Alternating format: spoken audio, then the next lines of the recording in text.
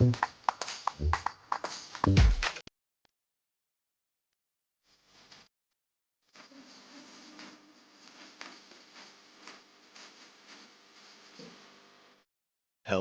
hello, and welcome.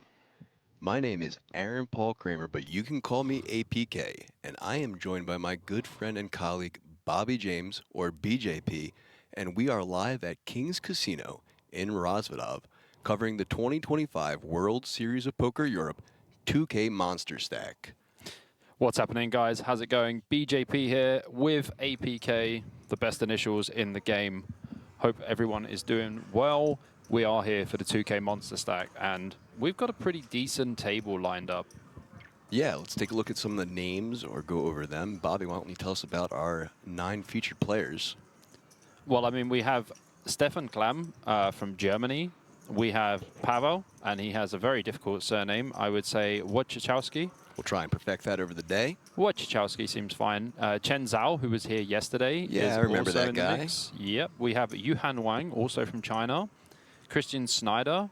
Dinesh Alt, who is a very well-known player on the circuit. And Adrien Sons from France. And there you go. On screen, you're seeing the chip stacks and percentages, as well as the big blinds on the right.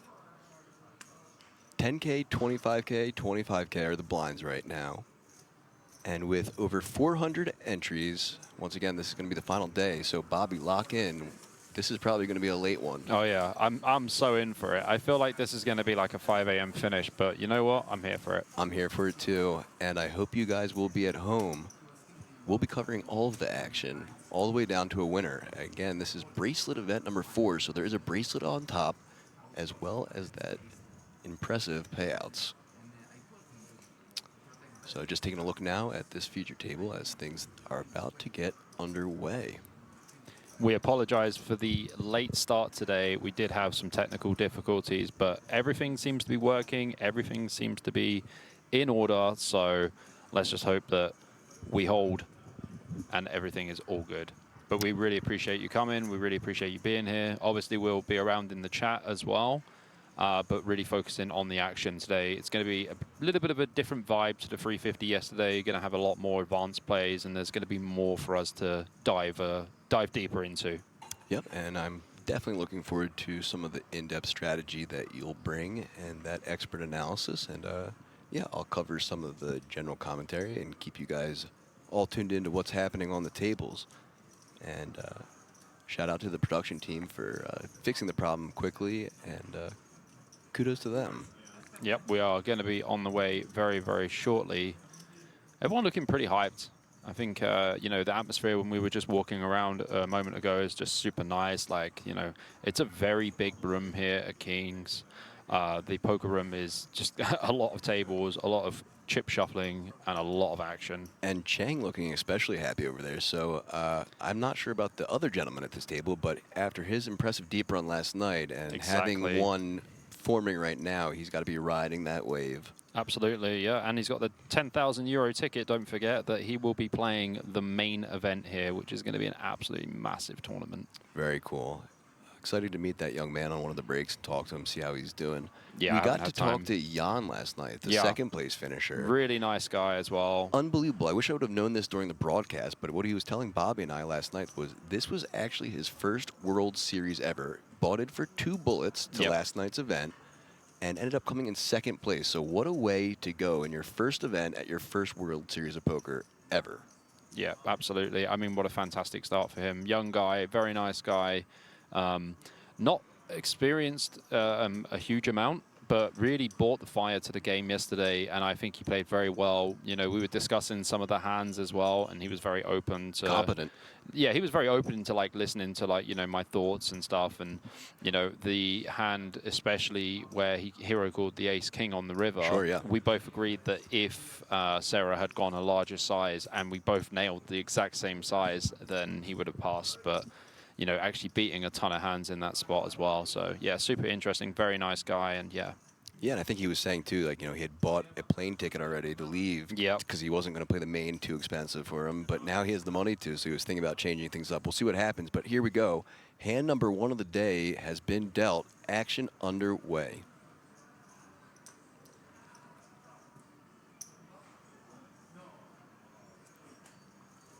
Looks like Dinesh has already passed. I think so. Yep, Suns passes too. On to Stefan Klam with the 5-4 offsuit. Folds as well. Pavel Okhotskyi folds as well. Pass on to our friend from last night, Cheng. Also folding. Now onto the button with Wang, Yuhan Wang. And blind versus blind action now. Oh, Dinesh was actually in the big blind, not under the gun. They just switched the graphics. Limp from Schneider seems... Oh, sorry. Raised to 55, actually. Yeah. I mean, doesn't actually achieve too much opening here to such a small size. Dinesh is going to have to call like an extremely wide range. Did he make it more than 55? No, well... No, I don't think so. Interesting. I'm surprised. But Dinesh folds. He has such a small stack. Dinesh down to only 30K now. There must be a pay jump or something. He's playing just 2 chips. Yeah, there must be a pay jump. I'm sure we'll have the information on the graphics come up in the top right-hand corner very shortly. And we will also have a list of the payouts too.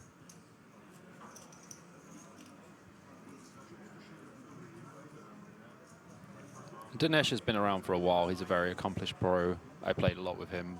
Yeah, I was just going to ask that. How much have you played with this gentleman? Yeah, I probably played like 7 or 8 tournaments with him. Okay. He's at every tournament I've been to pretty much. Like, he travels around a lot with his wife as well. So and you had also plays. You had said before we went live, you would take a look at the players list. I think you said there was like probably around 30 players that you knew, at least by name, if not around that you'd played with as well. Yeah. So looking forward to some of that insight that you're going to bring to some of these players as tables get switched around, as other players get deeper into this tournament. I mean, it's the thing I love about commentary and, you know, having access to like the whole cards. It's really a deep dive into the players' strategies and, like, you know, what I think of the player, like, personally, before I see some of the hands they play. A lot of things can change, you know. Sure.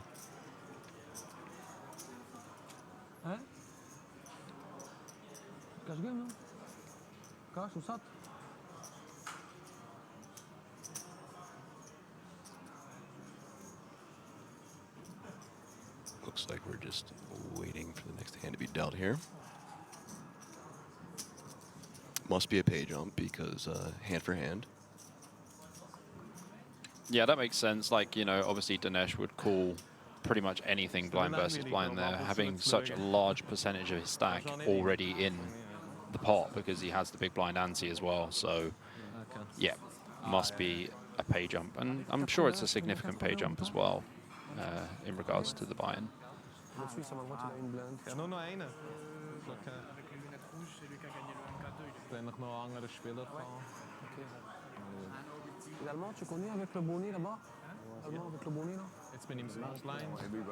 So, interesting, as we're just waiting for that next hand again.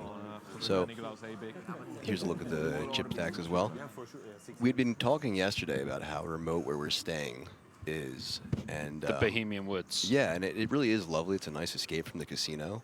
I've enjoyed our nice drive in and out. It kind of gives us 20, 30 minutes to talk a little strategy, give the day review. And on the way home, I had told you how after commentary, you know, it's nice to kind of do something to settle down before you go to bed. So we have a nice little like 20-minute talk on our ride home. But funnily enough, so because we are so remote and in the woods, I was telling Bobby last night on the drive, I was like, I guarantee you there's so many animals living around here. And lo and behold, we came across several. Like loads of deer, and there were like foxes. Foxes running across the road. It's crazy. It's literally like so remote. There's not even like street lights. It's just like reflectors. Yeah, I was high beaming it the whole way home. Full Full beam, baby.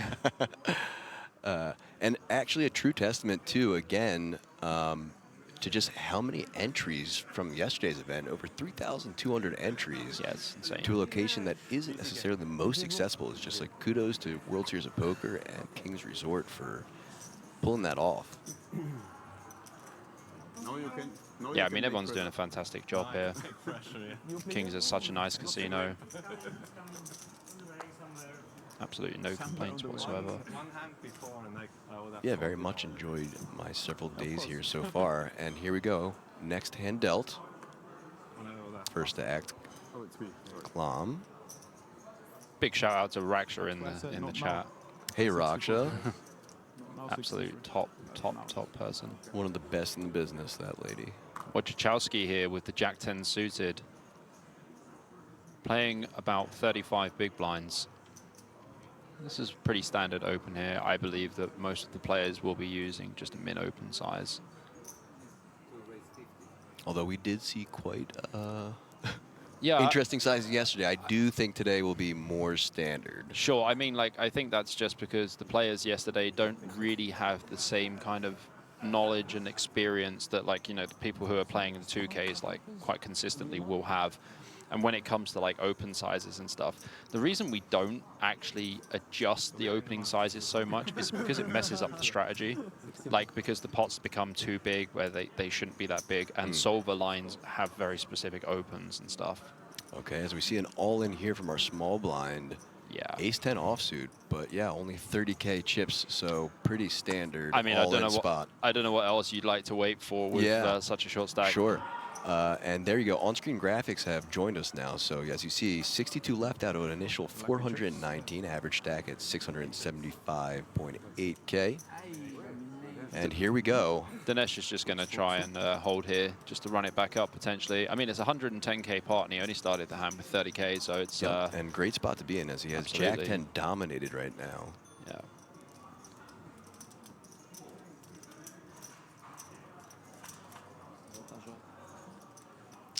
Oh, he just flops a straight flush. he second hand. He just flops a straight flush. You know what's sick is that I saw that first diamond and I was like, oh, there's one. Oh my god, he might make a royal as well. Could you imagine that? He flops a straight flush and then makes a royal. Like, dude, that's so sick. And even Dinesh giving a smile there. Great sportsmanship from him as well. Yeah. I mean, like, what a way to bust, right? Yeah, flop him straight dead. Like, that is just so brutal. I think the on-screen graphics even said eliminated before the river hit, you know? Because like, It was why just even like bother waiting? Dead. What a way to start, guys. I'm sorry for a lot of you people who are going to trickle in and miss that second hand of the day, and we see a straight flush flopped. That's it's very uncommon for sure. Yeah, certainly. But a great way to start this 2K monster stack.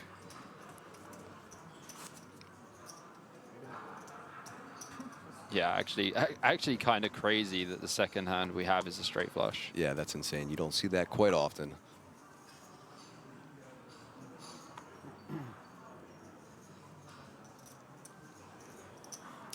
Pavel under the gun, folding with the 8 deuce offsuit. Cheng folding as well.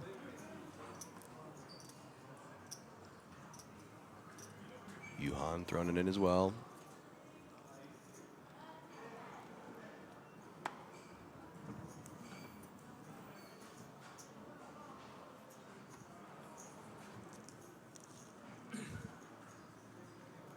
I mean, Schneider has a big stack, has 48 bigs or something, but King 4 off would just be a little bit too loose. Probably want to start looking at like King 9 off, realistically, from cutoff. Now back to Sans in the small blind with the 5 deuce of clubs. 5 deuce of clubs, probably just playing as a limp. Don't really think you want to raise this one. I think you just want to limp. You pretty much just play limp fold here with like the small suited gappers. I mean, folding is probably okay as well, but I think limp is going to be the best play. Sitting on 810K. Yeah, he's got like 35 bigs.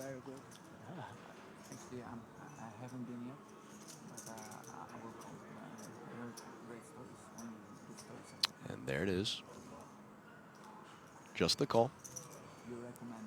And like Jack 5 off here, you actually have multiple options. I don't mind raising because it's a very bad Jack, and when you do, I mean, they fold hands that you're already beating, but there's not really much like dominating. Like, it's not like you achieve much when they fold like Jack 3, Jack 4, whatever. So I think check-in is probably just going to be fine. They also, like, they may not have played with each other so much that they haven't really got any idea how each other plays. He's just going for the limp 1 big blind. This is pretty standard line. And works. Yeah, it gets the job done. That'll do.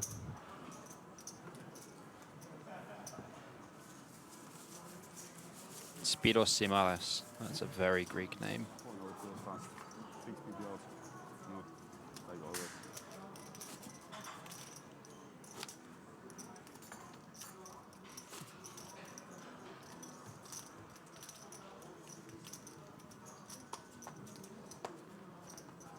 Here we go. Next hand underway. First act, Cheng folding. And back-to-back 6 deuces for Cheng and then Wang, both folding. Schneider in the cutoff with A7 offsuit. I mean, you can open an A7 off here from cutoff. He obviously has a big stack, but it really matters about like the other stacks behind as well. A7 off is going to be okay. Probably the bottom that you want to open from your offsuit Ace-X. Obviously, like Ace-5 off will be okay also, but Ace-7 off is like the bottom of the non-straight cards. So he does open to 50K, folding around to the big blind now. Yeah, Wojciechowski's just going to pitch it. 8-4 off is definitely no good. Yep, and Ace-7 takes it down, so raise and take it for Schneider.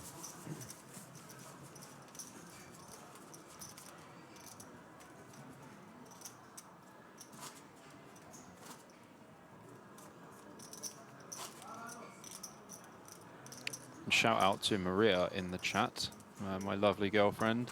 Without her, I wouldn't be here. That's true. Yeah, looking after our son and, you know, really taking one for the team. So big Hello shout out to Maria. Oh. And hello, Pocket Aces. and hello to Pocket Aces as Yuhan Wang. It's definitely an improvement from 6 deuce off. That's right. Quite the improvement. So only sitting on 125K and just deciding to put all of it in under the gun. Yeah, I mean, he has 5 big blinds. Seems standard to me. Yeah, you wouldn't approach this any other way. 5 big blinds. I mean, if you have It would like be 10 too or fishy. 11. Yeah, if you have like 10 or 11, Yeah. you can just open. Right. It would be too fishy if you did anything else. So let's see if anything is in the button through blinds. Wojciechowski's still Well got enough to his call. 8-4 off from the hand before. Yeah, that's not going to cut it. And last to act now is Zhao. Yeah. And pitches it. So Want the caller? no call for the aces. Unfortunate. Wojciechowski's face, he went, wow. Yeah. Hate to see it. Yeah, I mean, wins the pot like uncontested, and also like, you know, the pot contains the big blind and the small blind and the big blind ante. So, you know, it's actually still like a 30% increase to his stack without any Right. showdown. So, Right. you know what? We take it, man. We just take it. He does take it, but he was certainly looking for more value. Oh, for sure.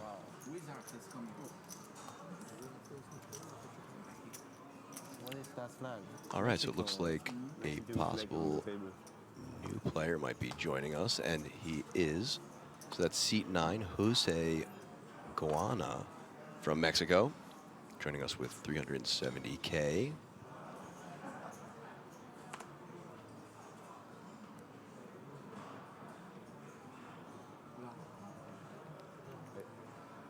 You see Schneider pitching here. This is because the big blind is extremely short as well.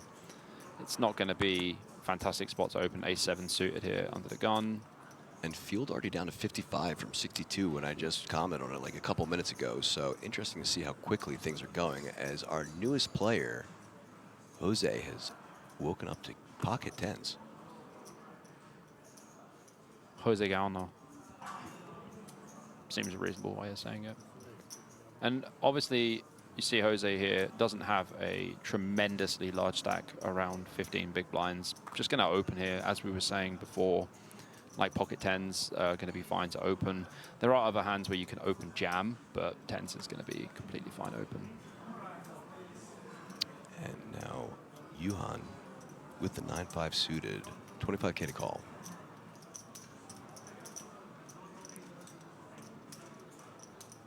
So generally in these spots, like when you're a little bit deeper, you can flat and try stop and go. But when you have 9-5 suited, I would say specifically, you're just going to be dominated by so many of their hands.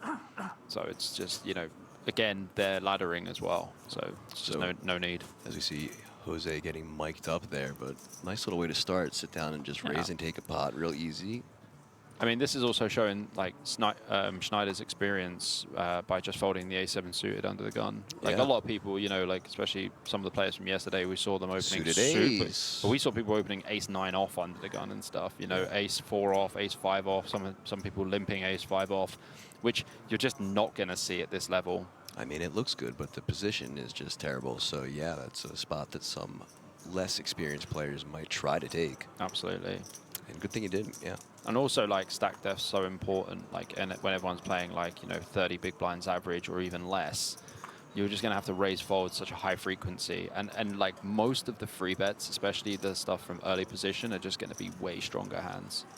We do see Zhao here picking up the ladies again. Yesterday, he had the ladies. Twice. And today, he has the ladies Still again. got them.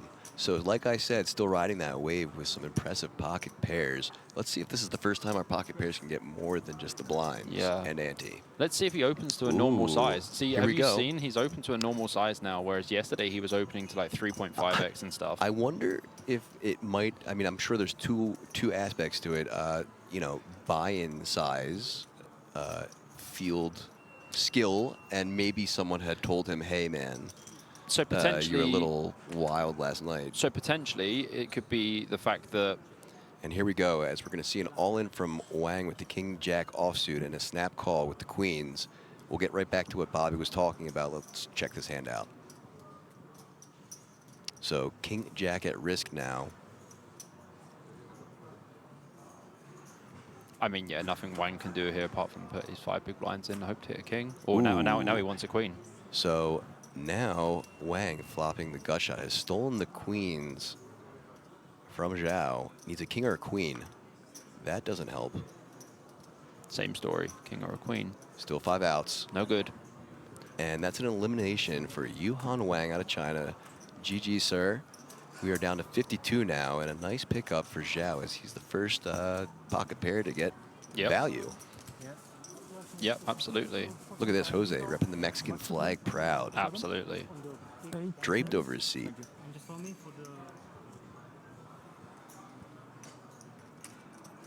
So one thing I was going to say about, like, you know, yesterday's performance by Zhao or Cheng, he might have the idea that people are overfolding in the big blind because they're not like scared money, but it's like it's getting quite big, the, you know, payouts and stuff. So when people have that idea and people are going to be overfolding in the big blind, that is another reason why they would open to larger sizing. But still, his sizing was still way too big. Like 3.5x is just massive. And look at this. Wachowski just borrowed those queens. Look at this. The ladies have come back from back-to-back hands.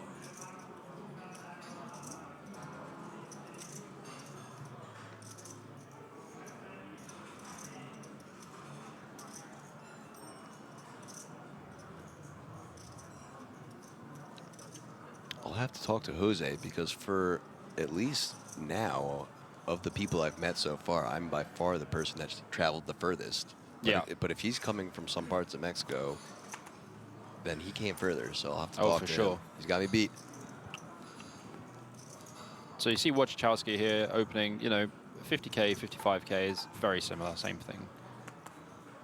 It's more in like the very later stages of the tournament where, like, you know, you're opening to like 525k. That 25k adds up. Yes, it does. And it doesn't really add any fold equity to the big blind, even if, like, you know, if the big blind is kind of short, they're still more inclined to call because the pot is then going to be bigger and it's like they can just perform more stop and goes. Whereas, like, if you just open to a normal size, everything is just a lot more simple if you know, use the same strategies that work. Balanced. Mm-hmm. I mean, this should just be a clear-cut fold in the big blind here for Sands. Like, you really want to have, like, King 4 suited. I mean, King Deuce suited would be fine to call as well. King 4 off should hit the mark. That is... And a 3-bet from Adrian Sanz to 190K. So now Queens with 135K to call. We clicking it back? So, I mean, you have two options. If you call the 190K here, the pot's going to be like 470, right? And Suns only has 655 behind, so about 1.5x stack to pot ratio. It just means that we're going to be able to get the money in a lot easier on 2 streets instead of 3. Like, we don't need to put it in on 3 streets. So flatten's definitely an option. You could also jam, but a jam is like 40 bigs, and It's a little too much, he's right? just going to jam. But going for it. Yeah. All in for 835K, so that's going to get a fold from the King 4. So, like, hijack versus big blind, there's going to be some wide ranges from hijack, but King 4, like, I mean, it doesn't play great as a defend here, but it definitely doesn't play great as a 3-bet either. I think, like, just passing, like, keeping 40 big blinds in this tournament, you know, you've got, like, a decent structure and stuff. Live tournaments are completely different to online. You have to adjust. You need to learn about your table, like, you need to learn about how they're playing, like mannerisms, is there any tells that you can get off them, all of this stuff that you don't actually have online. And because the blinds are way longer live as well, you have plenty of time to do it, and it's nice and slow. You can take your time, you can observe, whereas like free betting King 4 off there is just not really gonna be a thing in live, especially. Okay, so maybe a little read on his previous poker experience coming from online, maybe, you're saying? Potentially. Potentially, so interesting.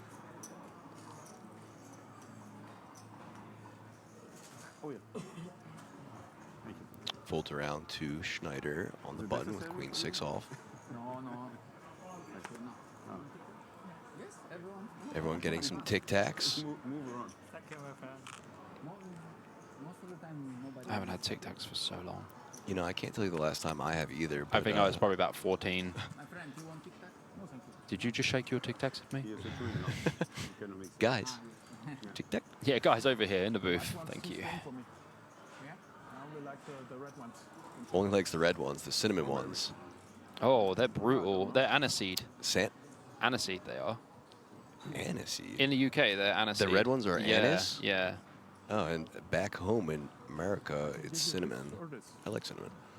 Yeah, so just checking the King 4 off spot now, it is almost a pure fold, and you start free betting hands like King 9 off, King 10 off, small frequency, and all of the suited King X from King Deuce all the way to King Queen suited are pure flats. So, yeah, the King 4 off free bet is just a little bit muy picante for this early into being on the table, and just in general, it's just not going to be a great 3-bet. Yeah, and I like what you said about, you know, using the time to your benefit instead of to your disadvantage. You know, you often hear that, oh, live poker is just too slow for me. It's boring. The but best, like, though. You know, like you said, if you use that time wisely to study your opponents and take your time to really analyze what's going on at your table, it doesn't seem as slow. Honestly, like the reason I enjoy live poker so much is because I get to watch people. Way more information. I learn so much about people, like, you know, the way they touch their chips, like, you know, the way they're looking at the flop, or if they're looking at the player. Like, there's so many different things that you could overanalyze, but I love overanalyzing, just in general. So I just love live poker, and watching live poker and watching like how people even, you know, like play with their chips, whatever, like how focused they are. If the other players are looking at the other players and stuff when they're in hands. And obviously when you're watching, like, you know, the bigger buy-ins, like the 25Ks and stuff, like there's just, it's so difficult to get reads off players. Yep. 10-5 suited here, around 12 big blinds for Gauna. You would just limp almost pure, I believe. And we haven't seen much aggression from the big blind from Clam, so I imagine he will just check back with the 7-6 off. And guys and girls in the chat, if you have any questions about any of the hands, feel free to type in chat and just let us know. Okay, so I'm just looking at the payouts here. So next jump is at 39. I imagine Giuliano's just going to use pretty standard 25k on this flop, small sizing. You can go bigger, but when your opponent doesn't raise you pre-blind versus blind, the ace-x and some of the queen-x is going to be eliminated. So going super small, 25, 30k is going to be fine. Third pot, quarter pot.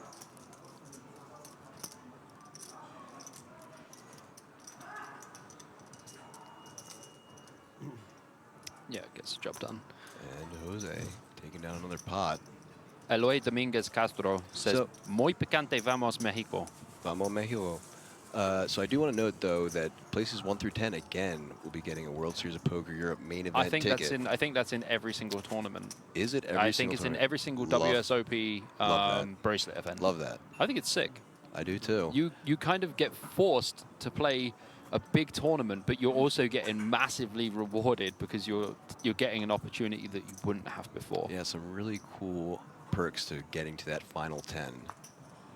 And it makes you feel a little bit better about possibly being the 10th bust out and not Sure. making the final table, because at least you get the 10K ticket. So it looks like we have a new player again now, and that would be Amit Buganim from Israel with 205,000. Yeah, so rocking the short stack there for sure. Having 8 big blinds, just going to have a lot of very simple push forward stuff. Sands in the cutoff, very likely to open here with the pocket threes, 25 BB.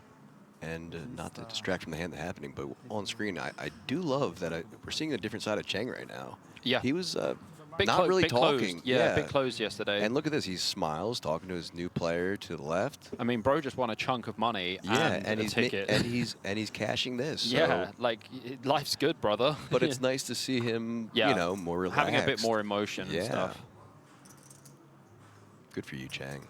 So raised to 60K from Sans with the pocket threes, and now Wojciechowski in the big blind with ace-6 offsuit. So ace-6 off versus cutoff here. Sitting on a 1 million stack. You can free bet, but I think flatten's just going to be better.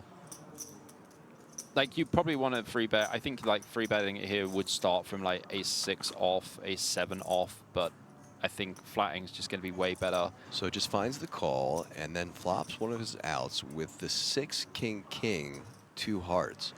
Now Sans behind and in need of a 3.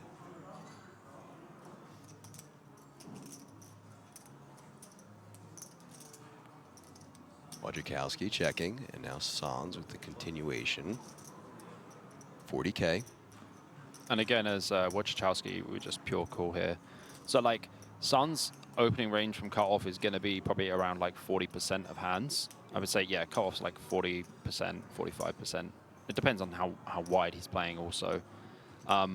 He's going to c-bet this board very small, pretty much 100% of the time. It is just a range bet.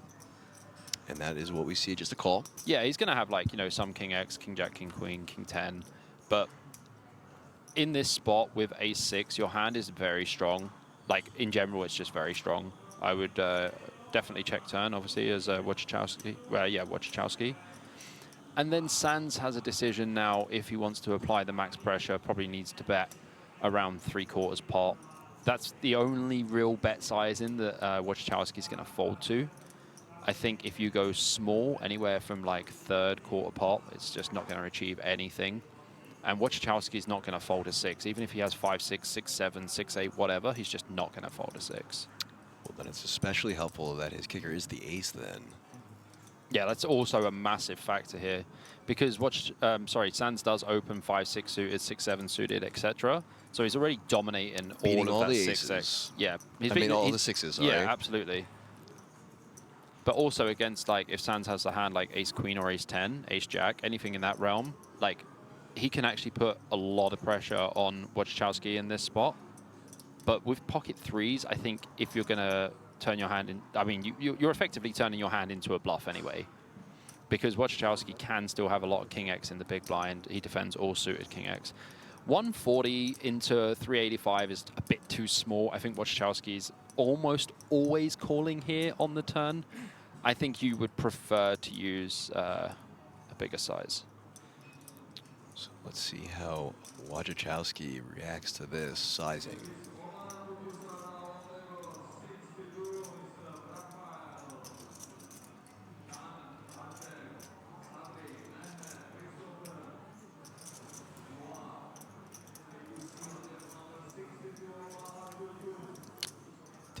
Let's look at his chips.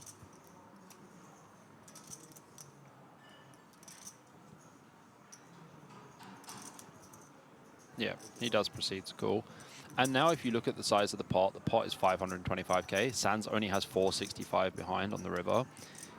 Sands is going to need a card like a heart, a queen. Well, there's the heart. Yeah, I mean, like, basically, but the thing is, Okhotskyi, this is an ugly spot because Okhotskyi has the ace of hearts. If Sands jams this river, he has, like, the nut flush blocker. He's got the perfect like, blocker card. Yeah, but he's like, well, what is Sands jamming, right? Right. And the thing is, if Sands has pocket threes in this spot, he has pocket fours in this spot as well. So as Okhotskyi, we would just play almost exclusively a pure check here. And then check call. Unless, if Sands jams, it's going to be a tough So tough here spot. we go, check. Let's see if Sands goes for max pressure. Let's see if we can get the camera person And just to a check change the angle when it's on the players as well. That'd be nice. And just a check back. So pretty easy river there for Okhotskyi. He's going to take it down plus 255k, now over 1.3 million. Yeah, so when you get to the river as Sands, if you're not pulling the triple barrel, like I think once Okhotskyi calls turn, it's very hard to pull a triple barrel in this spot because he can definitely have all the King X still. And the strongest 6X that he does have, it's very hard for him to fold. But I think if Sands pulled the trigger on the river, we would have seen a fold from Okhotskyi for sure. Having the ace of hearts in his hands is just really bad, like really, really bad. What's up, Bird? How's it going? Hope y'all good.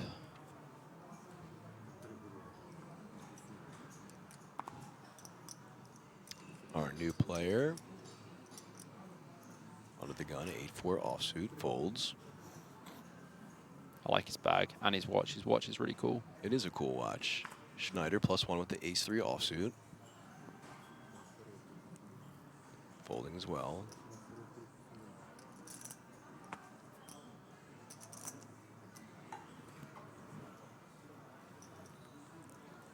Sands folding as well. Jose in the cutoff with the 5-4 off, folds.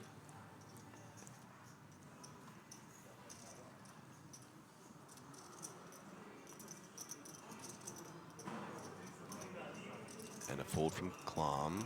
Now to the blinds. Okhotskyi, 7-5 of clubs. On the blue? Yes.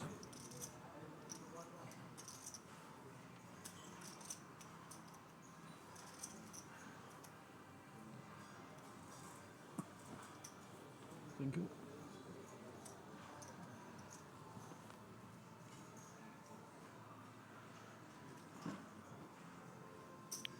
Hello. Just calls, and now look at this. Cheng looking down at King-Queen offsuit in the big blind.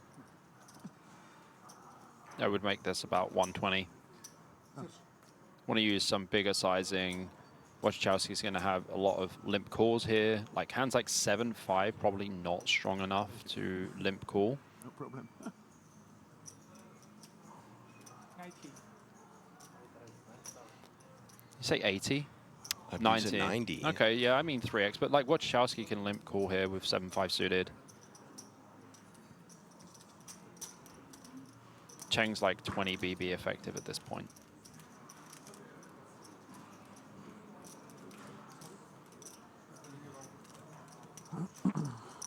Looks like that's what is exactly going to happen. Call from Okhotskyi, so let's see a flop now. 2-6-4. He's flopped the open ender.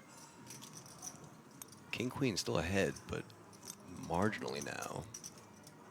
Yeah, so Okhotskyi can lead on this board for sure.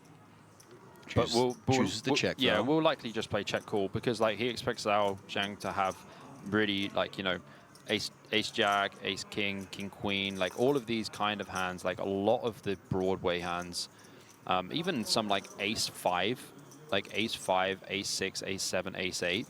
So there's no real value in him leading on this board because Zhao is going to do the betting for him. And he does, 55K.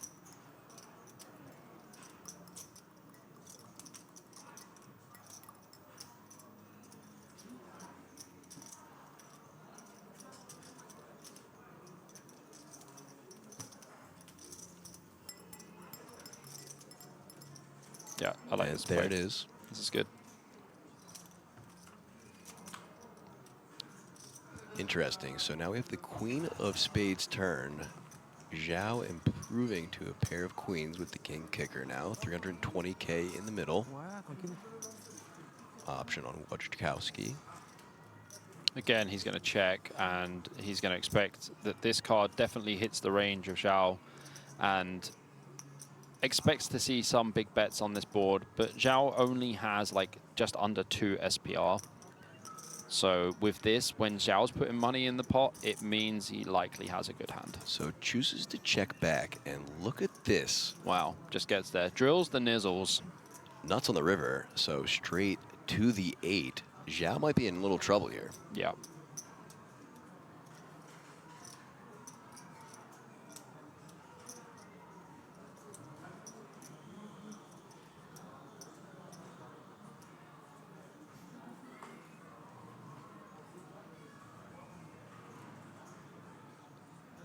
In regards to sizing, I actually think that Okhotskyi could just open jam this river, because Zhao is supposed to have a lot of Queen X. A lot of the queens. Mm-hmm.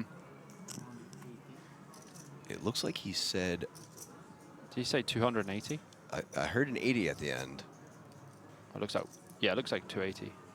Or maybe 180? 280 it is, yeah. So now 280 to call.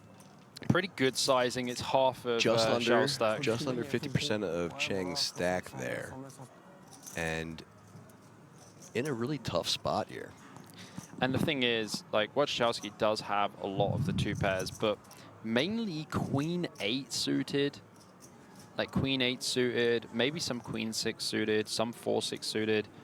But this is very strong from Okhotskyi. He's going to call. Makes the call, Yeah. pays him off, as Okhotskyi reveals the straight. Just the nuts.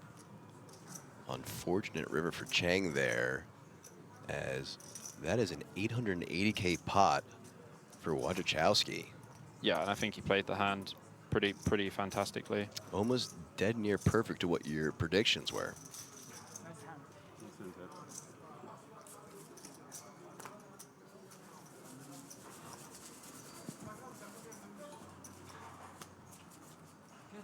So now Okhotskyi on a little bit of a swing up as we see our dealers switch out.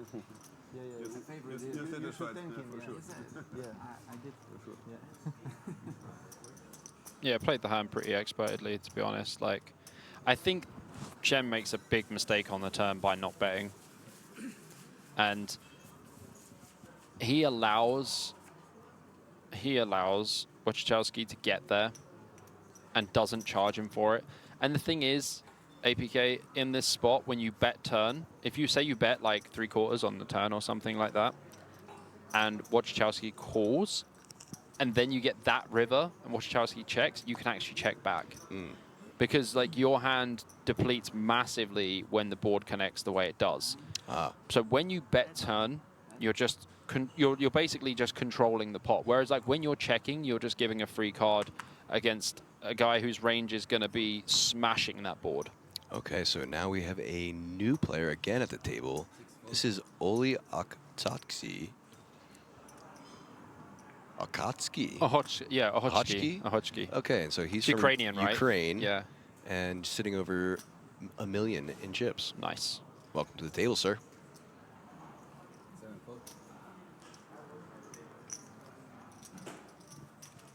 Jose in the hijack with the ace-6 offsuit. 43 players now remain. Like I said, I think the next page jumps to 39. Yeah. Probably jamming ace-8 off there, ace-9 off. He has pretty short stack, I believe. And still on the momentum swing, here's Okhotskyi with the ace-jack of diamonds on the button.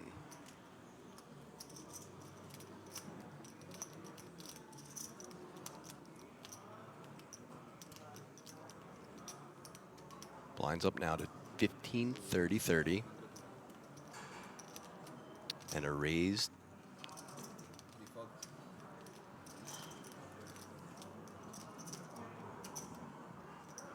Looks like he basically just put, I guess, the small blind and big blind in. So look, he went for 175K. The initial graphic was wrong, but 175K. Yeah. Putting the blinds all in and at a decision. I mean, Zhao's super short anyway. A jam is, yeah, like effective jam is fine. Effective jam, right?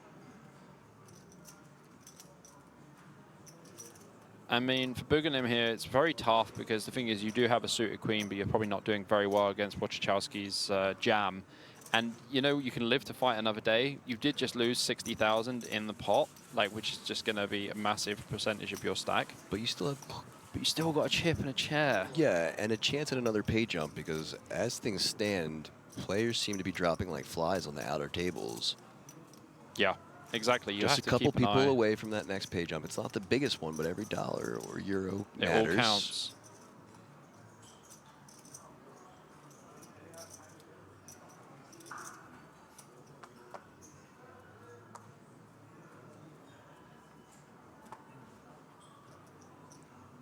Okay, so now first to act our new player.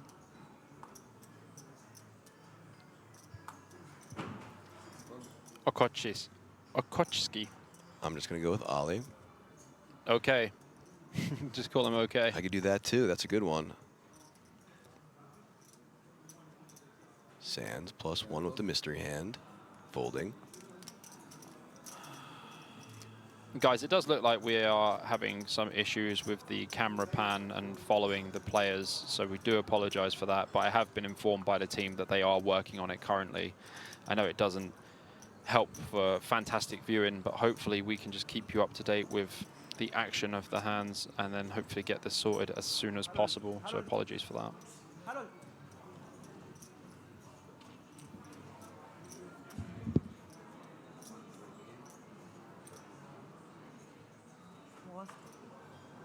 No mami. Tengo 14 gigas, güey. Estoy a falta. 400. So Klom going all in with the ace-jack, offsuit in the hijack for 395K. Schneider in the big blind with the ace-8, 365K to call. Double up y verga, güey. This is actually going to be a pretty easy fold for Schneider. Hijack versus big blind. Ace-8 is going to be performing okay against hands like king-jack, king-queen, etc. But the jam is for 13 big blinds, and that is a massive proportion of Schneider's stack. I expect to see a fold, a disciplined fold. Yep, essentially a third of his stack.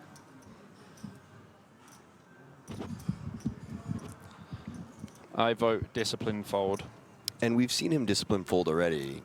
in the muck. And there it is. Love to see it. Well done, sir. King 10 or what? I'm playing this.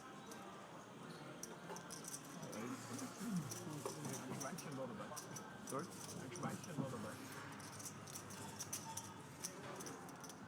Schweinchen? Schweinchen, alias.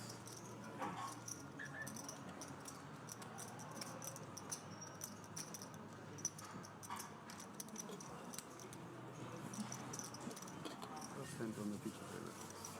Just sent that play. Better than losing. So we were just informed that that fix should be done very shortly, and it would be nice for it to be done very shortly because it's rather frustrating. Yeah, like you said, though. But fortunately, the on-screen graphics are correct. So at least by That's that something. method, we are still able to follow the action correctly. So just pay attention to that now until the delay catches up and things get sorted out. Absolutely. Appreciate your patience at home, everyone. We're trying to make this the best viewing possible. Oh, for sure. For you guys. So here we go. Adrian Sanz under the gun, ace deuce offsuit. Folding. Queen 4 for Jose.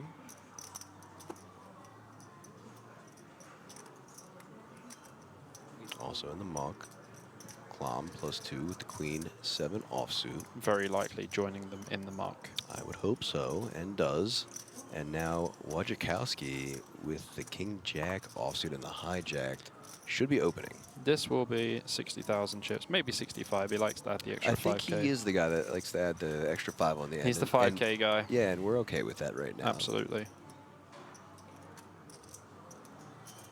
see if he sticks to his typical betting pattern. Changes it up to the 60K though. So I mean, it is default sizing anyway. default sizing. I think Buganim's got a very nice spot to jam here. He has a very short stack, and Okhotskyi should be opening fairly wide, for even from the hijack. And it's because he has such a big stack, he can apply max pressure. He won't be folding to the jam from Buganim, but I can definitely expect to see a jam. Ooh, folds though. Yeah, I think it's okay. I mean, I saw him look up at that clock there, so I think he is just he must just be waiting for the just pay waiting jump. for the pay jump. For And sure. We're 3 players away from that, and the way people have been knocking out, like I said earlier, I can understand it. He needs to find a hand though, really, before the big blind. He only has 4 big blinds, and obviously with the big blind ante, it's not 4 big blinds.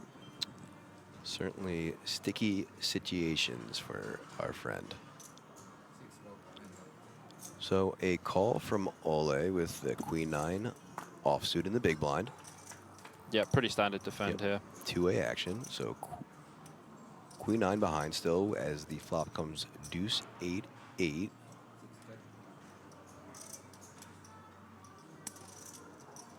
Checking the blind, and now the option is to Okhotskyi. Just expect to see a standard C-bet here, around 30,000. Can go 40. It doesn't really make a difference. Like, small bets are just going to win on these boards a lot. But APK, if you remember when we're playing online the other night, and I had the exact same spot with Queen 9, but it was on 5-5 deuce. And because there's so many more 5s in the big blind, when they C-bet their normal default size, it's actually a fantastic spot to check raise. Yeah, and you check raised them and got it to work. So a nice little raise there. So 55K there on the bet sizing. There was the 5K. Yeah, there's the 5K. From earlier. We found it. But just takes it down and still on the upswing. Anything smaller than 40% is probably fine. And this is another live thing as well. Like, when I see there's an older gentleman in the big blind, and I think about a spot where I C-bet like 100% frequency, I know that they're likely folding in general, so it means you don't actually have to go as big.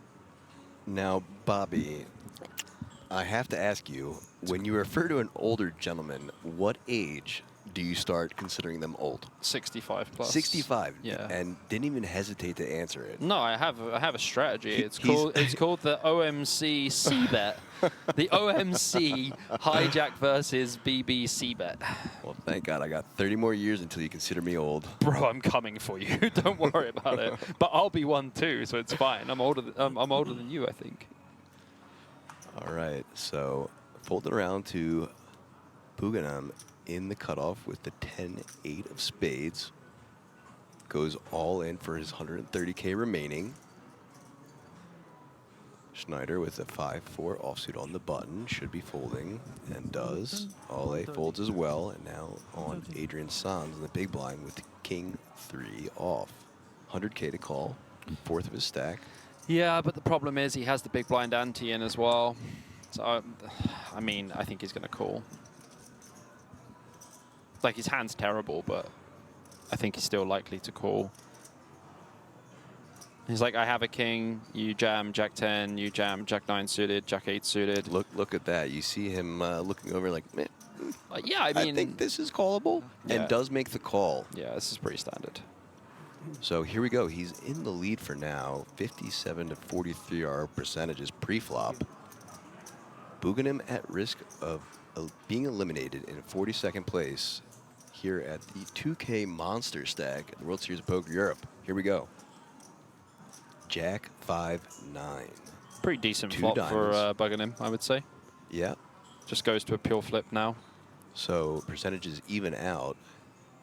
King on the turns. Not so good now. Not the best. So 6 outs for Buganim. Queen or 7 with 2 7s dead. Ooh. Spikes one of them. Makes the straight. Knocks the table. Visible fist pumps and a double up. Yeah, and don't forget, because the pot's actually so big with the blinds and the big blind ante, that a double up is basically tripled up. Massive pot for this gentleman. Again, so down to 41, only 2 off the pay jump now. I mean, he started the hand with like 120, 130K and went to 300K pot. It's pretty amazing. Husiv. Yeah, we take. We take.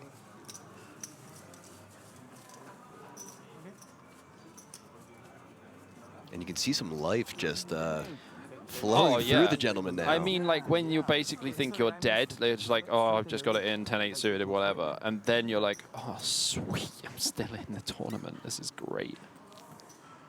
Wojciechowski adding into the excitement. They moved our friend? Yeah. He moved.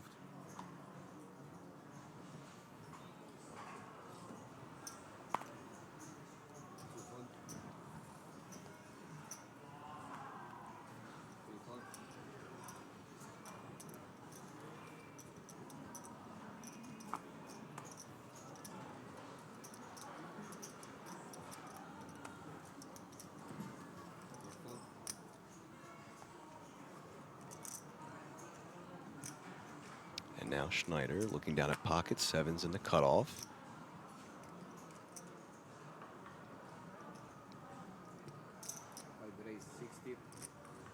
As he announces a raise to 60. Just the standard min. Oleh makes the call on the button with the king-jack offsuit. Sans in the small blind, jack 8.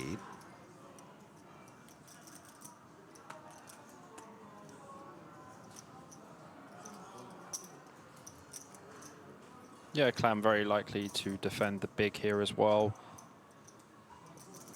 Certainly getting better odds now that there's been one caller before him. Yeah, but I mean, likely to defend the big, but I don't love it. Like, I try and fold, like, you know, the king 3 offs and the king 4 offs and stuff in this spot because you are likely dominated from one of the players that is before you. So a good disciplined fold there. Two-way action to the flop now as it comes 9, deuce, 10, all spades with neither player holding a spade. But Oleh improving to the gut shot. So, in general, on these boards, we only use very small bets, anywhere between 15 and 25%. With the monotone, yep. Yeah, monotone boards, very small betting. I think Schneider's hand probably wants to check or bet 25%. He does check, yeah. Chooses to check. He's been very disciplined, so we continue to see that. Option now on Oleh. I mean, Ollie should be betting here. I mean, he has a gut shot 2 overs. I would probably start betting on this board because now when Schneider approaches the turn, he still has a very checkable hand because obviously Ollie has shown no aggression in the hand as well. But you also don't want to give him free equity with hands like King Jack, King Queen, whatever. Obviously, if he has King Jack with a spade, we're going to see a bet from him anyway. So we could either bet now ourselves just to deny equity against those hands, or we can check. But I prefer betting because we deny the equity against those cards, but he will probably get called here by Oleh. So 70K now from Schneider. Oleh with the gut shot and 2 overs, just making the fold though. So 135K more for Schneider. Pocket sevens are good. I think people in general are very scared of monotone boards. I think he just looked down and did the cross. It looked as though he was surprised that it was a club and not a spade. I wonder if he maybe thought he had the 7 of spade. Yeah. Because he like looked kind of surprised when he said, "Oh." Yeah.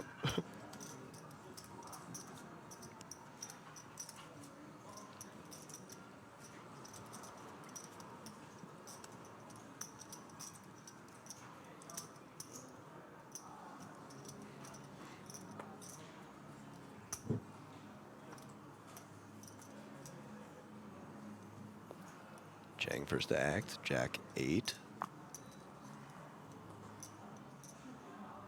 Folding.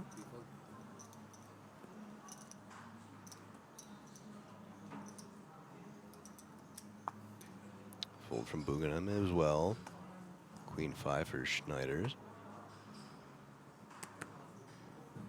Also folds. Quick fold from Oleh, and now onto our button, Adrian Sans.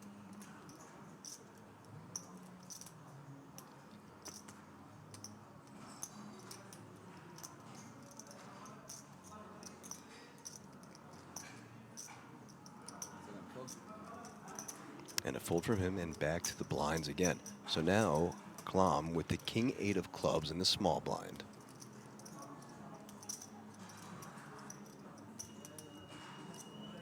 I would just limp this spot. We have like 13 big blinds. I think we can jam as well, but we also get no value from hands like King 5, like Queen 5, etc. But the thing is, like, the only thing I dislike about this is like we can definitely limp this spot way more. When we jam, like, I mean, he's gonna fold 6-3 suited, whatever. Like, there's arguments against it both ways. I think King 8 suited is just a bit too strong to jam. And just raise and take it for them, though. So Yeah, he did jam, yeah.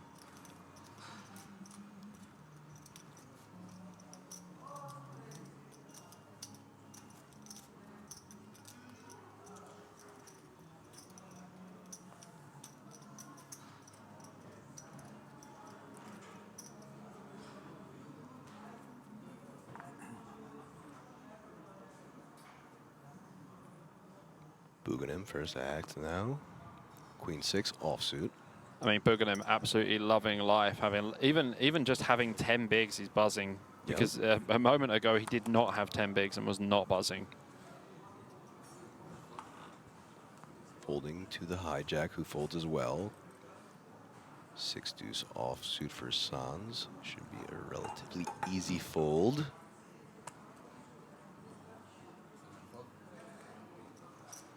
Back now to Klom with Queen 6 offsuit. And once more, some blind versus blind action. Wojciechowski with the 10-7 of diamonds.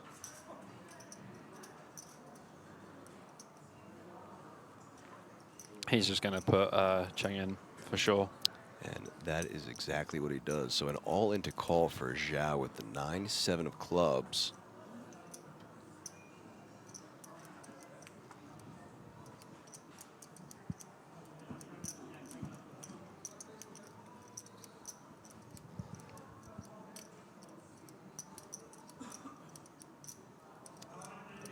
Folding as well. So once again, our small blind just raising and taking it.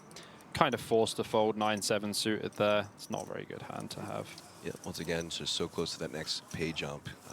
Be pretty ill-advised to go in with it then with those holdings. Seba. Seba. That's definitely a man asking if his friend's busted. Did you bust? Yes? No? Did you bust? Thumbs up, thumb down?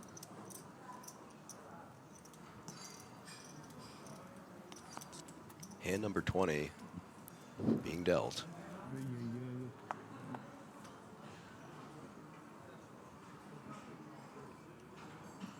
Easy fold for Schneider here. Also for Oleh. And does. And Sans. Don't think you really want to be jamming 10 bigs here with 7-6 suited. Hand just doesn't perform well. I think we just put it in the bin and just move on. And our player has auto-mucked as he's away from the table. I think he would have mucked anyway. King 3 suited, opening from cut-off. I think so too. And into Zhao, who's got a small stack, and, you know, Buganim, who's got a small stack. You just don't really want to do anything like that. And for a third hand in a row, we're back to blind versus blind action.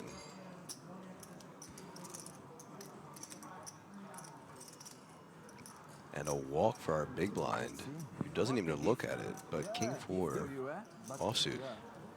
You know, King 4 is the Luton nuts. The Luton nuts. Yep. Yeah, I didn't have a hand pusher. Ah, okay. Alexandros Nicolaou is back from yesterday. He says, good afternoon, gents. Great commentary yesterday. Really enjoyed that. Hey, man, thank you so much. Pleasure to hear that. And hopefully we can bring you the same entertainment value today. It's going to be a longer one. So we're locked in. We're hoping you're locked in as well. Efaisto Poli. One of them shove, of course I call. Yeah.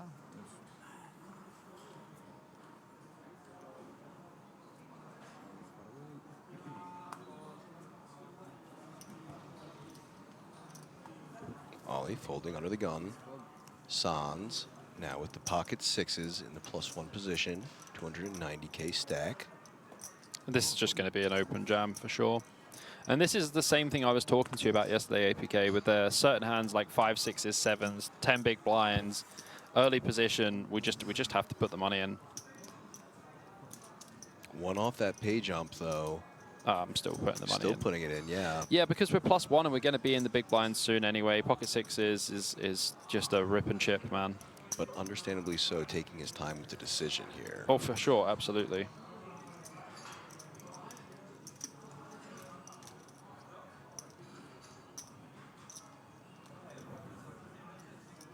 %, you want to take your time.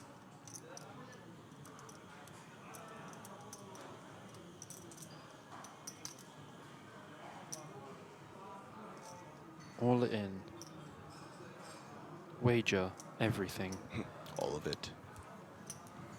Taking a look once more, making sure they're both 6s. Yeah, I'd be very surprised to see him not jam here. He has just under 10 big blinds. He's going to pick up like 2.5 bigs. This is just a no-brainer. I think the pay jump just happened as well. 40 players remaining. So it'll be 39. Yeah, 39. Okay, yeah, pay jump is at 39 then. Yeah. And no time banks here today, by the way. Yeah, I noticed that as well. Yeah, some tournaments have a time bank. And I mean, like a 350 euro tournament, definitely. Here it is. The effective all-in from Sans. That's the difference with the 350 is because there's so many players that they can't have any stalling. So raised at 275, leaving just 15K behind, 3 5K chips, and folding around to the small blind, moving in with Jack 5 offsuit. That's not going to cut it.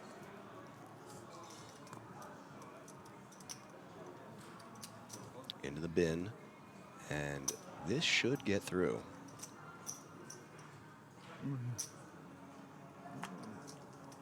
There you have it. So 75K for Sans, and a more important moment as we have now reached our pay jump.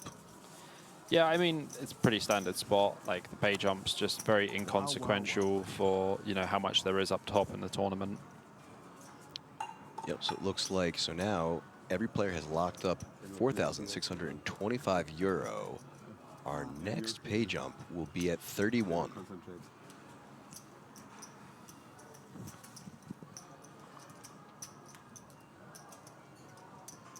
And as always, for those of you that are watching and haven't spotted it yet, always make sure to look around the screen, because most of the information you might be asking or looking for will be presented throughout the coverage. Top right, field size and average. Bottom right, what hand we're on, blinds, and the total pot. And the name of the event. Name event as well. The buy-in for the event also. Also important. So Cook, here we go. Klom, ace 3 offsuit, +1 folds. Okhotskyi folding as well. Chang with the 10-7 of diamonds.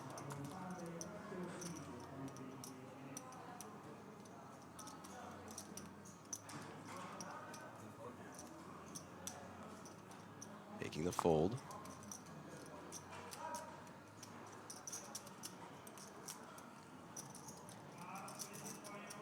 Guggenheim folding. So more blind versus blind action as Schneider has the king 8 offsuit in the small blind.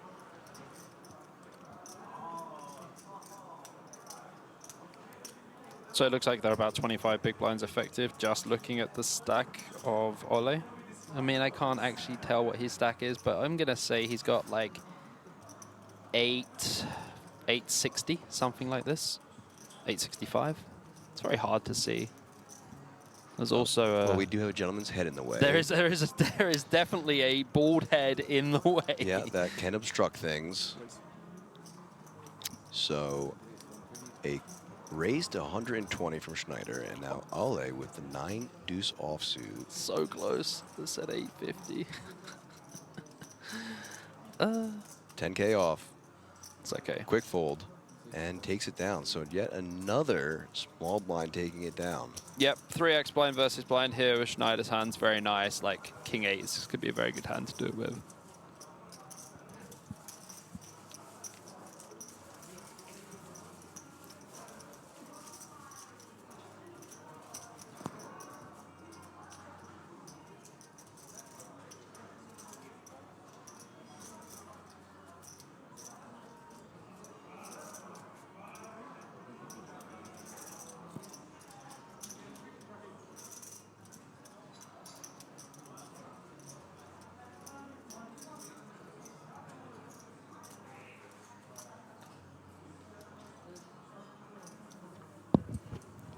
Hand number 23 now. Klom under the gun with the 9-5 offsuit. Folds. Dolly Parton can stay for another day. That's right, working 9 to 5. Okhotskyi with the Jack-7 suited. I could never do your accent, by the way. Mine. My name is Aaron Paul Kramer, and Okhotskyi goes for the fold with the Jack-7 suited. Not even close, buddy. Zhao now. Pocket deuces. You know what? I'm sitting next to you, right? And I could listen to you all day. Hey, man. Soaking your son. Apparently, I'll tell you guys this at home. So Bobby loves to video call me early in the morning my time, and frequently has his son with him, Magnus. Cute as can be. And I've been told that many times when I've been on the call, he enjoys the sound of my voice as well and often calms down. He absolutely loves your voice. Hey, man. If this doesn't work out, maybe I'll go into doing audiobooks for children's books. You should be doing it already, man. I mean, great spot for Zhao here. Obviously, he puts in his last 10 bigs, and Sands has got 4 deuce off in the big. He's like, I won? No. Did I win? Yeah, looks a little surprised, squints the eyes to make sure that is what happened. Beautiful, I take it, no problem. Yeah, take it down. Thanks, guys. All right, guys, just so you know, the situation we were talking about before with the camera not tracking properly does seem to be resolved now.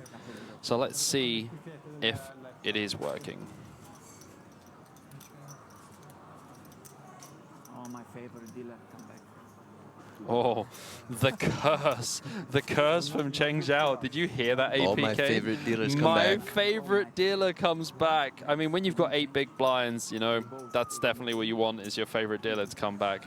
But it is a huge curse when you say that. I mean, look at Pavel Okhotskyi here. 1.95 million chips, just under 50 big blinds, absolutely hammering this final table, playing absolutely boss as well.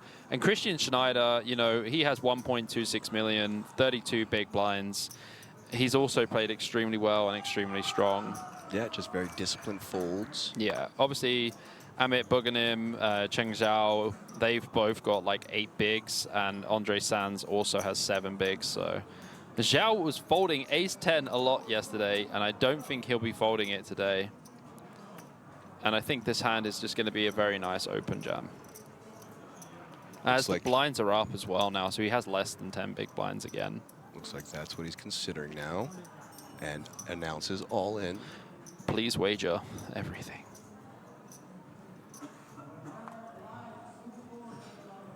Fold from Buganim. And Schneider. Ollie with the quick fold as well. And now Sands looking down at King. So sick. I mean, waking up with kings when you have like 4 big blinds, 5 big blinds. So like, sick. And the worst part about this is if the kings hold. Zhao's still going to have like 40K or something. Yeah. That's so brutal. Look at this. We have a new face and player at the table. That is Marco Bonanni from Italy, 720K. And there's one of the outs that Zhao is going to need, as he has ace-9 offsuit. Yeah, I mean, Zhao is very unlucky in this spot, obviously, to run into Sands, but Bognani has 640K himself, and ace-9 just shrinks massively here. Like, it's very likely that the other players are going to be jamming an ace as well. So, like, look, Zhao can just have, like, ace-queen, ace-jack, whatever. So ace-9's dead in the water. So here we go. He's going to need some help by way of diamonds. One of the remaining 2 aces. Yeah. Or maybe some form I feel of like he gets there, Broadway. man. I feel like he gets there. I don't know what route, but I feel like he gets there. Big sip from Cheng. Another one. I'm going to ask him if he prefers Zhao or Cheng, because we're stuck. I like both. Zhao Cheng. Cheng Zhao. Here we go. And an ace in the window. Pretty good window card, right? I just saw the ace just chilling, just like, Bang. Hey, buddy. Oh, sorry I was late, you know? Right in the window. So even though an ace folded, spikes one right on the flop, and now Sands in trouble of elimination. Has got the flush draw. Has improved to the flush draw on the turn. Goes from 2 outs to now 8. Yeah, we take the flush draw. He can also hit a king. It's going to be interesting. King or a heart. Zhao looking fade. Yeah. And a does. So Sans eliminated in 36th place. Pocket Kings unable to hold against the Ace 10 suited. Yeah, pretty brutal one. You know, 36th place though. Not going to complain too much about it. 4,625 euros. It's always horrible to bust the tournament with Pocket Kings. But you know what? As Pad says, if I got to die, I got to die. And there's always another tournament to register. There's going to be tournaments running all the way through here, all the way during this series at King's Casino in Rozvadov. And it's really quite a beautiful place. As we were saying yesterday, the Fabergé design and ceiling and stuff like that. It's just very friendly people. Very, very good staff. Obviously the dealers, all the casino staff as well.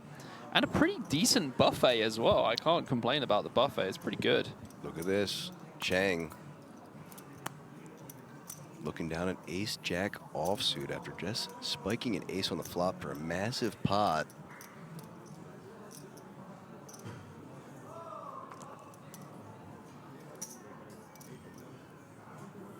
Raises to 80K. And now Schneider pipping Zhao with the ace-queen offsuit. So again, in this spot of Schneider, you can open, you can 3-bet or you can flat. I think I prefer 3-betting here versus the 80K. Probably make this around 220 or something. And the reason I prefer to 3-bet here with the ace-queen is we want to get heads up against Zhang. We don't want to let other people in the pot. We just want to be heads up. So I just make this like 220 or something.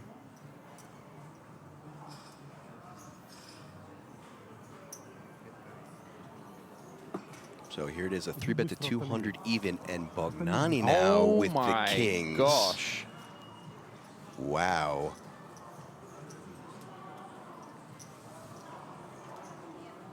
Back-to-back kings now.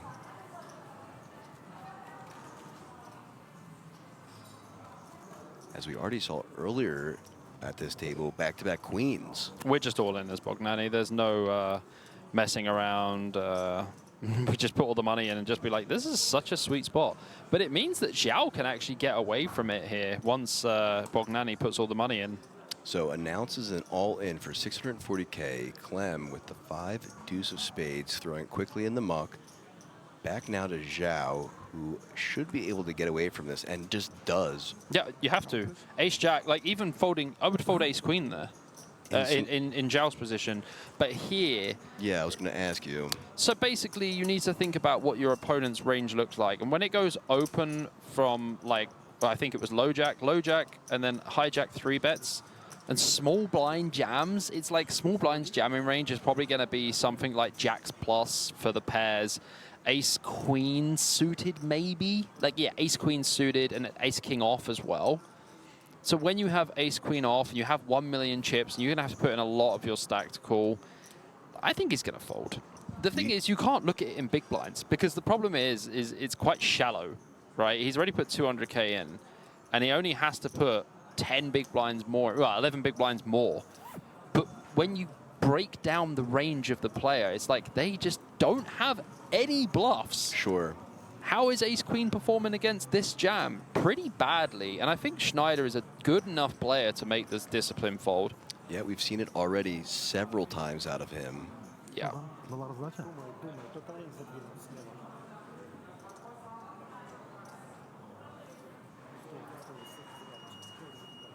I think he's going to fold.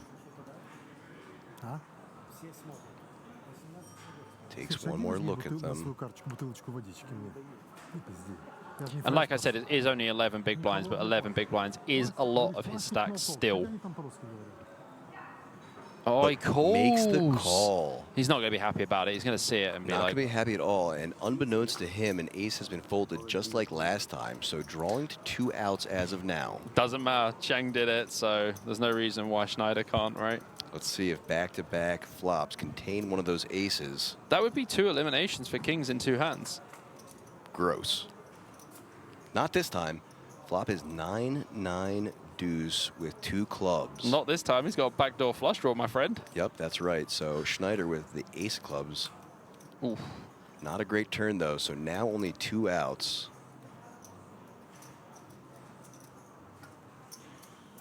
Oh, that could have been brutal. That could have been brutal.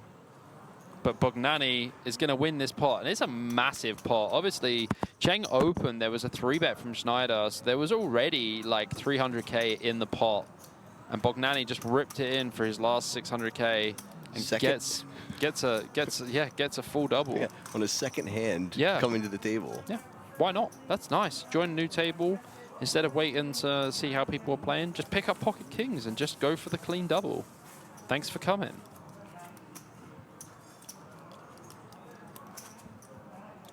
So, very interesting how the second hand has brought a lot of action in several ways. That second hand of the overall start of the day being a flop straight flush.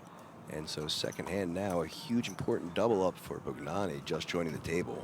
And you know it's going to be action when there's a straight flush second hand of the day. That sets the precedence. Look at Zhao again, ace-jack again. He's just like, wow, please stop giving me these hands. Back-to-back hands in several ways. So both back-to-back queens earlier, back-to-back kings, and now back-to-back ace-jack. But it's kind of ugly because you are under the gun. You're not really loving even opening here. Like, ace-jack off is just not the best kind of hand, but we have 15 bigs. You know, it's quite dicey anyway. So a standard open from him to 80K. Really does look like he's figured out that opening size from yesterday. I think he was just trying to make an exploit by raising bigger yesterday anyway. Certainly something else we could ask him on a break. Definitely. Would love to catch up with him at some point. So folded around to Klom in the small blind, who also folds, and this should do it. I mean, if Okhotskyi defends 4 deuce off, I'd be very surprised. He's played super solid so far. Yep, and doesn't. So little pop, but still a nice one for Cheng, who continues to just slowly climb. Yep. Blind by blind. Yeah, I think he's doing a good job. Because it's premium. It looks so.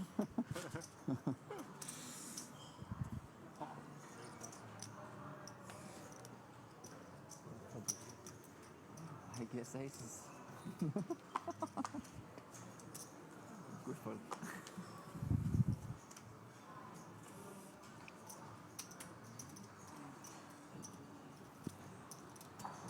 Guggenheim now under the gun with the king 3 offsuit.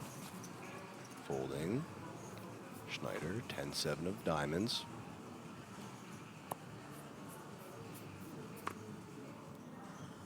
Making the fold. And a third time now, ace-jack being dealt. It's getting a bit silly, isn't it, this ace-jack business? Yeah, this time for Oleh, though. As he opens the action to 80K.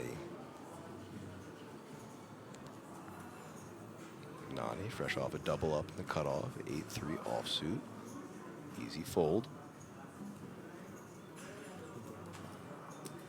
Claw making the fold as well.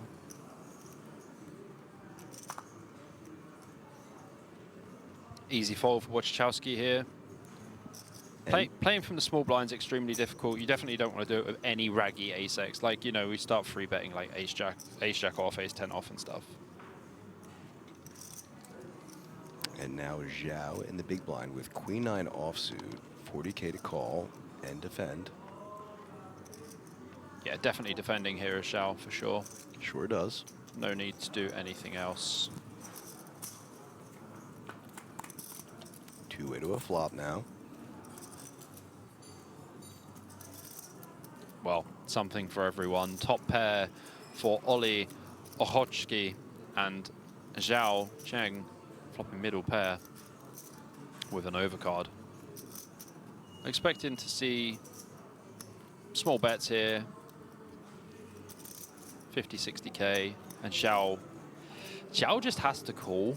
He will probably have to continue this Yeah. one, depending on sizing. So Oleh puts in 90, though. It's quite a big bet. Like, the thing is, you want a 9 to continue, but at the same time, you want a 4 to continue. So when we bet this size as Oleh, we are basically putting 4s in tougher spots, and 9s are still in tougher spots also. but even with a tough decision, we see a call from Cheng. It's still pretty mandatory to call here with the Queen 9 for sure. 7 of spades on the turn. And also, like, if you look at the stack to pot ratio, Chao has 490k and there's 400k in the pot.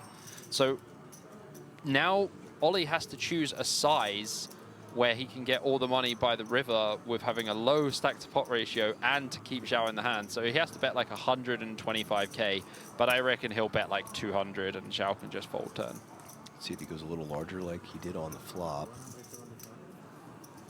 Yeah, it's too big. Like 175. And Cheng counting that out now. I think he's counting his stack, to be honest with you. And he's like, when am I ever good here? I'm beating Queen 10 and I have a queen in my hand. I'm now losing to 10-8 that would have definitely c-bet the flop. 10-8 suited would open from hijack for sure. I think Zhao just finds the fold.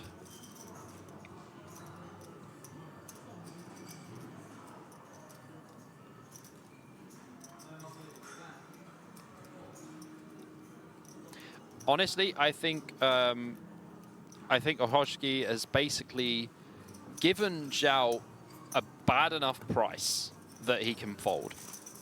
But if Okhotskyi had bet a normal size, like a small size on the flop, and then could use slightly bigger size on the turn in relation to the pot, then he would have probably ended up getting to the river and being able to put the money in and gaining a bit more from the pot. But the off-key sizing, the big sizing on the flop is definitely too much. Like, you want to target 9x and 4x. The person, you know, Zhao was calling from the big blinds, they're going to have those in their range a lot. When you bet a bigger size, you're just desensitivizing them from calling. So got paid off the 1 street, even though it was a little chunky, but not off second. Yeah, sure. Like, you can't flop middle pair in like a hijack versus big blind spot and be like, oh, I'm just going to fold middle pair right now. That does not happen. But Bendinelli will be folding this in the hijack. Sure will. So will Clam. You called him Cook earlier, right? I accidentally called him Cook. Bro, honestly, it was so funny because you called him Cook and I was like, Clam is cooking some clams. Like, Yeah.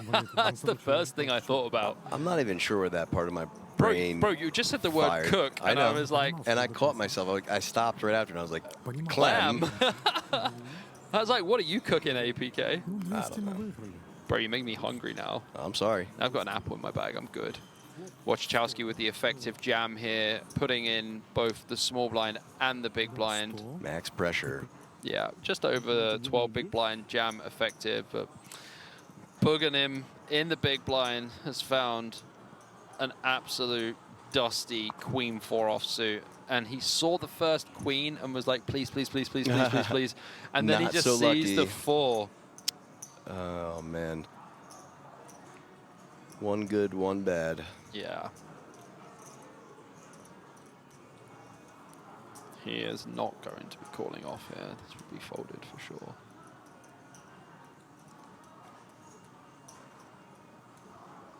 Yep. And in they go. Basura into the rubbish.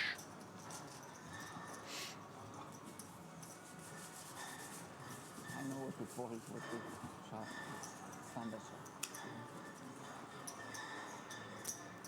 Okhotskyi taking it down again. So just under 2 million for the gentleman yet again. Big shout out to the 550 of you that are watching on YouTube and Twitch. It is a Tuesday evening. I'm sure most of you are finishing work or around that kind of time. So big shout out for you for tuning in. Yeah, hello to everyone. We appreciate y'all. Oleh under the gun folding with the ace-4. Bendinelli with the jack-6 offsuit now.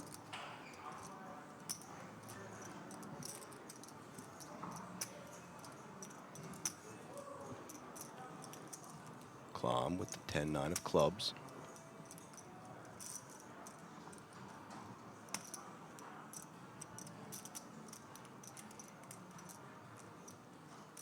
Pretty nice spot to open jam, to be honest, from the hijack. 9-10 suited, it's going to be a go. Does fold, okay. I think that 9-10 suited, you probably want to jam from hijack there, 10 BB.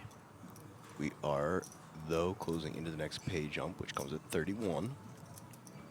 3 people away from pay jump, 3 hands away from being in the big blind. They have been dropping relatively quickly, though, so Yeah. I can understand why he might be trying for that as well. I think 10-9 suited is probably the bottom anyway. Like 8-9 suited, probably a fold from So hijack. blind versus blind, look what's going to happen here. 7-6 offsuit, Wow. all in for 225, and Schneider waking up with an ace. Snapping him off. Blind versus blind, not even close. There it is.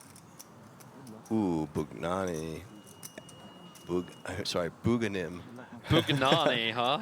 Buganim at risk for his tournament life with the 7-6 offsuit now.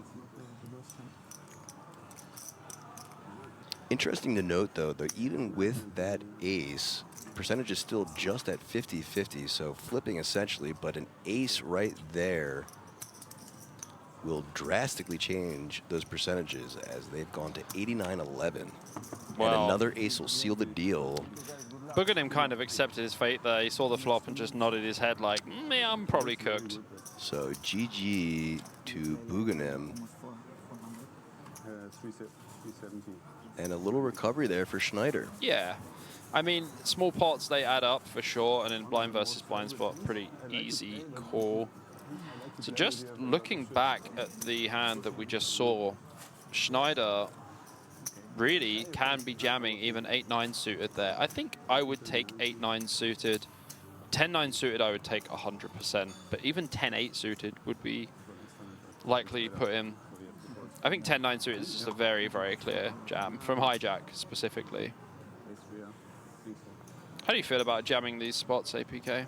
I think I probably would have taken the spot with the 10-9 offsuit. I mean, 10-9 suited as well. And, you know, hindsight is 20/20, but we saw the rest of the holdings. It probably would have gotten through. Yeah. Don't think he's going to be calling there, but Klom now. Well, he's found a better spot, right? Yeah, Klom now waking up to a way better spot. And only 1 off that pay jump now. Yeah, it's a pretty nice spot, I would say.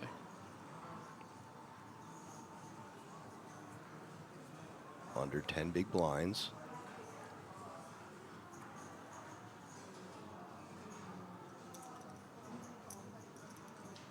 Removing the chip protector, which looks like a Smurf. I think it is. Yeah. So all in for Klom. Ace-King offsuit. So let's see if anyone has a callable hand. So far, so good. Into the blinds we go. Schneider not able to call as well. And a quick fold from Oleh. So 100K for Klom. I mean, it's better than Boston. That's true.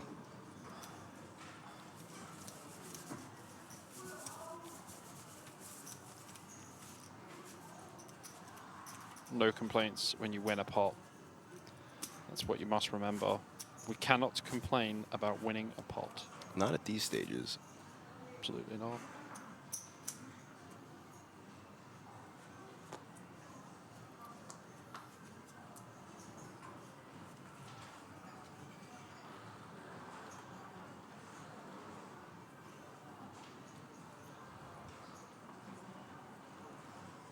Next hand now, under the gun and Klom folding. Okhotskyi in the hijack, Queen 4 suited. Makes the fold as well. Chang. Looks like the camera issue's been sorted now. We're actually getting all of the players directly switched to. Yeah, I was gonna say if I literally just said that and then it stopped Yeah, I was working, about to I'd say be like that. Bob the Bok, man.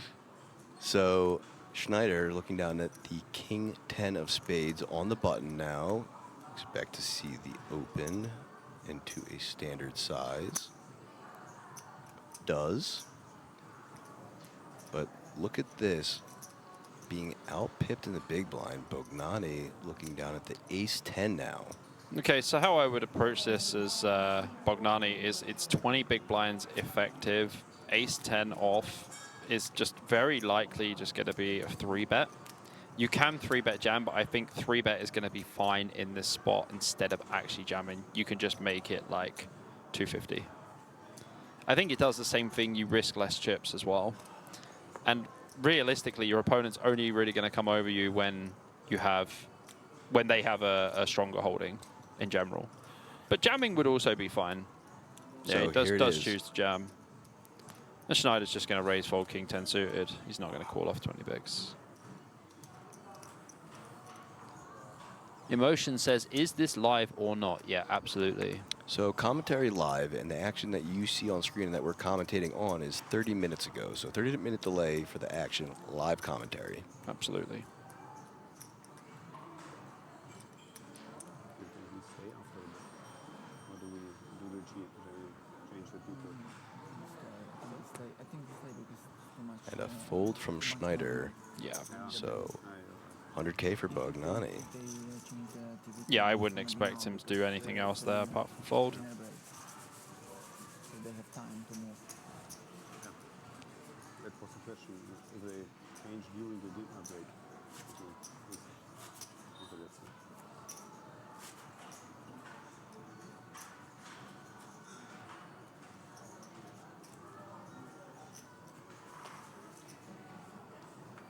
Guys, just in case you are joining us, I am BJP with my co-commentator, APK, all the way from Philadelphia.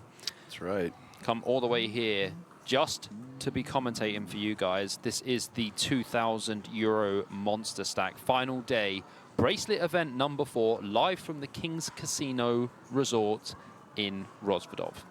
2 flights and a 3-hour car ride in. It was 1.5 hours for me. It took longer for me to get to the airport than it did to fly. And it was super early in the morning. I was out like a light. Must be nice. So now Oleh, Okhotskyi on the button. Ace Queen offsuit, raising things up to 80K. Okhotskyi. Okhotskyi. We're just going to keep trying. Looking like we're going to get 2 folds. Yep, does. The old 4 deuce in the big. Clam's had a few of those 4 deuces in the big, actually. Yeah. He's like, oh, it's my big blind. I wonder if I have. And he's like, nope, you have 4 deuce again. You're like, God dang it.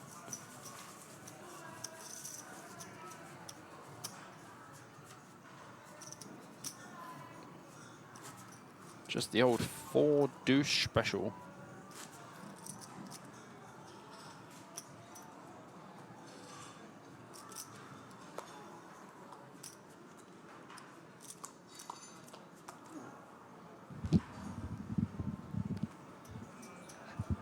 Alexandros says, have you two managed to play a bit of live cash in between commentary duties? My man, we finished last night. We ate food. We went back to the hotel. We died. I woke up in the morning. I had to make a YouTube video for my channel, and I started at 8 a.m. I text APK to see if he was around for breakfast. He was snoring away. There was no breakfast for APK at 8 a.m.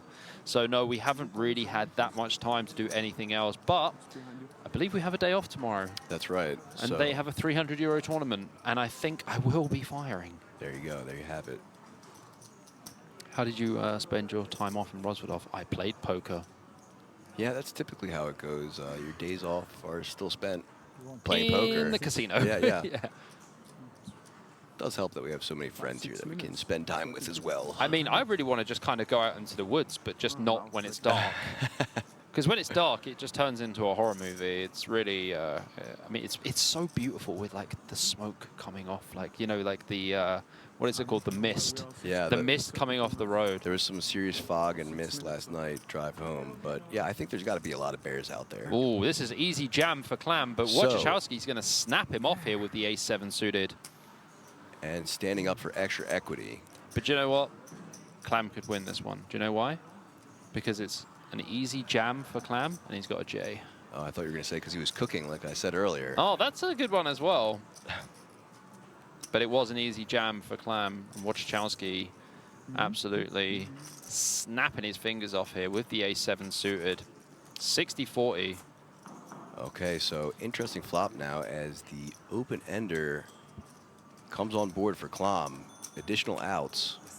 Well, that is it. Bing, bang, bong. That Sit is back a down, sir. flush. That is a flush draw for Wojciechowski. He's not dead yet. That would have been a But sick way to fades. do it. That Did would you have see been that? Yeah, of course he did. pump faked the sit back down and then realized that there was the flush draw still possibly, and Wayne stood back up and was like, I need that equity still. I even said, I was like, that's it. And then I was like, wait a minute, Yeah, he's got yeah. a flush draw. Just proving the stand-up equity is real. Don't celebrate early, Don't do that. ever. So full double up for Glum. Nothing worse than early celebrations and losing.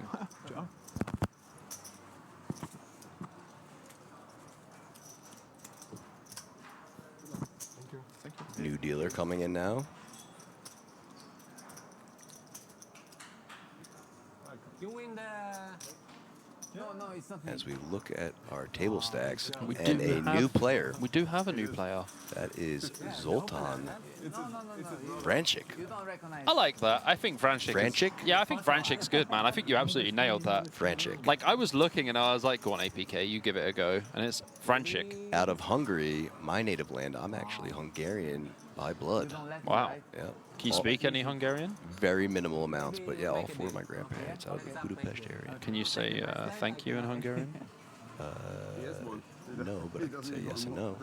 Thank you is Kozanem. Kosanem. Yeah, actually, I did know that. It's all right, mate. Don't worry. I'll just teach you your own language. No problem, brother. Yeah, well, my parents did a great job of not teaching it to me as a child, so. Maria, if you have a look in the top right-hand corner, you will see how many entrants this has. That's right.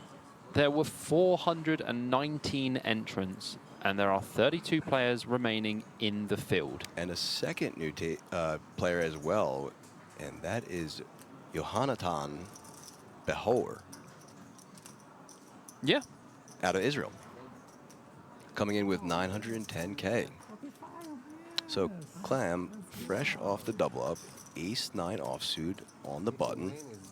Perfect story. A good story. We shall be opening. Story. That was a pretty funny one, to be fair. Clam turns and nuts, and he's like, yes! And then he was like, He pumped faked the sit down. So open here. Yep, 20 big blinds, opening ace-9 off on the button. Wojciechowski's found his trusty 8-4 offsuit that he's had quite often. I think he's had 8-4 offsuit more times than I've had breakfast. Well, This yeah, week, especially. Yes, yeah. And Chang not going to be able to defend this either. Yeah, 9-7 off is not great. You prefer to have 10-9 off for defending here, especially from like 10 big blind stack. And I think, you know what? Cheng Xiao has really actually defended very, very, very correctly. And I think that he's playing really well. Navigating that short stack now. He did that yesterday, navigated the short stack pretty well. Yep. So Clam showing the ace and getting a little smirk from Chang. Yo, Edwin Snip. Back from yesterday. Welcome back to the stream, my friend. Hope everything is good, and we're glad to have you back. Welcome back, Edwin.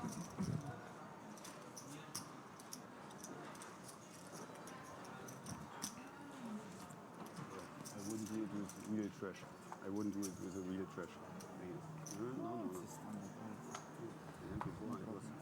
Yeah, it seemed to be. You can see in the TV later. It was. Schneider making the fold under the gun.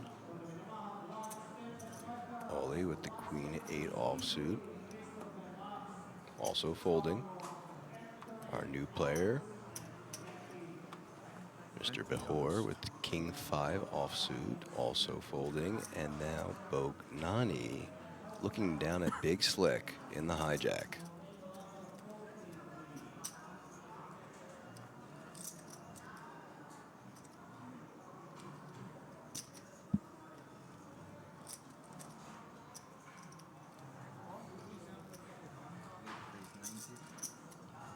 Raised to 90.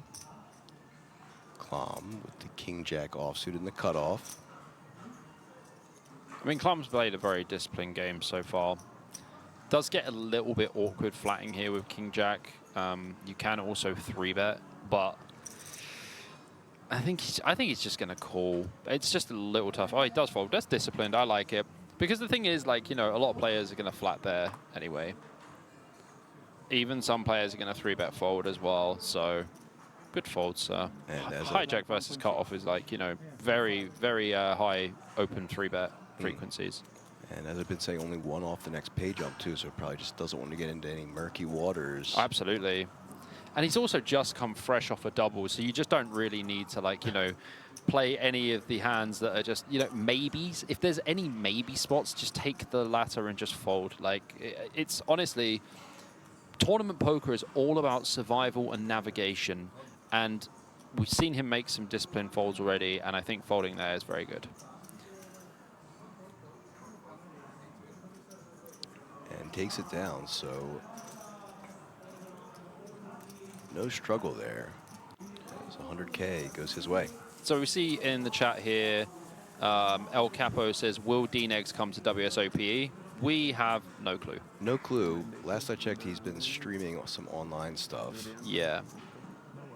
And we also have 2 lots of chats to look at, so we apologize for not answering, but we're also extremely focused on commentating the event. Mario Ungersbock? Yeah, I think that's good. Mario Ungersbock says, shout out to the commentators. Very nice, smooth job. Thanks for the amazing work. No pleasure. My pleasure, I mean. Yeah, El Capo, you just have to wait a sec. Like, you know, we're not always going to be able to answer everything in the chat, but we're going to do our best. Here we go. Here's a playable hand for our new gentleman, Mr. Behor, with the ace, jack of diamonds, +1. 3 more raise, I think.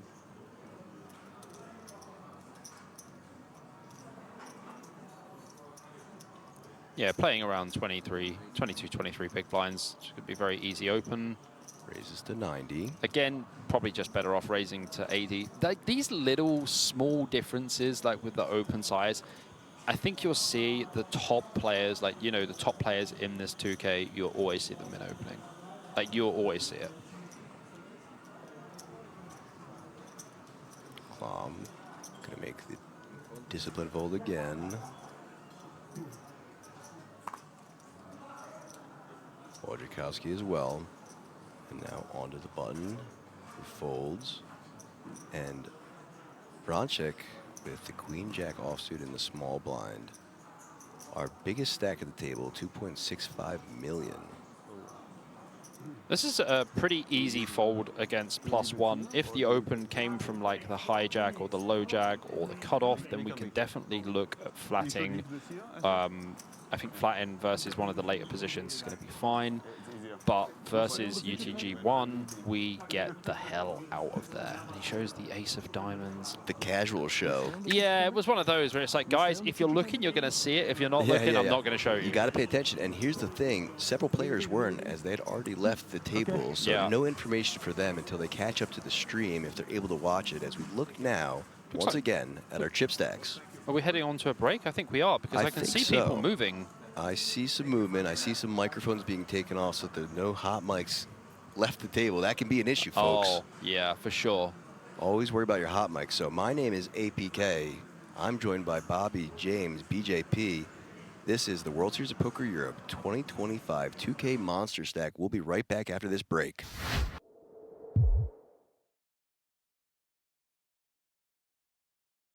Hello, hello, and welcome back. APK, Aaron Paul Kramer, back at it again. We are here at King's Resort in Rozvadov, the 2025 World Series of Poker Europe 2K Monsterstack. This is the final day. I am joined by my good friend and co-host, Bobby James, or BJP. What's happening, APK? How are we doing? Doing great. Had a nice little break there. Caught up on some things. Stretched the legs. Yep. And here we are. Look at the chip stacks at our feature table, being led by Zoltan Bronchek from Hungary with 53 big blinds, or 2.65 million in chips. All the way down to Cheng Zhao from yesterday, our friend from yesterday.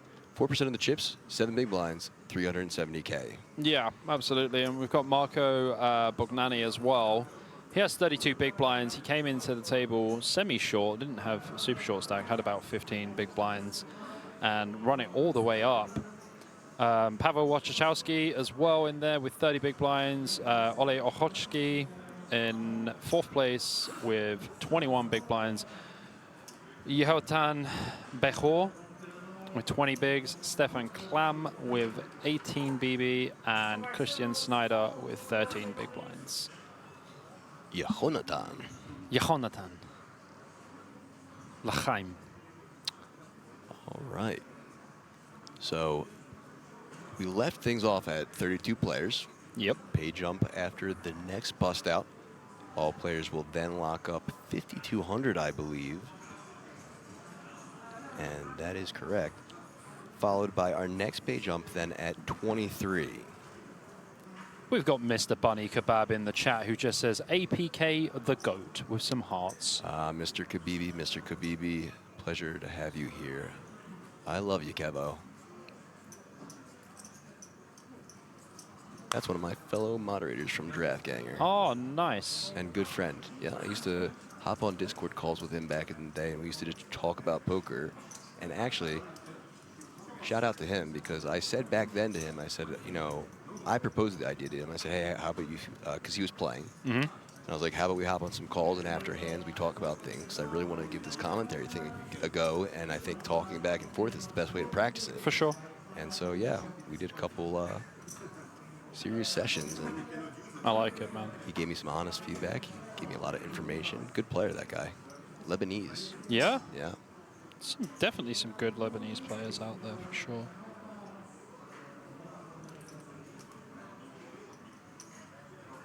All right, all our players are returning to the table now. Just kidding, one walks away. Must have heard me. No, but action should be underway in just a moment. Bobby, do you think we're gonna start slowing down with the Eliminations? bust outs? Absolutely. At what point is your prediction? Like, 'cause we've when been it gets to like relatively 20, quick. yeah, when it gets to like 20 to 25 players, it will slow right down. Okay. That's when the pay jumps start becoming a bit more important for the players, and it's also where you need to be like hyper focused, because even now you're supposed to be very focused. You know that there's a lot of short stacks out there who are going to be busting. You just kind of navigate your way through, but you really need to start putting that focus in when you're down to like as I like to say, the absolute breadcrumbs of the tournament. If you want to be there at the end, you've got to battle through. And, you know, overfolding in certain spots, taking certain spots to jam that you wouldn't take before, whatever. You know, you just have to navigate well, find your spots, and advance. So action underway now. So, all right, so I guess it must have been the last hand right into break. We have gotten that pay jump. So 31 players left, 5,200 locked up. And I'm sure you're going to see some, you know, adjustments from players, overfolding, not even overfolding, but actually just like folding correctly.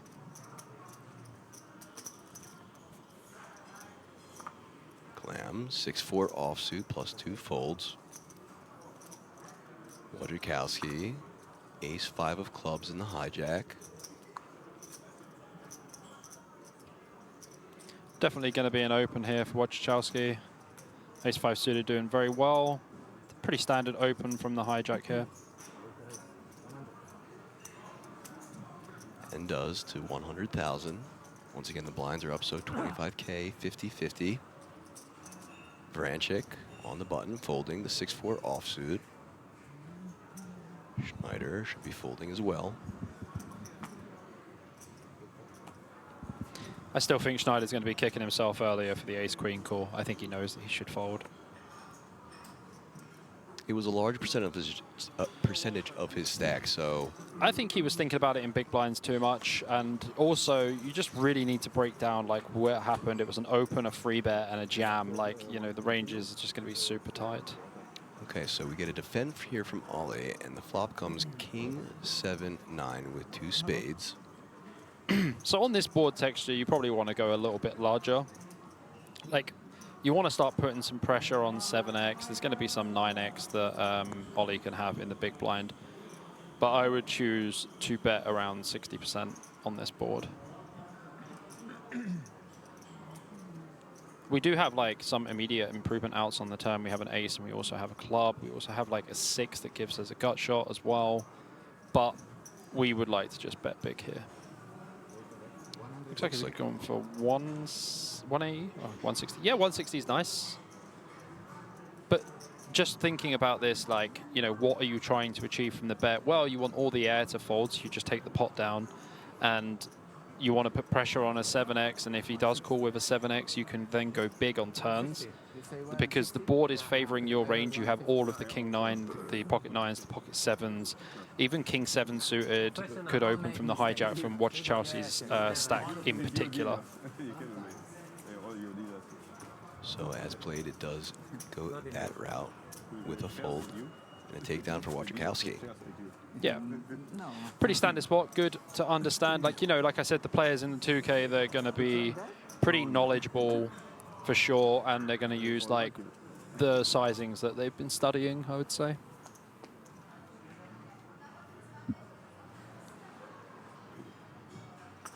Down to 30 now.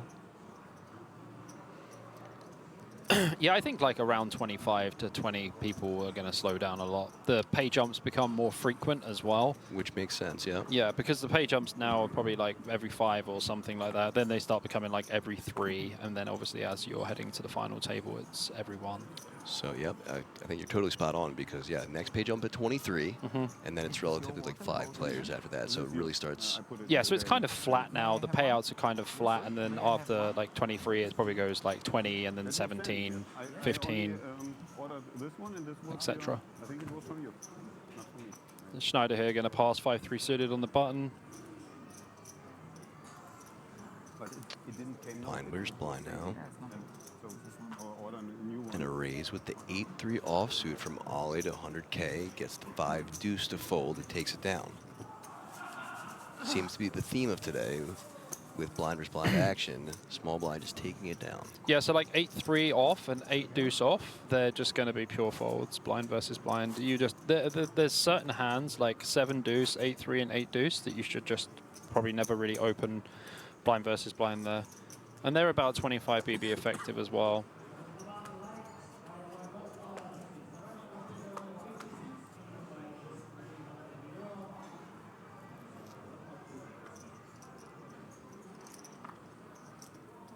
Klom folding under the gun. Over to Wojciechowski. 1 pip worse than Klom, folding as well. Cheng with the 7-6. Also folds. Hijack. Presumably going to be folding as well. And now onto our cutoff. Mr. Schneider with the king 10 offsuit. I think they said they might redraw when we are 24, right? Okay, that's it.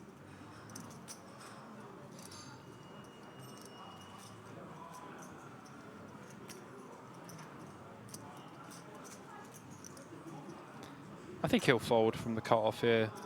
He has about 12 big blinds, so it's probably just better to fold. Making the proper prediction. Onto Oleh on the button with the queen 8 of clubs now. Opens things to 100K. But Behor waking up with the hooks. Small blind, jacks. J-Bird's in the small. Very easy 3-bet here. And you probably want to use sizing in relation to Okhotskyi stack. You want to probably go like 350, 325, 350.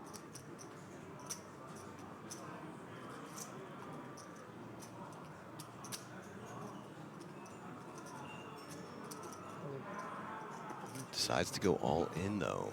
Okay. So with jacks, I would prefer to see it in juice. If you had something like pocket 8s, I don't mind seeing a jam. But I think 8s and 7s would be nice jams, and jacks you could actually 3-bet in juice. Yeah, well, you lose a bit of value. I call that Jack PTSD. That is PTSD. Where they failed you so many times. Yeah. And you're just like, hey, I'd rather end this now. For sure. It's real for me. They've let me down so many times. Yeah, me too. Me and jacks don't really have a good relationship. Love, hate. Mainly hate. Yeah.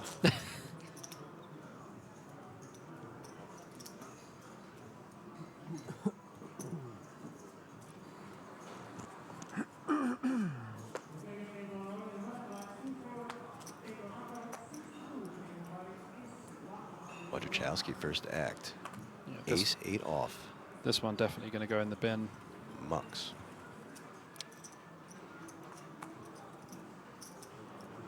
2 folds now.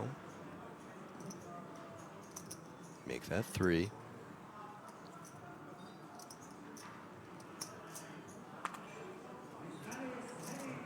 Yeah, Schneider's going to fold this 6-9 suited. Just can't do anything from 12 bigs. And does.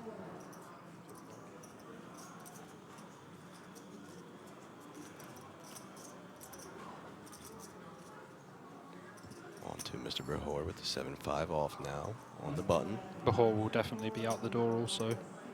Behor out the door. Be very surprised to see him open. He is opening 7-5 off on the button. Fancy stuff. Oh. Let's see if he gets punished by something better behind, though. Bognani with the second 6-9 suited we've seen. Yep.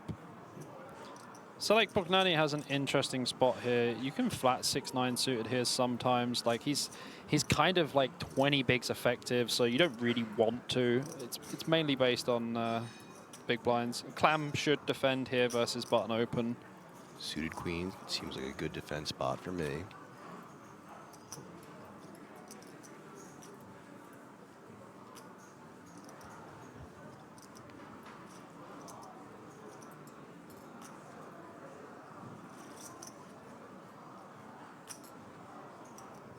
But chooses to fold. No defend there. Yeah, Behor's giving him a pretty big stare down as well, so maybe that played into it a little bit.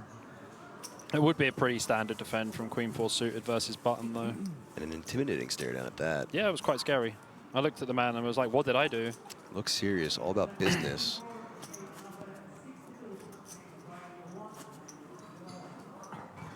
You know, funnily enough, 6-9 happened to be the nuts on break we just had. I had a friend of mine, another fellow moderator of Draft Ganger, send me a hand review where he just owned Samuel Mueller with 6-9 suited. Samuel Muller's my boy. Well, my boy just owned your boy. Who's your boy? Mai Tai. Ah, Mai Tai. Now, Vranchik with the Queen King of an offsuit variety. I mean, he's got a pretty big stack. You know, he's playing like 70 big blinds. But you have to think about how effective you are with the rest of the table. It's all good having a big stack, but if other people don't have a big stack, you can only win as many chips as they have. So you just have to be very aware of, like, you know, who has rejamming stacks. And to be honest with you, everyone has a lot of rejamming stacks, 20 big blinds or less. So, but King Queen off is going to be a completely fine open, nonetheless. Especially when you have 2.55 million behind. Yeah, it's pretty decent.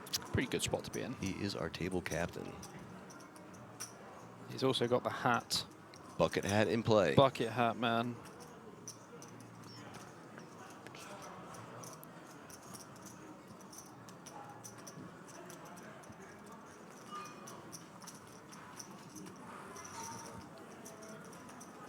Klom getting out of the way. And last decision on Okhotskyi with the 4-3 offsuit in the big blind. So the difference is when Okhotskyi is this deep with Vranchik, he could defend, but he'd probably want to defend hands like, you know, even 5-6, 6-7, 7-8. 4-3 off is just not going to be doing well enough because Vranchik does open ace-4 suited and ace-3 suited. And is one of the only, or is the only player that hasn't covered. Yes, but that means they can play deeper. So there's a bit more, you know, there's a bit more metagame to it because they are deeper than everyone else and they can battle a little bit. If you look at the stacks now, you can see that 56 bigs versus 32 bigs, everyone else, you know, apart from Marco Bognani, who does have 30 big blinds, everyone else is sub 25 bigs. All the way down to Cheng Zhao, still holding on to those 7 bigs. Doing his thing, man. He's just a navigator, this guy. Let's see if he can navigate deep again like yesterday. He played great yesterday.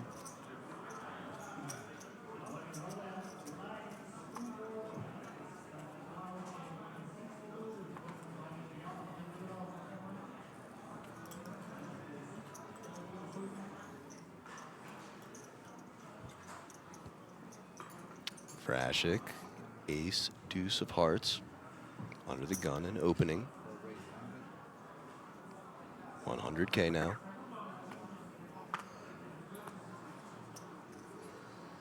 Schneider with his usual posturing and a fold. Quick fold from Oleh.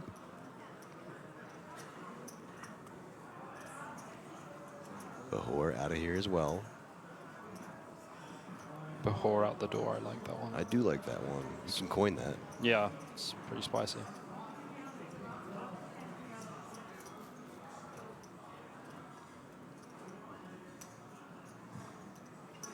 Two more folds, and now we're into the blinds.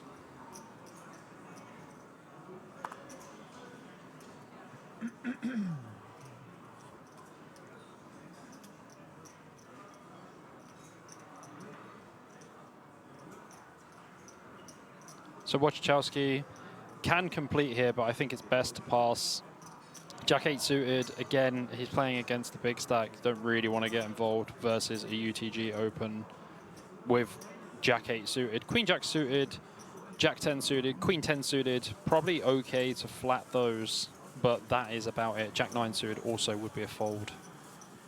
And our big stack taking down the blinds.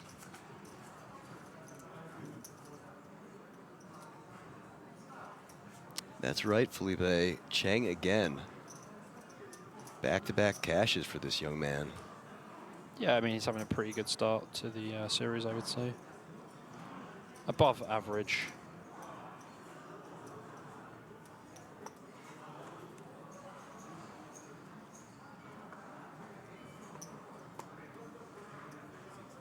Schneider now first to act with the 9-4 offsuit.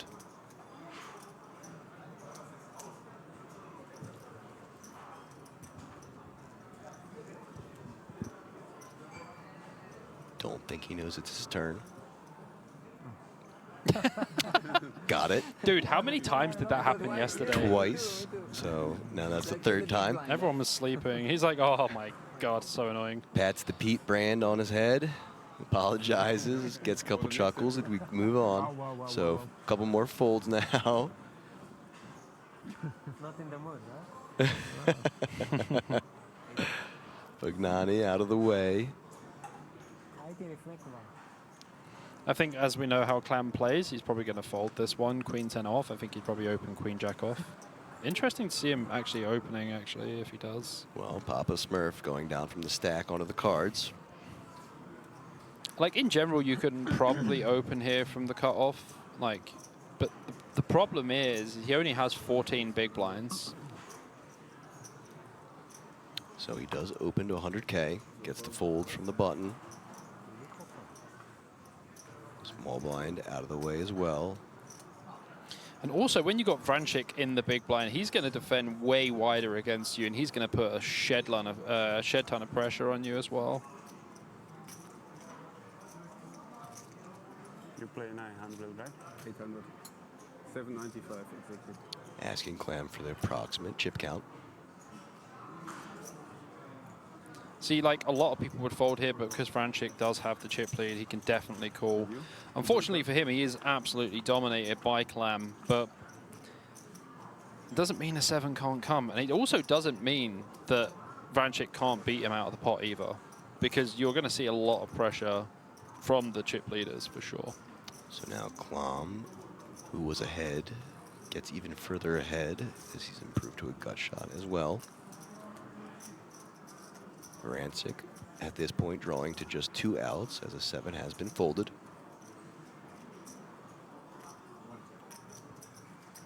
Action goes check, check as the ace of hearts comes in on the turn.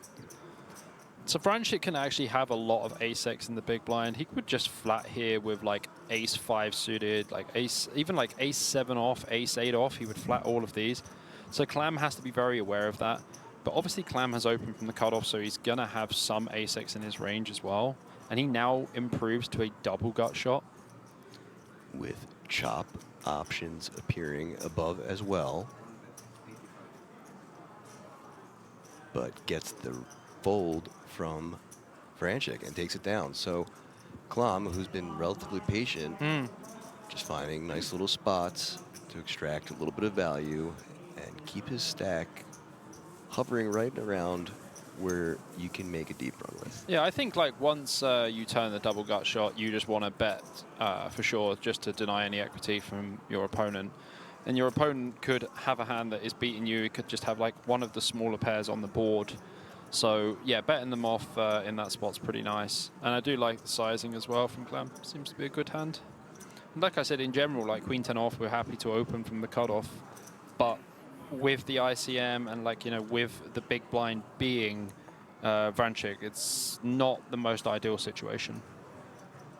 So it's that player-dependent exploit thing we were talking about yesterday as well. Ollie first to act now. Gets out of the way. Bihor with the 10-4 should fold as well. Bihor with the 10-4 out the door. There you go, the triple rhyme.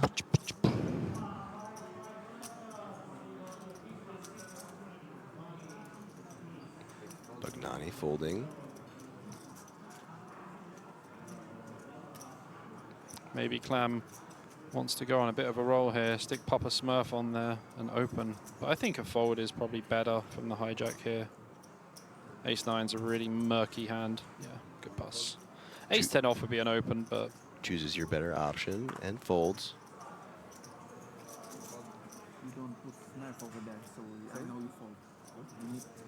You need On to Chang with the Ace-8 offsuit on the button. stealing, please. And our shortest stack. Expect to see all of it in the middle now. Yeah, I'd be very shocked to see if he didn't. And does. So all in for Chang now. Just needs to get through the blinds. And he will. And he will. Important pot for that man. Yeah, I mean, like, Schneider would call with, like, look, he's still thinking about it. Like, oh my God, how much is it to call? It's 4 big blinds, like 6-4, and it's like, oh no. I have 6-4 offsuit. Like, no matter what Zhao jams, like 6-4 is not going to be beating anything. Sure, it might be live, but just fold, man. Just fold. Yeah, not quite good enough. Gonna do his standard shuffle and probably relinquish the hand. It does. It's almost 35% of his stack as well. Right. So yeah, okay, it's 4 bigs, but it's also like 35% of the stack. Yeah, and after losing that big pot for a third of his stack earlier, he surely doesn't want to repeat that. Yeah. I mean, the situation was slightly different, you know, open 3-bet, 4-bet rip, but I mean, yeah, like you have 6-4 off in the big. You, like, yeah, okay, you lose the big blind and the ante, but you're only going to put the small blind in the next hand, and then your next 5 hands, you're not going to put anything in. So, you know, and you have 5 hands opportunity before you do have to put something in. So Chang, visibly excited about the fact that he's made it through the blinds once more and Just picked seems up like those a happy. blinds. It just seems like a happy dude, man. Yeah. Just seems like a really happy dude. Embracing the moment for sure. Absolutely. I mean, you're at the World Series of Poker Europe in Rozvadov, man. Like, you should be pretty happy. Playing a 2K tournament, playing for like over 100K. It's all right, you know? That's right. I think just under 170K up top, plus that 10K ticket and a bracelet. Oh, 180 bags to go with yesterday's money. We take it. And another seat for the 10K. Pretty sick. Yep, that would be sick Yeah. if he gets back-to-back tickets. So another possible spot here for Zhao with the Ace-8 offsuit in the cutoff. Yeah, this is definitely another jam, for sure. Yep, if he did it last hand, I would expect him to do it this time, and does. Yeah, I'd been very shocked to see if he didn't do it. Now, Vrancic on the button with Queen 10 suited. He's just going to flat here. And not much to call. Will probably be in this hand. He's just checking. So when he looks at the other people's stack, the reason he's doing that is because if he calls the 370 and someone jams for like 600, it means he has to put in the rest. So he's probably okay. So he's going to raise. He's just going to jam. It's 850 effective. Oh, Schneider here with Ace-4 suited. This is such a grim spot because the thing is, Vrancic's supposed to be wider, but how wide can he be? But makes the quick fold so he doesn't overthink it. Absolutely. And he would have been dominated by Zhao's Ace-8. So, 2 players to this flop, and Zhao now at risk for his tournament life against Vrancic, who is our chip leader at this table. And this is a flip as well. Ace-8 against Queen 10 suited. This is a flip. Here we go. 10 in the window. That was like... We couldn't have rehearsed that That better. literally was just like the best. And now Zhao, who needs an ace, only 2 left as we saw one folded. 1 card to come, 2 outs. Can he spike it? Nope. And doesn't. So GG's to Chang Zhao out in 29th place for $5,200 or euros. Sorry, and 2 cashes now for the man. Yeah, pretty good start to the series, and you know, can't really complain. Got a 10K ticket yesterday, and you know, had a cash today. So yeah, no complaints. He must have jumped straight in, by the way, I because would the think 2K, so. yeah, the 2K day 2 was the final day was today, and the last day 1 was yesterday. So he must have jumped straight in. I mean, Good on him. yeah, what a guy. That's the way to do it, you know. When you bust a tournament, don't sit there and be like down about anything. Just get your ass back in there and just keep grinding, man. Especially when, you know, you're playing well. You just hit a deep run. So For you're feeling very confident in your game. Yeah. And just keep it going. So it carries that momentum from yesterday all the way through today, cashing again. Strike the iron whilst it's hot. That's what they say. But I think it is a very good thing. Obviously, like, if you feel like, you know, a little bit like mentally depleted, tired and stuff, then yeah, sure, skipping's completely fine. All right, so our patient man, Mr. Clam, ace-10 offsuit, +1. Papa Smurf going down. It's going to open to 100K.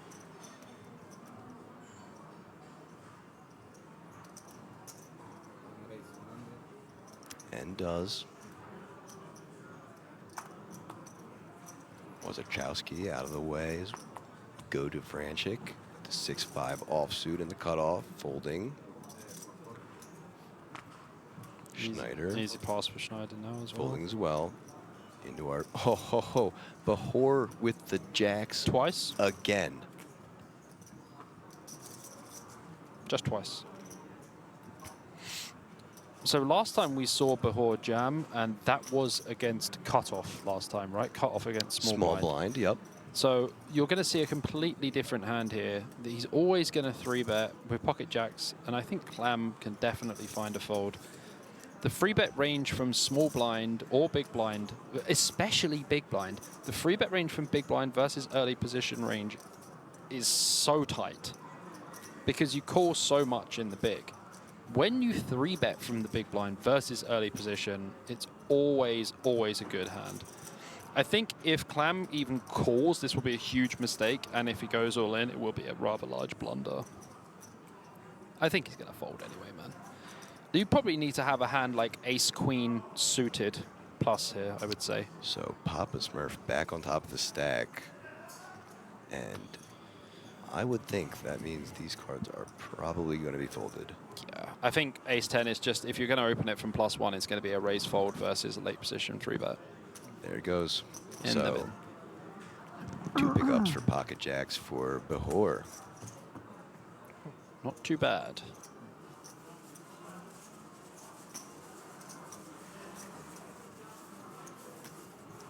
Very close.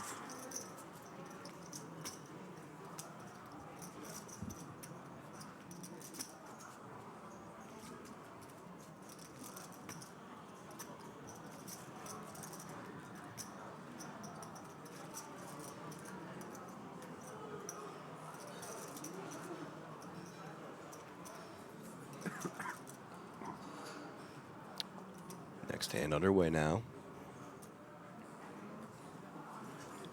And Clam to start.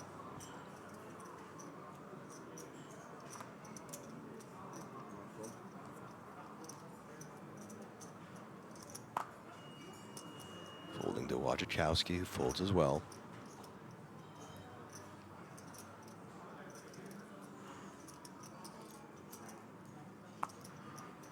Looks like it's going to be an open from the hijack with the queen 8 suited. 100K now. Schneider.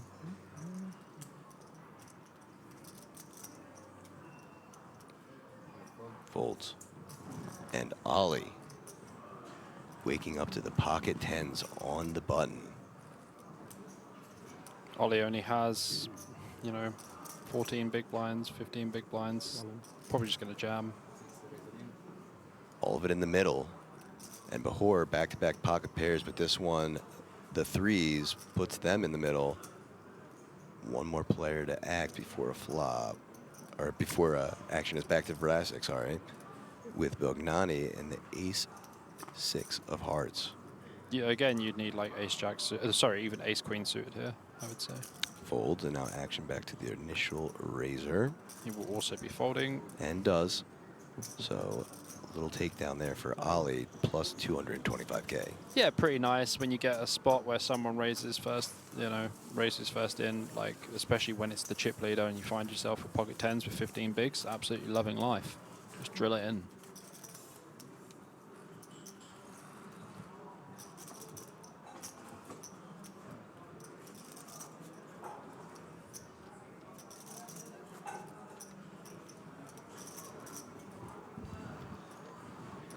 So once again, we are here at the World Series of Poker Europe in King's Casino, Rozvadov.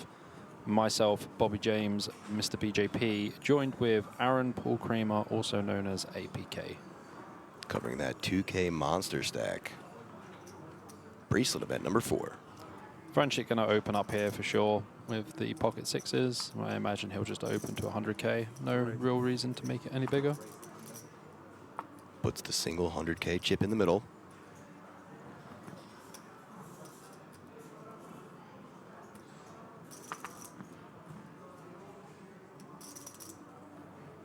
Schneider doing a lot of folding and continues.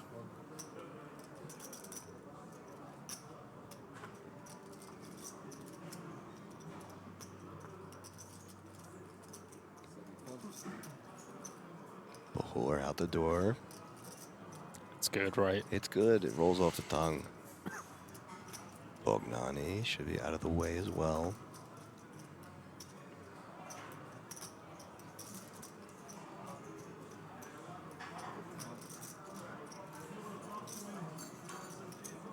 And last act, Klom with the Jack 5 offsuit. Folds as well, so pocket pairs just not really even having to fade anything and just getting easy work, taking down some smaller pots. Yeah, there's going to be a lot of that happening for sure, APK. Yep, lots of raise and take it. I mean, Franchik very happy. Obviously, last hand he lost, you know, 2 big blinds after he opened and got 3-bet ripped on, and then he just won back 2.5. Yep, and so those of you at home, those like brownish colors are chips are 100Ks. 100K chips, yeah. Got the blue chips, 25Ks, and those orange, I would call them. Yeah. Orange 5Ks. I would actually say they look more like burnt sienna. Oh, well, okay. Oh, look at this. I mean, those are 2 black queens, we can tell you that. That is a better pocket pair than his last one. It is. It is an improvement, a drastic improvement there for Franchik. So standard open to 100K with all the players left to act. Folding around to the cutoff now, who folds as well. Bognani could flat the button here. Queen 10 suited is actually a very nice hand to flat, but again, against the chip leader, it doesn't leave you in the greatest spot. Wouldn't choose to 3-bet the chip leader. We know the chip leader is opening quite wide, but not that wide from under the gun. I think you might see a flat or a fold. I don't think you'll see a 3-bet. It would be a bit wide. I think the fold's very good, by the way.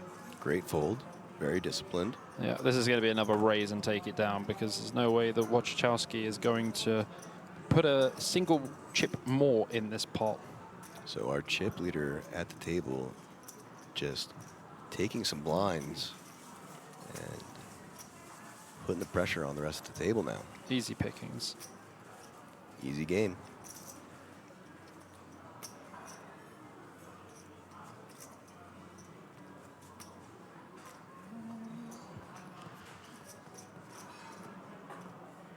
Zero emotion so far for our chip leader here, Mr. Zlatan.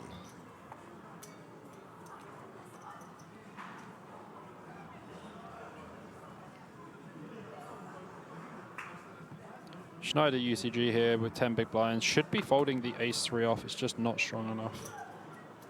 Probably hasn't seen a good hand for a while, so ace-3 off starts to look a bit more like pocket 9s.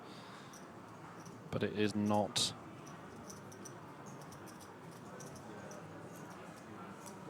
I think he's going to pass. Yeah, he's been so patient, so For sure. I wouldn't expect him to change Yeah, you that don't. now. You're not going to change gears now, yeah. No. Just 5 off the next page up.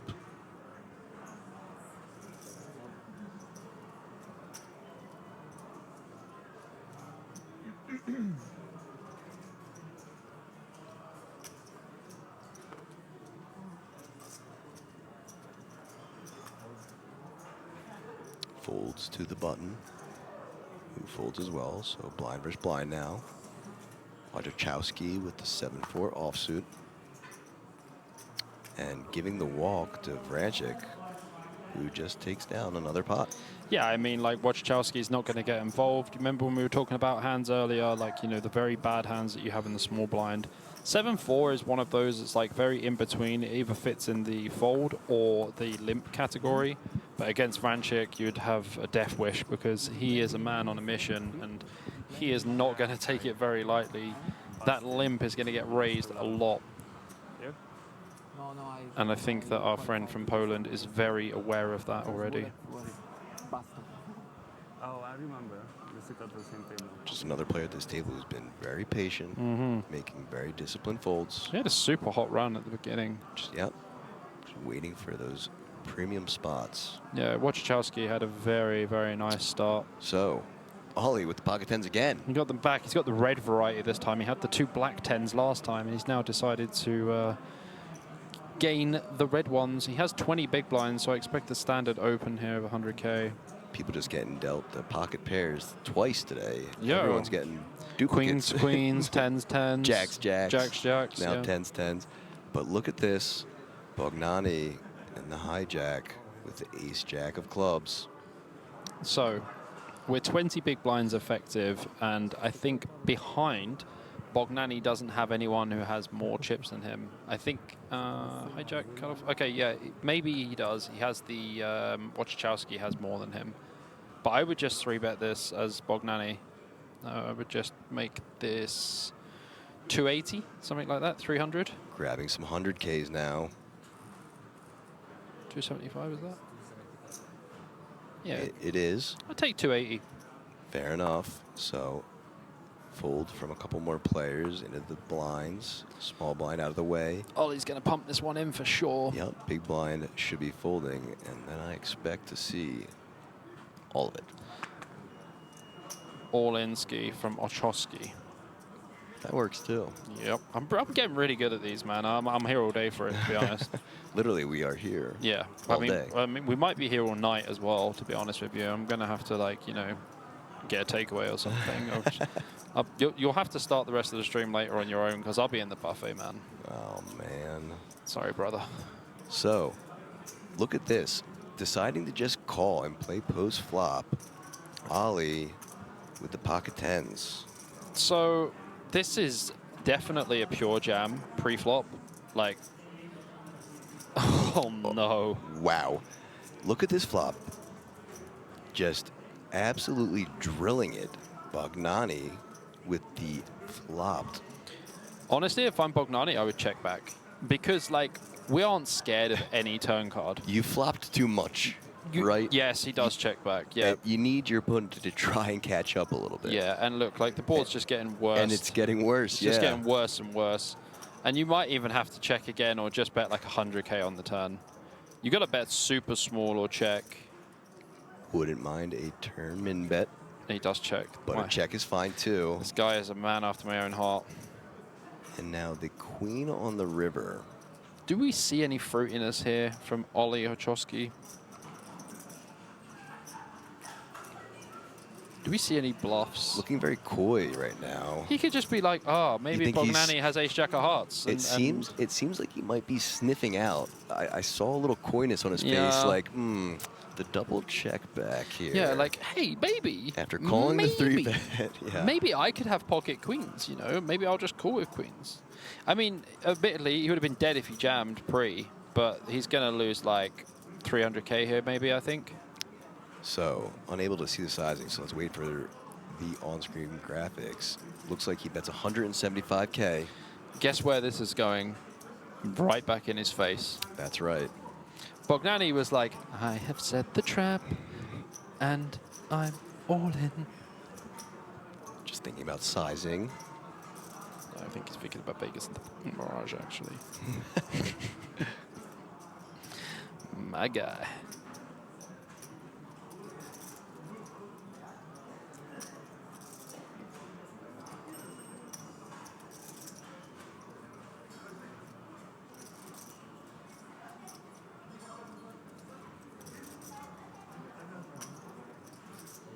And all of it. Maximum pressure. And now Oleh here will be forced to most likely begrudgingly fold. Yeah, I mean, Bogdanelli has almost 0 bluffs, I would say, just actually 0 bluffs. And does. Glasses back on, a little look around the table. Not happy with that run out. But yeah, I mean, should have gone broke pre, so should be happy still in the tournament. Yeah, saved his life by not going back over the top and just calling. Yeah. It's guessing game. Yeah. Side bet. Yeah. Side bet, okay?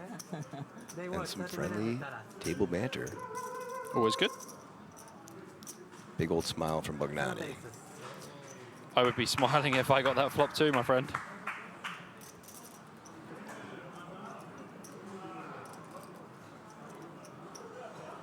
King, possible. No, also. Ace queen. Ace queen with ace of clubs.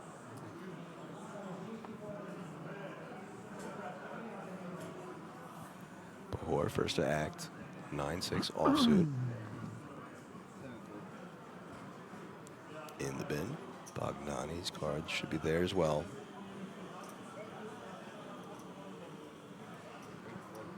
There they go. Easy decision for Klom, as well as Okhotskyi.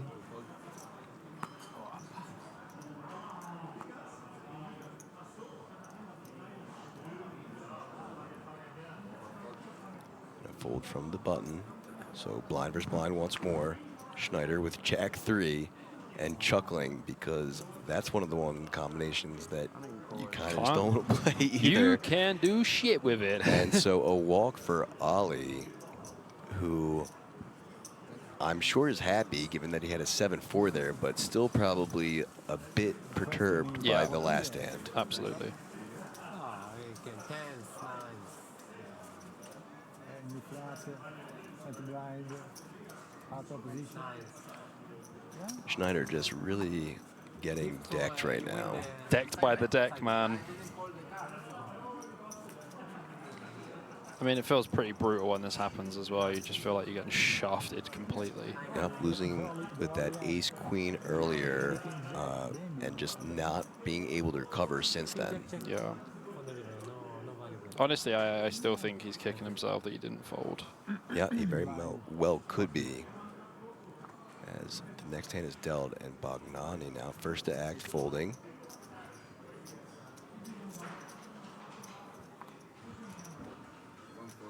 Mr. Smurf's going nowhere this time. Oh, I like that one. Franchik's going to open this from the cutoff, I'm sure. With this stack as well.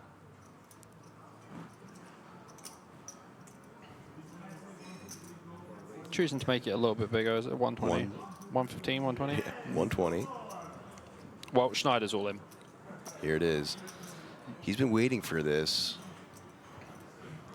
Looks good enough to me. Yeah. Grabs the rest of it and puts it in. He's also going to get called as well by Franchik. Oh, no, maybe he's Ooh. not, because Okhotskyi has found eights. Snowmen for Okhotskyi.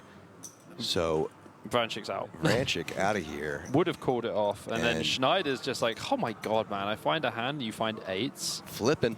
It ain't over yet, buddy.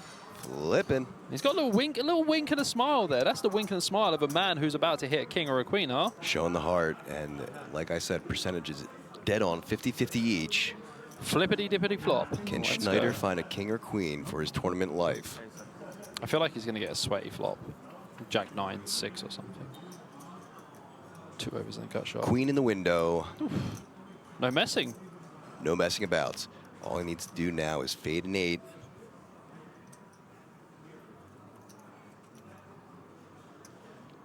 Fades the first.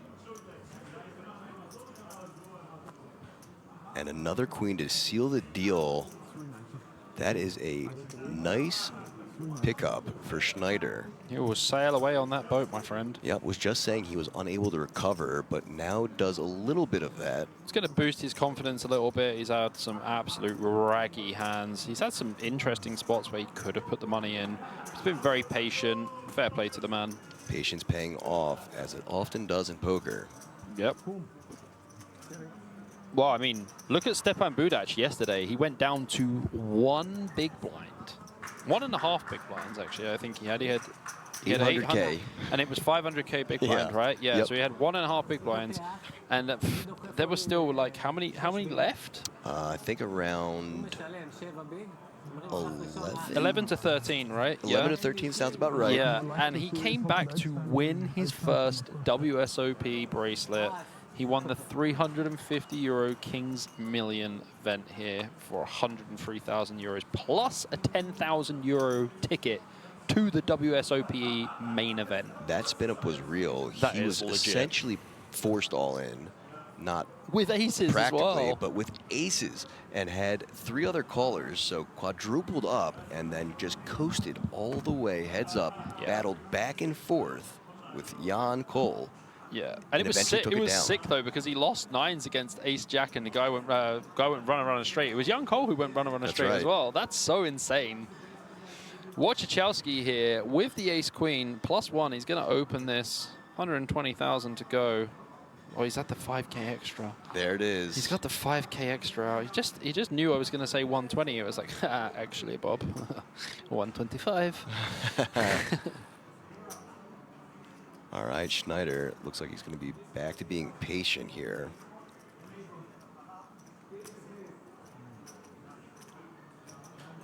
As you said earlier, this is not the time to be doing anything fancy after just getting a big pot. Yeah, we're not VPIP in this hand in any way. And doesn't. But Okhotskyi Okhotskyi. with the King 9 suited and almost no chips goes in, as we see Bognani now with the Ace 5 suited in the big blind with only 125K to call.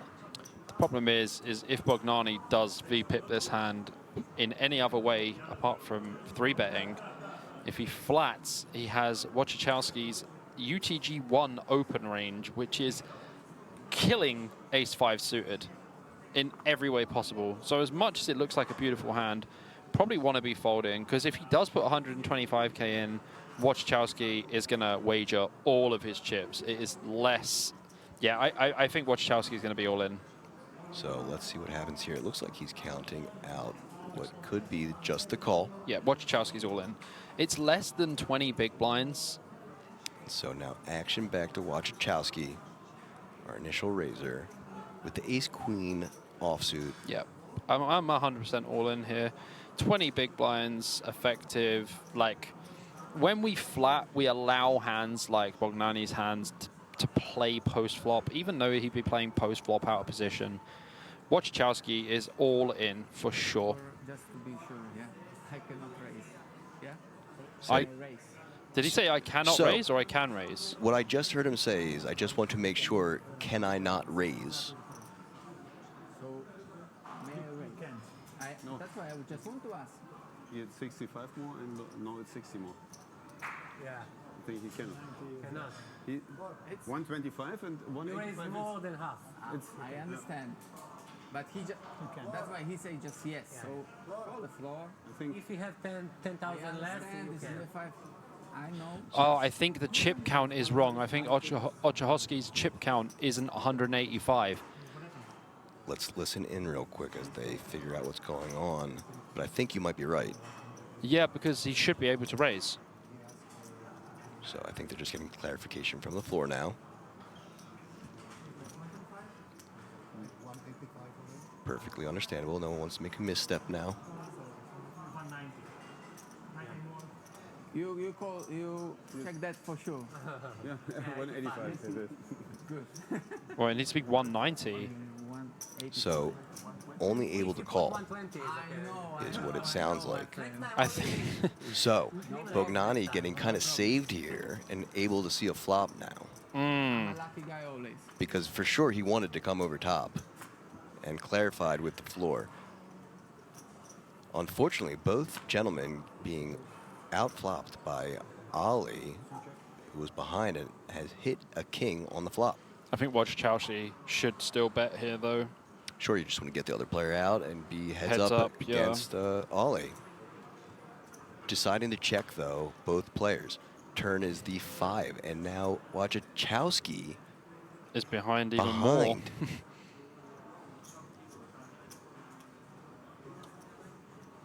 Interesting to see what unfolds now. As Bognani reaches for some chips. He's probably going to bet like 225 or something. It looks like it might be going a bit bigger. 275. Oh, 200.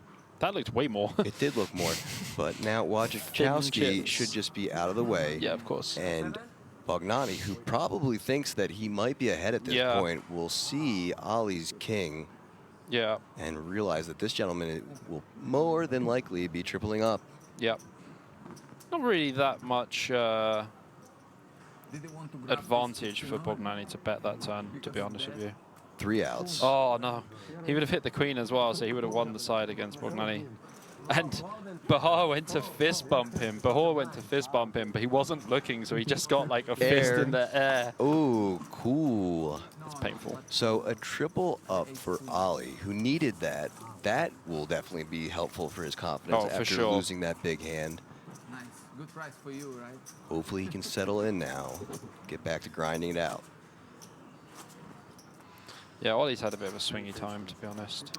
Yeah, unfortunate. Next time with me also. Of course, yeah. And hasn't done anything out of line, just been in Yeah, definitely not. unfortunate situations.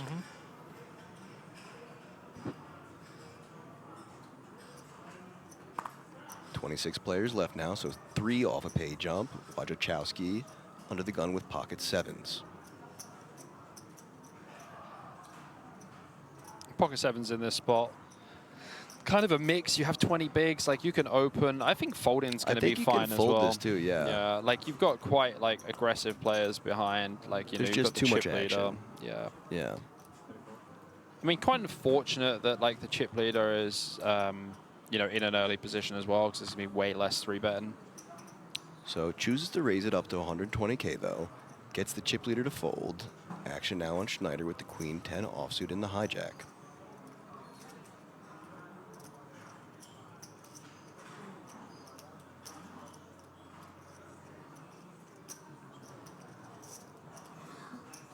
Schneider with the TV time tank. He's been doing this pretty balanced throughout the whole play so far. Couple chip shuffles and then the fold. He is just waiting for that pay jump for sure. Yep.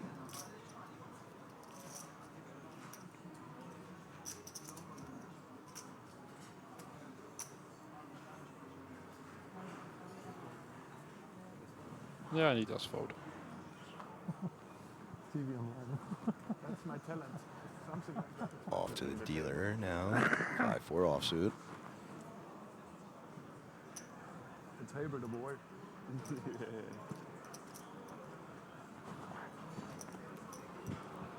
90K to call for the small blind. Bognani 9-7 offsuit folds. And now Klom. Wow. Klom, Mr. Patient.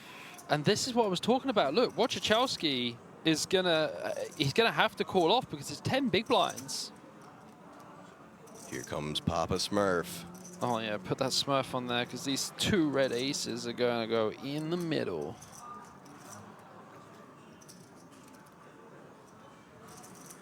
Apparently Bognani looks like a young Lewandowski. He does. So looking like there's going to be some neighborly violence between these two gentlemen sitting next to each other. Wagering all of it.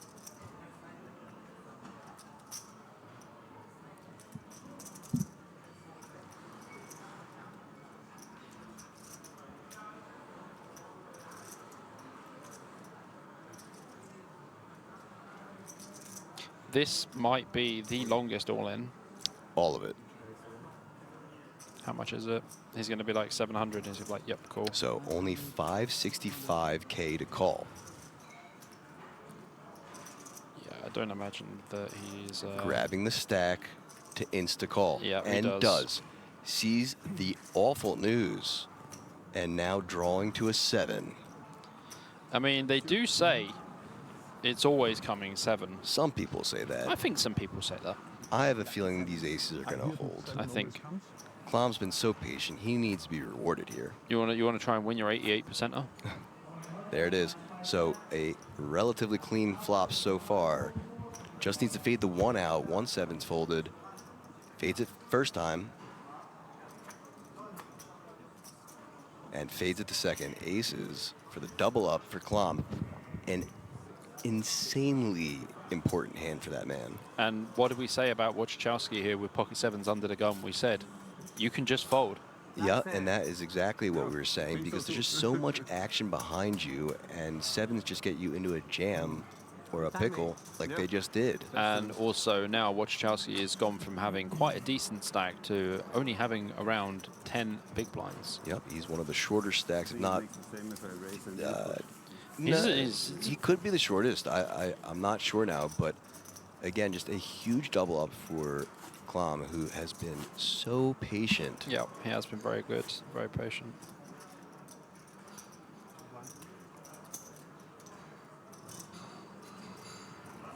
I think that's the first misstep we've really seen from Okhotskyi. I yeah. agree. And now Papa Smurf's going to have an even taller tower to sit atop. He will literally sit upon the throne. Throne of blue chips. Absolutely.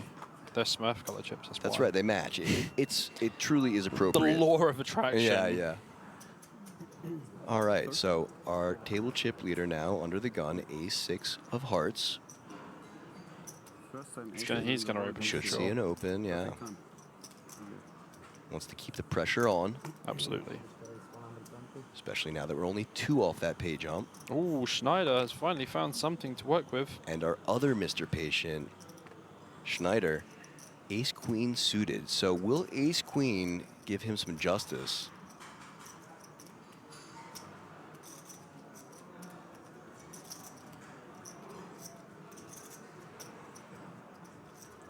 He's going to be all in. I don't think there's a good 3-bet size here. It's like 18 big blinds effective.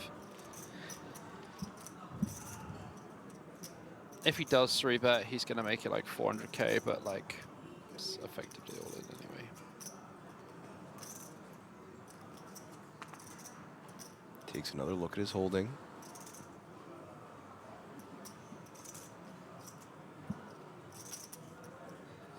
Takes a third look at his holding. They still haven't changed. I mean, I'd be quite happy. There we go. He is all in.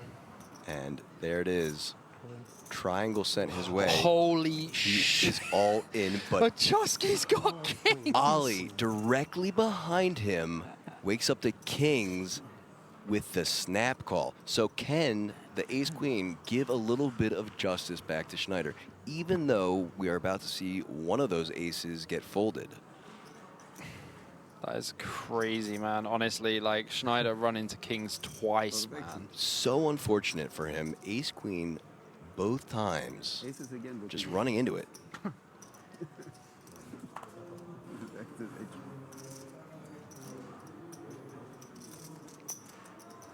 Franchik's just like, all right, guys, out of here. And fortunately for Schneider, he does have the spades. Yep. He still has him covered as well, so you know he's going to be left with bus fare home, but that's okay. You can always make it home. So as of right now, drawing to an ace. Thank you. And oh, bang, there it is. wow. 2 pair on the flop. Once again, an ace already folded. Wow. And an ace come out. 2 outs twice come home. Ooh. Oh my gosh. Ollie, who had turned around and looked like he was about to get up, thinking he was dead. So tilted. Oh my God. Goodness. That's so sick, Schneider. Adding insult to injury. God. boat over boat, but one man's got a yacht. Fucking game, I have Carnage. Oh my gosh, that is insane. And a look of disgust on Schneider's face as King, river down. the inconsequential queen Dude. improves him to the boat. That is so sick, man, because the thing is, it comes ace-queen on the flop. Ollie's like, oh man, this is so tilt. Like, I saw him later, he was definitely mumbling some bad words for sure in his language. He had And then it turned around just- to his rail. He was like, mother, and then all of a sudden it's just like, bang, king on the turn. I tell you what, it would have been sicker if it came ace on the river. Oh my man. God, like ace on the river would have been insane. Wow, what a hand. What a GG run out that is. What a hand, guys. Edwin Snipe in the chat's just like GG style. Ace That's queen insane. letting Schneider down even worse than the first time there after flopping 2 pair. Is Schneider going to be our comeback boy? That's the question. Well, he's in the position now as he's just under 400K in chips. Wow. What a hand.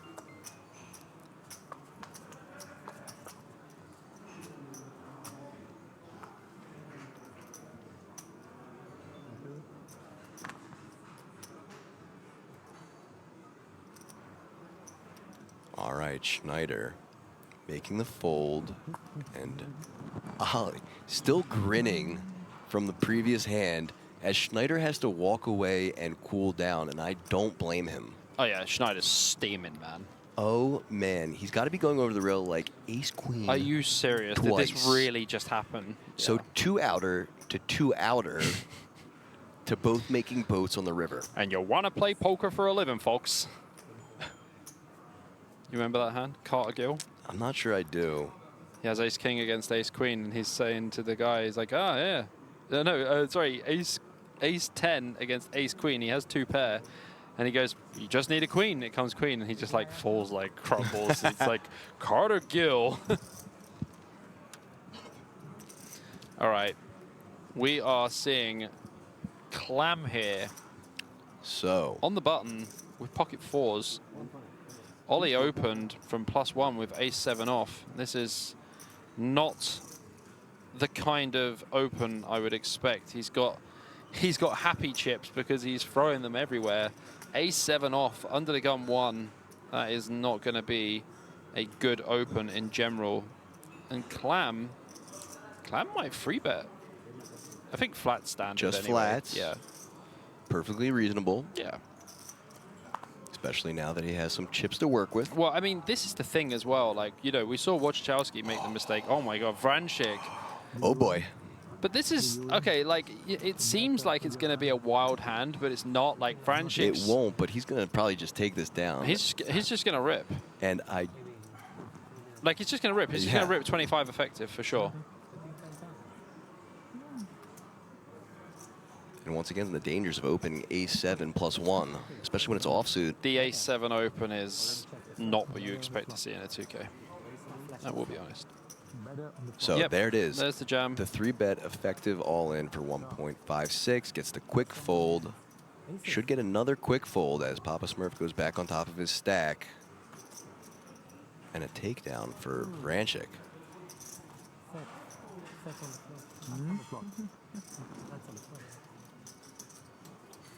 So why not bet on the turn? I think I never play ace queen again. All right, guys. I So think I'll never play ace queen again. I feel your buddy, man. fair enough. I feel you. Understandably so. We were talking about Jack PTSD, so you just saw some Ace Queen PTSD That's in real real-time ace queen. life. So, guys, just a quick note. This is going to be hand 58. We're going to do a redraw and take a 20-minute break, and then we'll be back with the rest of this 2K here in Rozvadov This at 2K King's Casino. Monsterstack. Yeah. Absolute sick tournament as well.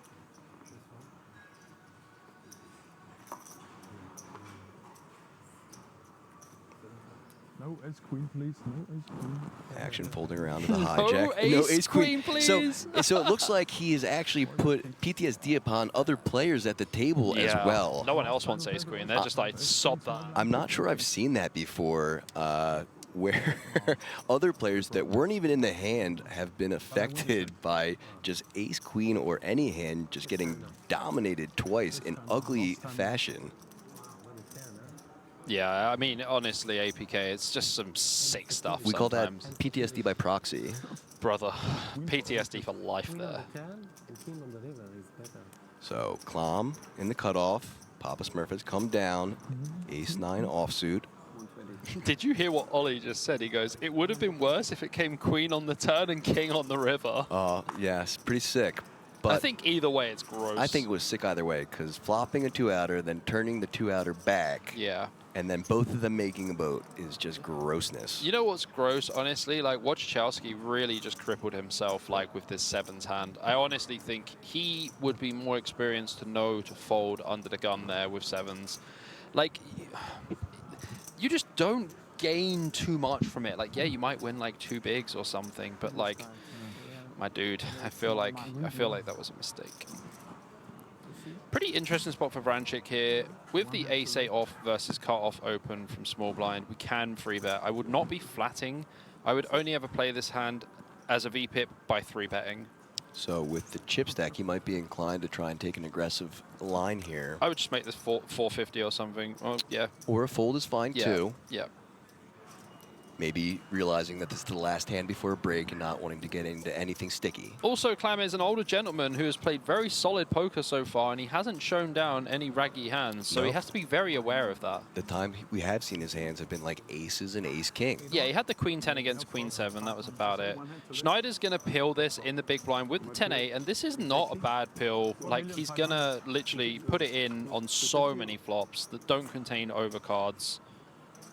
And as you can see, I mean, that's not a great flop. that is not a great flop. I mean, we know it's not a great flop for Clam either, but, like, this is not one way you can call off, unfortunately. Nope, should see a continuation. He's just going to put him in. Yeah, ace-high is just going to put him in. And not able to continue, and only one off a pay jump in the break. Yeah. Quick fold from Schneider. So, as I said a couple minutes ago, we are taking a quick 20-minute break as the tables are redrawn. 24 players left in this 2K at King's Resort at the World Series of Poker Europe. I'm APK, joined by Bobby James Poker, or BJP, and we'll be back. Stay tuned.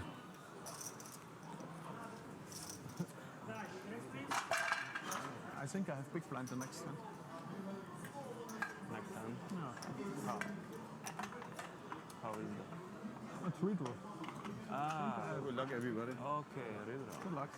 good luck, everyone. I hope not. Let's put this in.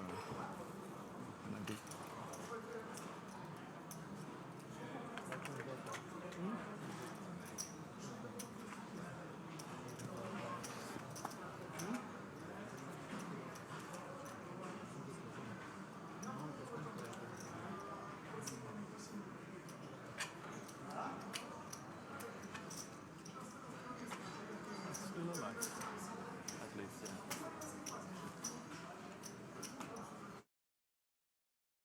All right. Welcome back. This is APK, Aaron Paul Kramer, coming live from the King's Casino Resort in Rozvadov, covering the 2025 World Series of Poker Europe 2K Monsterstack final day. I'm joined by Bobby James Poker, or BJP, and we are coming right back to the action as the tables have been redrawn and we are featuring some new players. Bobby, why don't you tell us about them? What's happening, guys? BJP here. Hope you're all doing well and enjoying the stream. So we have a couple of new players on the table. We have Antonios Onofriou, the Cypriot, I would say Greek Cypriot player, and another Greek player, Yannis Chorianopoulos. Close enough. Yeah, I think it's okay. And then we also have Stanislav Koleno, who is a new player, and Zdenek Žižka. Sure. I would have went with, I think my pronunciation is going to go like this. Zdenek Žižka. Yeah. Yeah. So, do you know the word Zdenek actually means freedom? Well, there you go.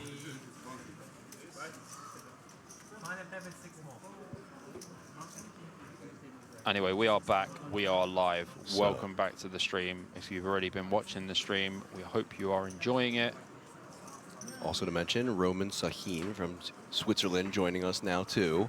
So some new faces that we'll have to get familiar with, see how they play and navigate the real, true meat and potatoes of the tournament. Yeah, absolutely, APK. Probably about 24, 25 players left, is it? I think, yeah, 24 players, so we're one away from that pay jump. I think it jumps up to 6K euro. Not too bad. 3 times the buy-in. So, yeah, that pay jump is real. And then our next pay jump after that will be when we get to 15 players, and it'll jump up to 7150 euro. Huge. So, not far away from that next pay jump, Nope, it's not the last time. as action is about to get underway.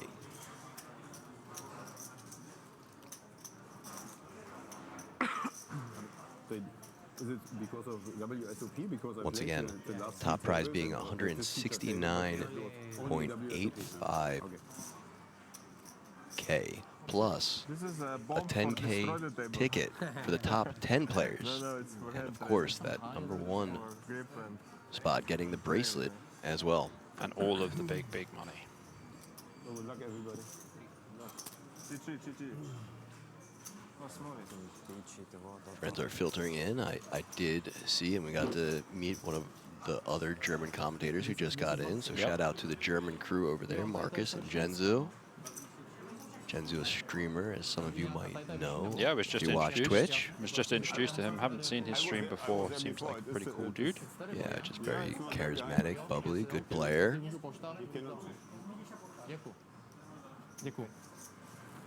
Keeping all you German viewers totally entertained. He was saying how he just managed to squeak into the booth in time to see that carnage hand ensue. That was his first hand getting Oh, into the the ace building. queen against kings. Yeah, and I was like, well, dude, you missed the second hand of the day being a flopped straight flush. So Yeah, that was wild, man. yeah, there's been some excitement to start our day, and it's excitement to start his day as well. Anything, then you take it, tell me. And as things stand, we'll be covering this event down to an eventual winner.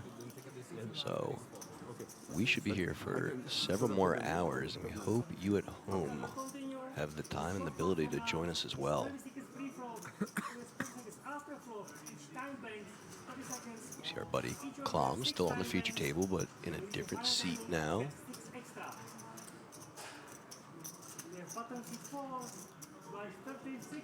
Johanatan Behor also still at the table.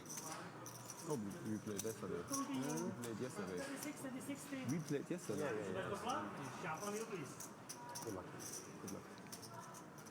All right, as we hear a good luck from the floor, and cards will be dealt. Here we go. Action.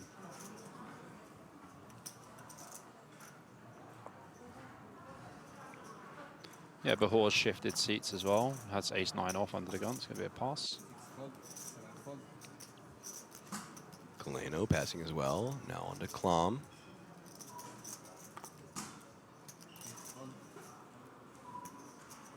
Folds. Žižka Yeah, I think that's good. finds the fold here too. Chorianopoulos. That was Folding. very nice. Thank you. And Kareem on the button with Ah, pocket fives. We didn't introduce Kareem. We didn't see. Oh, well, He wasn't on our no. list. Mikhail Kareem out of Sweden. Here he is. Beautiful beard out of this gentleman.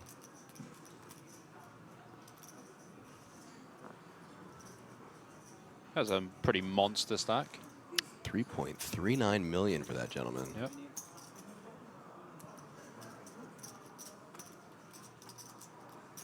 He is the table captain now.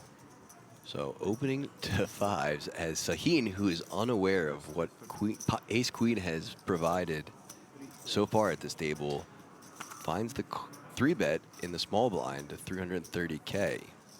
Yeah, pretty good free bet here from Kareem. Sorry, from Sahin. And Kareem has 2 options here. It's like 25 big blinds, something like this. So I would expect to see an all-in. Yeah. There it is. And I would assume Yeah, button versus small blind. He's just going to put the Yep. money in. Sahin's going to flick the chip in. Yeah, he's very likely to call here. So let's see if ace queen can now find some way to win here. Yeah, it's two of the loosest spots, like button against small blind. Small blind frequency is going to be high, and yeah, this is a very good jam as well from the pocket fives. So interesting to see is, so Sahin picked up the chip as if he was going to flick in the one as a call, Yeah. hesitated, and Took then a second, yeah. threw in a time bank as well now. Mm.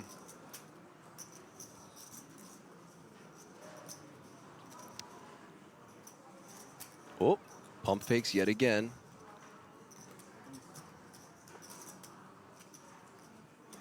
Very interesting. passes. And passes. Not sure if you saw that, but he literally went like this with the chip and pulled it back without releasing it. Slight angle. I didn't want to say it. No, I will. I don't care. I didn't want to say it, but he was staring Yeah, at Kareem's face I as he didn't like did that. Yeah, I didn't like it. Trying to get a reaction, it's not pretty. Yeah, almost to see if he could maybe get Kareem to show his hand as if he had made the call. But Yeah. yeah, a little angly. Something to watch. Not a fan of that, to be honest. Just some of the things that you can kind of pick up and get on extra information with live poker. Yeah. That's why you got to be paying attention to every single thing happening around you. So one of our new players, Giuliano, under the gun now, 5 deuce offsuit.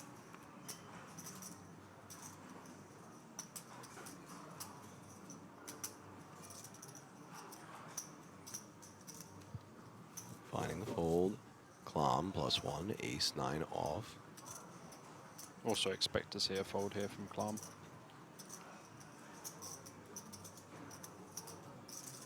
That's the way he's been playing, and he's going to stick to it. And now Žižka with the pocket jacks.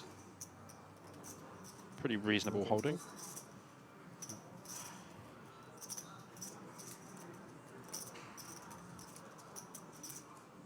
Thanks.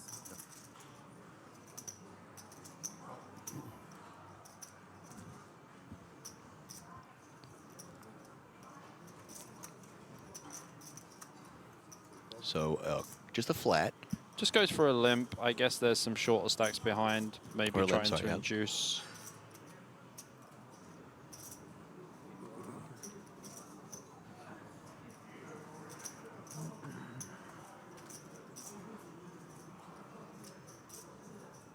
First early position limp we've seen today. Yep. And now Sahin calls onto the small blind. Onufrio in the small. Definitely has an option to limp here. Definitely wouldn't be raising at any point here.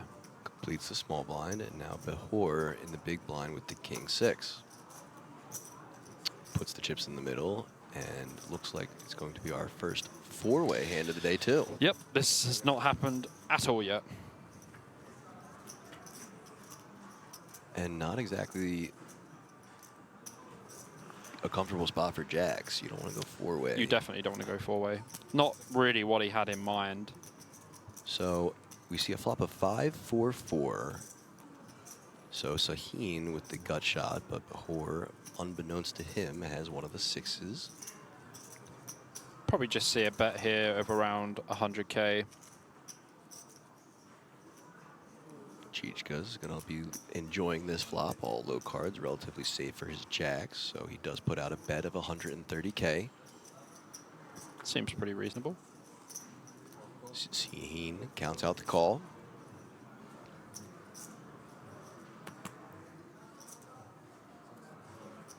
As both other players fold. So now 2-way to the turn. Just a gut shot here for Sahin. The 8 and the 7 are not good for him. That's right, and as we saw, one of those 6s folded. But an interesting turn as now an ace of spades comes in.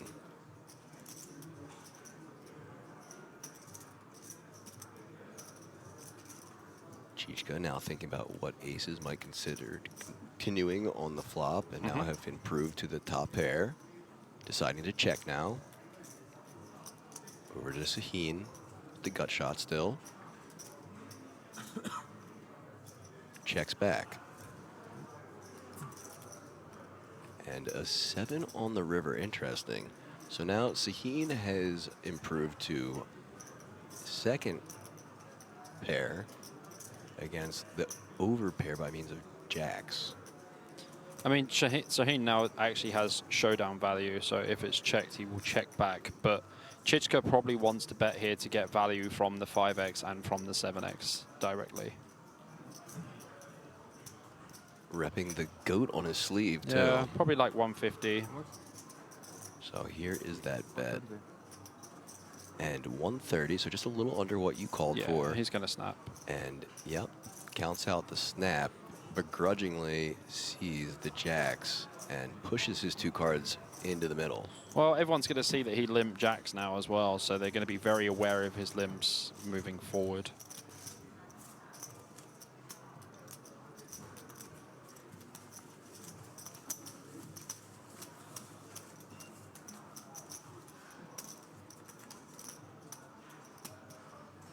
See, we have one Cyprus fan in the chat.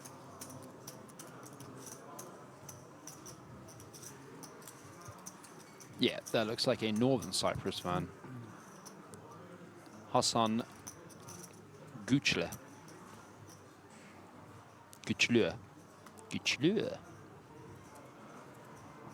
On to the next hand now, as Klom under the gun with the 7-6 of spades. Should be a fold out of the patient gentleman. Another fold from Žižka. Chorianopoulos as well. And now Kareem in the hijack with Queen Jack offsuit.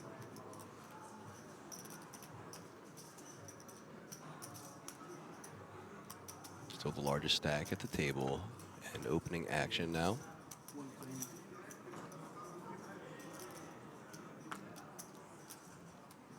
Standard 2x to 120K. Fold from Sahin.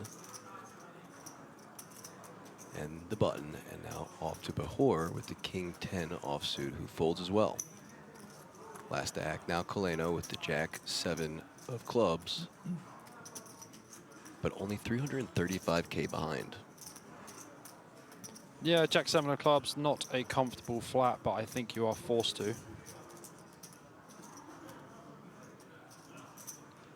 So he takes back and defends. All right, 2-way to the flop. 4-5 king, all diamonds. Cream with the only diamond.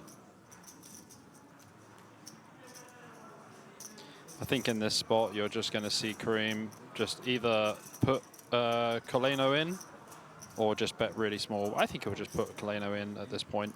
Announces it all in. He wants all of it, but unfortunately, Coleno with almost no interaction to that flop.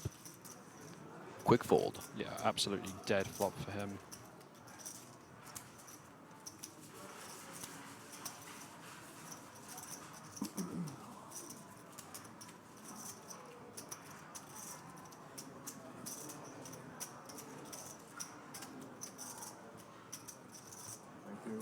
Thank you.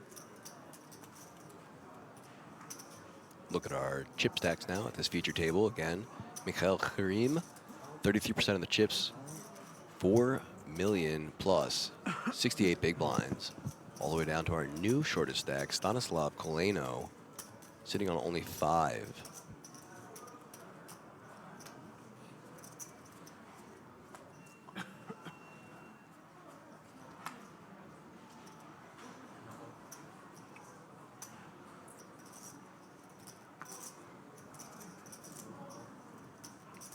Two quick folds, and now Kareem with pocket 7s. I think +2, Kareem is definitely going to open this for sure. Has the big stack, has the advantage, and raising from earlier position generally means you're going to have stronger hands too. So raised to 120K, quick fold from the gentleman next to him. Two quick folds, and now Bahor looking down at a monster. Ace-king offsuit on the button. Pretty easy jam here for Behor. Has less than 20 big blinds. He's just going to put the money in.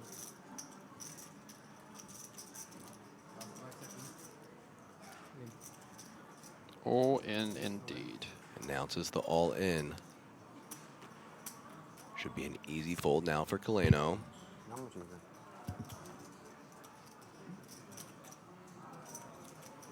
They have reached the pay jump, though, it should be noted. You'll like this. Did you hear what he just said? How much is it? Yeah, and obviously Giuliano covers, Behor covers him, right? Both stacks cover him. So when people say how much is it when you're covered, it makes me laugh so much because it's so irrelevant. But the only relevance that this hand has is what hand is good enough for Behor to jam versus an open from UTG2. That is the information. So, unfortunately, Giuliano choosing to put the rest of his stack in, even though he was the shortest stack. Yes, this is not ideal situation. Fold from Clam, and now Kareem, who's getting slightly better odds to call with his sevens, only 915K more. Yeah, I think that Kareem has to call here. But now the thing is, as well, when Giuliano calls, it doesn't mean that Kareem's going to be behind. It just means that more of the cards, that it's more likely that their cards are going to be clashing, like Ace-King, King-Queen, Ace-10, Ace-Jack, etc. So Kareem actually probably wants to call more. But the only thing is, as well, is now he knows he will see the showdown from Behor. So he gets free information, and he sees the Ace-King. He's going to look at the Ace-5 and be like, really? So he elects to fold, as now Giuliano, who is all in and way behind. Way behind.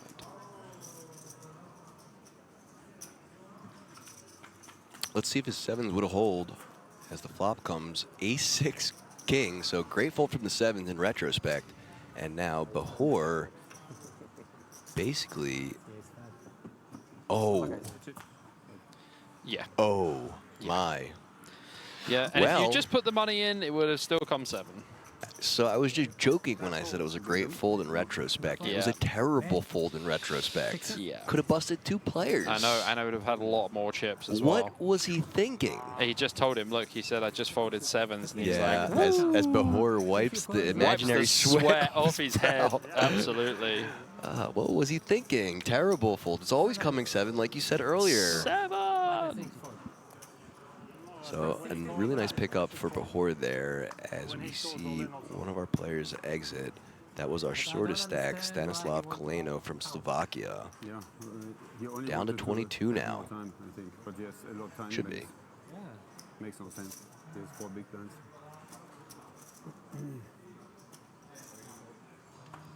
I don't think you can fold pocket 7s there. I thought he was going to call. Yeah, I think especially when the other guy calls, because like they're going to be blocking the high cards a lot of the time. Each other's outs, yep. Yeah. And another theme of today, and even though blocking each other's outs, another ace appearing on the flop. Yeah, that is the theme of the day.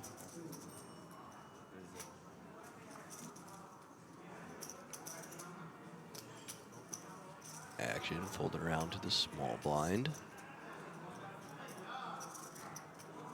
Smurf coming down, ascending from his throne, as Klom decides what he wants to do with his Queen 10 offsuit. Yeah, small blind versus big blind. Probably going to go for a limp here with the Queen 10. I'm not sure I want to raise. Queen 10 is just a pretty nice hand to just limp. So he does raise to 140K as Žižka looks down at 10-6 of diamonds. And I can promise you something. The Czech guy, Chicha, is not folding 10-6 suited blind versus blind. And surely doesn't, makes the call. So 10-6 dominated right now by Queen 10 as the flop comes 8, Queen 8. Klom now with top pair. Chicha does have backdoor straight draw, backdoor flush draw. May continue versus a small size, but I think he will pass. As the graphic on screen has updated, like I said, down to 22 players. Yep, 22 indeed.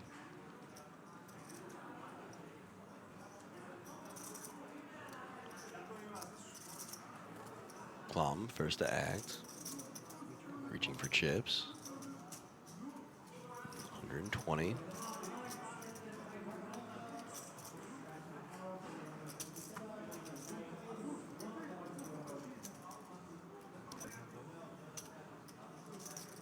And Žižka finds the full, the call, sorry.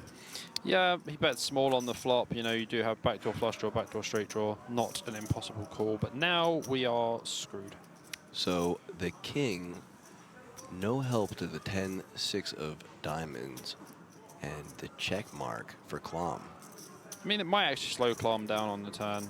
Kind of unnecessary to bet again. I think you can just check, and you also allow the opponent to bluff the river. So does check. Let's see if Žižka goes for a play. Žižka should check turn as well.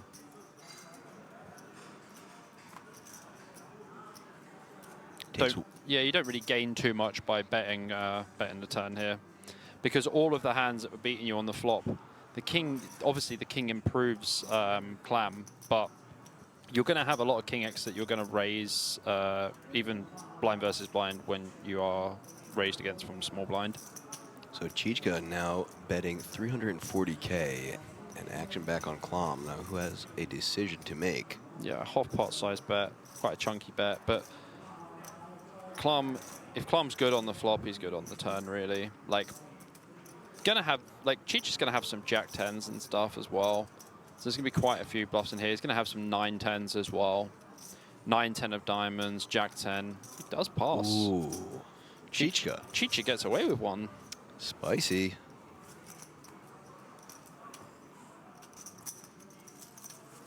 Yeah, definitely on the spicy side of life, that one. Also one of the first bluffs we've actually seen today, and it works out. Had some really nice bluffs yesterday from Sarah. Yeah, Sarah put out some big old bluffs yesterday. Definitely hoping we see some more great bluffs today. Yeah, there were definitely some creative plays yesterday, shall we say. So now Kareem under the gun, Queen Jack offsuit.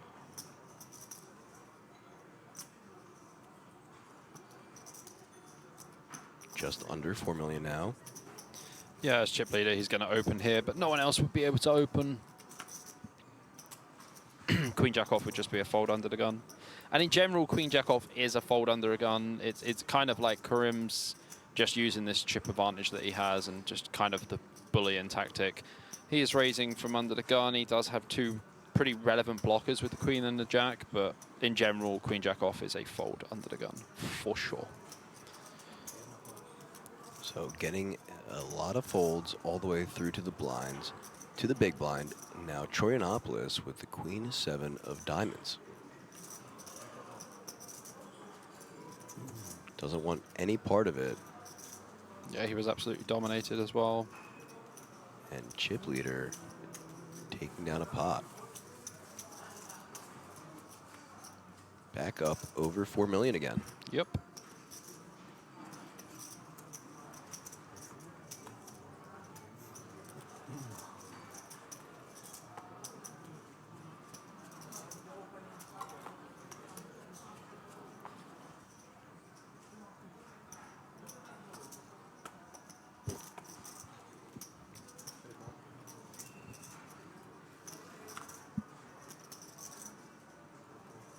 Scene under the gun folding, +1 now for an Onofrio, folding as well. Bahor in the hijack with the ace-6 folds. Klom now in the cutoff, king-3 offsuit, folding as well. Button 10-7 suited for Žižka. I expect to see an open here from Žižka. Or he's just going to go for a limp again. Or is that an open? That is a limp. So just calling. Okay, so Žižka obviously has some kind of limp strategy that he's using. Like he's used it with jacks, and now he's using it with the suited gappers. Interesting. Choronopoulos having less than 10 big blinds might just find a jam from the small blind versus the limp on the button. He does, all in. It's a good jam, just under 10 bigs, and Chicha's just going to have a lot of limp folds as well. I mean, clearly, because if he's limping 10-7 suited on the button, he's going to have a lot of limp folds. He's not just going to have jacks every time. So a timely all in from Choronopoulos, getting a little more than the minimum value there.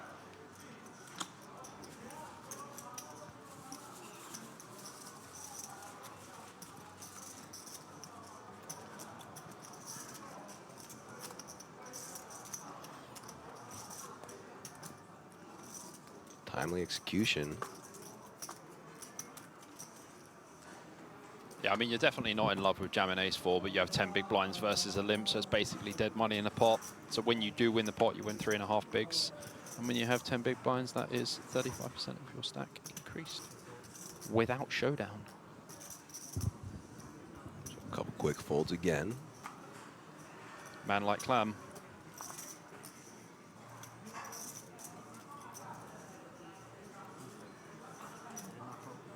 Folding as well. Žižka in the cutoff with 8 deuce suited folding. Choronopoulos fold as well. And now into the blinds. Kareem, 10-6 of clubs.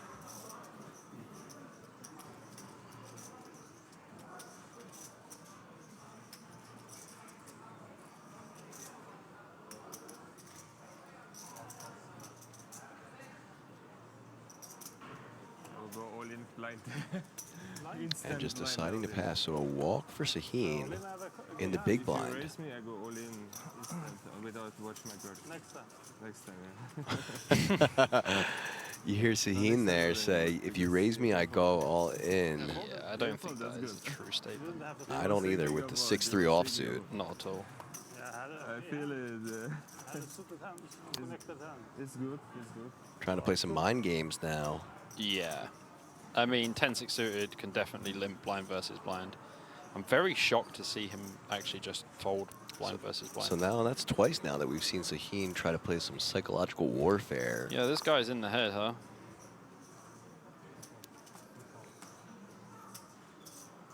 Not playing the same game as everyone else, it seems. Next hand now is being folded around to Žižka in the hijack with the 9-8 of hearts. And another limp. Yeah, he must just have a very advanced limp strategy, I would say. Third time he's limped now. And getting the folds all around to the big blind, who's sitting on a 7-deuce offsuit. Yeah, Onofrio is just going to be like, oh, I mean, I guess I'll see a flop.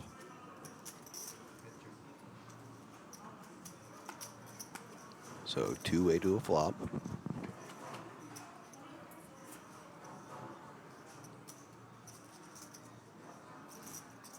Jack, 10, 4, 2 diamonds.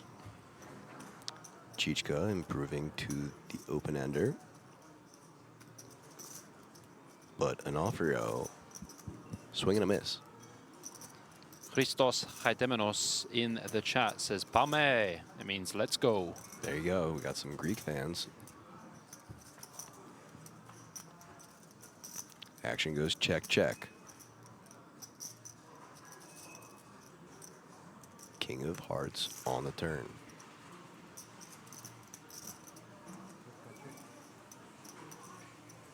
Onofrio is just going to check this one down. And like Žižka can actually start betting now for sure.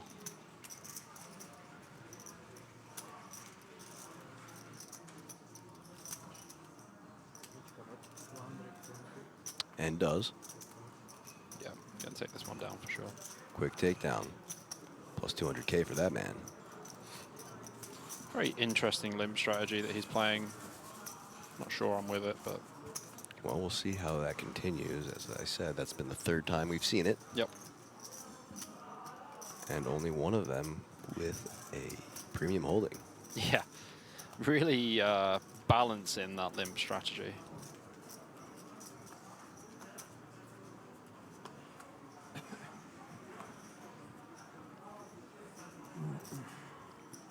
Clom, first act, Jack 5 of diamonds. Fold. Žižka 9, 6 of diamonds. Maybe another limp here. Well, I mean, he's not opening, right? Looks like he's considering it, but doesn't. Chorionopolis should find the fold, as does Kareem. Sahin with the 30 diaper.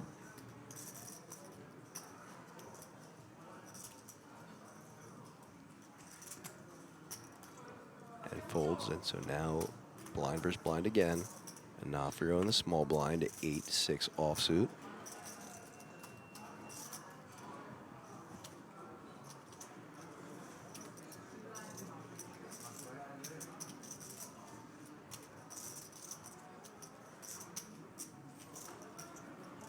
Let's see.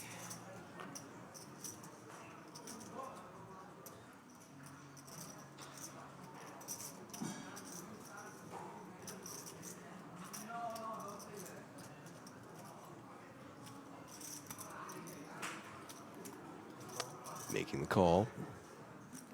And Bahor with 7-4 offsuit in the big blind, his option now. Probably just going to see a raise here from Bahor. He doesn't really want to have a blind versus blind spot. Takes a lot of time, like a lot of thinking as well. And a really well executed raise as the worst hand wins there.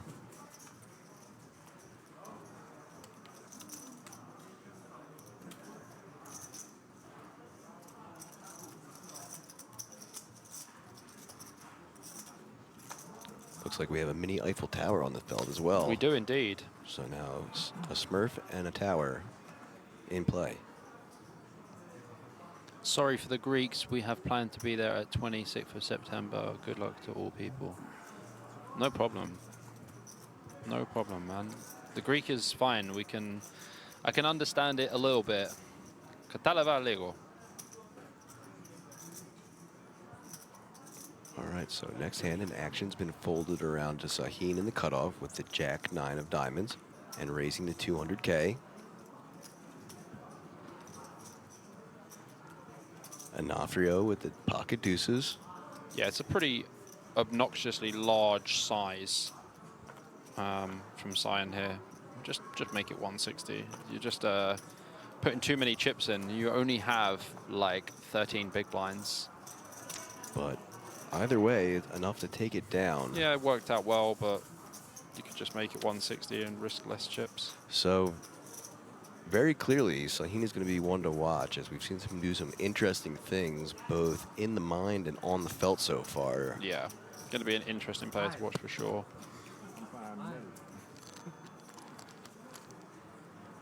21 players now. Next page jump at 15, like I said. I like to double up.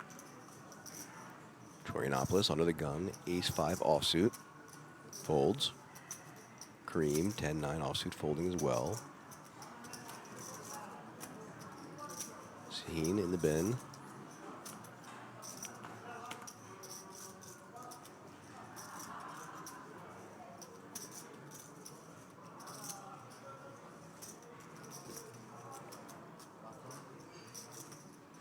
Oleh.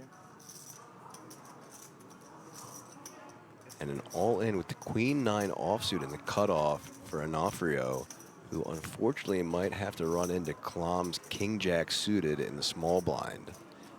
Now, it is a large amount of Klom stock. So he does fold. Yeah, Chicho's going to fold, of course. As will Chicha and Onofrio. 8 bigs is kind of a little light, I guess, with, you know, with like the stack distribution on the table, how much chips are worth. Like in general, 8 bigs, like you would re-ISO the King Jack suited for sure. But then obviously Klom only has 10 bigs himself, so. And he's been really patient all day, so I guess not terribly surprised by that fold there. Yeah. He's been doing the tight is right the right way. Yep, tight is right, for sure. So now Kareem again with pocket sevens, this time under the gun. I mean, pocket sevens have been the Bok hand of the day. So yet again, the same player getting dealt the same pocket pair again, twice. This has been the theme of the stream. We've had a couple themes of the stream so far. So Yep. a raise under the gun from the sevens now as Behor in the cutoff with pocket fours, 160K to call. Yeah, I mean, like, this should be a fold. Versus UTG, this is a fold. We'll look at them one more time before he throws them in. Klom, no way he's going to call. Neither will Žižka.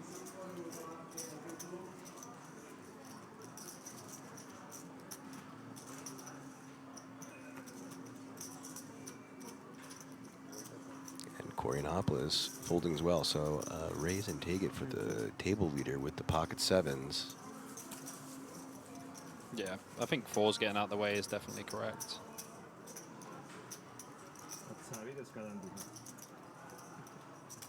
Immigrant Teresa. Greek? Yeah, Greek. Where are you from? Israel. Has someone on the table asking Greek? He said, yeah.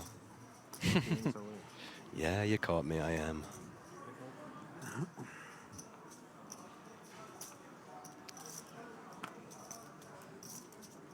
Well, to me, you know, it's all Greek to me. It's all Greek to me, It's huh? all Greek to me. As Onofrio with the ace-queen offsuit in the +1 and putting all of it in there. Yeah, it's just 11 big blinds. It's a pretty easy jam. See if this one's going to get through. Doing well so far with only one more, and that should be another fold. So ace-queen taking it down pre-flop.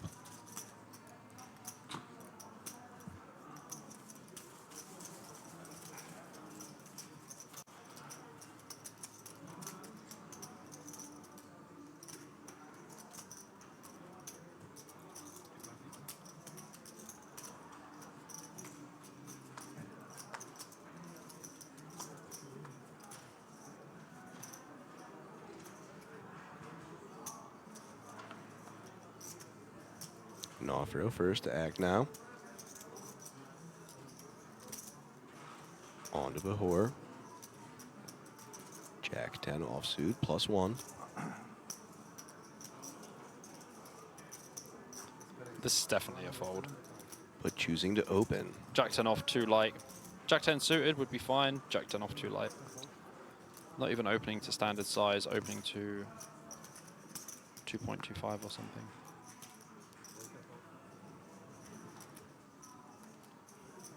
Corionopolis folds. Kareem's going to fold in the small. Easy decisions all the way around so far. Let's see what sign has. Ah, the Israeli Ron in the big blind. No good. No good. And Jack 10 taking it down.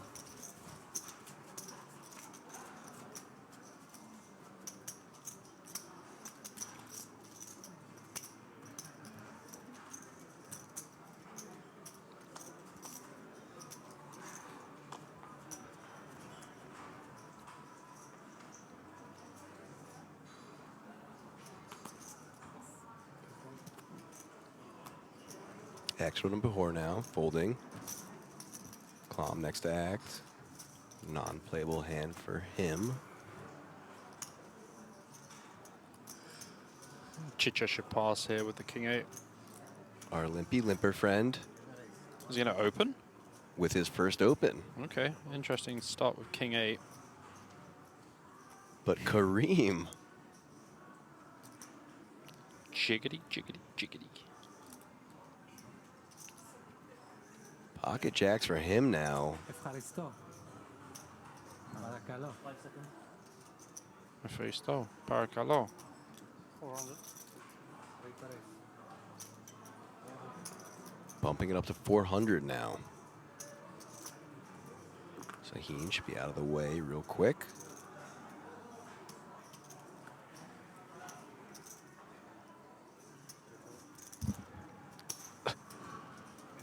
Okay, took a little bit longer, but got there. And now back to Žižka, the initial raiser. 240 more to call.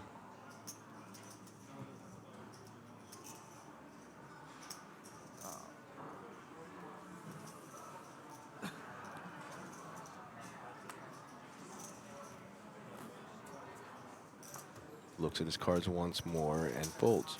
Yeah, so the king 8 off is just a bit of a wide open, kind of unnecessary. Pretty much opening king 10 off, king jack off there from the hijack. King 10 off is even very close, to be honest with you. So king 8 off as his only open so far is very strange. Very weird. Yep, so 3 limps and an open from a hand that we didn't expect to be opened.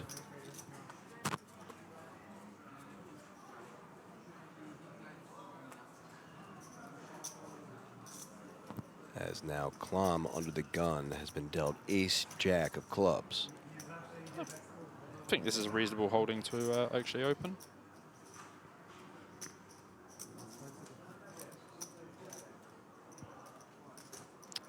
Smurf comes down.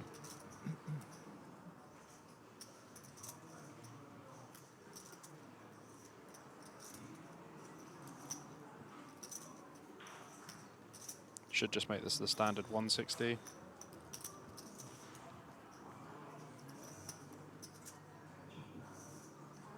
Electing to go for all of it, so. Oh wow, interesting. All in, 940K. Everyone getting out of the way so far.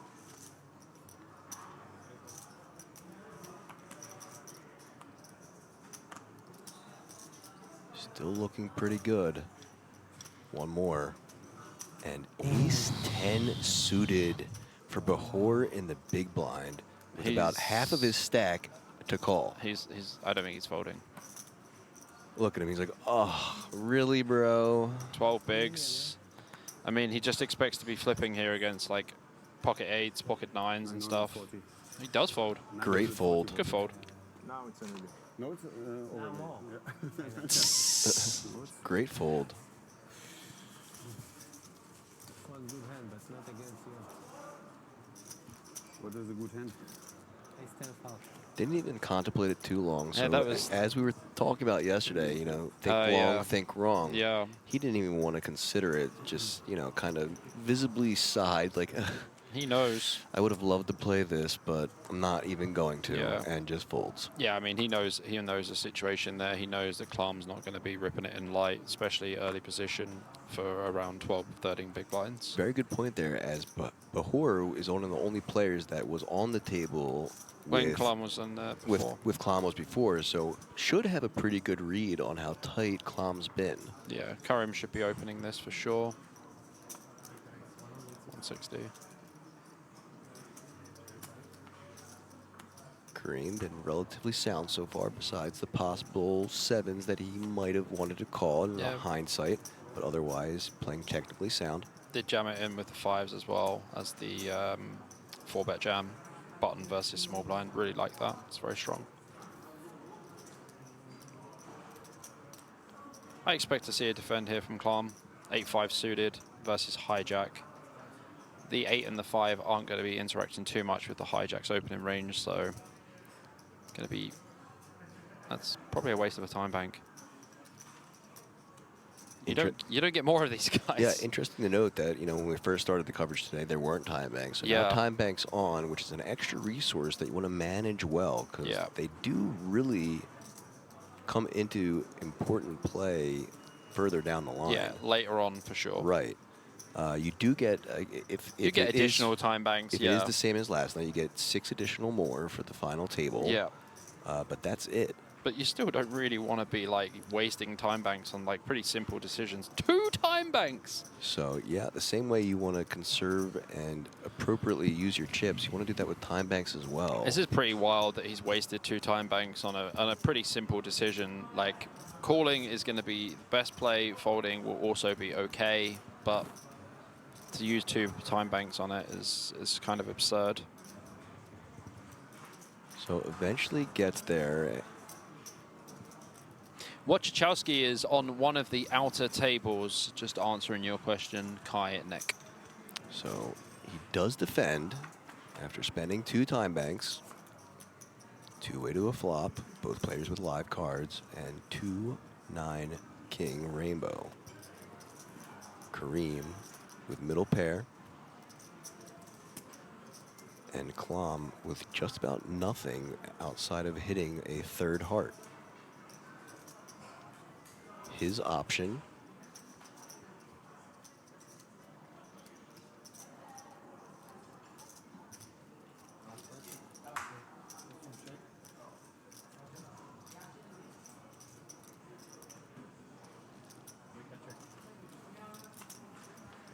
And checks.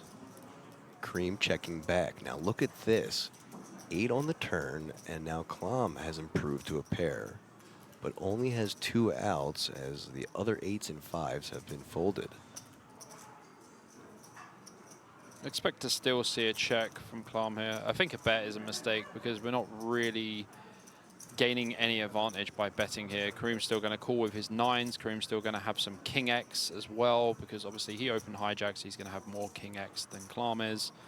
And hands like Queen 9 are just not folding. Yeah, especially not for 135K. For sure. We should just have our showdown value here, hope that we can improve on the river. That would be the best strategy. As we see a double blink from Klom, who I would say that isn't a great thing. So 7 on the river now, seals it up for Kareem. Let's see if Klom tries to rep again and go for the lead. Look at this, he's counting out his stacks. Yeah, I don't like this. Hasn't made a decision yet, just wants to make sure he has the count right in his head.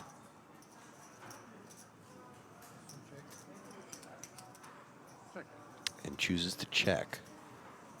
Should be a check back, Yeah, and Kareem's it is. just going to check back here for sure. And yeah, Klom, unfortunately, being outpipped in the pair department by 1. Yeah, a bit frustrating. It's quite unlucky. I like the check on the So flop. another take for our table chip I like leader, the check on the flop. extending his lead. Yep. And just, like I said, really playing It's pretty solid. Yeah, pretty solid, just yeah. sound poker. Yeah. Checking where he should, calling when he should. Pretty solid strategy. And there you go, look at it. Up to 4.7 million in chips, 59 big blinds, or 38% of the You chips. want to fold, but the All the way time down back to is- Stefan Klom make now, it to call. who is sitting on just around 10 big blinds. With various stacks in between them. So in the previous hand, when Klom had ace-jack suited, if he opened under the gun, I feel like that would have been the best play. I think going all in was just too much for like 13 bigs. And honestly, big blind might have just jammed. I think likely would have defended, but you're dominating the ace.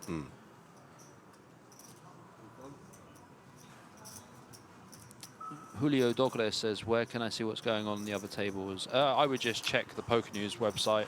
Either Poker News or Or the Kings. Yeah, the Kings Resort Casino website as well. Yep, either of them should have pretty updated and accurate chip stacks and player lists, as well as the Kings Resort website holding the time clock. So if you want to see the active time clocks, please, though, keep in mind we are on a 30-minute delay. So if you do take a look at those and that information, No spoilers. don't put it in chat. We do not like spoilers, and if we see one, you're getting banned.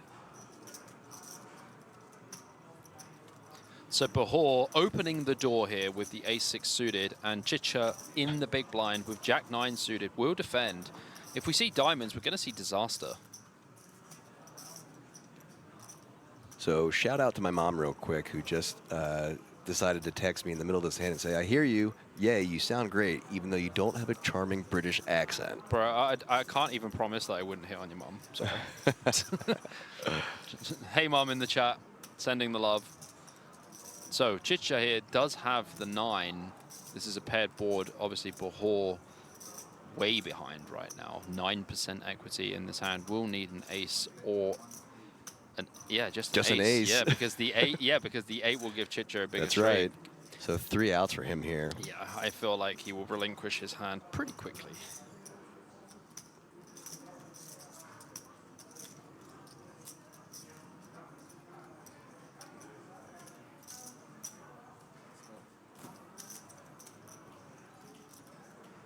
And he calls the turn. Interesting. An 8 would actually be fireworks, but Bahor's call on the turn is beyond dicey. It is a 4 on the river, so it is a brick, but Žižka could even value bet here. Very small, but honestly, if I'm Žižka, I'm going to check, and I'm probably going to check call. Let's see what Mr. Limpy does.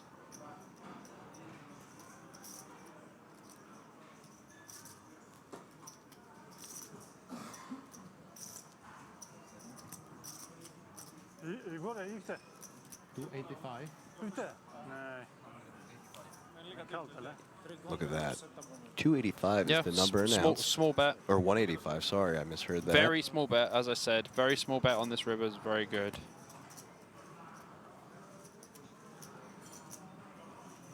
Giuliano Bendinelli, do we know if he's still alive in the tournament? You'll have to check out the King's website or check out Poker News. They will have all the information there. We cannot provide that information for you. But once again, please no spoilers in chat. Yeah, we don't like spoilers. And a pretty easy decision there to fold from Bahor. So Žižka, with 395K added to that stack, he's over 3 million again as well. Yeah, I'm not sure why he calls the turn. It's very unlikely that Žižka's going to have any bluffs in this spot, unless he just has a hand like Queen Jack off. But that's literally about it.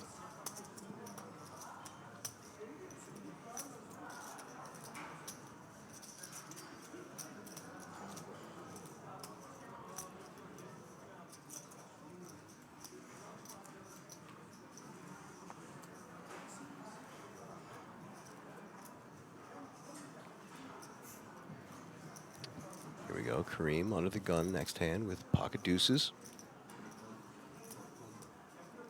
Folding. Sihine folding as well. Onofrio now. Ace-4 offsuit in the hijack.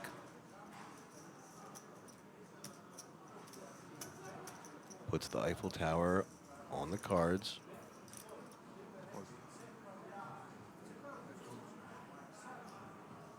But decides to fold. Cut off with King-7 offsuit.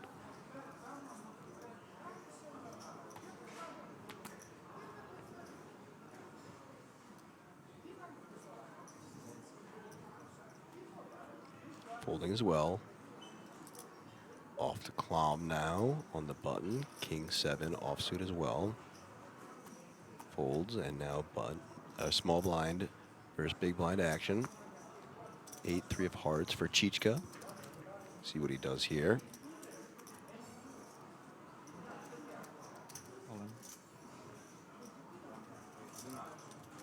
And goes for all of it.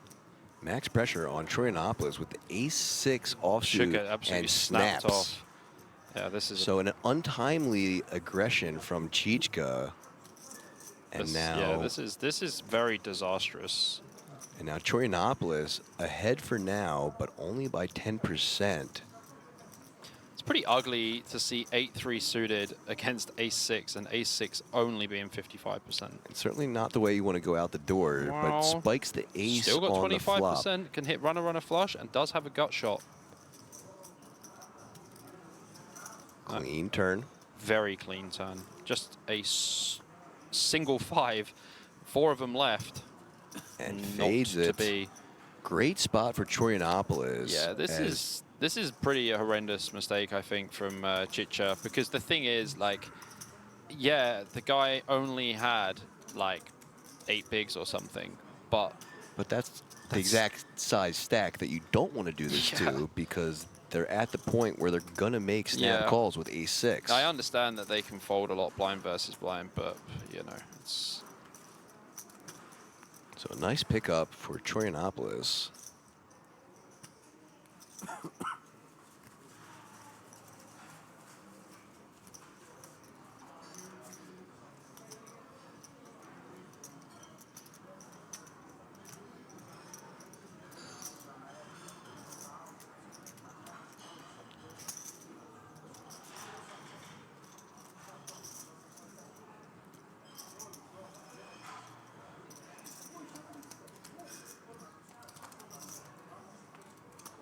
Cards being dealt.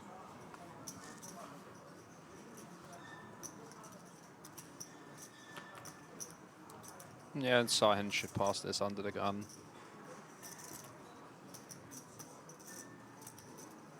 does only have 12 big blinds. Ace 7 off would not be an open or a jam. Minimum jam hand under the gun here would probably be ace jack off. Throws in one time bank as he looks around at everyone else's stack. Or does he throw it in? Does he just angle shoot the dealer? I'm going to put the time bank in. No, I'm not. That would be a new one. I've never seen anyone angle shoot a dealer. That would be special. Oh, look at this, Bobby. Is he going for it? He is. This is wild. Like, wild to say the least. Going like, for it with ace 7 offsuit, getting folds around to Chichko with the ace 4 who folds as well. Will it get through? Two more. Yeah, it's going to get through, but this is definitely not a winning jam. And Kareem with queen 10 offsuit can't play as well. I'm going to quickly check Octopi and just see if I can be bang on with the ace X that you should jam. So the appropriate ace X jam range under the gun with his effective stack. What do you reckon? Tune in to find out. 12 big blinds, yeah? Ace 10 suited? Oh, ace 10 suited for sure. Yeah. I don't know, some ace 9 suited? No. No? So No. cut off there? I think ace 10 suited is the cut off. And All right, ace, so I nailed it first try. Whoa, you don't know yet. And then Hopefully. and then ace jack off. Yeah, that works too. I think ace jack off is close. Okay, so ace 10 off is an open. Just an open. Yeah, ace 10 suited is half open, half jam. Ah, And ace jack off is always jam. there you So go. I feel like we kind of nailed it. I was relatively on with you as well. I feel like you did well, man. Thanks, I appreciate that. Nice to know. The theory that I do know is pretty accurate. As a Nofrio, under the gun with pocket 7s. Under the gun with pocket 7s, I've said that like 4 times tonight already. 10 big blinds. And Kareem with the queen jack offsuit in the small blind now. You can jam pocket 5s under the gun, realistically, for 10 bigs to 12 bigs, I would say. Ooh, Saihin in the big blind. He actually might just call this off, because realistically, Onofrio is supposed to have hands like, you know, ace jack, king queen suited, etc. He might just want to flip and just try it here. And he has them slightly covered. And if any player at this table is going to be wacky enough to make a call with pocket 4s here, it's going to be Sahin. Yeah, well, we might be saying see ya to Sahin. Play a pair. Or an ace. Here we go with the table talk again. Let's listen in. Asking if he's playing a pair or ace 10, ace jack. But Onofrio doing a good job to give no information. Sahin makes the call. Yeah. And sees the 7s, looks away in absolute disgust. Look at this. Yeah, I mean, Pounds his chest. yeah, the range is, you know, Oh, I knew that. definitely 5s plus I UTG. absolutely knew this guy was going to start talking Yeah. after he saw that he was behind and be like, oh. So clean flop so far, 8, 5, 10. 87% for Onofrio now. Still needing to just fade 1, 4 since the other has been folded. This would be the true one out. Do it. Well, he needs to double that too. Deuce of diamonds on the turn. 4, 4, 4, come on. 700, right? Ooh, no 4 for you, sir. Yeah. 6 on the river and pocket 7s, doubling up Onofrio, leaving Sahin with just 205K. Yeah, so Cyprian Hanu says ace jack off and ace 9 suited is a jam, 11 big blinds under game. I think, like, yes. Oh, so ace 9. Ace 9 suited, yeah, so ace 9 suited is probably not like 100% jam. I think it's probably like 25% or something.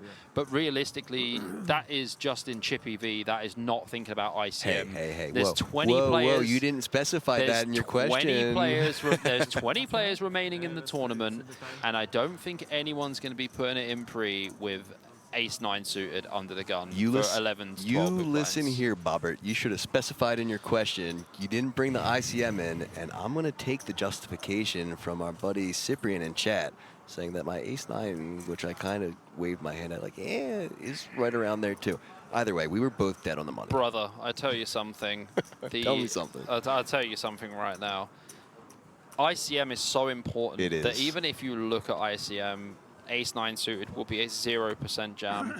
And 5s would be the line for jamming 10 to 12 big blinds. So. No, you're absolutely right, and I'm just joking with you. That's okay. We can play. We can play. Oh, thanks. I appreciate the go ahead from you. Yeah. Yeah. I like to play.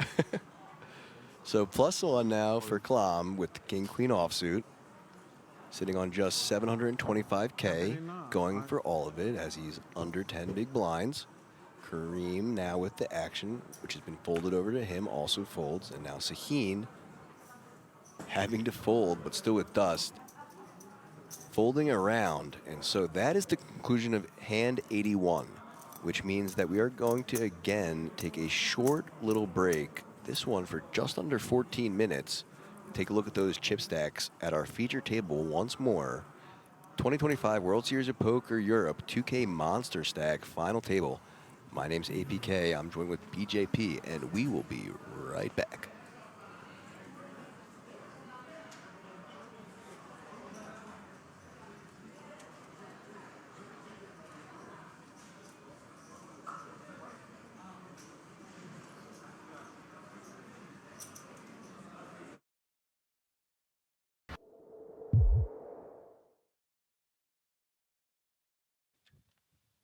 Welcome back.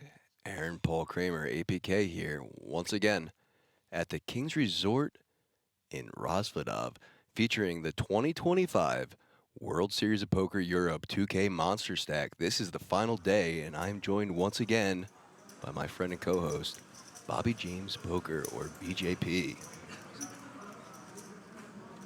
What's happening, guys? BJP here, back with APK, commentating on this 2K Monsterstack at the 2025 World Series Poker Europe. So taking a look again at our feature table, chip count, Mikhail Kareem with over 4.5 million chips, 45 big blinds.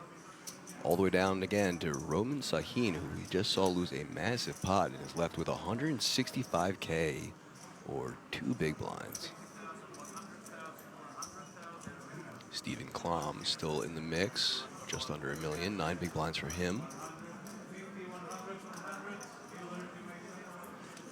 His action is about to get underway once more. Blinds at 50, 100, 100 as hands are being dealt. Klom, first hand back from break, 20 players left, under the gun, pocket eights. Yeah, not a bad start. Come back from break, pocket eights, UTG. Got about 9 big blinds. This will be a jam. And announces all of it in there. Žižka, 9-6, so to be noted that a folded. Sahin, who's left with the dust, with the clean diaper, as I say. Yeah, it's still a clean fold, even with the dust.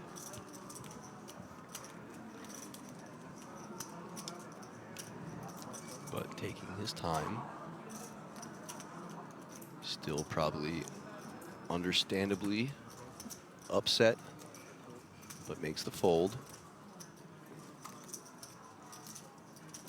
2 more folds, and our pocket eights take it down. So once again, next pay jump is at 15 players. All players right now having locked up an even 6,000 euros. 15th place will be getting paid 7,150 euros. And then we'll go from there all the way up to our top prize, which is 169,850 euro, plus that 10K ticket and a gold World Series of Poker bracelet.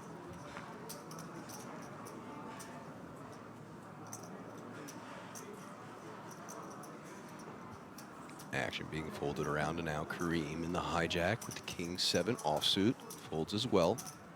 Sahin now Queen 9 offsuit in the cutoff. Yep, This should be all of it. I agree.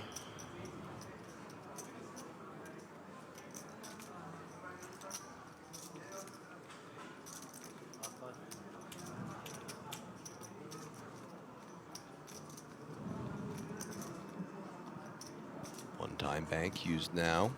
No, this is an appropriate time to use your time banks, I would say.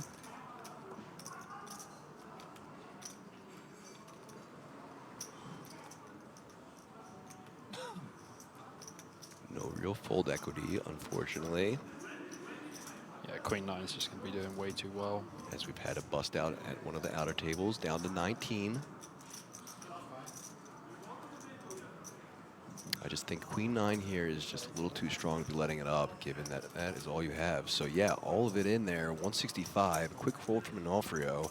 Over to Behor, who folds as well, but Klam with the King 4 suited in the big blind, and only 65K to call. Yeah, he won't Should be folding easy. this one. No, doesn't. Too late. Asking for the one For the time karma, already, oh my and for God. the karma. What karma, sir? All right, so Zaheen behind, but with live cards. Needs a queen or a 9. Unfortunately for him, the diamonds are out of play, with Klam having the king and the 4 of diamonds. So only a queen or 9 right now. 9, 9. No overcut. 7-4-3, 2 spades. Come on. So that is a pair for Klam. Goes from ahead to even further ahead. 6 outs still for Zaheen, 2 cards to come. Another 6. Some chop On the outs turn. here. A Yeah. 5 will be a chop, but he still has a queen and a 9, 22% equity. No help on the river. Not to be. GG Zaheen out in 19th place. It was A little shake of the head, take off of the mic, and a quick exit out the door. At least he didn't get sent out the door by Behor. It's true. That is true. Yeah, no worries. So once again, you see the Smurf climb atop a little tower. Smurf has been climbing and climbing, He's getting his steps in. for sure. Under the gun now. Corionopolis with the King Crab folds. King 5 off in the hijack for Kareem, also folding. Onofrio, 5-3 offsuit, lots of 5s so far. There are a lot Lots of of 3s, all being folded. Off to the button now, 7-6 is folds as well. Another 5, 8-5 in the small blind. I think they're all out there. I don't think there's any more 5s in the deck, APK. I think that is all the 5s gone. Yeah, or I'm gonna need to have to talk to the floor if there is. But 50K to call for Klam now.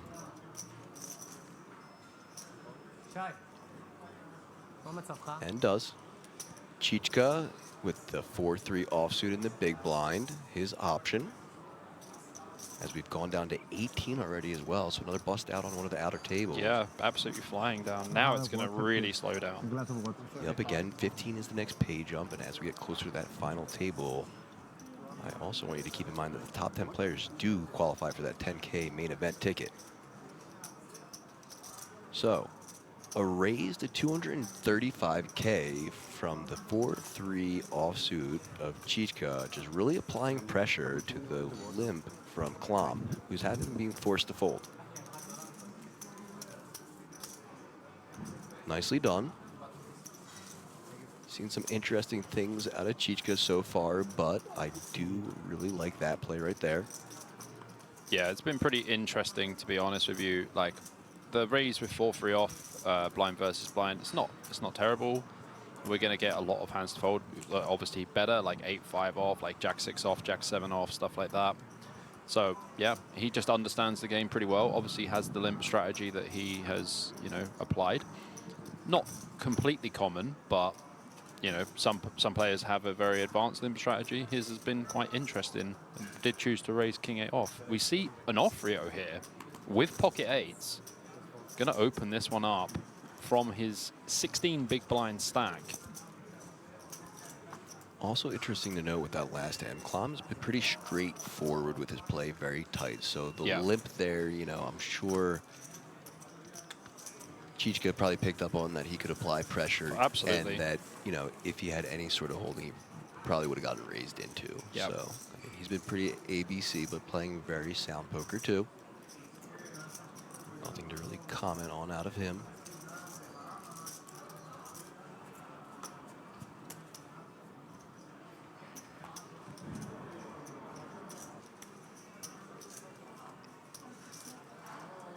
Onofrio under the gun now, Queen 10 offsuit.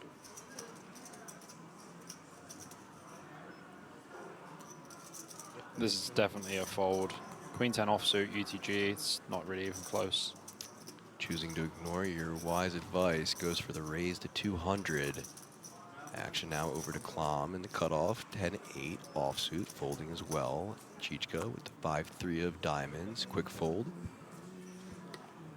Quick fold again from Troyanopoulos, and this might work out.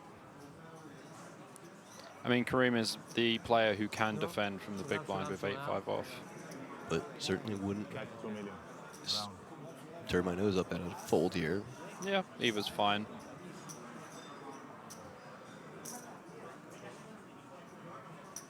Yeah, I'm not surprised to see him call. He has the stack to do it. So now we're going two-way to the flop. 550K in the middle now as it comes 3-8-5. Two pair for Kareem on the flop. Fortunately for Nofrio, all he has is 2 overs. He's very likely to bet this flop though, probably around 200K. Kareem will happily lick his lips and call. Looks like 125. Don't see any reason for Kareem to raise here, just flat. Seems like a good place to just call, given that you have top 2. Yeah, we're not really scared of many turn cards. Pretty happy to just flat. No, maybe if you had top and bottom, it would be a little bit differently, but top 2 seems a great place to just let them keep barreling into you. Yeah, it looks like he might raise though. It looks like he's gonna make it 300K. A bit more. Chooses to go with a bit more. 350. 350. Yeah, it's kind of large. You just don't really achieve too much from it. That's the problem. Right, exactly. I just like, you know, it gets everything out of there that might continue to all of bluff the on ace, the turn. yeah, all of the ace-x. Like you want the ace-x to make a pair on the turn, the king-queens to make a pair on the turn, the queen-10s to make a pair on the turn. Yeah, I mean, a queen or a 10 comes on the turn there, yeah. and you're gonna get paid. Yeah. You're getting paid. Yeah. So just a little too aggressive there, but still, you know, 375K, more chips to add to his chip stack, and put a further wedge between him and the next player.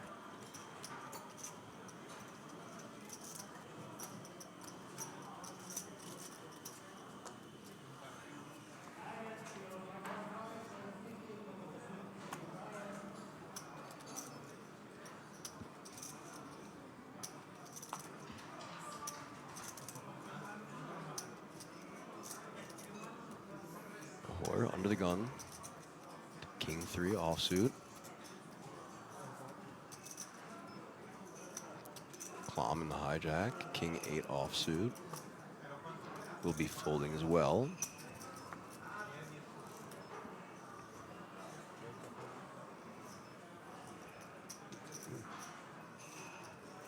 Folding over to button. Troyanopoulos folds. Very disciplined fold. Yeah. Very disciplined as well, as the blinds are going to go at it once more. Kareem to start with the Jack 8 of hearts. Depends what the stack is of the big blind. Just calling? Yep, calling's very good.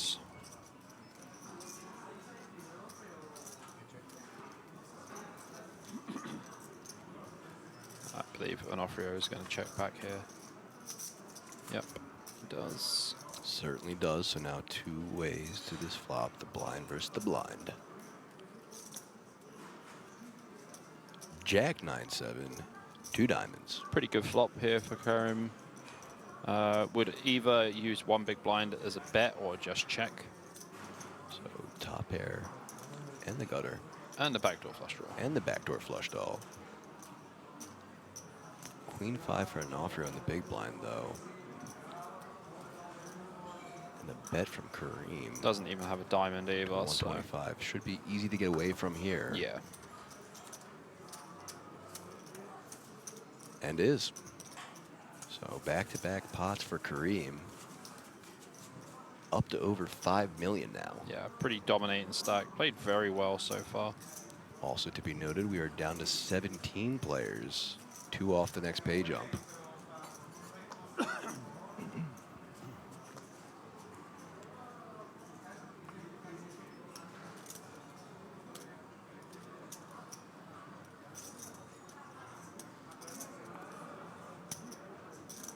Clom under the gun, king 9 offsuit.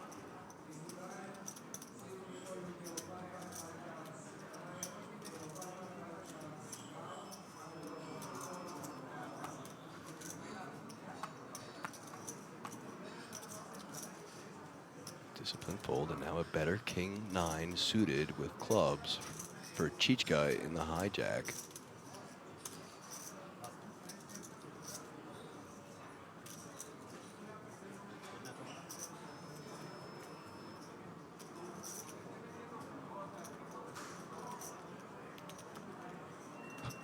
There it is.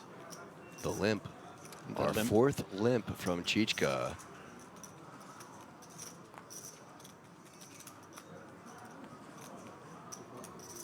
And a stare down from Kareem with 10-5 offsuit. Not the hand to get spicy with as he folds it, but Onofrio in the small blind with ace-8 offsuit now. 13 big blinds in the small versus the hijack limp. Definitely options for both here. I don't really like over limping, like just calling here would be a mistake. I think a jam's probably best. And as I motioned to Bobby before he put it in there, I wanted to see all of it, and I get it. So all of it in the middle, 1.385 million for Onofrio, and back to Žižka, our limper.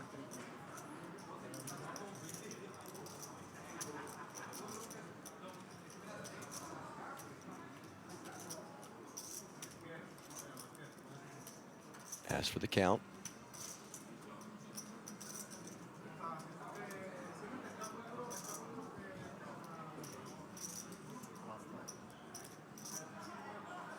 Pass.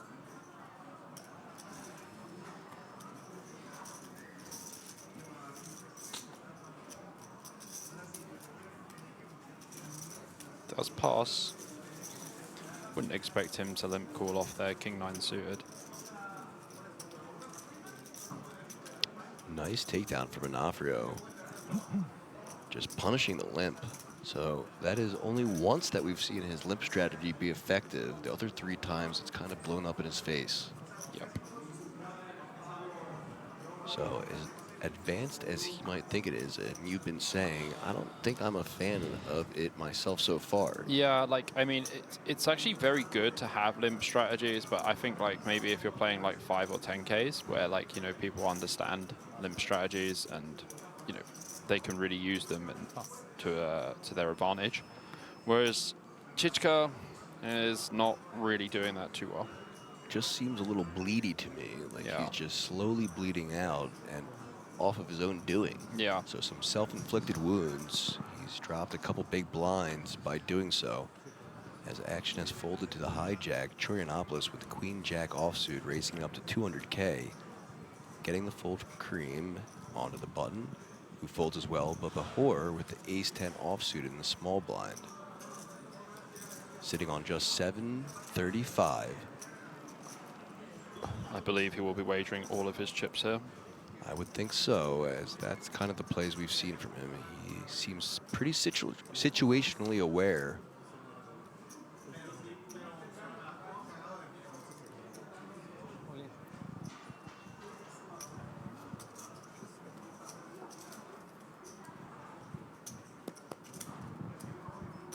There it is. The announcement and the push of the chips all in. 785K, so back around to Chorionopolis. 585 to call. And just about half of his stack as well.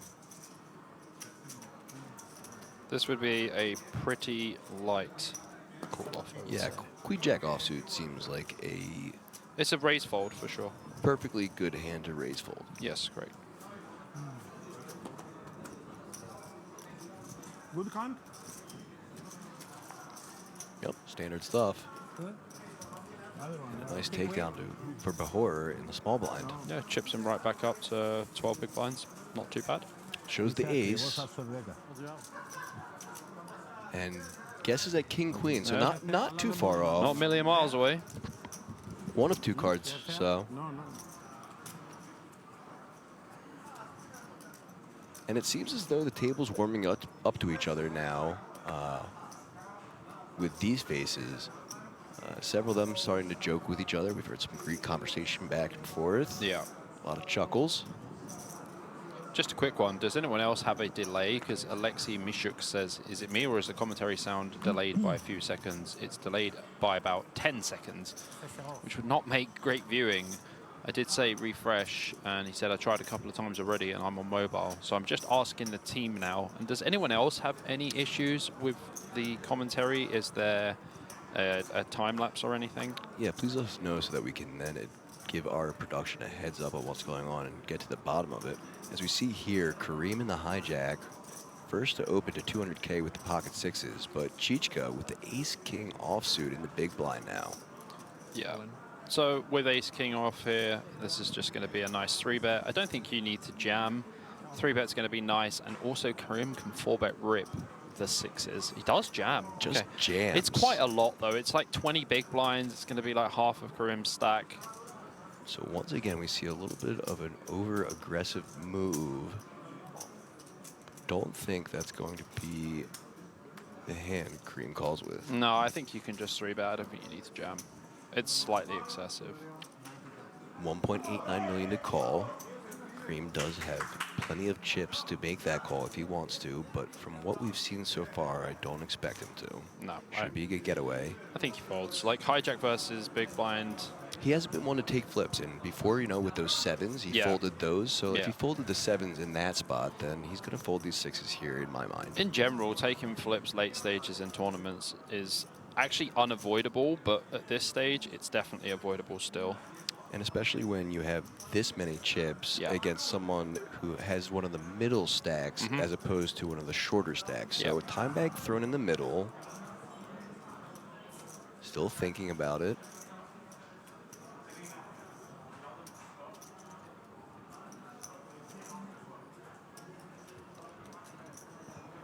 Okay, so someone in chat saying, no, it's good. So I guess it's on some of your guys' end. Yeah, it doesn't look like it's an overall issue. Yeah, it would be an overall issue for everyone if it was on our end. Otherwise, it's got to be on your end. So look at this. He makes the call. Oh, he does call. Very unexpected from Kareem from what we've seen so far, but he is slightly ahead and a favorite. 52 to 48 in a central flip. And now Žižka, his tournament life on the line, looking for an ace or a king. Chicha looks very surprised to see that call. I think it is surprising to see the call. Ace in the window. Ace on the flop. We did see the set hit on the turn, and the last time there was an all-in. Will we see it again? Kareem looking for the 2-outer. Well, it's going to need double the 3. Oh, okay. 2 outs once now. No good. Fades it. Ace King, the best drawing hand pre-flop, takes it down. And a massive double up for Žižka. 4.33 million now for Chicha. That changes things drastically, especially considering this is the gentleman that has the advanced limp strategy. limping strategy. So now that he has all these extra chips to play with, is he going to be limping more? Is he going to be raising more? This is just going to change the dynamic completely. That is the question. Look again at these chip stacks here at the 2K Monsterstack final day, 2025 World Series of Poker Europe here in Rozvadov at the King's Resort Casino. Žižka with the double up and now the chip lead. Kareem in no real danger, though, still on 30 big blinds. It's still a lot of chips. Comfy cozy, plenty of room to get right back. It is a lot. It is a lot of chips. And Stefan Klam still down at the bottom of her pack, but on 10 big blinds now. Looks like what you're seeing right now is we probably had that other bust out somewhere, meaning we are down to 16 players and hand 90, which means we're going to have a redraw. Guess that means another short break, about 20 minutes after we cut off, so we'll be back then. It's getting nitty and gritty as we get closer to the next pay jump. It's gone quite quickly, honestly. Quicker than you thought. Yeah, I thought to myself it would be like 2 a.m. before we get close to the final table, and then the final table is going to take like 4 hours or something. So like we're actually not doing too bad. Heading towards 11 p.m. here. in Rozvadov. I don't know. This could be a 4 or 5 a.m. finish still, but who knows? I still think so, and I'm not going to the only wood here because Yeah. now that you said we're going fast, Murphy's Law means We're going to get screwed. that's right. So once again, APK, Aaron Paul Kramer, joined with Bobby James Poker, BJP. We are your commentators, and it's looking like we're going to be right back after this. Welcome back, APK back in the booth with BJP here at Kings Resort Rozvadov, 2025 World Series of Poker Europe 2K Monsterstack final day, getting closer and closer to the final table as well as we head back to action. Players taking their seats. BJP, how was your break? Very good. Had a little bit of food on the break. Had myself some venison and rice. I was absolutely starving. Didn't know I was so hungry, but we've pretty much got a new table here. Yep, let's take a look at the chip stacks. And so now, Alessio La Francesca with 4.6 leading the pack, 46 big blinds. Giuliano Bendinelli, 29. Jose Guano, we've seen him before. Antonius Onofrio, we've seen him as well. Daniel Nuth, new player in the booth. 10%, 1.68 million, 17 big blinds. Bahor we know, Chorionopolis we know as well, and our shortest stack, Pascal Voss, with just 1.125, 11 big blinds. I was very impressed when you said Daniel Nuth is the new name in the booth. There you go. I mean, you're just a natural, mate. You as well with the out the door. Oh, Bahor. Yeah. Would have been worse if it was with the King 4 as well. That's true. What was that against 8-4? No, he had King 4, didn't he? King 4 against, I can't remember. 8 something. Who knows? All right. So, tournament director just giving the okay to shuffle up and deal. Cards underway.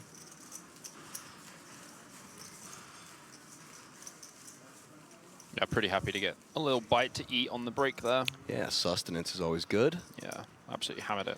Feed the body and the mind. So let's learn some of these new players' names. Seat 1, that's a new one. Seat 3 as well. Seat 4 also.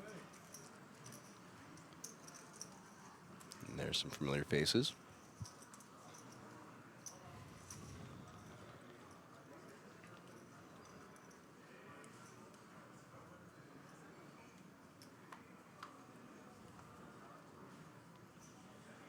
Here we go. Action underway. Under the gun, Bendinelli, ace-9, offsuit. 16 players left. Again, pay jump at 15. And it's actually very funny because the person in the chat who asked earlier said, is Giuliano Bendinelli still in the tournament? Well, here's your answer. Yep. Davide Bormetti said, hey all, someone knows if Giuliano Bendinelli is still in the tournament? Thanks. Well, Davide, for your eyes, you can see Giuliano Bendinelli is very much still in the tournament. That's right. Doing quite well. I mean, doing extremely well with 16 players remaining from this 419-player field. We see the open here from Onofrio with the ace-6 of clubs. Early position, under the gun +1 from 17 big blinds. And our friend Giuliano from Mexico will call in the small blind with the king-queen offsuit. So pretty close here. 42% plays 58%. And about 15 big blinds effective also. We see Jose switching to the flag flying behind him instead of draped over his seat. 8-6-3 rainbow on the flop. Almost always going to see a check here from Giuliano. And Onofrio with his hand will probably use a small bet size around 200k. Does have the backdoor nut flush draw and middle pair. But Giuliano will not be folding for a small size. 160k, I can imagine that Giuliano's going to be calling here. 2 overs, sure. Yeah, 2 overs, likely to be clean overs. I think when Onofrio is going to be c-betting this board, they're going to be clean. Does let it go. Reasonable as well. Also, King Queen's not really a hand you want to flat in the small blind versus +1. I will add that. Obviously hasn't played much with Onofrio as well.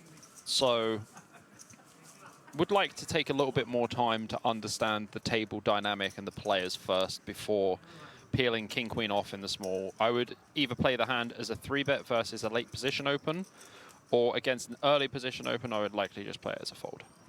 Fair enough. And a fold would have saved him a little bit of chips there. The next hand is being dealt out.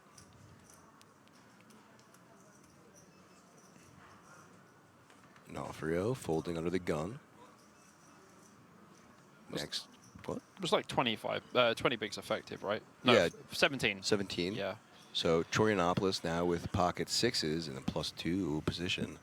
This probably just be an open jam for 11 big blinds, I imagine. Up just over 11 big blinds there, as blinds are 50K, 100K, 100K. And does announce that all in, but look at this. Oh, La Francesca with some beautiful ace-jack of hearts and 4.6 million in chips. It's not as clear-cut as you think, APK, because he might have to play his hand as an isolation. And once you're isolating here, you can definitely still run into it behind. Like, if you just jam here for 40 bigs and someone has pocket queens behind, they're going to call. Certainly things to consider with that many players behind you. Let's see how he plays it. Just goes for the call. Yeah, I think calling is the best strategy here. Seems totally fair to me. Off to Jose, now with the 7-deuce offsuit. Easy fold there. Voss with the queen 4, also relatively easy. And the big blind should have an easy decision here as well. So it looks like... Just going to be heads up here. Heads up. Chorionopolis against La Francesca. Greece versus Italy. So 6s, technically ahead, but behind in percentages. I mean, they've been fighting over olive oil for years, the Greeks and the Italians. Let's see who comes out on top. Queen, deuce, 9, rainbow. Chorionopolis still ahead, 64% heading to the turn, which is a 7. No help for La Francesca. If he hits an ace or a jack, he will win this big pot. He does not, and that is a double up for Chorionopolis. Pretty decent run. He had the ace 6 off, blind versus blind, I believe, when Zidic jammed 8-3 suited. Picked up a nice double up there, and is now up to 25 big blind, and is absolutely cooking now. Yep, quite the spin up for that man, who also has been playing relatively patient since he's come to our table and getting rewarded for that. So a relatively significant chunk of the chip leader's stack. So now he, I think, is technically in second.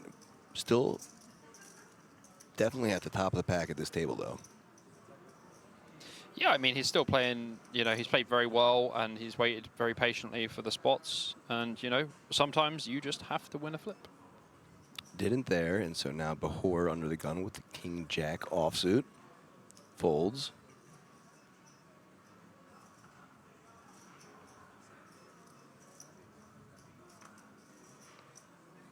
Alessio folds as well, over to Nuth.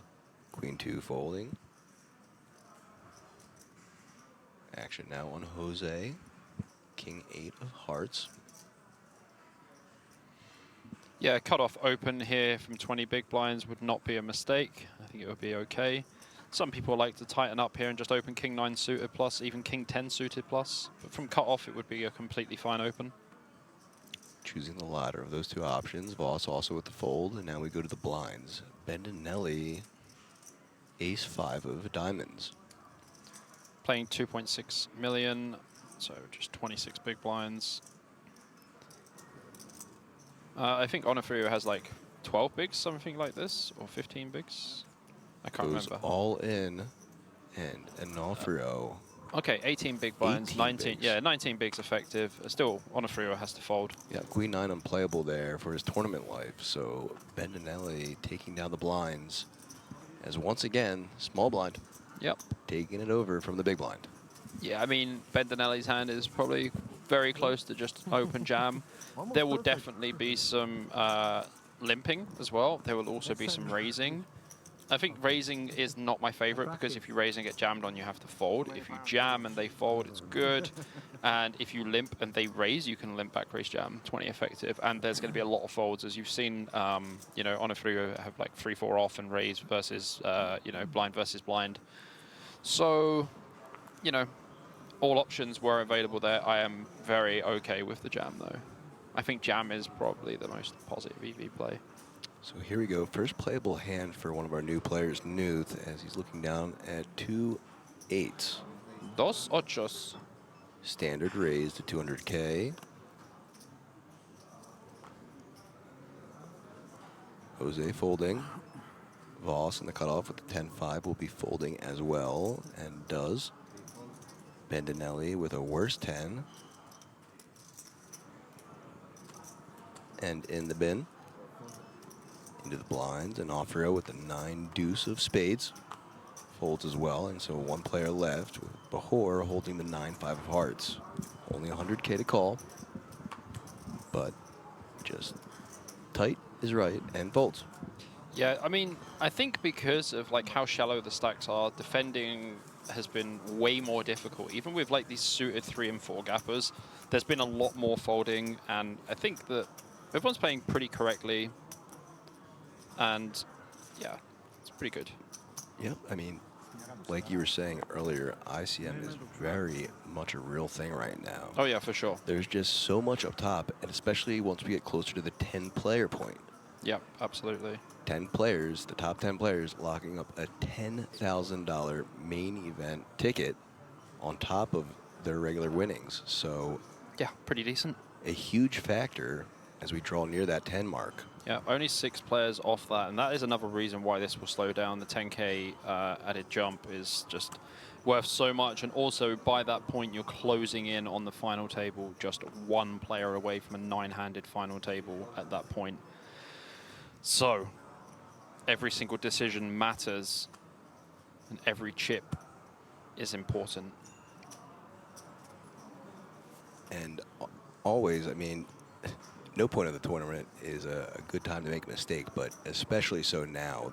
These are the spots where you don't want to make any mistakes at all. This is the business end, and to be honest with you, like when you're playing these big field tournaments, you need to make sure that you are very stellar the whole way through, and you don't make allowances like, oh, you know, it's fine, I just got 12 bigs, like I can just jam whenever or whatever. And it's like, nah, actually, let's think about every single decision. Like, look, Choronopoulos here, right?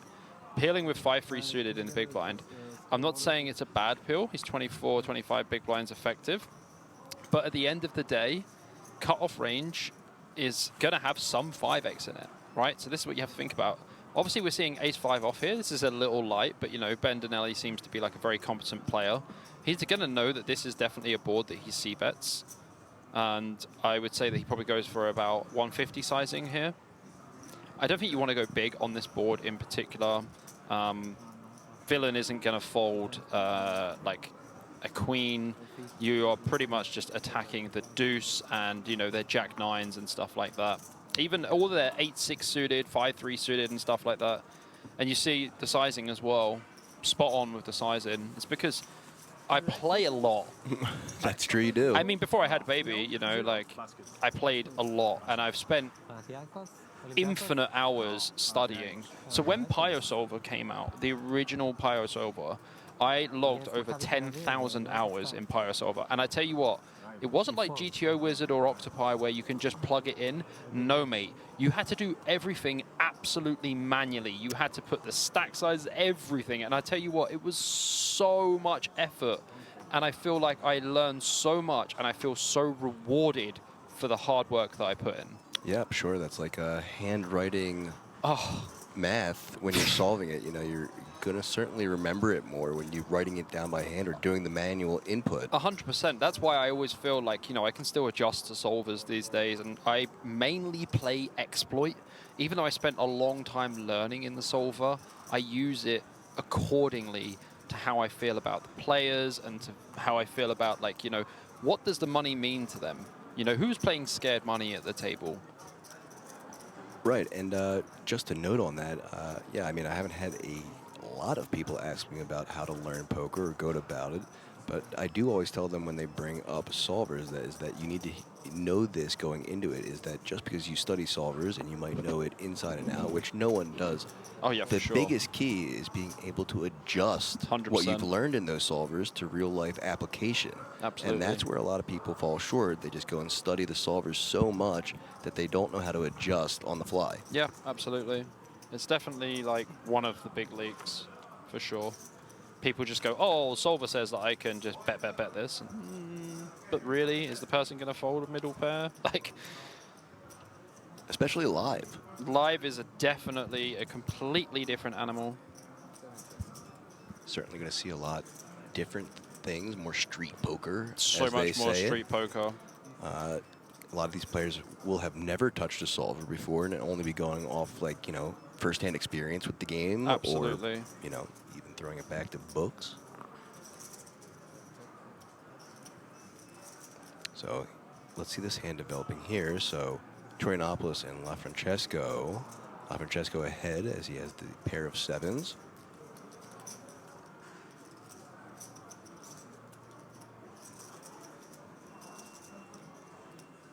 Betting 100K and taking it down. And as stated before, we're going to see a lot of blind versus blind action. For sure.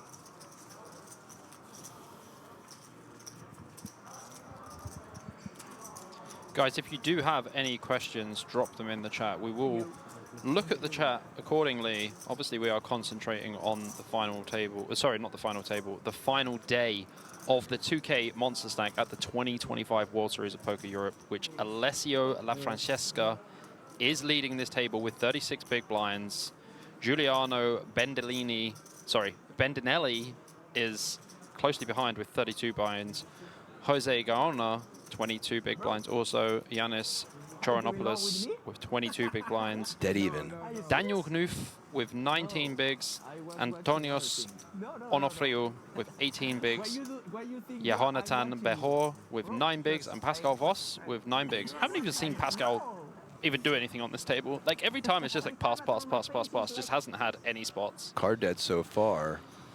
And as stated before, so that big hand lost, but like I said, still relatively at the top. Those stacks are more close than they were before, but still with plenty of chips to play. Yeah. For Mr. LaFrancesca. Good pass there from Gauna under the gun. Some people would open that for sure. Voss going to have to pass again. Yep. Ooh, Bendinelli. Hello, ladies. Hi there. Two of the best looking women in the game. The other two aren't so bad either. Just a 2x open. Well, this could get tricky, but Behor just snap folding there. As we've seen him do. Yeah. He's a master of that. Here's a quick folder. Spots where you normally see a lot of people tank and think about it or whatever. Yeah. He's just like, I don't even want to take a second look at them. Yeah. I mean, to be fair, like, Bendinelli open +2, so he's going to have, like, pretty strong hands, like, pretty strong range. And, like, 7 big blinds with, like, ace-8 versus an open is going to be, like, nope. But if it was an open from, like, the hijack or something. Later in position. Yeah, he's ramming that for sure. You just have to, like, pray you don't run into it. It's pretty much, like, you know, how those spots go. Again, all players right now having locked up 6,000 euros and one away from earning 1,150 euros more. Yeah, I mean, the pay jumps will start to get more significant very soon. And as we head towards that final table, with the big pay jump of 10,000 euro ticket added, it's going to be a very tight situation. And the ICM factor will be a real thing. I mean, it already is, but it will be even more of a thing then. That's right. So Troyanopoulos now in the cutoff with a really lovely holding, that ace-10 of hearts, opening thing up to 200K, getting folds around into the blinds. And looky here, an even prettier ace-king of diamonds for Jose Guana in the big blind. So, like, as Troyanopoulos here, we are 20 big blinds effective. 7. Did you say 700? That is the sizing. This is tough. Troyanopoulos hasn't been 3-bet by Grana before, and he has 3-bet from the big blind versus cutoff. He is going to 3-bet wider, but not that wide. Ace-10 suited is in a bit of a tough spot. When you jam, they're going to snap a lot. They either snap call or snap fold. So stacks near identical for these two gentlemen. They basically have the exact same stack. Like it's like has like 100k more or something.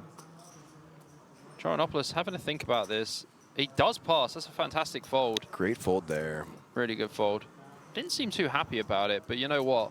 When you get, I always say the same thing. When you get 3-bet by the big blind, they're generally quite strong. So all else said there, hopefully he'll be able to look back on the stream and give himself a pat on the back for making a really great fold. Yeah, like you can't call. If you call, there's 1.4 million in the pot, and then you've got like 1.3 million behind. And if you hit an ace, you're just cooked. You know, if you hit a 10 and it comes like king 10-4, you're going to be in a difficult spot.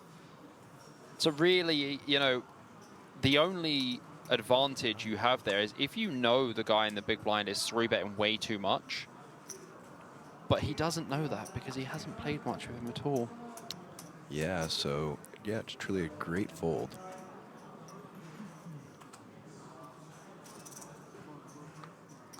So we see some more folds now.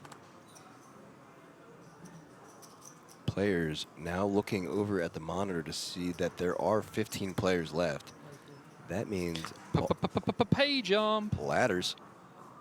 All players now having locked up 7,150 euros and only 5 away from that 10K main event ticket.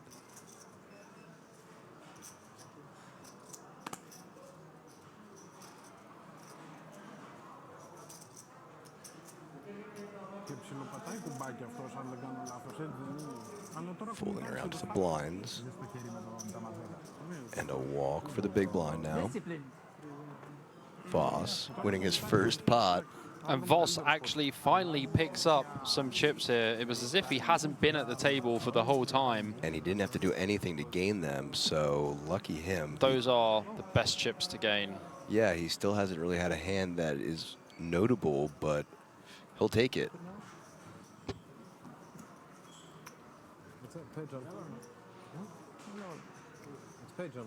That's right. So Bendinelli just pointing out to the rest of the table that hadn't realized already that, yeah, they got a pay jump.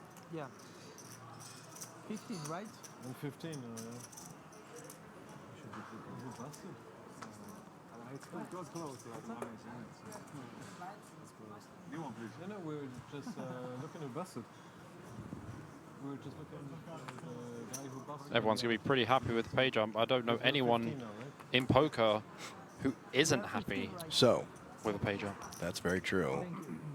Next pay jump at 11. All right. Up to 87.25 for 11th place. But more importantly, as we've been saying, 11th place will be just one shy of a 10K main ticket. Not too bad. Day's work, not too bad.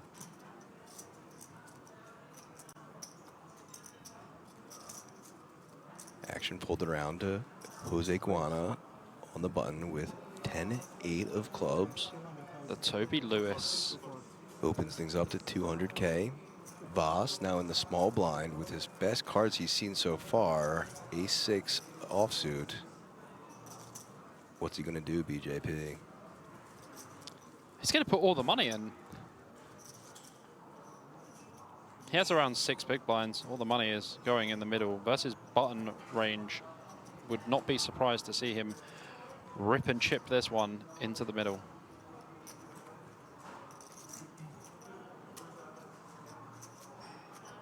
Using one pint. Ooh.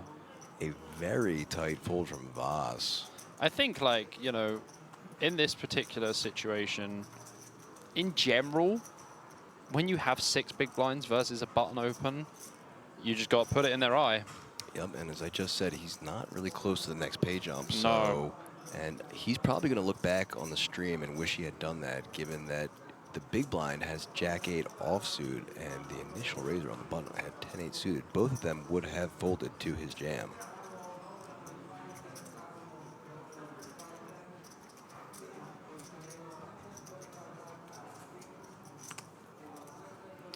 Bendinelli, 120K to call.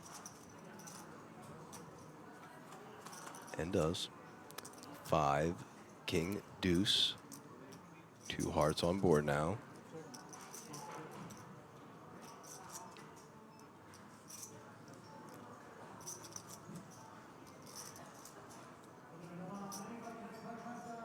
Bendinelli checking in now. Guana putting in a raise to 200.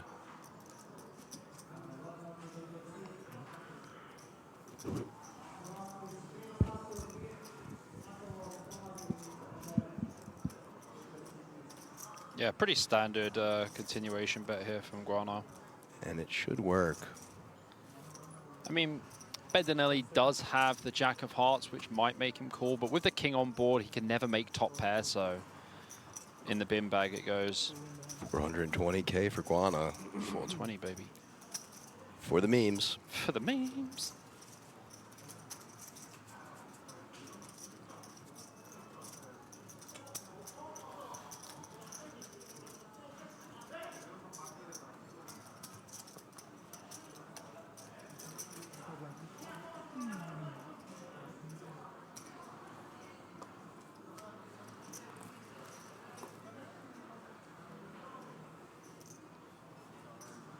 Hands being dealt, and we are at 101 hands for the day. We're over 100. Oh, well, there's going to be way more APK. That's right. How many hands do you reckon this will be? I reckon this is going to be at least 220. 226. Oh, this could be a fun prop bet. So let's look at this hand, and then I'll give you my guess as Nuth in the hijack looks at the GTO hand. Ace-5 suited and raising up to 250K. Yep, seems fine. Yep, because blinds are now at 60K, 120, 120. So just a little over 2x. Getting some folds now. Bendinelli in the small blind. Also a foldable hand.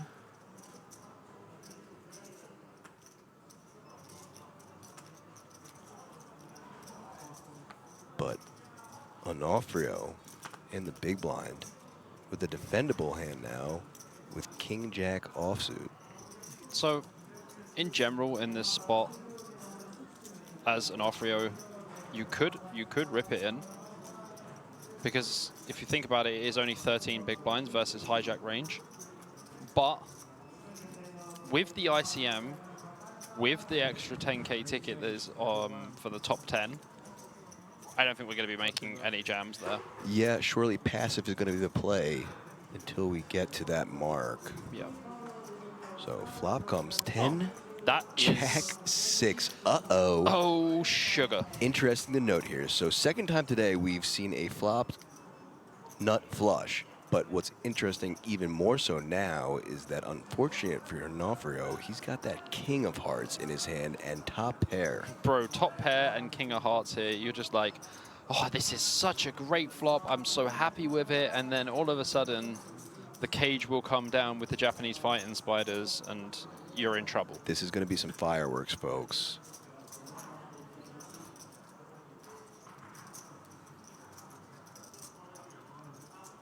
Literally could not be a better flop for when you flop so much of it in Nuth's holding. Yeah. So we see a bet and raise. Nuth went really small, right? He did. Yeah, and that's correct. And so now 325, 200K to call. I do not think Nuth is going to be raising here. I would only ever play pure flats. He's going to want to extract all the value on those next 2 streets. This is not like a 2-street hand. This is a 3-street hand. That's right. Fireworks, baby. Like, stack to pot ratio is less than 1 at this point. There's no. Oh. There's one word I have for Onofrio right now. The word is Kalinikta, and it means good night. Good night. Signomi and Kalinikta, it means sorry and good night. So top pair for Onofrio improving to the King high flush. But to his dismay, Nuth sitting across the table with another Wow. butter flush. Both players going check, check, thinking they're trapping each other. Oh my God, this And is a 4 filthy. of spades on the river, inconsequential for either of players' holdings. This is going to be interesting. So I think Onofrio is going to bet like 250k, pretty small. Nuth is going to jam, and Onofrio is just going to be like, Have to call it. yeah. So, Oh, are we there? 250k. Are we there, Step guys? 1. Part 1 initiated. Part 2 loading. Initiate sequence. Nuth thinking about exactly how he wants to play this. Oh, he's using a time bank. He's giving it one of them. Love to see it. That's an appropriate use of time bank. I don't mind that. Really making it want to think like he has a decision here, even though his is clear as day. I'm sleepy, bro. And I can see Doing a very well. great job to give off some acting. He looks discomfortable. Yeah, he doesn't look very comfortable, and it's definitely like, obviously we know it's a reverse tell, but he did a lot of looking with his eyes. Here he is. He's all in. And it will be the rest of it. Nuts against second nuts. Massive cooler here with 14 players remaining in the 2K monster stack. And if Onofrio finds a fold here, If he finds the fold here, then, you know, kudos to him, but I don't think he's going to be able to get away from this. so Nuth is really staring him down, up and down, up and down. The eyes are moving around. He's very much focusing on Onofrio and thinking, am I going to get called? Does this guy just have the King of Hearts? Because he's really targeting like the Queen and the King of Hearts only in this spot.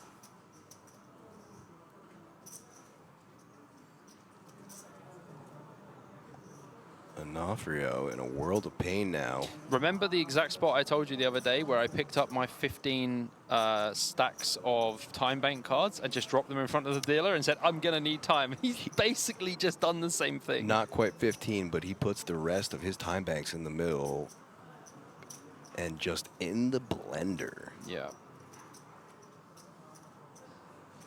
Look at this. Eyes squinting, like really. Do you Yeah. really have it, man? Honestly, this is, I respect him a lot for how long he's been thinking about this. And I think in his mind, maybe he had the thought process of, I bet small and if he jams, I just fold. But when it comes to it, APK, can you follow the thought process that you were thinking? Nice assist there. Behor is your right-hand man. Well, he's technically your left-hand man at this point, but Yeah, he's like, Onofrio, I feel your pain, buddy. wild spot.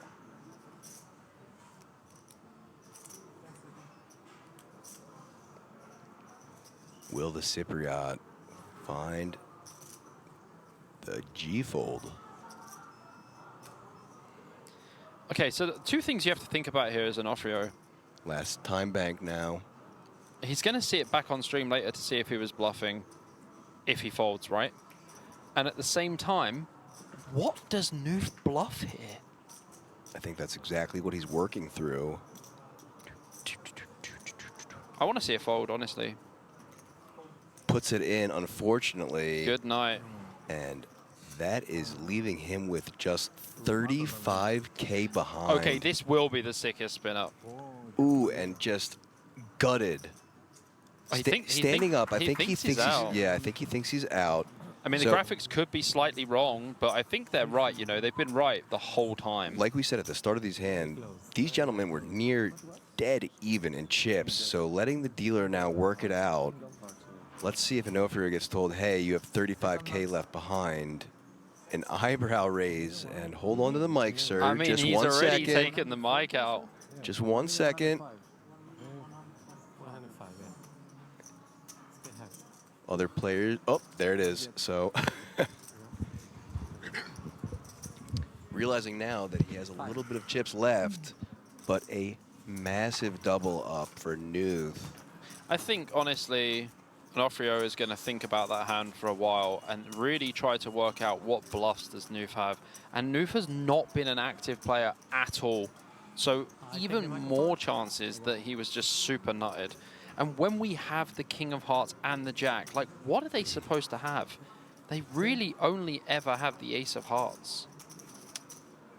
Really unfortunate run out there for that King of Hearts and Jack. Ugh. I mean, poker is a brutal game. Yep, as I say, you need to be a little bit of a masochist to love this game, if not a big masochist to truly delve into the depths of the 2Ks and above. Yeah. I mean, Onofrio is all in anyway, and La Francesca just getting pocket jacks under the gun. Oh, boy. Onofrio. You know, at least to his benefit, he had already in his mind been busted. So yeah. like, this isn't going to hurt nearly as much.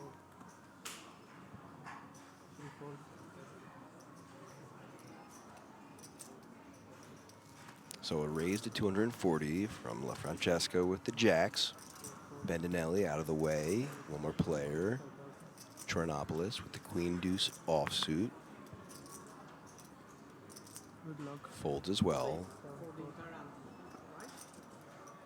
And now, Onofrio with his tournament life on the line. Yeah. As La Francesca turns over the jacks.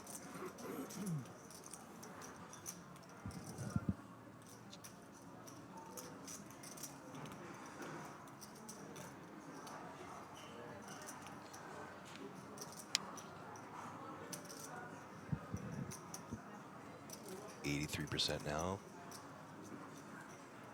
And Onofrio needing more than a pair.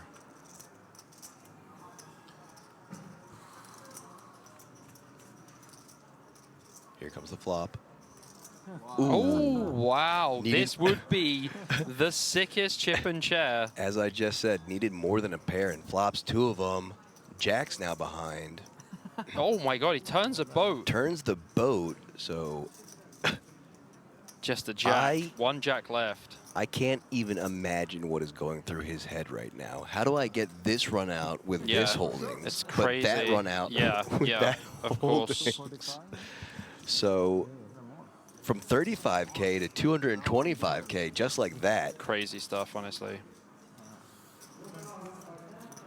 A little chuckle from the rest of the table. Yeah, like, how do you even find that? And look, that is exactly what's going through his head. Is he's like, poker gods, please, why? 35 or 40? 35, 70, 105. Yeah, he won all the ante. 225. But he's eligible for the full ante. Yeah. If he's 120 ante. 35, 70, 105. Checker. Button was here. 35, 70, 105. Plus 120, 225. You should have a 225, right? 100%. Yeah. That's right. Yeah. You should have a 225. 35. Yeah. Mistake from the beginning. Yeah, I don't know.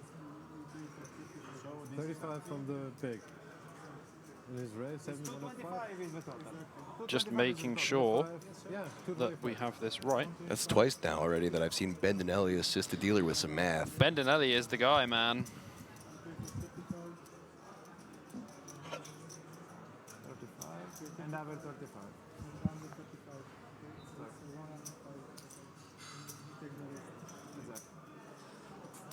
Thank you. Thank you. Yeah. All right, so there you go. So, 100 euros.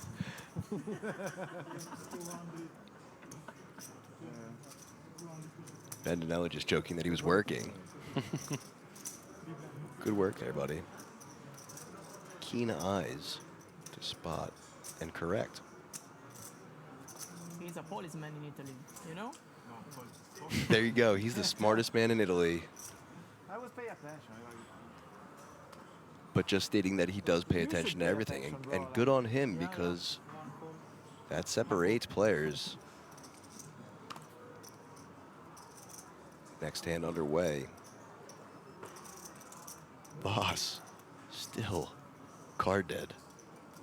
And Bendinelli rewarded for his good karma and assisting the dealer with some mental math in the cutoff with ace and an ace. That's the best starting hand.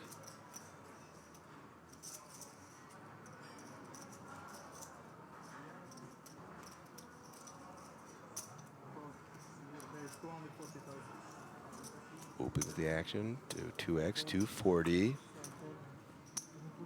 Troyanopoulos out of the way, and La Francesca, 120K to call with the 7-6 offsuit. Two biggest stacks as well. Italy against Italy, violence. Cut off versus big blind. I don't see him folding, ever. So, makes the call correct. 7-6 is actually going to perform quite well against Bendinelli's cut-off range when they're this deep.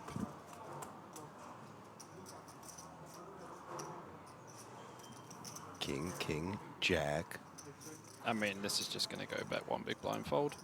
Yep, no. Bendinelli could even check as well, because La Francesca's supposed to have like king jack, king 10, king 9, all of the king deuce through suited as well. But he will probably just bet 120K or 150, something like that.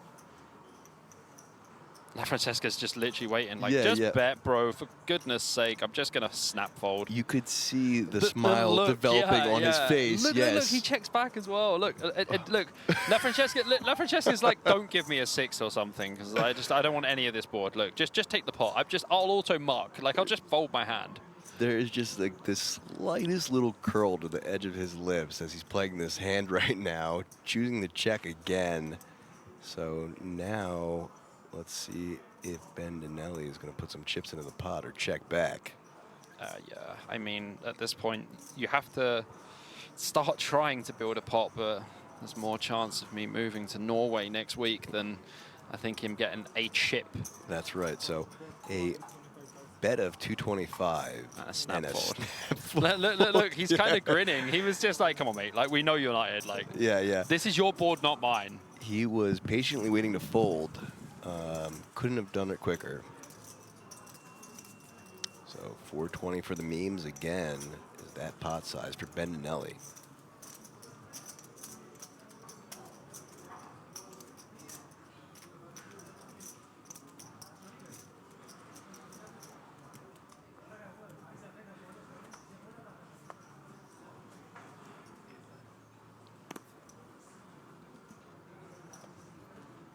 Queen Jack offsuit now for Jose under the gun.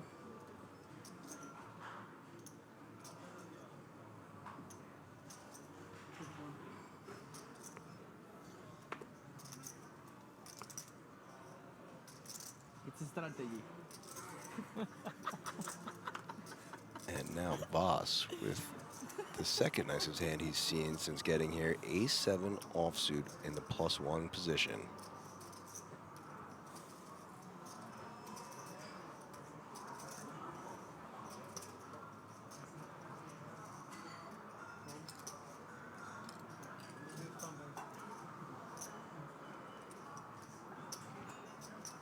Choosing to fold. Not allowing the fact that he's been decked so far to get to him. Troyanopoulos here on the button. Have two options, open jam or just open. He does open jam, I like it.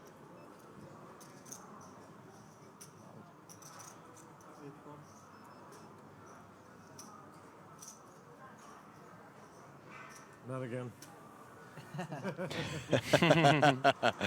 Both smiles. And a takedown for Troyanopoulos. I see a familiar face in chat.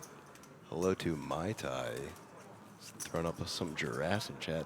That's my buddy who took down your buddy with the 6-9. Done my boy, huh? Done my boy Samuel Mueller like Yeah, that. Jason, you weren't here earlier, but I recalled after coming off break how you told me about your schooling of Samuel Mueller with the 6-9. I had to tell Bobby. Bobby's apparently friends with Samuel Mueller, so I said my friend just owned your friend. Welcome to chat, buddy. Boss still getting the blunt end of the deck, folding. Surely he's going to be rewarded for his patience, right? That's what we've seen so far. There is zero justice in poker. like, listen, I'm not going to be the guy who's going to say, yeah, man, you should definitely get justice. There is less than zero justice in poker. I'll take your word for it. You know better than I do. Yeah.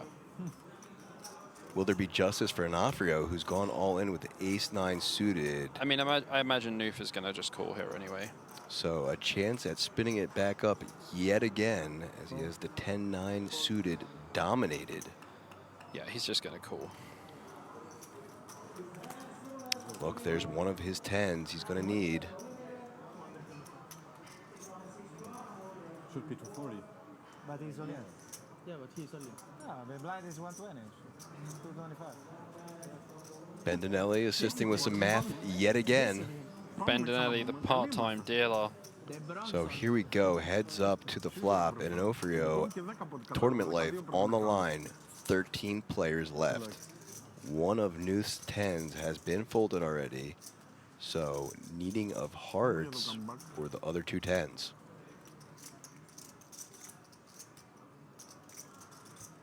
Onofrio in a great spot to double up yet again. Double up plus all the rest. That's right, so more than double up. That pot is 690K. What are the 69. chances? Look at this, though. It's a pretty good start. That's one of the hearts he's going to need. So running hearts or running outs in other ways for Nooth. There's one more. So now 5 outs for Nooth. Heart would be so disgusting. It's And not. not a heart, so plus 465K. Never easy. Onofrio up to Never 690K. easy. One of my favorite sayings in poker. Never easy. That's right, and so a little bit of justice there for Yeah. Onofrio. Yep.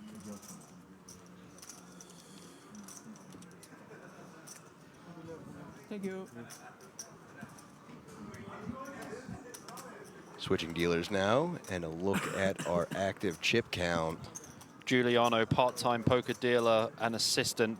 Bendinelli with 29 big blinds. Alessio La Francesca with 26 big blinds. Daniel Noof happily up to 26 big blinds. Jose Juana with 21 big blinds. Yanis Shoronopoulos with 16 big blinds. Pascal Voss with 7 big blinds.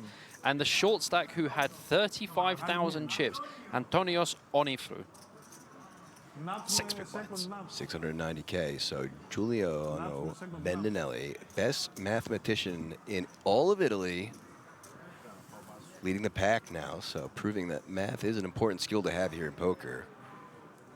I do apologize. The surname is Onofrio, and I did absolutely butcher it. Oh, interesting. It looked like the graphics changed there. I don't think he's in the tournament anymore. He's not in the chair. He isn't. So Onofrio all in 690K with the Queen 9 suited. Going to be super nice if Onofrio can actually just get this one through. Be back up to 1 million chips. What a comeback this will be. Hopefully the big blind doesn't wake up with anything too spectacular. Uh-oh. Oh, Voss wakes up with ace-5. Uh-oh. This is the best hand Voss has seen for at least 4 months. Outside of the A7 where he had awful position. Yeah, that was brutal as well. So. I think you have to call, to be honest with you. And he's been so card dead and patient. It's like 5 bigs. Less. But folding. Oh, wow.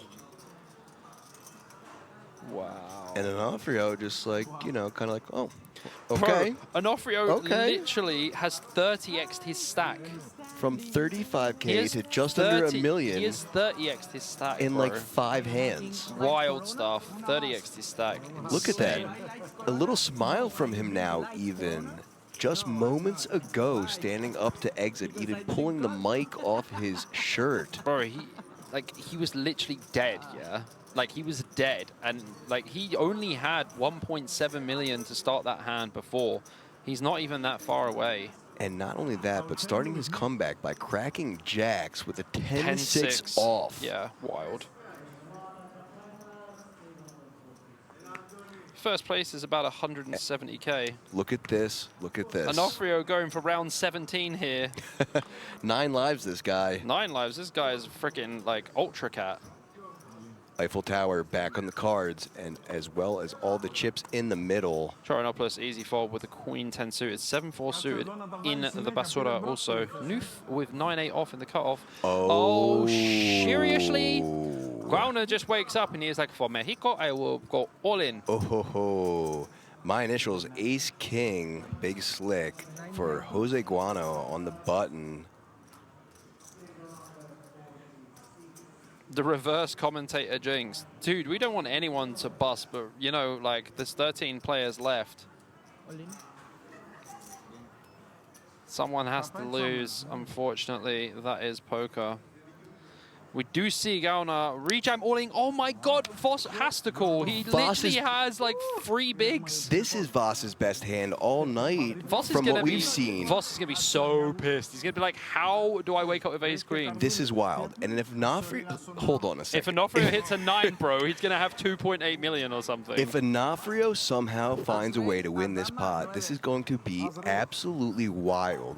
We'll do the math. I can do the math for you already. Yeah, 35K It's to over 2.8. Give it to me. It's like 85x in your stack. In under 10 hands, folks.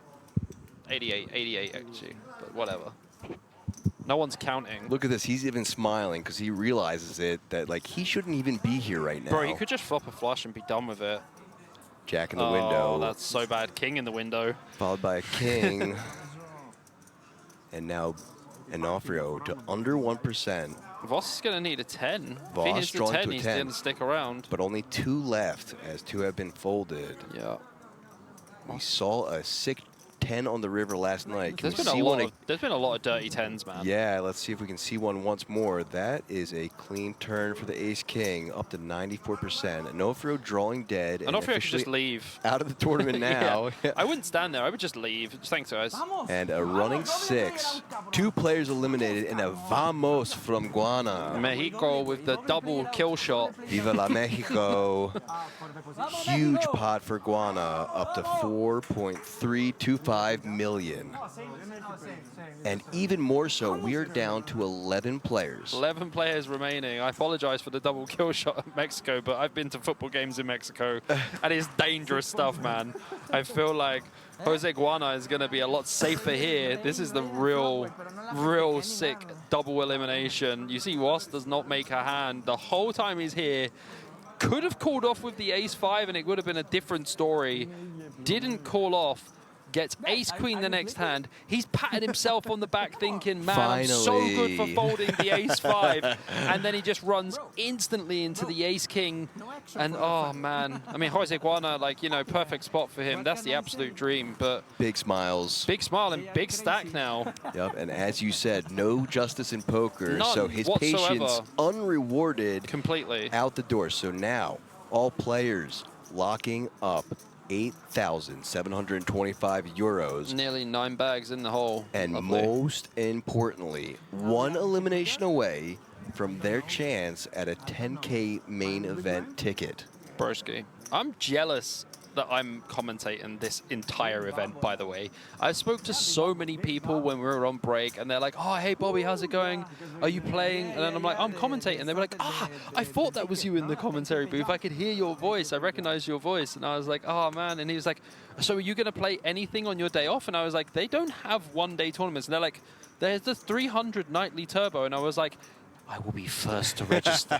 I will be first to register. Don't worry about that. Fantastic news.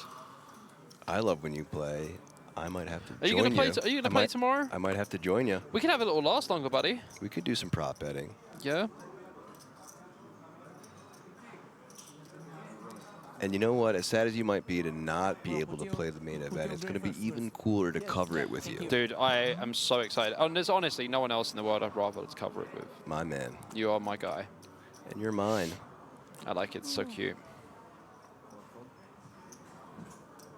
So, raise from the man with a lot of chips now, Jose Guano, in the cutoff with ace-3 offsuit. Troyanopoulos now, the last player with action. In we go. And all of it in the middle with a better ace, and that is a 7 kicker. Yeah, Giuliano is just going to fold this one, just a raise fold. Should be a raise fold, yep. And shows the ace. Shows the ace. Maybe he's going to get a show back. Might just show him an ace back. Yep. Doesn't, though. Perfectly fine. So we've got a couple of lookalikes, apparently. I've seen in the chat that that Giuliano looks like Drake and Josh combined. And also, Okay. I said this in the booth. Choronopoulos Yeah. looks like Jimmy Fallon. He does look like Jimmy Fallon. I see it in the face for sure. In the face. And the hair. Bro, that's so funny, honestly. That is a very funny one. Drake and Josh combined. Like, I see it as well. Now, I've heard it. I'm get like, it. I can't unsee it. I get it. Very funny. I can't unsee it. And Drake and Josh was when I was a kid, so I was definitely the same time as you. Yeah. I was on the older end of the watching age for that, but I saw enough of the early seasons. You must have been 15, right? Somewhere around there, Yeah. You're 35, 36? Born in 89, so I'm 36. Okay, yeah. Just turned 36 right before coming here, August 11th. I just turned 35 in Yeah. July as well. So just a little bit. Look at this. Ace-9 versus Ace-9, but Bendinelli with a better one and a suited club. This shall be a free bet, I believe, from Bendinelli. He's not really the flatting type. He prefers to be more aggressive. So some quick math from the best mathematician in Italy. Oh, he does just go for the call. And just calls. By the way, for what it's worth, I think it is a call. But Bendinelli, I thought he was going to 3-bet. It seems like, you know, again, very competent with his math skills. Yeah. I kind of did think that he would be a more aggressive player in spots like this where he has position and a suited But then it's ace. also fine to be passive as well, because the thing is, like, Gauner's going to be opening some ace-8 suited as well. So, like, we're dominating the ace-X. And even, like, the ace-5 suited that Gauner opens, even if he's opening, like, pocket 6s, pocket 7s, like, all of these hands. And the thing is, quick math, he was able to really figure out that he was the shorter stack, and so one off that huge pay jump just doesn't want to do anything too sticky. But look at this. He's flopped 2 more clubs and has 4 to the flush. Yeah, I expect to see very small bets here from Gauner. Another 69 popping. Probably 200k, and then as Bendinelli, I would just call. So, Because Gauner has a ton of Queen X as well. prediction in. Predictions in, I'm locking it. Let's see what happens. I'm going to say 250k. Oh, 275. Why do you do it to me? Now 275 to call, obviously, since we see these holdings. Bendinelli going nowhere. And just for the Spanish listeners out there, 275,000. 275,000. Bet you didn't know I could do that, APK. I didn't, but you do impress me with your language skills. I am a polyglot. You are. Bendinelli with the call, as expected. Well played. Let's see what turn comes and we can work it out. King on the turn. Now, this is quite an interesting card. Bendinelli going to have a ton of King X as well on the button. Like, if he's flattened his stronger King X as well, which he definitely is. Gauner's hand, I would say he now wants to start checking. And Bendinelli, both options here, I would actually prefer to see a bet from Bendinelli. He can check because he still has the equity of the flush draw. But Gauner can still have something like a queen. He can still have a king. If I'm Bendinelli, I'm probably going to bet about 800 to 1 million here. We do need to deny equity against some hands, but we do have some equity with the flush draw, so he does choose to check. 7 on the river, absolute Brachiosaurus Rex. Gauner here has to decide, am I going to turn my hand into a bluff, or do I just win at showdown with ace-X? And then when it comes to Bendinelli, he has to really think about, does ace-9 win? I lose to ace-jack. I lose to ace-10. So I think if Gauner checks, Bendinelli will turn his hand into a bluff.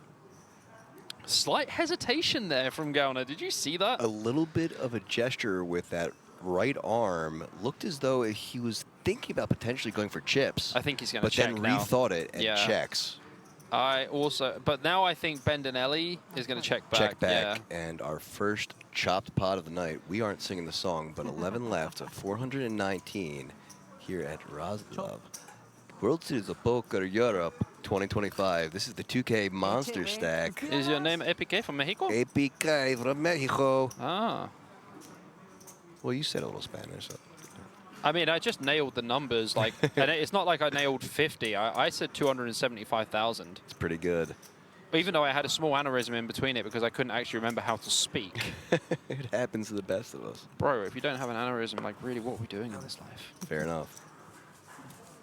So, cheeky little smile from both players. S2A says the bromance, yeah. I mean, we are the most romantic commentator duo out there. It's real. Yeah. You better believe it, baby. Well, there's just something to be said about chemistry in the booth, man. It's needed, and when commentators don't have it, you can just really tell. It kind of sticks out like a sore thumb. Yeah. One of my old favorite shows years ago is a music show, and it was called Fire in the Booth. Fire in the booth. Sounds fun. It was like rapping and stuff. I would hate a fire in this booth, though. Fire in this booth, and we will literally be cooked. That's right. Oh, zing. But yeah. Absolutely cooked.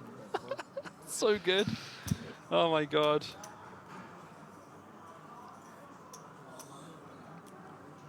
Commentators real or AI? Do you think AI can do this? Come no on. way. So, you know, at some point I probably will get sick of this, but unfortunately for you, sir, you are not the first person to ask if my voice is AI or accuse me of it. So, I've been asked, I've been accused. Bro, they're going to have lawsuits against you soon. I mean, okay, I told you and Marcus, the German commentator, last night, here's the deal, right? So I was born before AI had a voice, and so therefore I was first. And by the laws of physics and the world, AI is copying me, not the other way around. I agree. I should sue them. Yeah. They're all up in your grill, man. Trying to get you to a hotel. Stealing my thunder. Absolutely. We'd have none of that whatsoever. Unbelievable. I love Kiwi Special. Welcome back, girl. Kiwi Special back here saying real. Very, very much real. All the way from the newest of Zealands. The newest of Zealands. Not the oldest, the newest. The brand newest. We are so real right now. Noof is a Viking from series. You know, it's funny you say that because he does have a very Viking-esque look to him. But I have to tell you, as nice as his Viking beard is, I was more a fan of our last beard on the table. Oh, Karim. Karim's, yeah. He had a sick beard, to be fair. His beard game was strong. Yeah, yeah. Very Zeus-like. Bro, man of epic quality, that beard. I do like Noof's beard, though. It is very, like, Nordic. Mm-hmm. I mean, Noof does look more Norwegian than German, in my opinion. He can pull off both. Goes for the limpy limp. Blind versus blind here with the Jack 6 suited. So our first limp from a different player now. So this is the spot I was talking about earlier. Like, when you have hands like Queen 3 off, like, you actually want to be raising quite a lot here when limped against blind versus blind.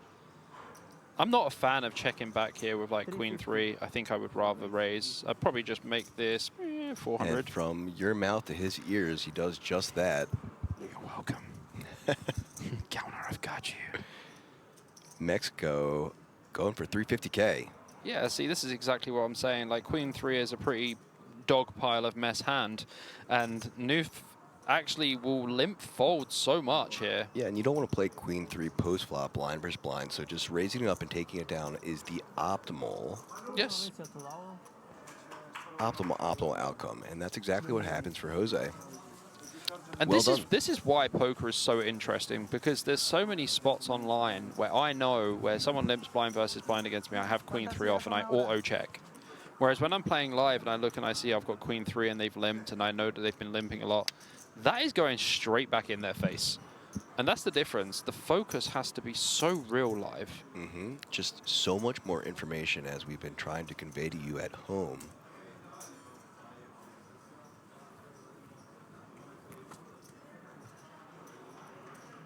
All right.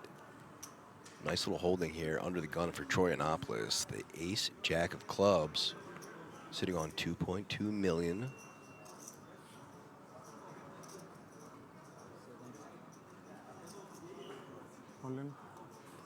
And an announced raise all in. That's the appropriate play. Yeah, Troyanopoulos here. Bit of a big jam, to be honest with you. You can actually just open ace jack suited here. He has around 16 big blinds. I would just open ace-jack suited. It's a bit overkill. Like, you'd never get anyone rejamming behind with, like, ace-10 suited now. Like, ace-10 suited just goes into the bin. When you open ace-jack suited, people can start free-betting, like, king-queen off and stuff like that as well. So you don't allow the collision factor to happen. So my only thought is that he probably just didn't want any collision at all. He just wanted to, you know, give it effect. Bro just wanted to go Yeah, straight to the steakhouse and eat and have his food ready. Yeah. He weren't interested in, like, you know, going for, like, the salad and the sides Right. and shit. He was in, man. No appetizers, straight to the main course. He just wanted the chips because, again, one off the biggest pay jump that we've seen so far Yeah, it's by pretty way of a beefy. 10K ticket. Pretty beefy stuff. And even with the raise, given what we saw everyone else is holding, just the raise would have worked just fine there as well. Oh, yeah, for no one sure. would have been calling. Big blind wouldn't have defended. So same result, just different line. You know, I don't think I'm going to be able to commentate with anyone else for a long time because your style and the way that we flow is just so unique that, like, if I was commentating with anyone else and they're, like, you know, a bit more calm than we are, it just wouldn't work.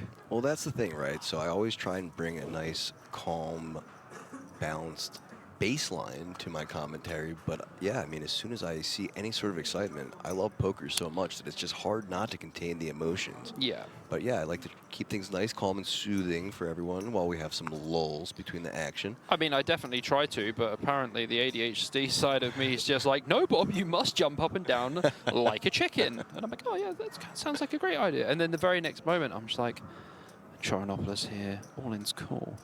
We'll see, yeah, like, you know, the voice is a blessing and a curse because if I just do too much of the flat, nice, calm voice like this, I'm just going to put everyone to sleep. So I do have to spice it up and throw some emotion in there. Yeah. Sometimes we have to dig deep and find emotions. That's right. Oh, it's tough sometimes. Really don't need to dig deep for myself, though, because, yeah, I mean, I just love this game, and even not playing it, just watching it and talking with it. That's why I'm quite happy that, like, I am commentating. But I mean, I would love to be playing, obviously. Understandably so. Like, I'll play the 300 tomorrow or something, and then I'll just be like, APK, you have to commentate on your own. Why is that? Well, I just have to play the tournament. So I think that is what I would consider the commentator's crux. And I've talked about this with you before and other people as well. And it's only a theory that I've had of my own. But the issue is that finding a good commentator who knows and is capable of talking about hands in poker is hard because oftentimes that person wants to play, and watching this much poker makes them want to play even more. So finding someone that's just able to watch poker, enjoy it, talk this much about it, and know it, and not have the urge to play, Yeah. it's, you know, Yeah, there's I mean, just not many people like that. Yeah, I mean, I was obviously, you know, I was born in the dark.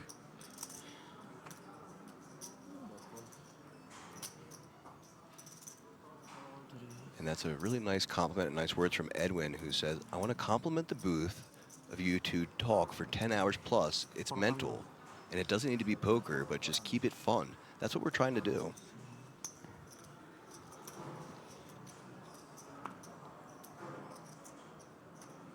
Question for you there in the chat, Bobby. Yes, I do play under my real alias, Robert James. I have a real name account on GG Poker. I do not have a username that is not my name. Neither do I. All my usernames across everything is just my full name, including middle. Yeah, I don't really have a choice. They made me So look at have this. a real name account. Real quick, we had an open, a 3-bet from Francesco with the ace-9 offsuit in the big blind, and now Chorinopolis with the decision to Yeah, fold. Easy fold. So blind versus blind action yet again. No, ¿cuánto es en ciegas? ¿Cuánto es en ciegas?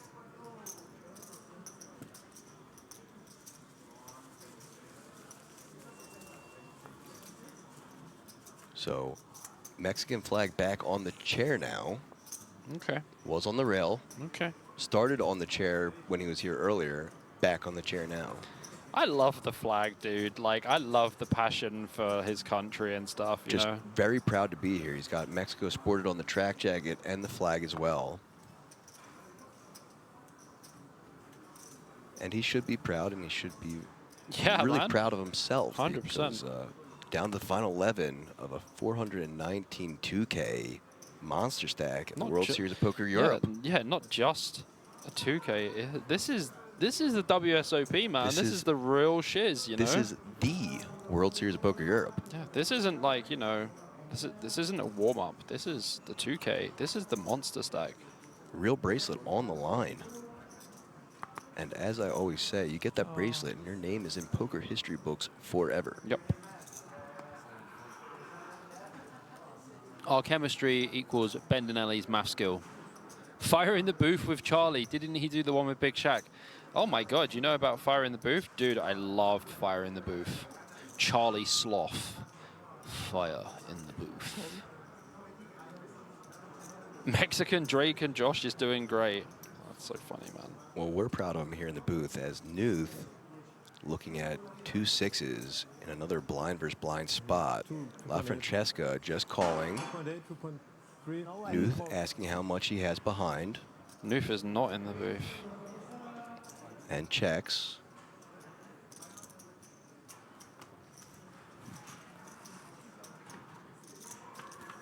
Nuth ahead, but marginally. As a 9 in the window, my followed by a 6, gosh. is going to cause some interesting action to unfold. So, top pair with the queen kicker for La Francesca at just 1% because look at that, Nuth flopped set of 6s. It was 9 in the window, but the 6 was hiding in the garden shed. Hello. Here we go. 200K is the bet from La Francesca. That's wild. Nuth Just finds it, just comes out of nowhere. loving life. Blind versus blind can be so gross, man. Oh, for sure. Please send a round of beers for my friends. Look at that. What a guy. Send around a beard from my friends. Jose buying beers for his friends, so we're proud of him, and he's a good guy. Look at that. So here we go. A raise to 575, so now 375 to call from La Francesca. Won't be going anywhere.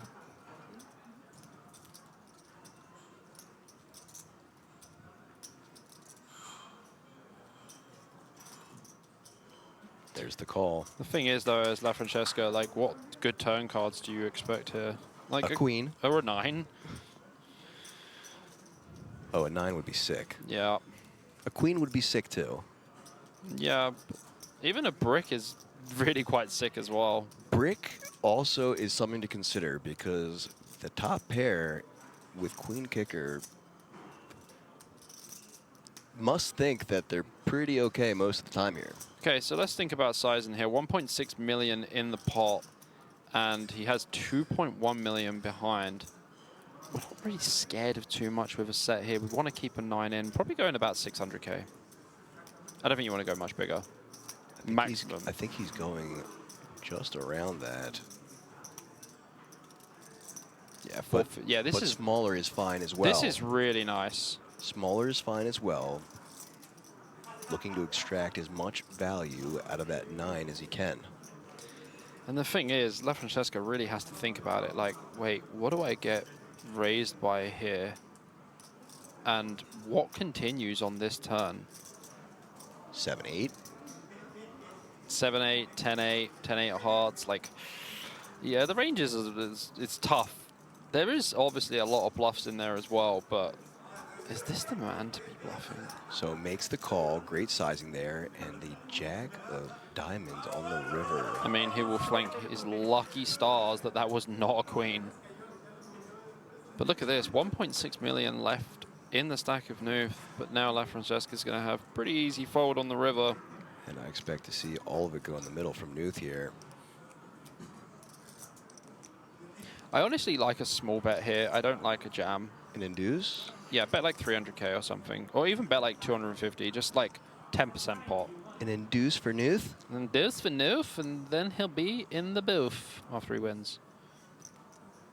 Okay, so Looks like 625. Will he go 7.5? 750. Okay. He's going to fold a lot more now. The jack doesn't really change anything, though.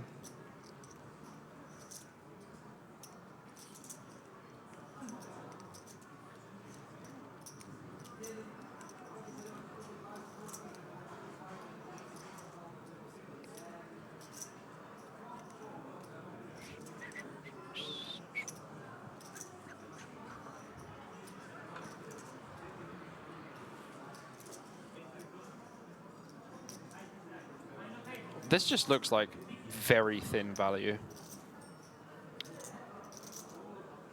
Running his hand through his hair usually means deep in thought and not I think he happy knows. about it. I think he knows that this one's a fold. Well, can he get there? He's probably not happy about it, but Doesn't look happy about it. no. Looking over at Nuth like, what do you have, guy?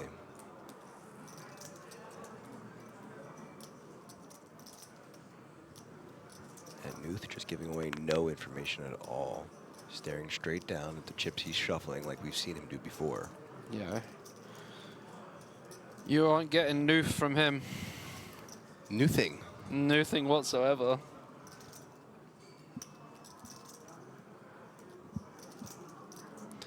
I think LaFrancesco is definitely good enough to fold here.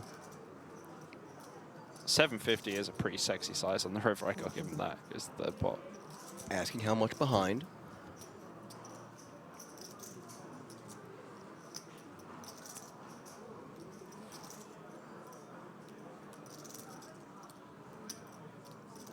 Yeah, Team Viking going to be scooping this one. Are they going to be scooping it with some value-added tax of 750,000 more? That's the question. 11 players remaining here from this 419-player field. And I also do think he will find the fold, given the fact that this is over a third of his stack. He's calling. Oh, wow. Yeah, like, as soon as you said that, I was like, he's calling. I'll take calling. I'll take calling. I reverse talked him into it. Uh-oh. As now Nuth taking down just under 2 million chip pot and just under 5 million chips to play now, as LaFrancesca takes a huge hit to his stack. I think that's a and big down blunder. to 1.33. It's a big blunder because, like, I honestly can't name one bluff that Nuth has there now. Not only that, but we've played enough hands now that we haven't really seen anything spicy out of Nuth where, like, he would be a bluffing type person in that situation. So Yeah, he's Nuth getting out of line at all, so. yeah, he hasn't, but gets rewarded for the great sizings. Yeah. He just gets full value out of the devil's hand. Yeah. 666. And the dealer gets out of there quickly before he finds himself being screamed at by an Italian man. Yeah.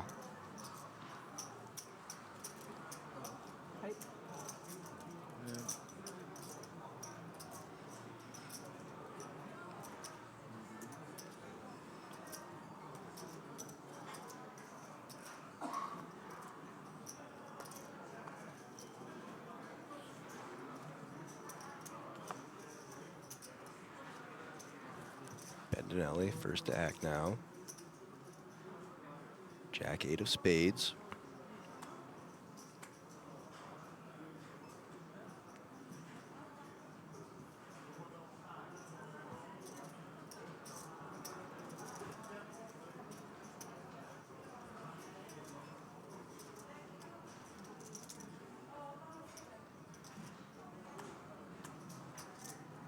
Little time banking and folds. Yeah, there's quite a few short stacks now. Bendinelli's not going to be opening too much from early position if he's not willing to commit the chips. Key to note that even though we are one away from that bubble of the 10K main ticket, it is not hand for hand, so players time banking for obvious reasons. Yeah.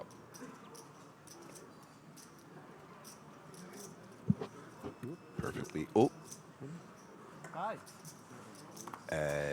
Full hand exposed. Giuliano going flush in the face accidentally exposes both of his cards. Little eyebrow raise over there from Jose. Action now on Nuth with the 8 deuce offsuit in the small blind. 400. Making it 400, and it's going to work.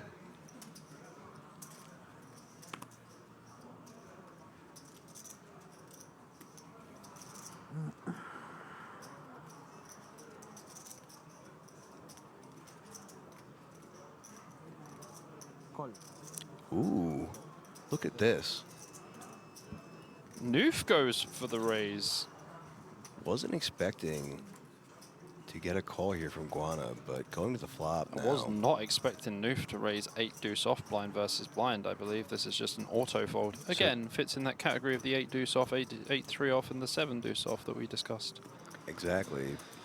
But as it goes, Noof has a very easy C bet of about 300k on this board. And it should be a quick fold.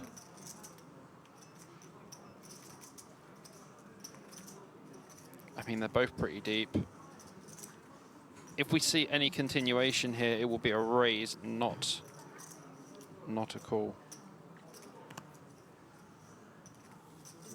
Yep, there it is, the quick fold. Basura, So, basura. Listen, you know, unexpected open from Nuth, blind versus blind, but making it work, and 560k more for him, up over that 5.5 million mark now. The man is on an absolute crush.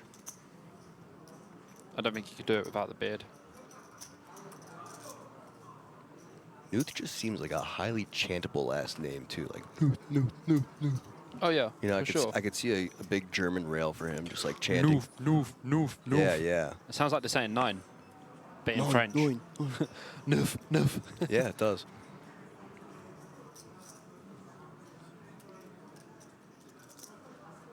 Troyanopoulos under the gun now.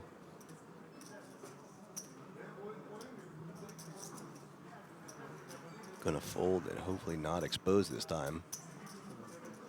Well done. But La Francesca with the ace-king offsuit in the cutoff now. Under 10 big blinds, sitting on 1.33 million after losing that big pot. Yeah, has a pretty easy, effective all-in here.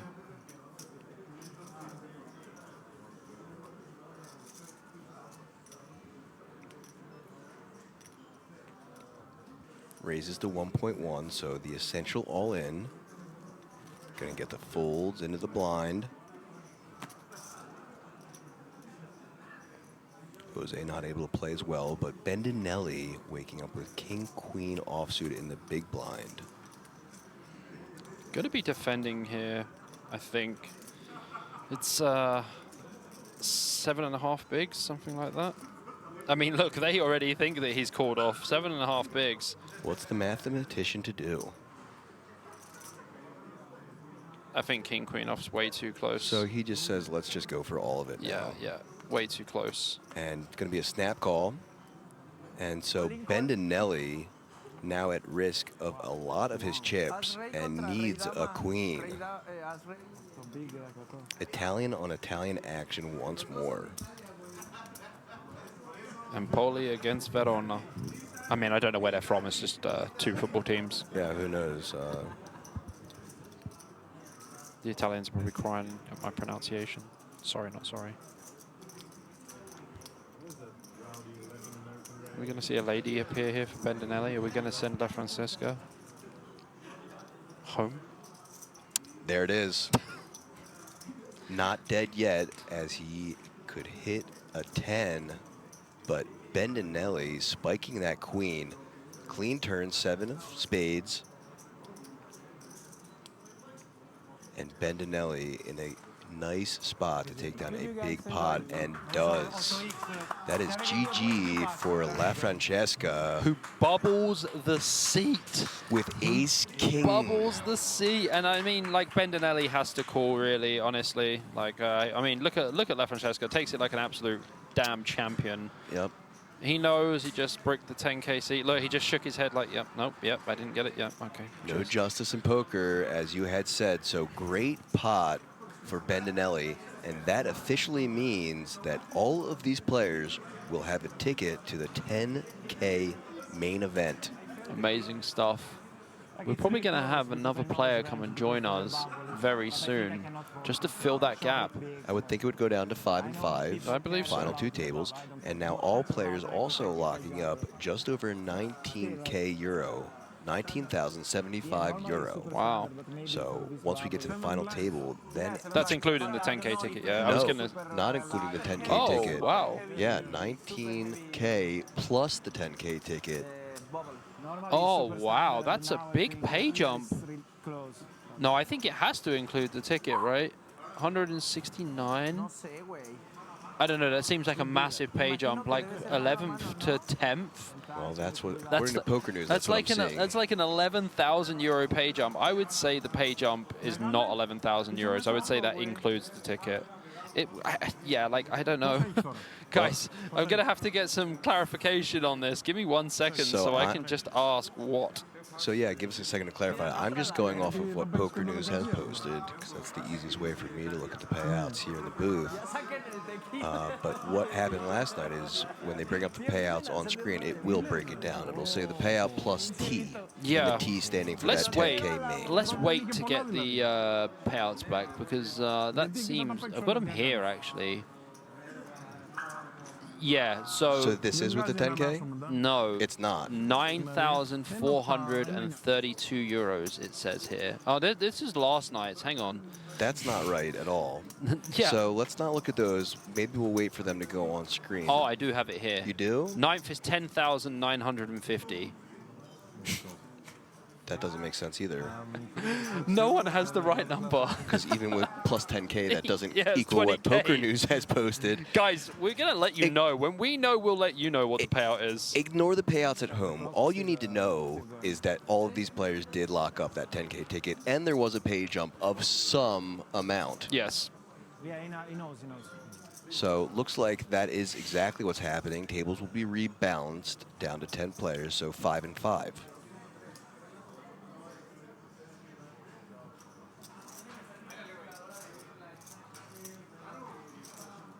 6, 7.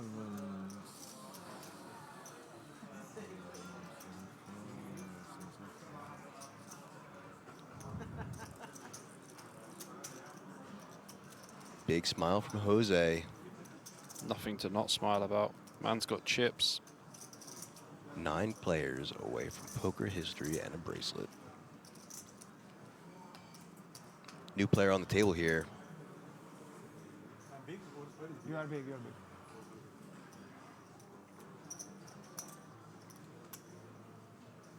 Final table is 9-handed or 8-handed? Floor. So welcome on in. This is Silviu Baltateanu from Romania. That definitely sounded like a Romanian name. Baltateanu from Romania, sitting with 7.4 million in chips. And that is the gentleman with the black hat in seat 5. So welcome on into him. We haven't seen any of his play so far. I'm going to check this guy's name, and I'm going to tell you how I would pronounce it. Baltateanu? Let's see.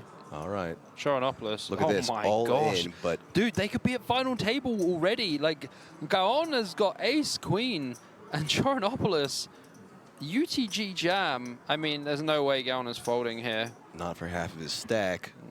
Not for love nor money. Jimmy Fallon putting it in against Drake and Josh combined. I mean, those are two of the most insane comparisons I've ever heard in my life. It is really far out there, but I love both of them. They are pretty brilliant. I mean, Bendinelli is going to wait to see what Gaona does here. Oh, Bendinelli, did he say call or fold? Here it is, the call from Guana. So he is way ahead. Oh, Bendinelli folded ace-10. Bendinelli with the ace-10. So there's one. Oh, no, he called. He did say call. Yeah, Bendinelli said call. But it sounds like fold. No. It wasn't on him yet. So he just folded. So here's your chance to pronounce. Oh, never mind. But it is going heads up. That was very quick. It was like too fast. Here's your chance to. No, we'll wait another bit. Like, yeah, it's going to be time. Heads up to the flop, and the final table bubble in play. Giuliano at risk with the king-queen offsuit against the ace-queen offsuit.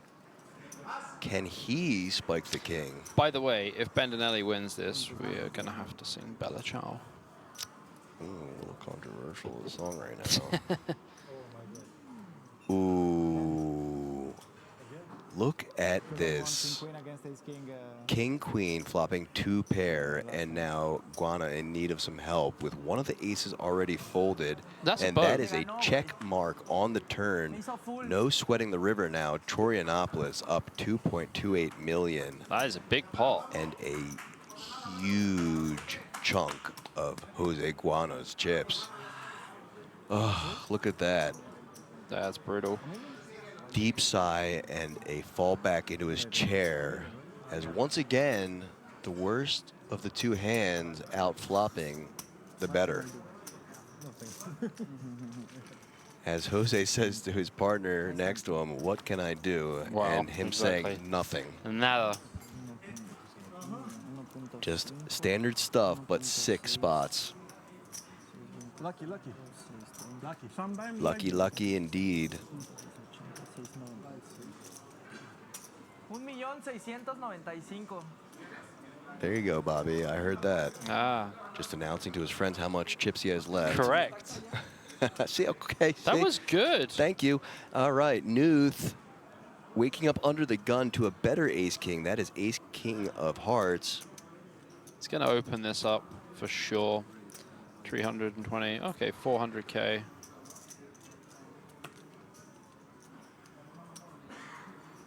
Gauna obviously going to pass here with the Jack 10 on the final table bubble.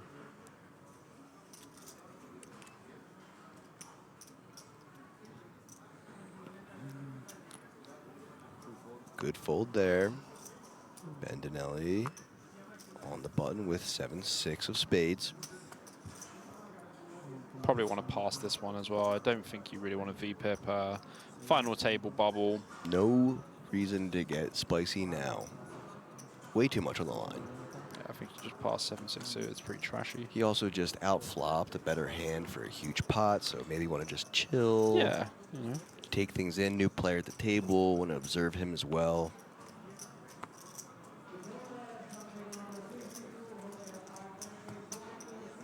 Welcome back, Kiwi. From way down under.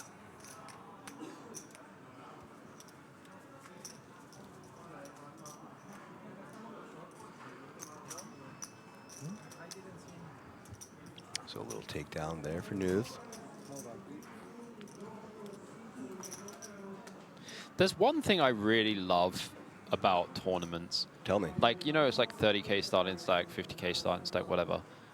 When you get down to the tournament stage, especially late stage, where the 100K chips come into play, or like the first 25K chips come into play, and then like the million chips come into play, and you're like, I'm deep, man. Like, I Yeah. am deep. So like when I had my last big run, it was like 1,800 runners or something. And like I had 10 million chips at one point, and I was like, bro, it's a 30,000 starting stack. Like, Pretty what's crazy. going on? Yeah, It's also crazy to think like I am now holding X amount of people's chips from the start of the tournament. Thinking about it that way, like how many starting buy-ins stacks is. you Yeah, have. yeah. That'll blow your mind at some points deep in tournaments as well. So never have I ever had a million chip. I've been over a million in chips plenty of times, but I've never had an actual million chip. I'll have to cross that off the bucket list someday. Yeah, I remember like there was a tournament I was playing. It was the $215 mystery bounty on GG day 2, and it had 29,000 runners, Sheesh. and I finished 23rd. Wow. And I had 49 million chips, and it's a 10K starting stack. That's got to be the biggest or one of the biggest tournaments you've played entry-wise. You mean players? Yeah. Yeah. Yeah, 29,000 That's runners. insane. Honestly, it hurts still Yeah, to this day. that's wild. And But I great got, run. But I got no gold chest. I've never had a gold chest still. No, I haven't either. I've pulled a bounty. I've never had a gold chest. I've never had a gold chest. And Well, I've- you know what? I've never pulled a live bounty either. Oh, I have. I'll tell you who might have a gold chest here. Our friend Noof, who flops the gut shot and the flush draw. Torianopolis does also have the gut shot. But here's your chance to pronounce our new player's friend because he has top pair. Baltateanu. Baltateanu. How do you like that, baby? You could be right. Romanians in the chat. Is it Baltateanu? You could be Or right. what do you think it is? Baltateanu. Let us know, guys. Any Romanians in the chat, let us know who's closest. Don't just pick APK for his absolutely beautiful voice. Or you could. So, 500K is the bet size from the gentleman who will have to get his pronunciation down pat, and Nuth, of course, going nowhere. Call announced. Just calls. Flat tire against the King 10 suited. No help there on the turn. You know what they call it, the flat tire APK? I'm not sure. What is a jack for? Oh, well, true. Oh, baby. Fair enough. You know what we call flat tires? When you step on someone's heel, like on their shoe, as they're walking, and it kind of lifts their shoe up from their foot. I like it. That's called giving someone a flat tire back like in America. America. Paul Koch says first option. Does that mean me?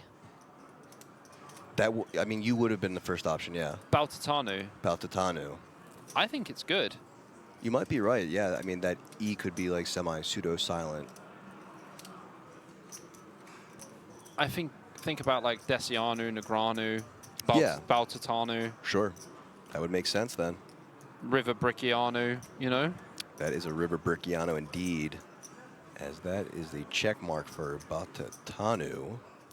There you go, buddy. This pot blew up.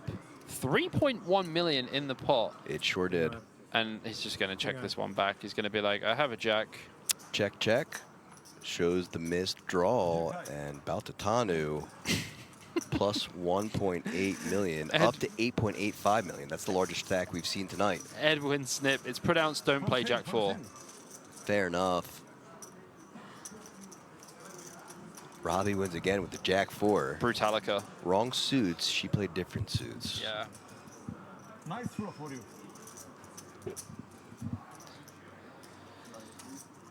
One of poker's most controversial moments. I think it might be the most controversial. It's moment. up there. One of the best controversial moments in poker is the Jeff Lissandro classic moment with Prahlad Freeman over the missing ante. That was wild. I remember watching that. That's a highlight worth seeing if you haven't at home. Yeah, definitely check out the top 100 WSOP moments on YouTube. You will not be disappointed. And the sickest thing is, this is how much of a poker fan and freak I am. As soon as the hand starts, I know who's in the hand, what hand they have, and what the board comes out. Fair enough. And what they say. So, yeah, I mean, that's how I studied primarily growing up. Aside from the few books that my cousin, who's a professional, kind of threw my way, was just kind of staying up late past my bedtime and watching some of the late-night poker casts. I used to record it on VHS. My parents' VHS, I used to use all of their VHS tapes and record it. Yeah, and I think my mom is still listening, as well as my sister, so now they're getting clued into how naughty I just was as a little kid. Big shout out to APK's family out there. Big love for tuning into the stream, and big love to my family out there as well. I'm sure my mum will drop into the stream at some point. She is literally the funniest railbird in the world.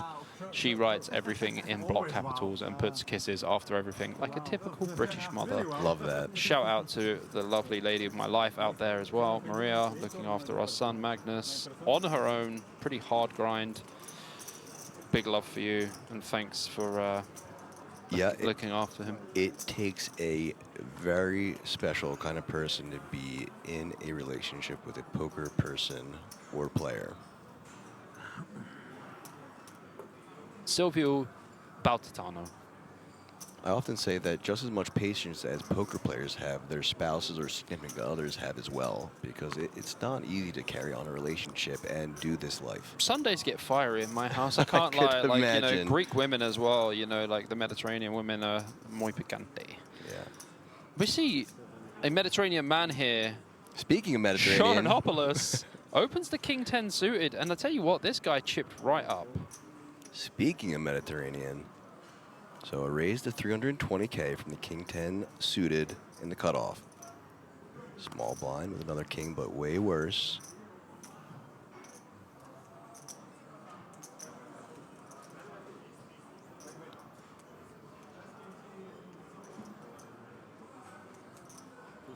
Play 3.3, right? 3.5. 3.5. Bendinelli in the big blind with the 7-6.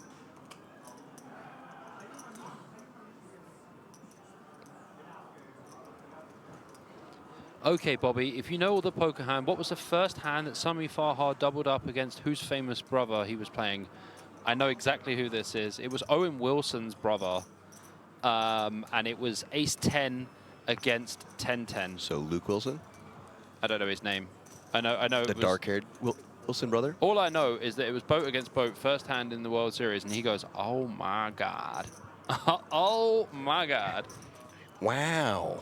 Wow. That would be Owen. Wow. Oh, wow. Owen Wilson in the booth. Thanks, guys, for having me.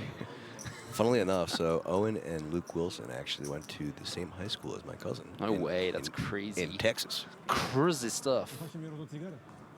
Edwin, if you really want to test me, bro, you got to do better than that. Come on, that's child's play. Do that in my sleep. Calling out the chatters. So Bendinelli choosing to defend the big blind with a 7-6, and now Troyanopoulos folding that gut shot. Still ahead, though. Betting 160K. Option now on Bendinelli.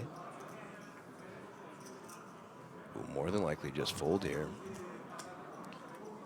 There's And no does. other way to advance in this hand apart from bending your cards in half.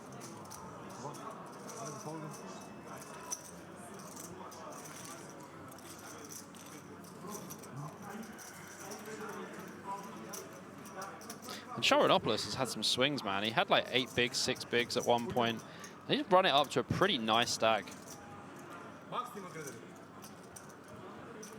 I won't say bring on the Russians with Perry. Ah. Don't say it then. Don't say it, buddy. Leave Tony G out of it.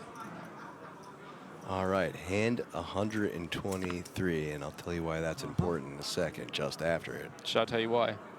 Don't, what? It's easy as 1, 2, 3. Fair enough. Well played. You did not expect that. I was not expecting you to go that route. Oh, yeah, you say route and data instead of root. Well, see, a root is something that a tree grows from and plants as well. This is honestly more debatable than some of the play I saw yesterday, okay? Like, Forza Bendinelli. Listen, what's worse Grazie, prego. What's worse is that people on the western side of my state of Pennsylvania from the Pittsburgh area say rough instead of roof. Like what's over top of your head, it's a rough. And instead of a creek, it's a crick. I hope they have a rough life. Yeah, well, I do too. I'm not a big Pittsburgh fan. I'm Philly ride or die. As we see a call here from Bendinelli and Baltateanu's option, going for the aggressive one and raising it up, but unbeknownst to him, Bendinelli was setting a trap. This is the one that I was talking about as well when I said that you can limp call in these spots, or even limp raise in these spots. But probably against a chip leader, you're not going to limp raise. Limp call is going to be the perfect play here from Bendinelli. Ace-3 is so nice post-flop. We're going to see a pretty nice hand here. I'm looking forward to this one. I give you one. You saw the one that Ivy folded the house. He just jammed. He limp jammed. Against your advice, he's going all in over the top against the chip leader. But I said this is one of the best spots to do it in, but not against the chip leader. This is ballsy, man. This is a lot. It's like 30 bigs. As we see the mathematician at work. Baltateanu, do up your coat, but make sure that you put your cards in the mark first, please. I would like 6 seconds of my life back. Well, here's why he's standing up, because I think it's going to be a real quick fold, and that means we are going to our next break. So a probably inconsequential count here, as he says, don't even bother, mucks the cards. And again, now we are going to the break. Final table bubble here in Rozvadov at the World Series of Poker Europe. This is the €2,000 Monsterstack. Monsterstack. And we are playing down to a winner tonight who will take home the top prize, a gold bracelet, as well as that 10K main event ticket. Stick around, guys. We hope you do. We will be right back. APK and BJP. Out.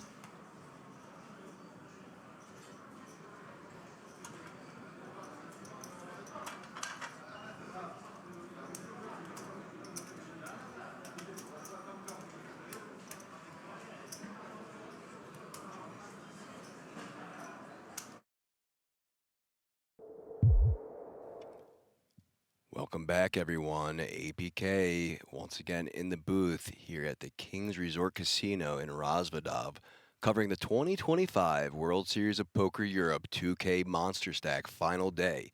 We are down to 10 players left at an over 400 player field, all battling out for that top prize and gold World Series of Poker bracelet. Looks like we're going to jump right back into some action as we are left with just 2 tables. Again, I said final 10. Final table bubble with 2 tables of 5 now.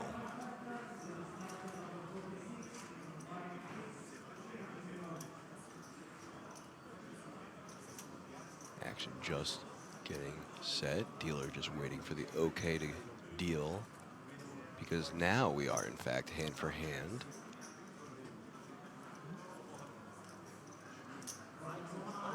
All top 10 players also receiving that 10K main event ticket.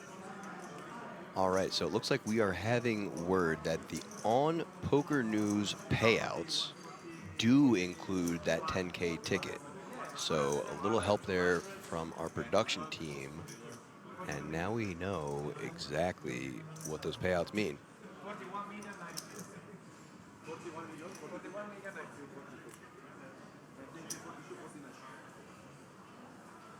And look at this, under the gun and waking up with pocket kings for Knut.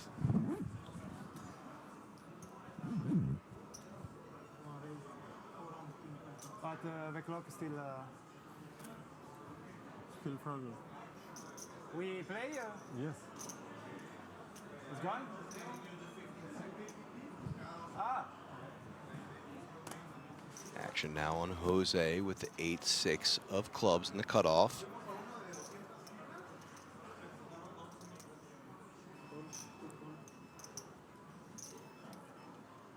Folds Bendinelli now with the 10-4 offsuit on the button.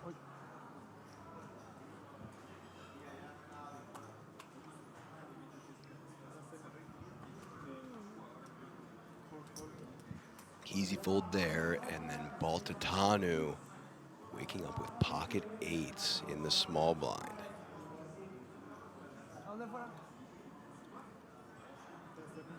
$325K to call, and I expect him to.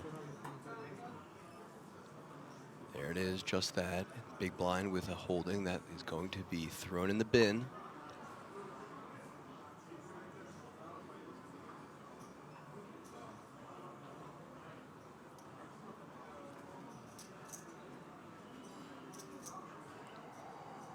And there they go. All right, heads up to this flop. Kings versus 8s. Kings way ahead as things stand right now. Baltateanu asking just how much Knut's playing. And look at that. A flopped boat for Baltateanu. Uh-oh, for pocket kings. This could be trouble. 1.3 million in the pot and a bet from Knut to 325K and a call from Baltateanu.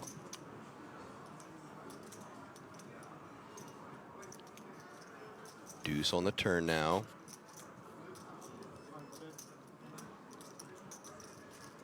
And a check. Option now on Knut.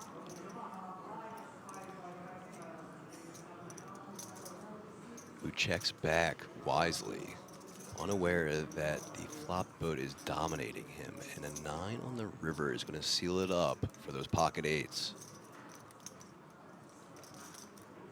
What's the sizing going to be here?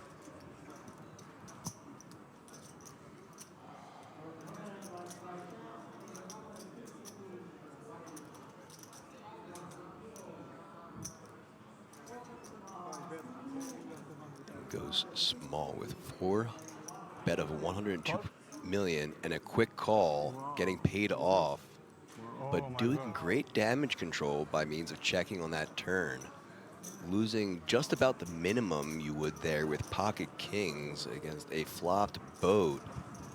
Well played by Knut, keeping his tournament life in play and just realizing that he is one away from that final table. So not trying to get too out of line or get stacked and finish in 10th. You have to wait. Oh, fuck me. Kings gegen Achte. Yeah, they finished. Final table. Final table? Final table? Ist gebastelt. Sí, yes. Wait, please. Ich hab gerade mein... Esa final.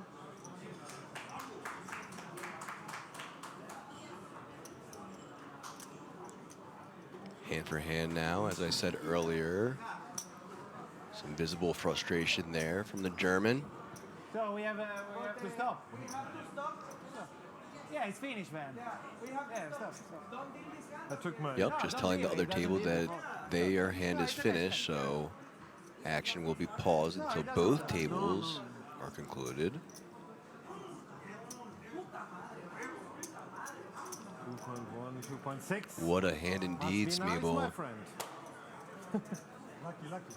Been some really great action as we are winding our way down to that final table. If it is shove pre-flop, would be sick.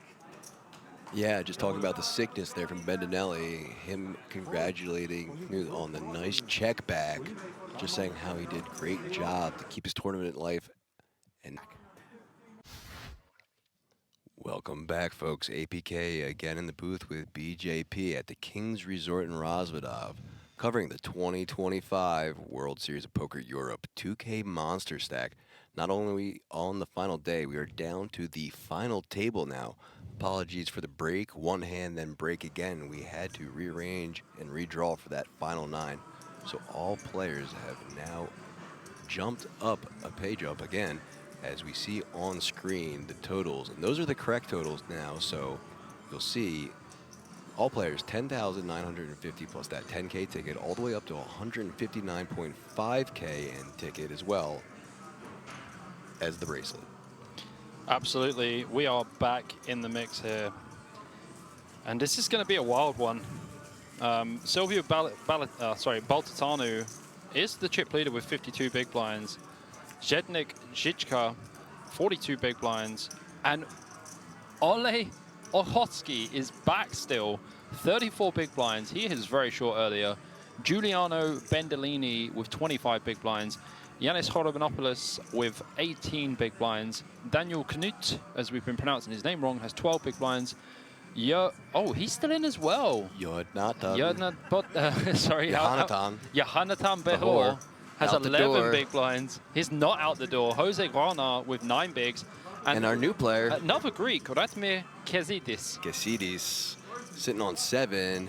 And so really great one hand before a break again. So Pocket Kings doing an incredible job at damage control, losing essentially the minimum there to a flopped boat by Pocket 8. And a nice chip up for Baltateanu. Over 10 million in chips and the largest stack by far we've seen tonight. Absolutely. All right, looks like action is underway, guys. Final table, 2K Monsters. Over there. Troynopolis, quick fold. Ollie back on the table. Folding as well. Žižka. Oh, we were pronouncing that wrong as well. It's Žižka. Žižka. Žižka. But he folds. On to Jose. Also folding. Mathematician. #1 math person in Italy. For sure. On the hijack. Queen 9 offsuit folds. And Behor not out the door as stated. In the cutoff with a nice looking Jack 10 of hearts. 475. Definitely be opening this one up here. As he announces a raise to 475. You think that's a little too much now that we're on a final table? Absolutely, yeah. Just want to keep it nice and smooth. Just the min open is good enough. But look at this, Baltateanu, our chip leader, who's going to be looking to put in some aggression here. I think he just calls. But just goes. Oh no, he does. No. Oh, we've got the new chips 2.1. in. Yeah, he puts Behor all in basically. Behor actually only opening off 11 big blinds. Unfortunately for Bahor, he's going to have to fold. So plus 875K and up over 11 million in chips now for Baltateanu. Can't be being a chip leader and flopping a boat against pocket kings. Yeah, that's pretty brutal. Just running extremely well right now. Brutal for one, not for the other. Oh yeah, Baltateanu's loving life. For sure. Only on me. 8 players away from a bracelet. Wow. Yeah, pretty wild stuff if you think about it.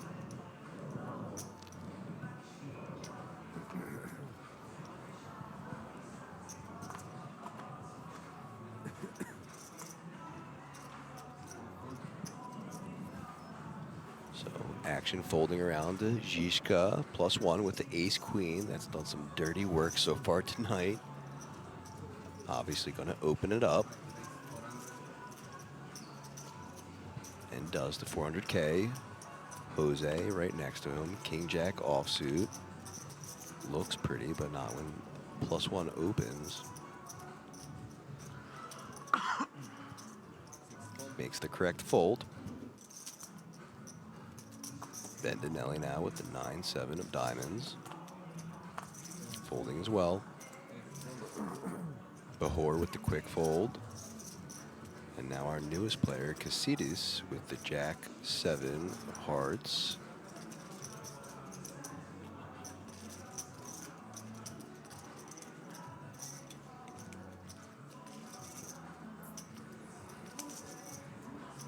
Baltateanu, posturing, then folding over to Knut, folding as well, and now Chorianopoulos in the big blind and with a decision. Going to defend that 7-6 of clubs. So heads up to the flop we go.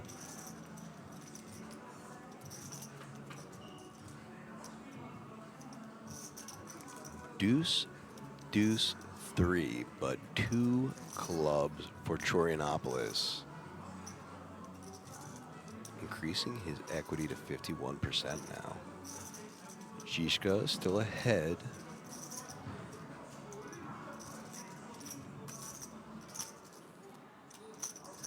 And with the option goes for the bet. 200K is the size.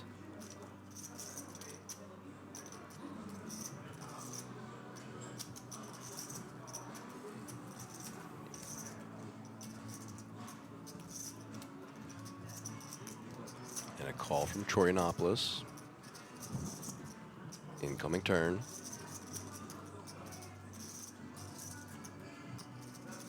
And there is one of the outs he didn't want to see because it's the wrong black 9.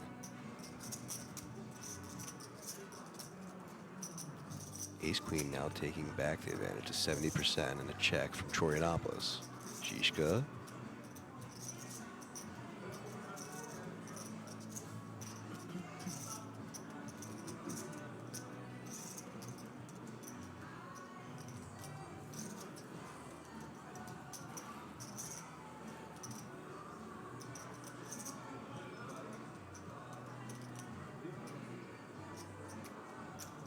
Goes for barrel 2.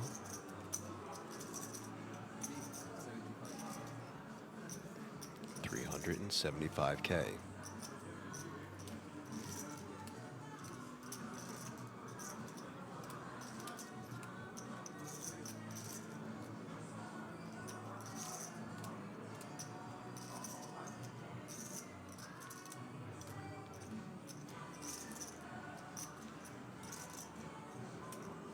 Yeah, Chorianopoulos is not going to be folding here. No, and I just expected a call. But as we get to the river, Chorianopoulos does have 1 stack to pot ratio here, and he has bricked. Now needs to decide now if he's going to turn his hand into a bluff on the final table, on this streamed final table. Certainly knows that 7 high isn't going to cut it here. But will he give up? And he does. Yeah, and Žižka is likely to check this one back or jam.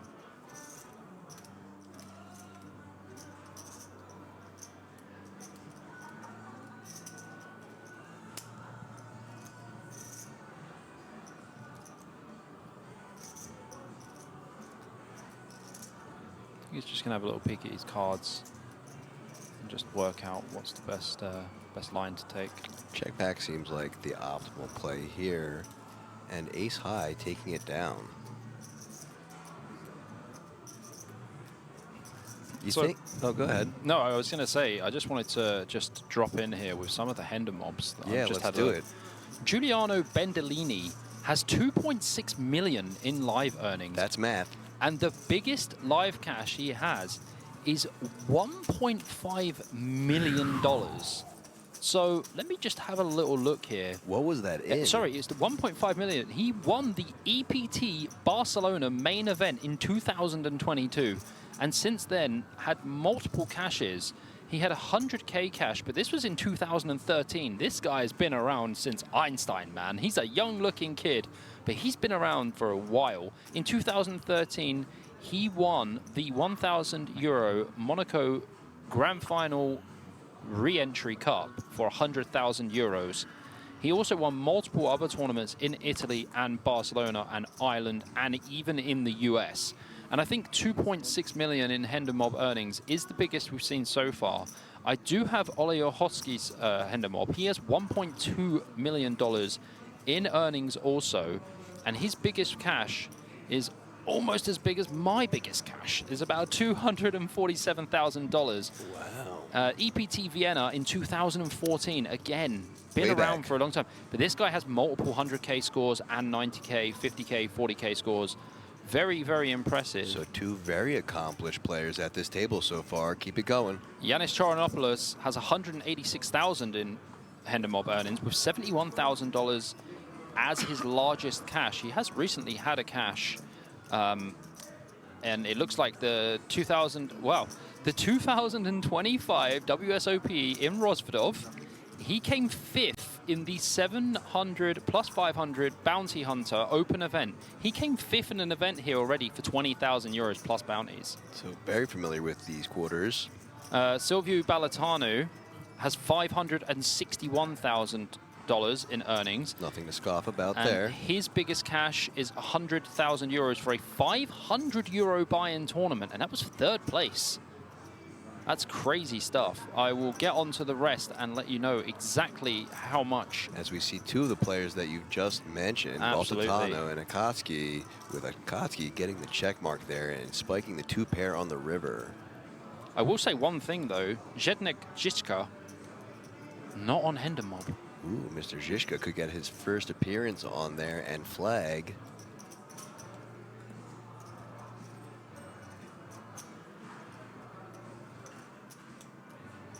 Some very cool accomplishments there, especially from Bendinelli. Yeah. EPT Barcelona. First place winner. That's Over big. $1 million. It's big stuff, man. Absolutely big stuff.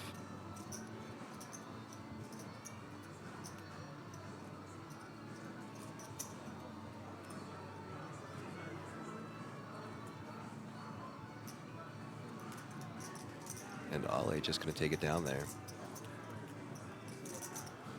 Daniel Knut, I'm just having a look now. It doesn't seem to be like he has any results. I don't know if this is Hender Mob acting up, but does have a Hender Mob, but I can't see any results on there. So Might not want his results posted due to yeah, that could obviously be for a law thing or Legal issues. personal. We just say legal issues. I like legal issues. That's a really nice way of putting it. Yeah, we won't delve too much into that. Nah, we'll skip right past that. Just like the traffic warden, when we see him walking towards the car, we just drive towards them. I didn't say we hit them, but we drive towards them. We do not want them to see our number plate. Pocket 4's here for Guana. Under the gun, needs to make a decision. Has around 8.5 big blinds, but I believe passing is definitely going to be the most optimal play. You are definitely looking to ladder. Rather shallow final table. All of the chips are in the top 2 players, and everyone else is hovering around 8 to 14 to 17 to 20 big blinds, and the 2 biggest stacks having over 40 bigs each. So look at this.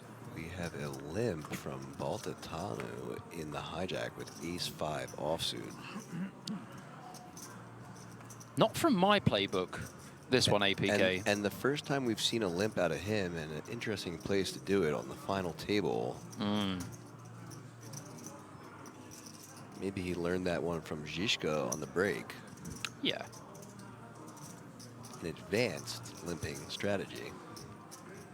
And speak of the devil, Wow. Žižka checking with the 7-6 of hearts. Limper against Pimper. Action goes check, back over to Baltateanu, who bets 200K. Just the one big blind bet here for Baltateanu. And when he limps, he can definitely have some king-queen suited, some queen-jack suited, king-10s, etc. Žižka's just going to get out of the way. No messing for him. Certainly not the time you want to mess. Jonathan Behor has $150,000 on their Hendon also. So it takes us down and doubles his Hendon. Yep.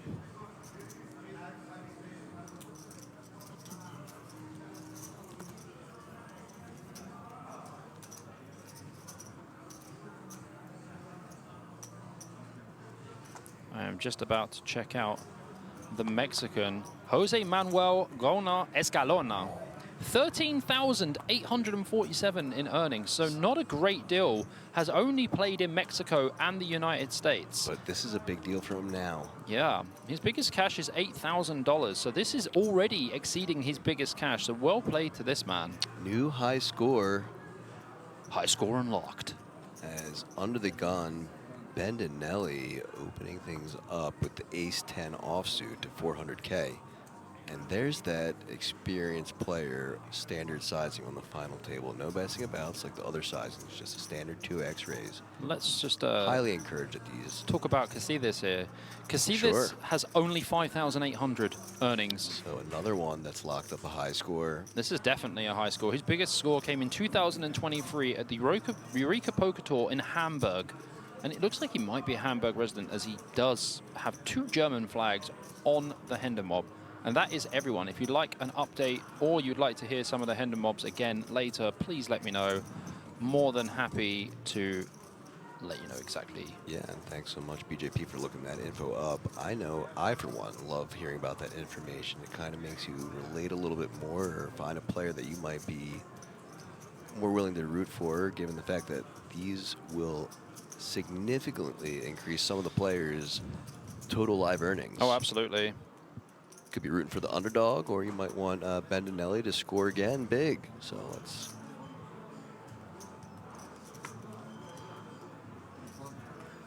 see what happens as Baltateanu with the king-10 of spades makes the call. Yes, we are playing 9-handed here now, so you know we do have a +3. Baltateanu's call, it's interesting. Bendinelli is definitely the best player, accomplish-wise, in Hendon mob. I would say he has a ton of experience. So Baltateanu choosing to play this hand in position against Bendinelli is mainly the best decision he made, but I could definitely be on board with just folding versus the UTG Open. Bendinelli's worst ace-X he will open under the gun here is ace-10 offsuit. As we are all aware, ICM is extremely tight. They are playing for an insane amount of money, and Baltateanu really should know to fold here versus the Open. And especially, let's key in on the fact that not only does he have just this experience from being around for so long, but he has, more importantly, the experience at high stakes and high equity spots. Absolutely. Final tables. Absolutely. Final table experience live is something that you can't really train for because you reach that spot so little. Absolutely. So every time you get there is just crucial amounts of experience that you gain for the next time that you potentially might get there. Bendinelli with some insane final tables and championships underneath his belt. So tons of experience in these spots. He should be in his element. Yeah, I couldn't agree more.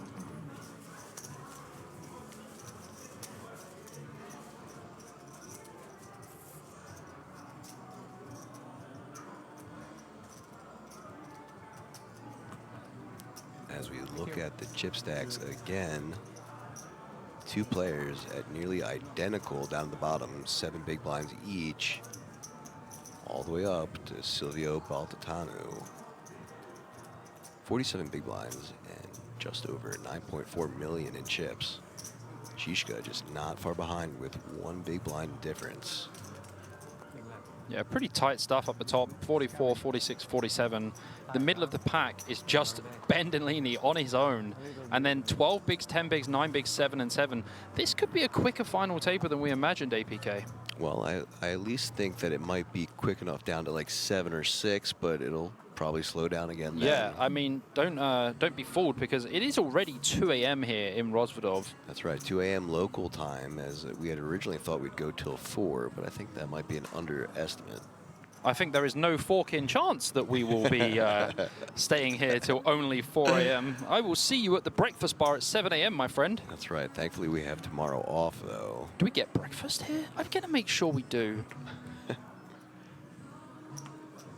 Folding around the Baltateanu. Also folds. Quick fold for Knut. Giuliano joins them. Oleh in the cutoff. Ace-6 offsuit. Raising it to 400. Oleh, our other very accomplished player. Using that standard sizing. And now Bendinelli, our two most accomplished players, more than likely going to see a flop.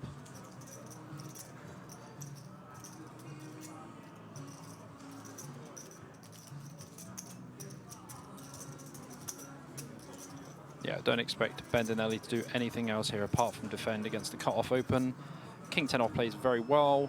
You are dominated by some King X, and when you see flops like this, you can just go, that's not me.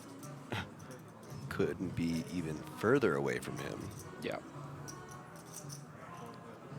In absolute dire straits on this flop. Ace 3 8 monotone. We don't have a club in our hand. There's not a club in the club at the moment. And I expect a c-bet from Okhotskyi. I mean, I said that like his name was actually Japanese. Okhotskyi. We'll get there eventually, APK, you know. You know, if you break it apart, we could also just say, okay, hot sky. Okay, hot sky. I actually quite enjoy that.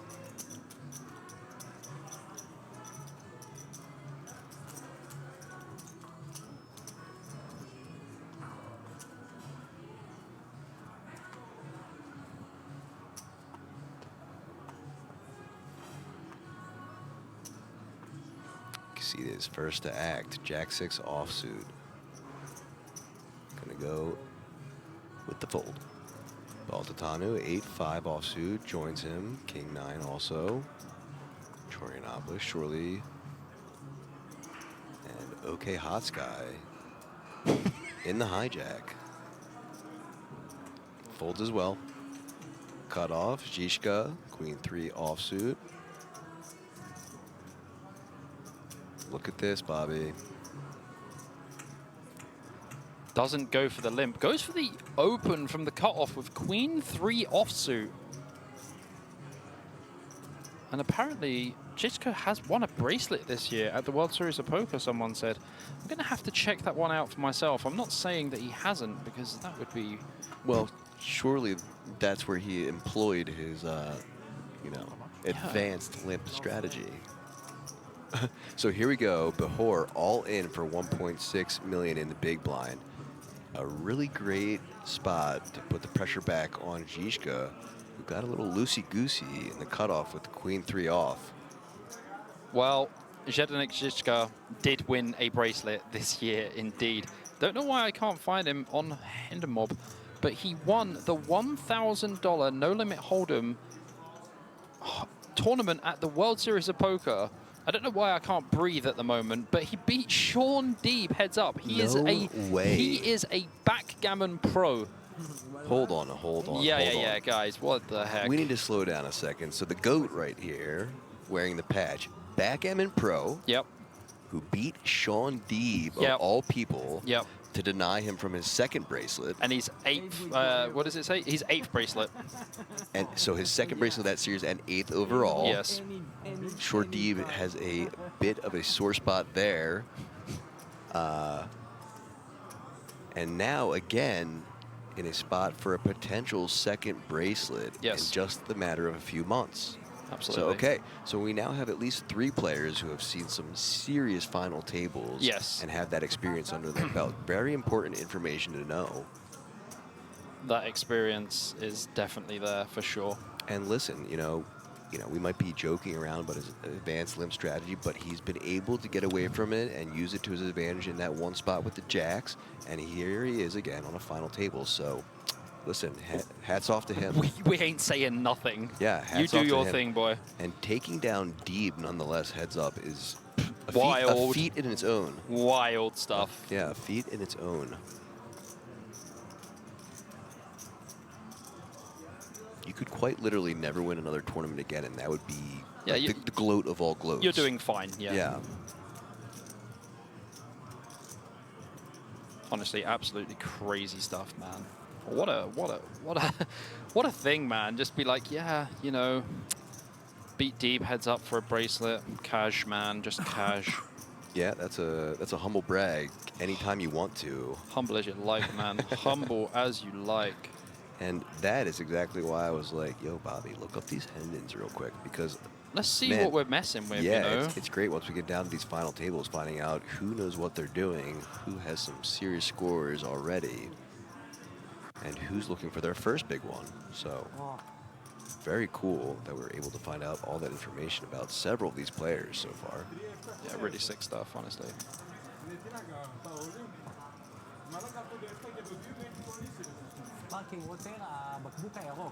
Question.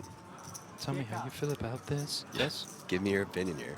Let's say in a hypothetical parallel universe, Mr. Deeb did in fact beat Mr. Žižka. Would he have then presented a better case to dethrone Michael Mizrahi for that title? Yes. So Deeb definitely has mighty chip on his shoulder, probably. Oh, he's pissed. Yeah. there's no other way of putting it. Like, he is freaking pissed, man. For sure. To get beaten by a backgammon pro as well, I love it. Add that to the list when you talk about winning it. So not only did I beat Deeb heads up for a bracelet, deny him his second one that trip and his 8th overall. Yeah. Probably took him out of the running for the player. For the player of the year, yeah.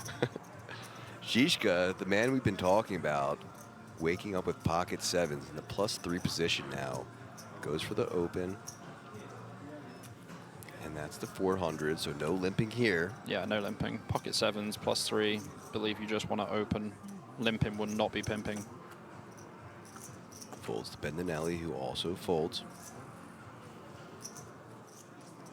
And Casitas with the pocket 2s here in the small blind.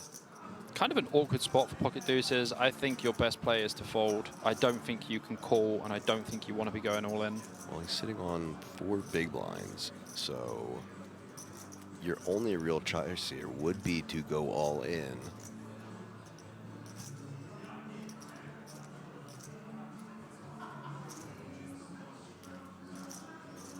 But I think I would have to fold, given that there is another short stack just around the same stack size as him, and you're looking to ladder at least once. Also, the thing that you really this is definitely not good. The thing you have to remember as well, you just paid the small blind and the big blind. You're about to go on the button, so and you are playing a full ring. Right. A full ring. So you're about to see a lot of free hands, and Žižka is for sure going to be calling here. Oh, he already called. He called like before the guy even put the chips, and he called. So heads up to this flop. Deuces in need of major help.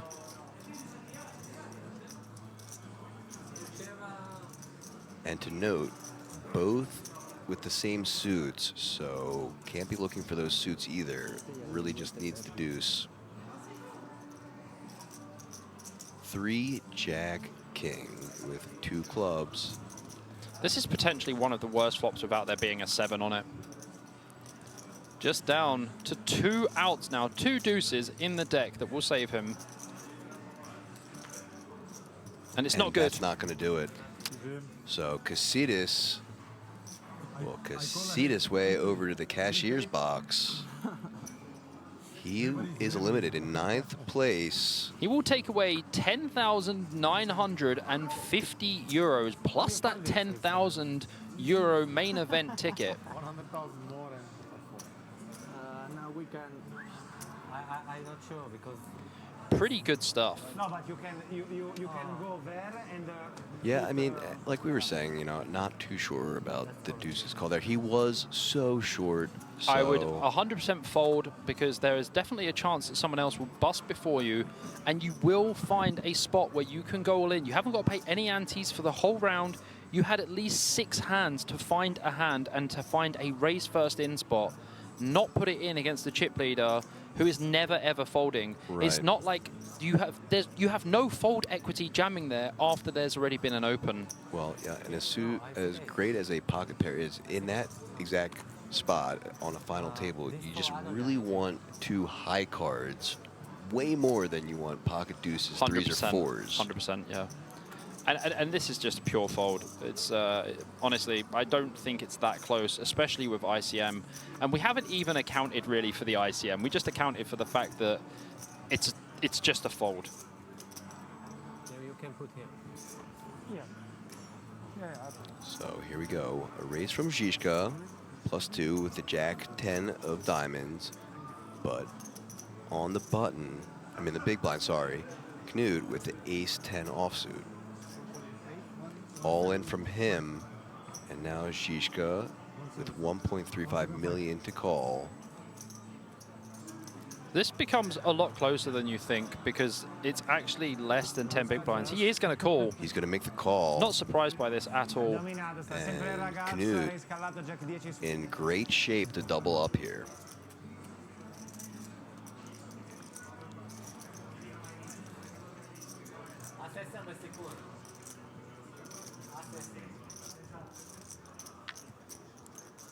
$3.8 million in the middle. 8, 4, 7. Flops himself a gut shot here and a backdoor flush draw. So Knut still ahead for now. 8 on the turn, no good. 5 outs. Going to need himself a jack or a 9 here. Pushing the chair back. At 10 on the river. Oh, sorry, I apologize. Knut hits the 10 on the river. It keeps him in the game. That's one way to stay. That is one way to stay. So 2 pair for both gentlemen, but the jack kicker no good. Yeah. As ace will do it. What a weird way to double up right there. Yeah, very weird way. I mean, obviously he's ahead. He has ace 10 against jack 10, but for some reason the malfunction happened at 2 a.m. Yeah, where for some reason I was like, wait a minute, what's going on here? And you know what? He did the pushback stand-up extra equity in play, but I don't think he even realized at first. Kind of chuckled and realized as the chips were being pushed his way and sat back down. Full of glee as he saves his tournament life and doubles up. Still 8-handed. Amazing stuff.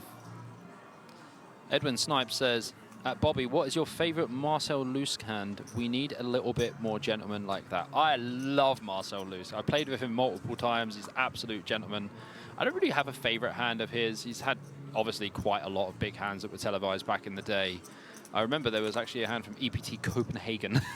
That is going back a while, yeah. So is EPT Vienna that you mentioned before from Yeah. 2014. 2014. Haven't heard EPT Vienna in the same sentence before in a while. Yeah, it's crazy stuff. Yeah, Marcel Lusk, legend of the game. All right, so action folded around at the cutoff. Bohor here might just open, but I think fold is going to be fine too. You have 13 big blinds. You're kind of middle of the pack. Just let it go.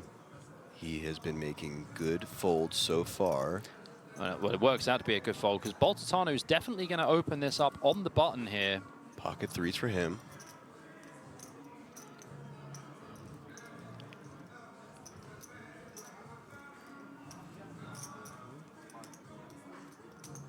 He does open it up to 525. Interesting sizing, especially considering his experience so far. Keep in mind he has over 500,000 in earnings, so.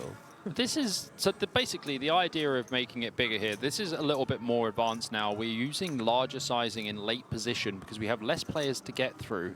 And he is going to be calling a jam from either player. That is why he makes it a little bit bigger. And if Horinopoulos is going to fold in the big blind more to a bigger size, this is going to be an absolute print. The only time I was saying, like, you know, people should open, min, open, min, open, min, open, is when they're opening off like 13 big blinds and it's like they have a raised fold hand. You never want to make it like 525 from like +1, +2. Like, it would just be a disaster, especially when you are like, you know, under 15 big blinds. But in that spot specifically, it's fine. All right, And fair play then. honestly, he could have just jammed because it was less Covers than both of yes, them yes, by a yes. mile. Yes. It was less than 10 big blinds, so he raised to induce. And to also, you know, disincentivize the big blind from calling. Which is very good play, by the way. Next hand underway and being folded around now to Baltateanu. His cards are about to hit the muck also. Knut here. I think we have a clear fold on the button. We have Žižka, who has the big stack, which we don't really want to get involved with. If we open, we're going to have to fold to a 3-bet. So I think we just pass on the button here. Yeah, good stuff, buddy. And Charinopoulos is very short as well. We can't open and then fold Charinopoulos. It's just disaster. And so a walk for Oleh. Yeah, look, Oleh's got 10 million, basically. So, like, don't try putting pressure on that guy. He will throw you in the bin. I think he could probably physically throw a lot of these players in the bin, too. Yeah, he looks like quite a strong dude. Quite a big guy.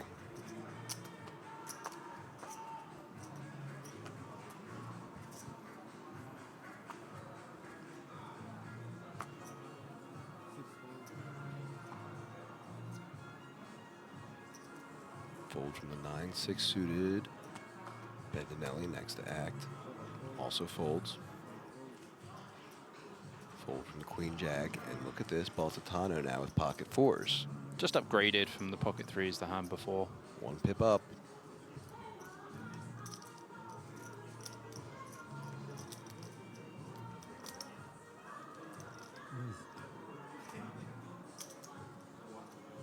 Opens the action. 400K. And look here. Big stack against big stack. In the big blind with big slick. This is where it gets a little bit fruity. What kind of fruit we talking, Bobby? I'm talking like, you know, guava and passion fruit. I'm talking... tropical. I'm talking 3-bet here. I'm talking 3-bet to 1.5 million. Well, will this be a tropical 3-bet? I mean, they're over 40 big blinds effective, so there will not be a 3-bet jam. To jam 40 big blinds here with ace-king would be literally the end. Jose doing a great job of cracking a smile from me as he's behind Žižka, who's in a tough spot. He actually and looks doing like some he's funny faces. He kind of looks like he's falling asleep at the same time. Žižka's just working out his 3-bet size here. I mean, it sounds like there's definitely some talking on the table, but they're in the middle of a pot, so they probably shouldn't be talking too much. Yeah, guys, keep in mind, as much as poker is a game, this is a very serious spot, and you do want to have some decorum. Yeah, I think 1.5 million is going to be a nice size here. And then if Baltateanu comes back over the top, did he jam? Wow. And he does. He just jams 40 big blinds? Wasn't expecting that, but this guy beat Sean Deeb, so not going to question him. I mean, as much as I want to, we're not. Yeah, Baltateanu, I don't even know what he's thinking about with pocket fours. Like, snap in. This is snap in. This is an enormous jam. I don't mean snapping. I mean snap bin. Yeah, in snap the bin. Yeah, pure bin. Yeah. Like, find the biggest bin and just bury your pocket fours into the bottom of the bin, and then put another bin on top of it. And then put it in like a wasteland or something, because this hand is trash compared to the ace-king. And oh, yeah, okay, they're flipping or whatever, and but like... flexing his jaw muscles there. I don't know if you saw that, which tends to usually be like a sign of like angst. Nervousness. Yeah. This is a reverse tail. He's giving it the little bit of the mouse He's doing sweat. the reverse tail because I in no way believe that he is nervous having beaten Sean Deeb and won a bracelet already. Yeah, for sure. So, interesting play. I guess that he wanted that to, I don't know, come off as like, you know, a super squeeze. And just trying to take it down, trying to maybe get a call from something like nines or something so he could flip and just really take the huge lead. Yeah. But just a little slightly aggressive for my likings. Still, once again, not going to question his play. Yeah, I mean, you basically want to 3-bet there and not be 3-betting all in when you're like 40 big blinds effective on the final table. The only reason I could understand that he's doing it is just pure ICM pressure. But if you think that Baltateanu is folding queens or jacks there, then you're wrong. Right. Jacks is very close, but queens is a call. It went 0 to 100 real quick.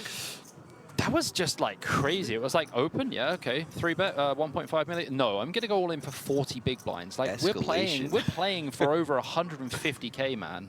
And Behor is heading into the middle of the pot with his stack, 2.7 million.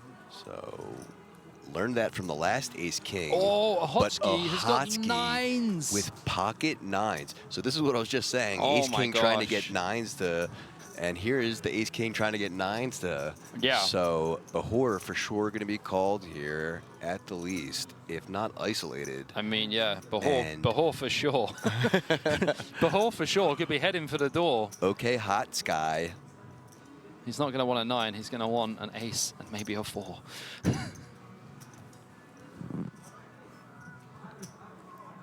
I love Edwin Snipe. He's like, look at the guy's table presence. I thought he was the dealer. Oh. Okay, so just makes the call. Yeah, I don't think 9s is an ICM fold here. It's 11 big blinds. One of the aces for Guana. It's one of the big, it's 11 big blinds for Okhotskyi to call, and he has 25 big blinds behind. This is going to be the classic flip. Ace-king against pocket 9s. 50-50 percentages on the screen. flip חשוב. Behor, will he be out the door? Telling his friends what the holdings are. Ace king versus 9s. Don't use the one time. He doesn't want to use his one time. Interesting. He'll use it later, I guess. Saving it for later, that confident. Here it comes, 6, deuce, 10.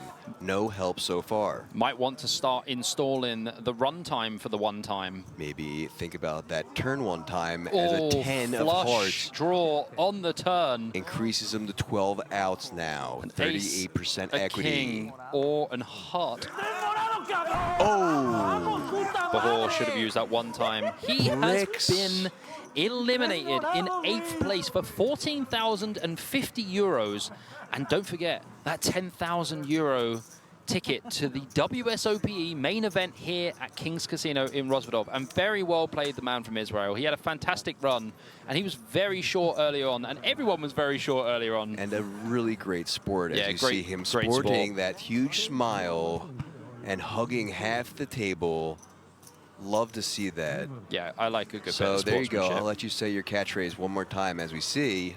Behor is out the door, There it goes. Officially out the door, Behor. but not without going to the cashier first. That's right. And a huge smile on his face. So love to see that. Was disappointed at first. You know, he was a little cocky by saying, I don't need my one time. One time, yeah. Yeah, and you know, you never want to celebrate too early, so thrown in his face, but really just being a class act loser right there. Yeah.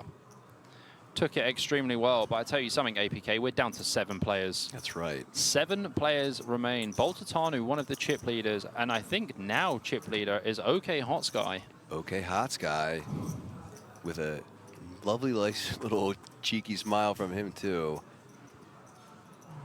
Now Žižka with the pocket deuces on the button. 7 million. 7 million. Once again in that spot we were talking about before where he covers the next 2 players. Yeah, I think it's just going to jam. And look at this. Dreams are made of this. Yeah, Garner's got a very nice must call. Short stack, and with the 7s all in.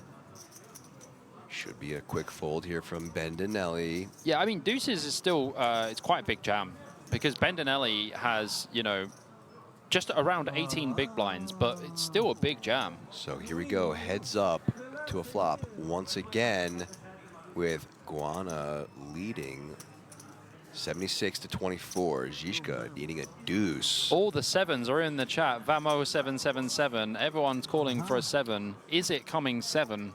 This would be a big one for Mexico. Mexico against Czech Republic. Guana already with his highest score so far. Is Guana going to be a goner? That's a good one. Oh boy, I'm here all night. Over there with his buddies. 9, 6, 4, 7s holding nicely.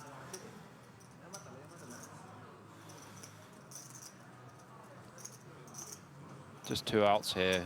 On the river, 2 outs remaining.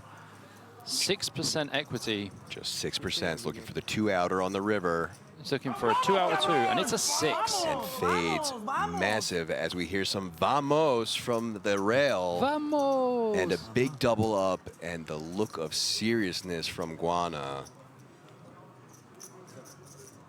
You lost minimum.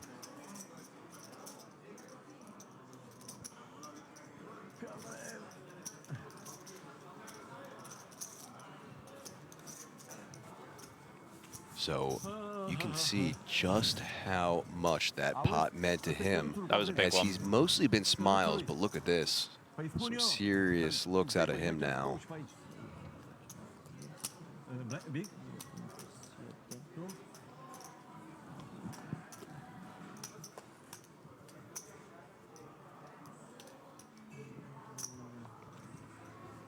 All right. Knut, under the gun. Ace, Jack of diamonds now. Definitely just opening here as Knut. Don't think we want to be all in. That would just be way too much. Oh. Or did he go for... No, he made it 500. No, just called. Interesting. So a limp under the gun, as that's a new one from Knut. It's a call to 50. Guana out the way, Bendinelli, 125 to call, 8-5 offsuit.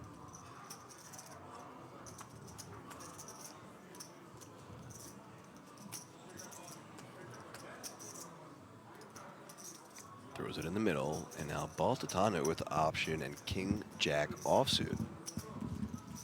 Yeah, Baltateanu definitely does have options here. Does check. Probably scared of the limp from Knut UTG. I would be shaking in my boots. And a fake aggressive check to get the smile out of Knut. Wow. Look at this flop. Knut goes for the check back. Check, check. 2 pair, though, for Baltateanu as his percentage increases to 82. Knut needs an ace or a queen. Bets 700K, and this is going to get snapped from Knut very quickly. And does. Oh my god, a jack would just be the sickest river. No jack, though. Couldn't be further away from a jack. It was the, it was the deuce that Zdenek needed in the last hand. Oh, this is a big, big bet, it looks like. Is it 800K, or is it more? Oh, he put him in. 2.75 million. It's very hard to differentiate between the colors because sometimes they look like 100K chips, and now sometimes they look like 500K chips. I agree, I agree. 2 of the colors are fairly similar. Oh, he's talking to him as well. Yeah, well, I told you, so going into this, that he did that fake aggressive check and got a kind of smile out of Knut. These 2 guys have probably been talking for the last couple of minutes and developed some sort of pseudo-faux friendship. Are you putting it on me? Are you putting it on me? Why would you bluff me? You wouldn't bluff me. You're never going to bluff me. You know, the fake friendship until we both bust and then can be actual friends afterwards. Because there's just too much on the line here. Yeah, we can be friends later. That's right. Don't forget, the next person out will receive 18,550 euros plus that 10,000 euro ticket to the WSOP Europe main event here in Rozvadov. Rozvadov? I can't even talk. In Rozvadov. It's been a long day, guys. I'm going to give Bobby a break on that one. So Oleh still leading the pack, 12.8 million, 51 big blinds. Silviu Baltateanu, 10.1. Zdenek Žižka, 8 million even. Bendinelli, our mathematician and previous EBT winner, 4.5 million. Daniel Knut, 2.7. Jose Guano, 1.8. And at the bottom is Yanis Choronopoulos. That's it. With about 7 big blinds. Who just folds. And now action over to Oleh. King Jack folds as well. Oleh, are you okay? Are you okay? Are you okay, Oleh Okhotskyi?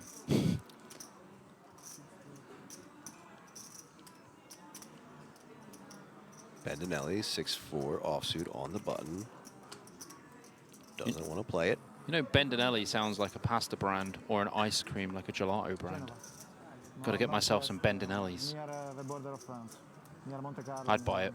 Bendinelli's. Okay. I like it. You could pitch it to him. He probably has enough Enough capital to invest. Enough winnings to have this. He probably has some capital to invest. Yeah, Vinny Boy, this is semi-live. It's on a 30-minute delay, so you're getting a 30-minute delay here just to protect the hole cards and the action from the players. We see Knut here absolutely blast it into the eye of Baltateanu, and will be passing. Knut picks up a nice one, goes back to 3 million, but that is only 12 big blinds at this point. Getting shallow as those blinds go up, and so yeah, 30-minute delay on screen, but commentary is live. Deep and steep, this one.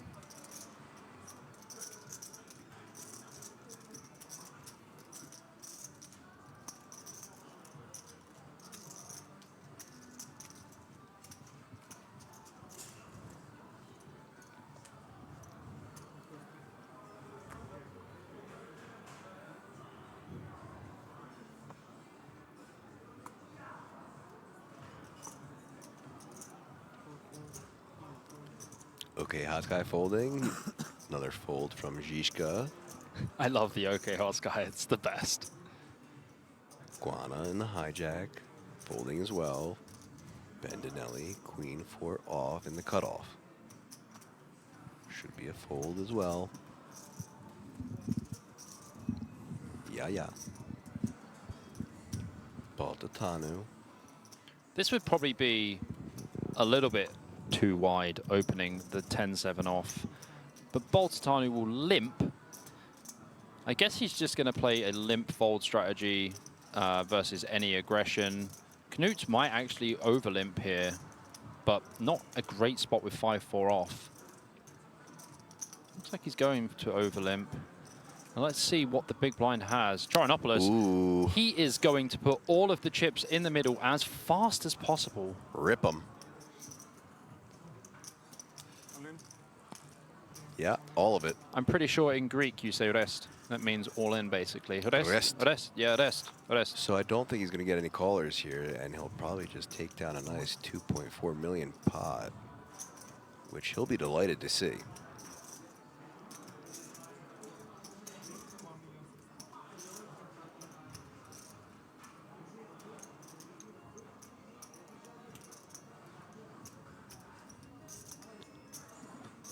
All right. Did Baltateanu call? He did just call, and now Troyanopoulos in a really great spot to double up through Baltateanu as well. I'm a little confused. Wait, did Baltateanu just limp He call? limp called off the all-in from the big blind Troyanopoulos. I mean, it's only 6 big blinds, but 6 big blinds is a lot in this tournament. That matters, and more importantly, you're giving the smaller stack a chance to double up. This is crazy stuff, honestly. Which is not encouraged when you're trying to get busts and not double ups.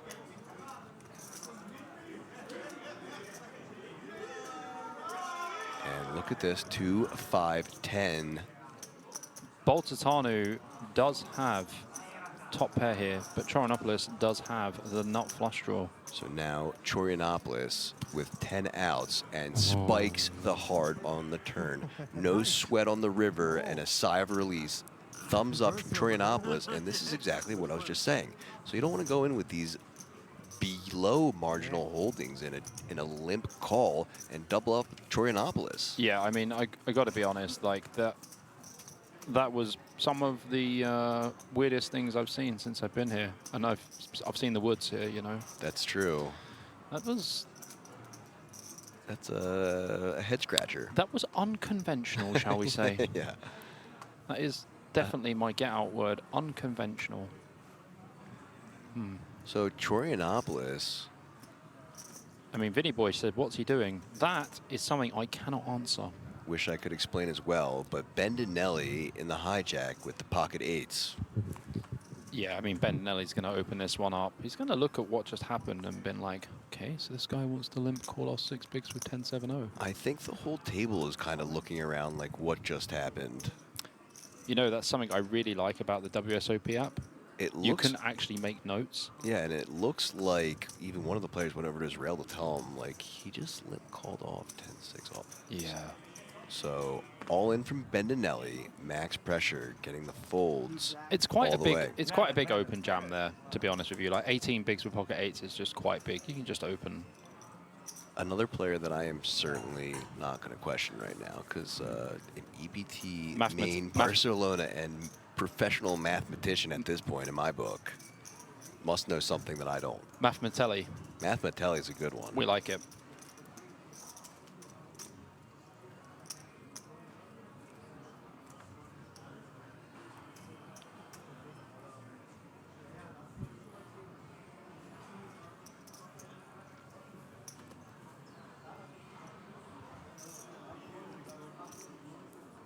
Queen A for Guana, folding. That hand's iguana. That hand is a Guana. Mathematelli with the 9-6 offsuit. Yeah, limp call of the jam is wild. I will strongly agree with you there, Vinny. Wild is the word that I would use. Confirmed. It's one of my favorite words to use, and it was wild. It was wild. Unexpected. Unconventional. Several of those words. So folding over to the small blind, Mr. Okhotskyi with the king-queen offsuit.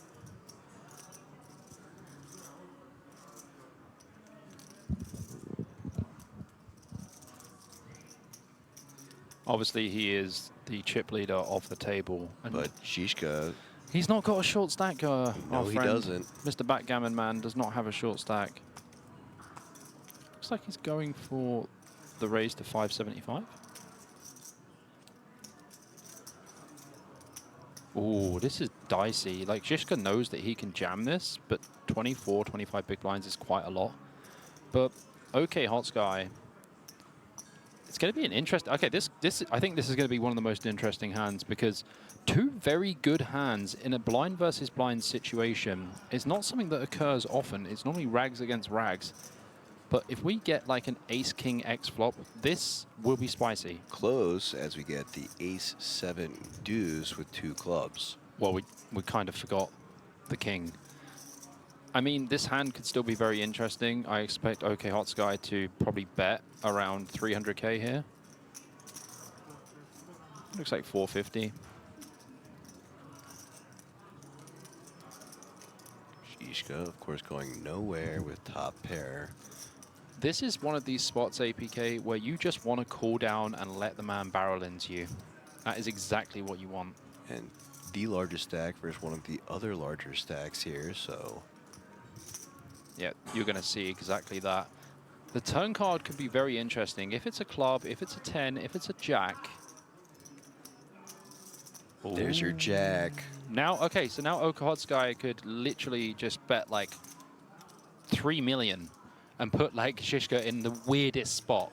Because it would be over, well, sorry, it would just be under half of Žižka's stack. If he overbets this turn, Žižka really has to think about this hand. Because by the time he would call, it would be a lot. 800k. That is not going to do it. That's not large enough. And as we see on screen, as the graphics are up there, two of those 10s already folded. So just two outs in the deck. Apparently we are pronouncing another name wrong. It's not Guana, it's Gaona. Gahona. Gahona. Gaona. Brick on the river, so Okhotskyi. Žižka. Okhotskyi is either all in or all out. Because I don't think there's a bet size that is going to achieve anything here unless it was a big one. And a bet of 1.1 million. This is just going to get snapped off, for sure.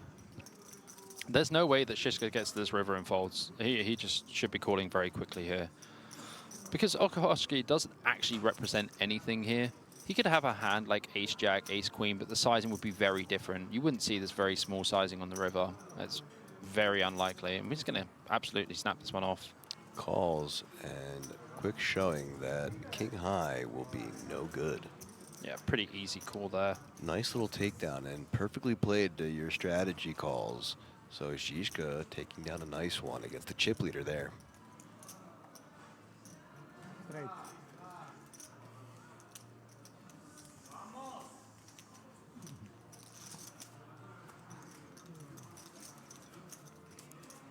Well, thankfully we got a vamos from the rail because Giuliano, who we just learned how to pronounce, was looking kind of bored right there. He's got a very interesting face, I have to be honest. He looks slightly bored at times, but he's probably not. Goana. Sorry, nah. The ending is. I got to be honest, we're not going to be able to pronounce his name properly, so... Well, I mean, I don't want to do it to him, but all his last name really reminds me of is Guano from Ace Ventura. Oh, it reminds which is, me... batshit. Oh, it reminds me of Ohana. Okay, so And like, Ohana means family. That's right, in Hawaiian. And family means nobody gets left behind or forgotten. Sounds like a line out of Moana.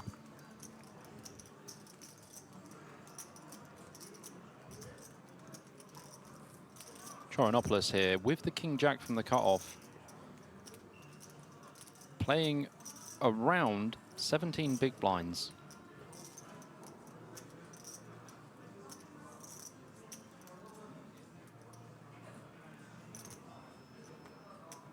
I think an open would just be appropriate here.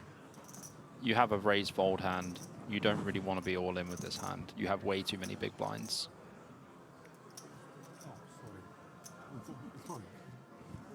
Okay. Folding works too. As we hear all in announced from the King Jack in the cutoff. So he is all in. I thought he folded. This little bit of a graphic. And this is the exact reason why we don't open jam King Jack, because it's 17 big blinds and Žižka has you absolutely dominated. Yeah, Žižka, the confident player, is for sure going to ask for a count and more than likely going to make that call. Well, yeah, I mean, Chorinopolis is jamming like not that many big blinds in respect to Žižka's stack. And he doesn't really have anyone to worry about behind because Guana has a much inferior stack. So Guana hoping for a call here so he can potentially fold and ladder up.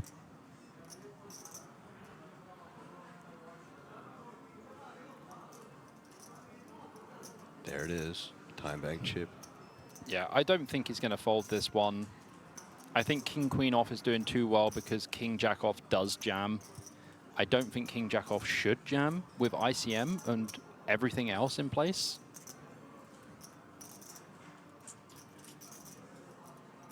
He's gonna do it. Because if Chorinopolis jams a hand like pocket sevens, we're flipping against it. King Queen is going to be beaten. King Jack, it might pass now. Wow. Oh my God. Oh. And Guan has got ace queen. What on earth is this craziness? Look, ding, snap call. Yep, there it is. Let's go. Ace queen against King Jack here. We do know that a king and a queen have been folded. Guana in a nice spot again to double up through Chorinopolis.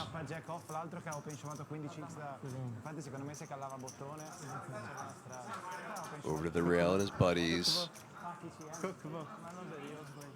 Has the lead for now. It's in the hands of God. Well, I saw him do the crucifix before, so...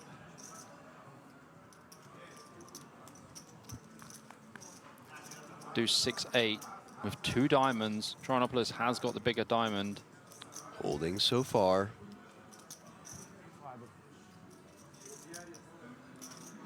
That is the brickiest of bricks on the turn. Only a king or a jack.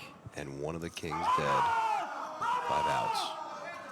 And that is a deuce, and that is a loud cheer from Team Mexico there. Chorinopolis losing this pot, but he is still very much in this tournament. Has around 8 big blinds now.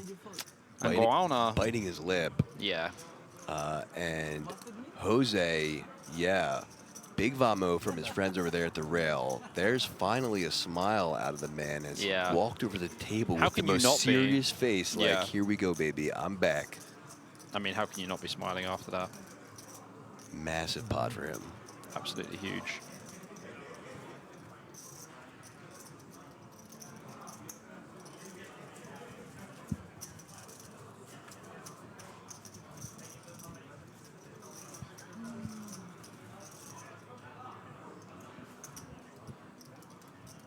just a really disciplined, great fold from Žižka there. Yeah. That was a fantastic fold, to be honest.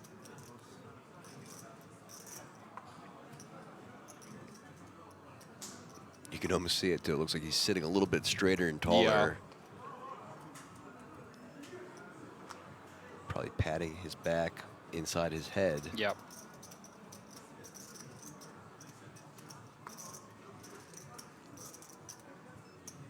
Baltateanu, first to act in his hand. Folding the 6 deuce. On to Canute, who folds 2. Chorianopoulos in the hijack with 10-8 of hearts.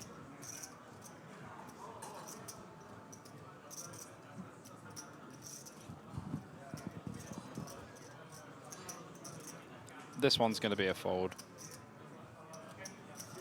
I don't expect him to do anything else apart from fold here. And does. Like, you can jam Jack 10 suited, maybe 10-9 suited, but like 10-8 suited is just not doing well enough. And you could really actually see on his face that there is a little bit of tilt happening. The anguish. Yeah, there's a little bit of tilt happening, but was able to calmly collect Overcome himself. that. Yeah, absolutely. And say, don't do anything rash or irrational. Don't do it. Yeah. So, good composure there.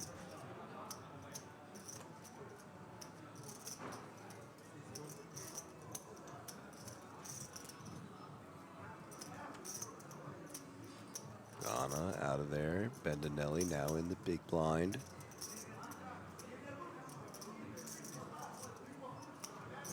Deciding if he's going to defend the king 8.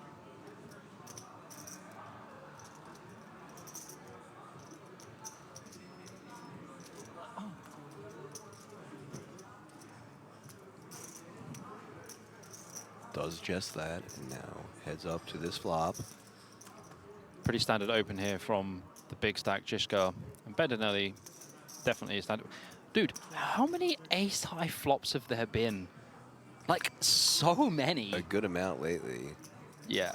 As a quick check from Bendinelli, and we'll most likely see a c-bet from Žižka. Yeah, around 300, 350. I actually think he'll go 350, 400. So looks about like 250. 250. Yeah, kind of interesting. Bendinelli actually doesn't fold this flop all that much because Žižka goes very small. Like, this is extremely small. You'd want to go normally about like 350, 400k here. And also reasons for wanting to do this is because when Bendinelli has hands like King, Queen and stuff like that, we want to get them to fold. I mean, in this case, he does get him to fold, but it's, you know, it's a little small. Well, maybe the super small reeked of value. The super small scare. Yeah. As once again, I am not going to be questioning either of these two gentlemen's decisions tonight for the remainder of this tournament. Yeah, it's pretty hard to question any of these guys. Yeah, I mean, just... Yeah. I mean, I can't say it enough. A for, you know, Žižka beating Sean Deeb, heads up. Incredible. You're going to go to bed tonight and be like, you know what, I used to dream of Sean Deeb, now I'm going to dream of Žižka for sure. Yeah, right. And then on the other hand, Bendinelli winning an EPT Barcelona main for over $1 million. So, quite the accomplishment. Okay, Okhotskyi in the hijack. Ace-5 of diamonds.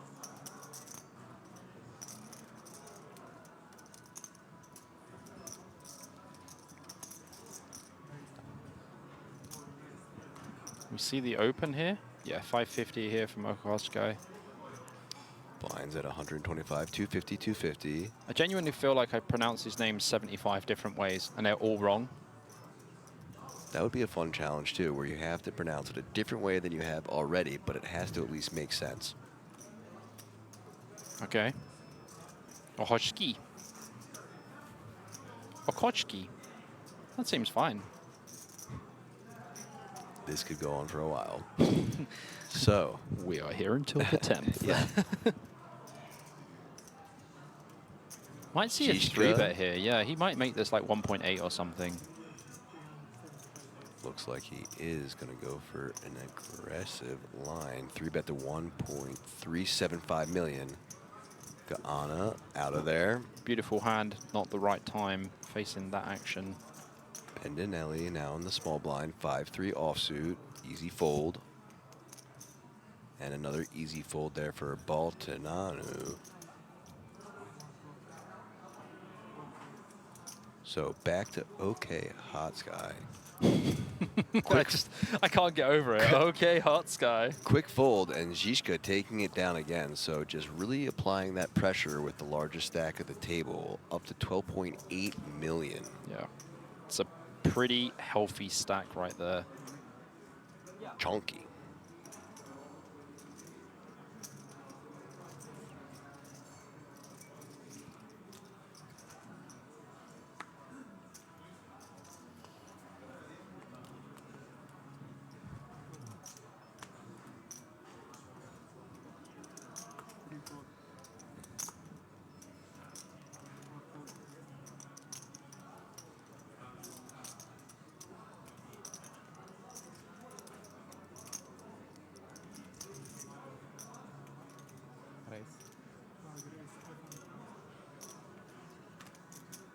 As a raise and announced from Žižka to 500K with the ace-5 offsuit in the hijack. Bendinelli's turn now to have the out-pipped ace-6 on the button. Yeah, so situations have flopped for Žižka. This is going to be a clear fold. Yeah, very different stacks from the previous situation, so different actions. Baltateanu in the small blind. Obviously, in general, we would be folding this, but Baltateanu is an interesting, gentle, loud and crazy guy. He's a wildcat, baby. Yeehaw. But makes the appropriate fold, and as well does Canute. So taking it down again, Žižka chipping up to now over 13.4 million. Yep. There's a couple of wolves leading the pack here, and it is Žižka and Baltateanu.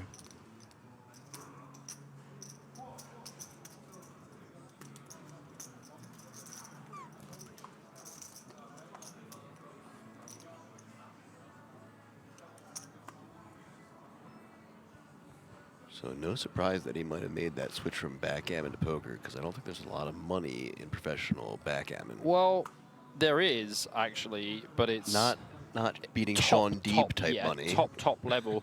No, but you should see some of the backgammon players play huge money. I used to know the not the world number 2, the UK number 2 at backgammon, and they were playing like £500 a point. Wow. And do you know how many points there are in backgammon? No, so you know what's funny is that growing up, my parents played backgammon a decent amount, and I watched them play, so I know like the general basics, but I don't know the intricacies like that. Dude, I tell you who's good at backgammon. Maria. Really? She is sick, man. I am so bad at backgammon. I've got no strategy. She's like, oh yeah, just do this and do that. And I'm like, heads up for rolls? And she'd crush me. She's amazing at heads up as well. So. I did hear you say earlier that she does like to flaw in your face that she is a much better heads up player than you. Bro, I'd hate to play her live. I'm not even joking. Maybe it's her that I should play heads up, not you. She'll crush you like, like an Oreo, bro.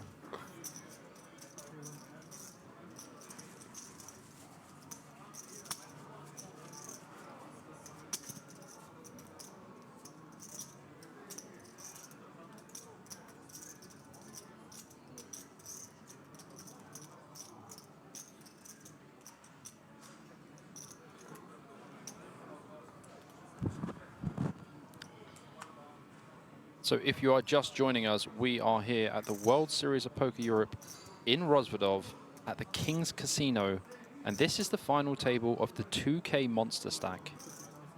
7 players remaining from a 419-player field.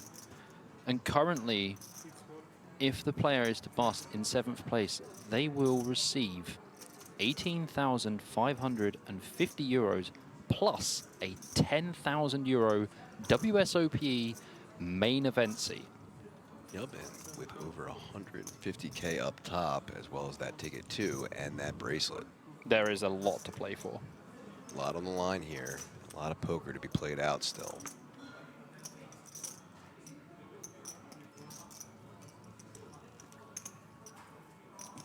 So,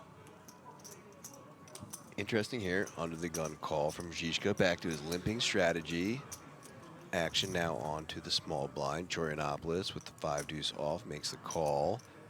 Heads up to the flop. Queen, 10, Oh, sorry. Graphics You're give me the fine. wrong I was, error there. I was thinking to myself, I'm not sure why he would even complete in the small blind. And he very much struggled to do it without cards. Well, this makes a lot more sense as Ace-7 was the defended hand, but a Yeah. quick raise on that flop and take it for Žižka. Yeah, so I think just betting this flop as a C-bet is going to be fine. Like, Žižka's, obviously, his strategy here that he's using is his limps are going to be either, like, you know, suited connectors, some suited gappers, or very strong hands. Very hard for anyone to play against that when he's playing such a random game that no one else is playing.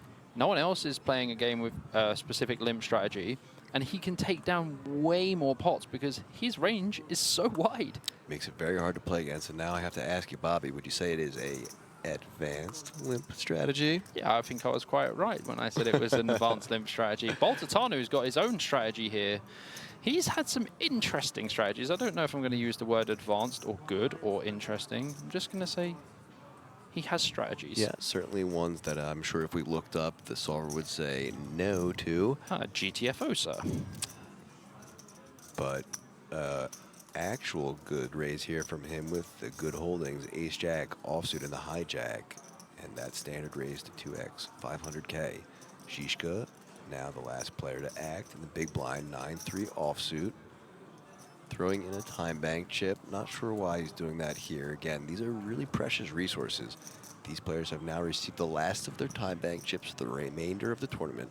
You don't want to use them now in these early stages of the final table when they're going to be really more useful towards Effective, the end. yeah. And effective, correct. I think Žižka is just thinking, okay, I could 3-bet this guy, but 9-3 off is definitely not the hand you want to do it with. You're not blocking anything. He's playing mind games with these players at some point. Like, we have to give him credit for that because we've seen him do some acting before. Yeah. I mean, this guy's in his own realm, honestly. Yeah, that jaw clench earlier for the fake Bro, out, that was psych out. That was out of line. Yeah, and it worked too. That was out of line.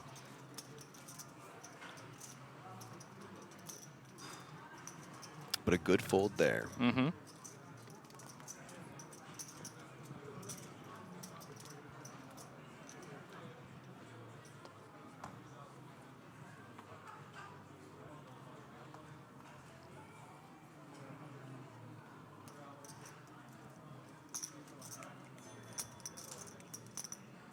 Some of these players starting to show some signs of exhaustion. Yeah, the fatigue is definitely going to set in, especially like this is a pretty long series as well. The fatigue will definitely start to set in. Yeah, we just saw a look at the wide pin there. Knut leaning back in his chair. Bendinelli with a little less expression on his face than earlier. I mean, Bendinelli showing his experience and skill level here, going for the under the gun open with the King 9 suited. Knowing that King 9 suited is an open under the gun, but is he executing it in the right way? Specifically with the ICM factor and the wildness factor of some of the other players behind. Žižka's going to pass here in the small blind. I don't see why he would complete versus a UTG open. Or is he? Or is he going to use 2 time banks and then just like put in like a Yu-Gi-Oh card or something? Do you know? I mean, like, is he going to pull the Dark Magician out of his back pocket? But as you just said, he's implementing some different strategies, unconventionalness, to really make these players continue to guess what exactly his strategy and his ranges are. So here goes one time bank chip. And back to the thinking.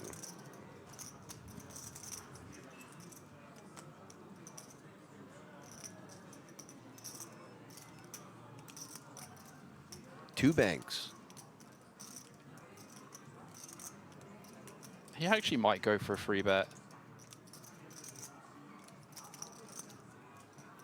But you know what? This would be sick if he free bet jammed, because it would be so unconventional. But Bendinelli would be like, well, hang on a minute, what's he jamming when I'm raising under the gun into everyone? Look at this. Really thinking over his options here. Already used 2 time bank cards.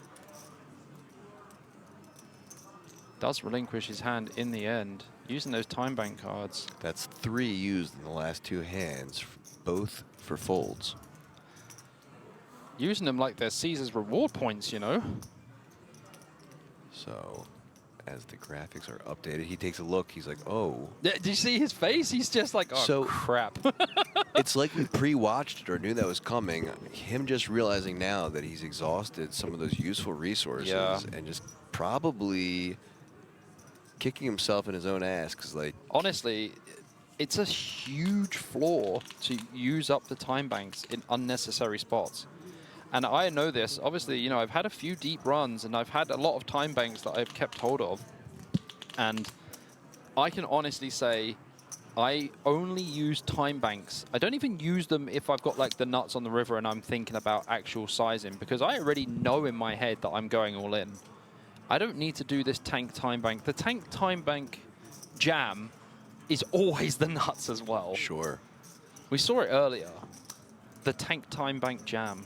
So we'll probably see him switch things up because he is realizing that he's down to 4 now. Absolutely.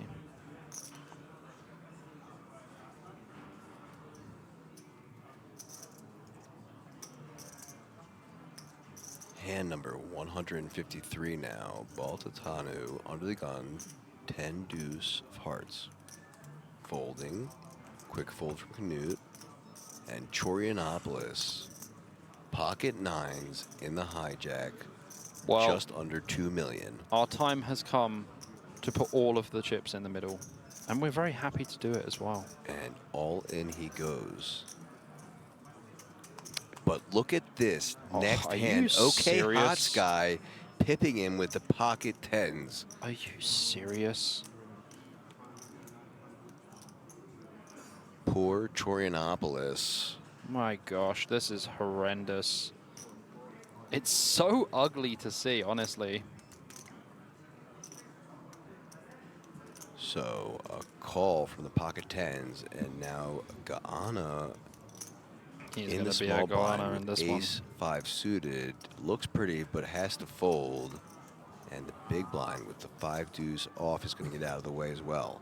So once again, heads up to this flop. Nines in need of help.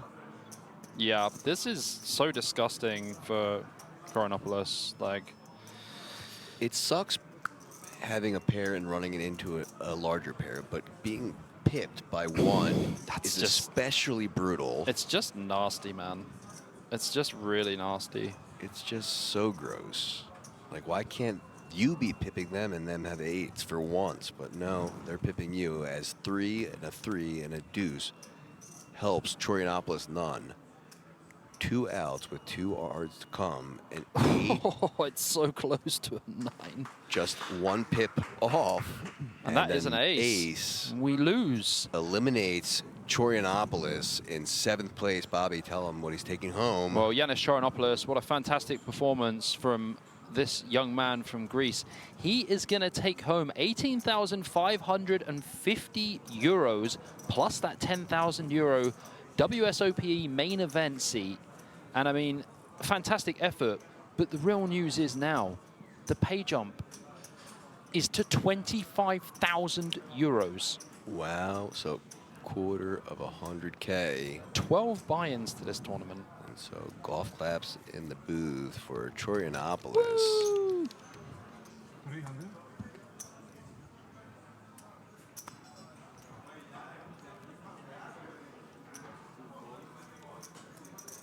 Six-handed action now.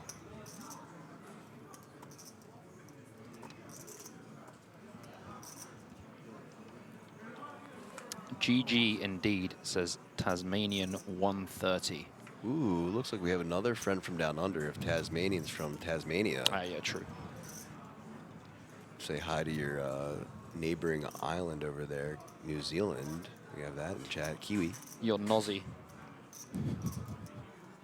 I just call all of that down there the down unders, Yeah. because I know Australia is down under proper. Yes. Yes, sir.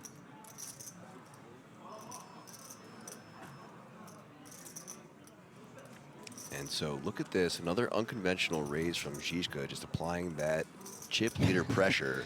This is- 6-3 This is offsuit like in the cutoff. this guy's been watching too many videos of final tables of Michael Adamo, who is just like the GOAT of taking advantage of ICM. I'm a big fan of Adamo, so Yeah, while moderating and working for Giraffe Ganger 7, he had tons of hands and final tables against Adamo, and he would be one to tell you that, yeah, Adamo is one of the tougher players in his for opinion. sure, not even close. He's one of the best players in the world. Yep, but yeah. Like, undoubtedly one of the best players in the world. Yep, there's always a couple players that Bert would always give credit to, and Adamo being one of them, just a really tough competitor. Yeah. So 300K to call for Baltateanu in the big blind with the King 8 offsuit.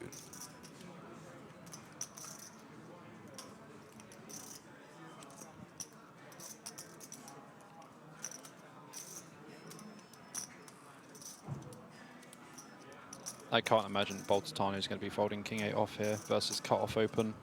Wild guy against wild guy. I'd be interested to see if he is. I don't think he's folding.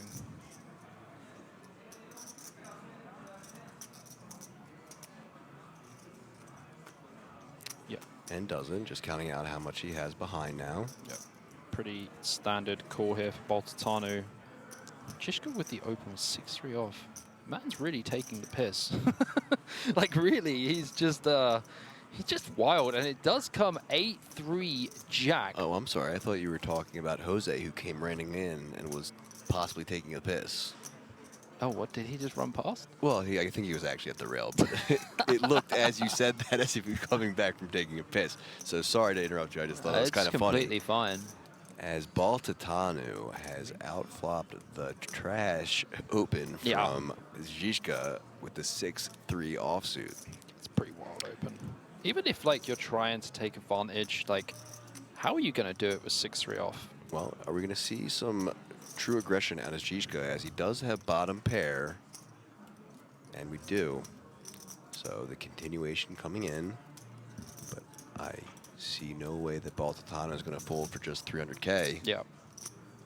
Definitely not folding middle pair here at all. Not with that king kicker. Just the call.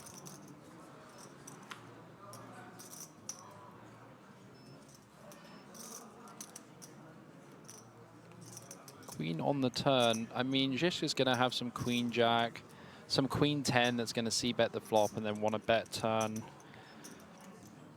Baltateanu with pretty standard check here. Žižka's going to have to use some pretty beefy sizing to get Baltateanu off this one. How much you thinking? I'm actually thinking like 1.8 to 2.2. Big. So at least 75%.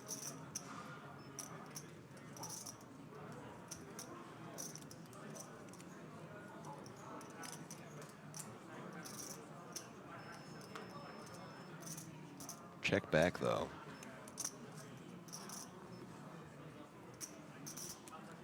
Deuce on the river helps Žižka none.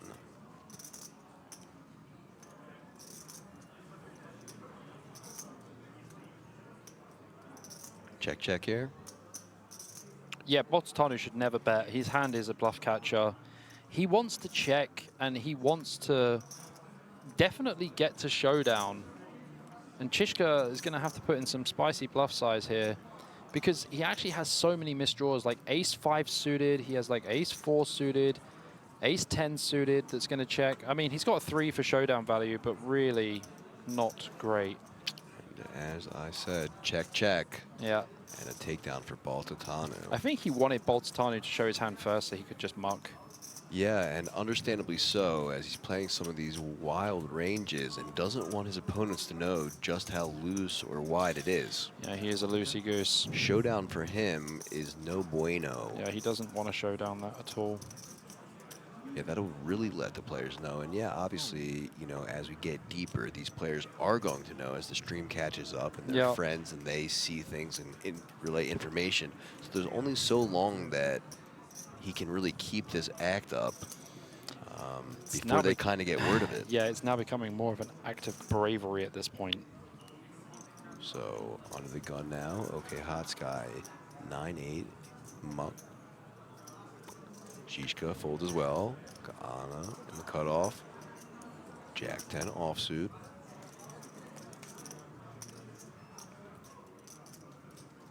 Raise at the eyebrows and fold.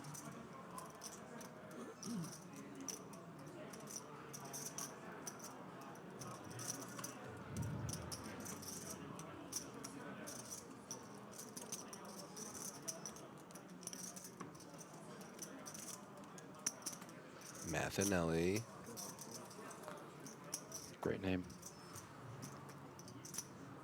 Folds as well. So blinds now. Baltateanu with the king deuce of diamonds. And Knut being put all in a snap call. What's he got? Queen jack offsuit. So a raise all in and a quick call from Knut. Yeah, blind versus blind, like you have 2 Broadway cards and it's less than 10 big blinds. There's not really much ICM for Knut at this point. And Baltateanu has limp called off 10-7 off before, so he's jamming range blind versus blind, less than 10 big blinds is probably going to be pretty wide. Yeah, who knows? And then he's ripping a flop out. It's another ace high flop. It's ace, king, ace on the flop. So Knut now drawing the 3 outs, needing a 10 to hit Broadway, or he'll be out the door. A jack. Also a jack and a 10. Interesting now. So from 3 outs to 4. And it is a 3, and Knut will be eliminated in 6th place. And just like that, we are down to 5. Bobby. Daniel Knut. What's he taking home? 25,050 euros plus a 10,000 euro WSOPE main event And with seat. a big German smile on his face, out the door he goes. Really great play from him. Loved watching him. Our Viking out the door. So Baltateanu, not the biggest of pots, but nice in other ways, as now all other players have laddered up once more and are just one step closer to that bracelet. Absolutely. 5 players remaining. 6 players remaining. No, 5. I just hadn't updated yet. You were right. Yeah. So Giuliano. I just paid out 6th place. Yeah, Giuliano with the 4s and the hijack folds. Bendinelli now in the cutoff. King 6 suited. I think folding from this stack size is going to be very good. Seems to be what he had his mind set on right away, and does. Baltateanu already increased his stack and increasing it again. Bless you to the dealer. It sounded like a pretty decent sneeze. Yeah, Gesundheit. So Baltateanu. Smeeble says going hard in the box like Haaland. Keep it up, guys. My guy. Schmeeps. So look at this. Hood up in the big blind. Okhotskyi looking at ace queen offsuit and a call. King deuce 3. Baltateanu still behind. Check calling here against pretty much any bet under 600k. Goes for a check. Check, check. Now this gets a little bit dicey. Baltateanu does have a gut shot and a flush draw. And he does gets river flush. There. Ace queen once again going to be a letdown. Yeah. So check here, and the option to Baltateanu, who presumably going to go for value.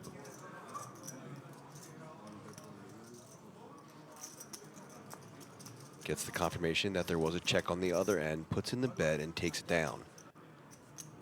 Cool 1 million plus to add to his stack. Up to 12.4 million for him.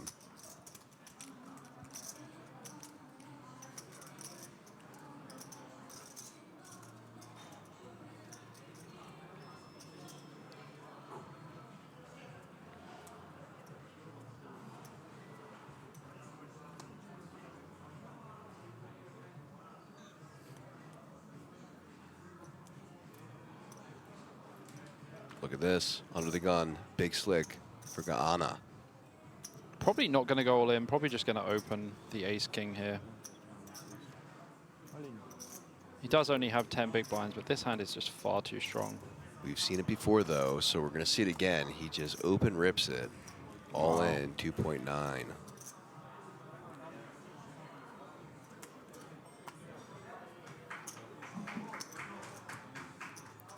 getting out of the way. And a takedown. And a little applause from his friends.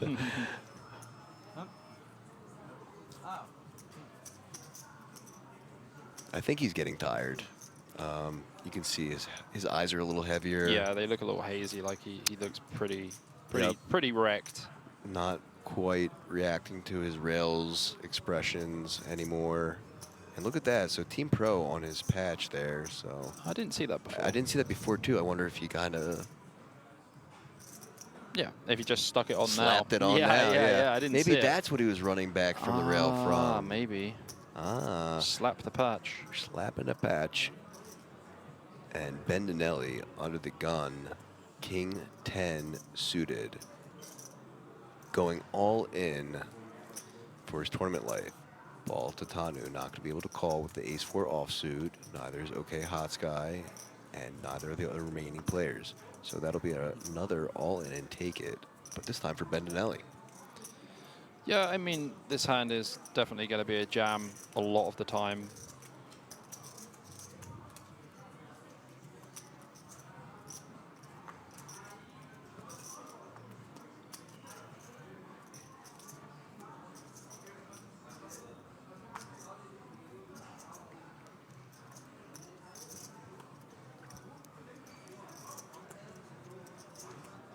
Baltateanu under the gun.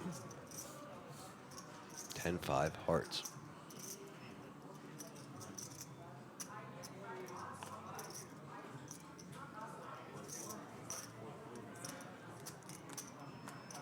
Folding.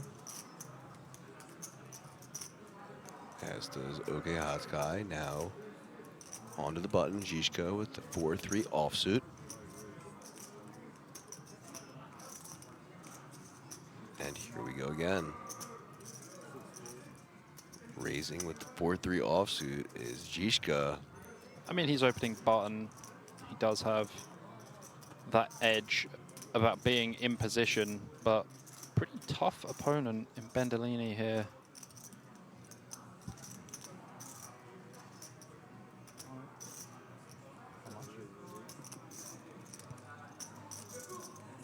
And an all-in announced.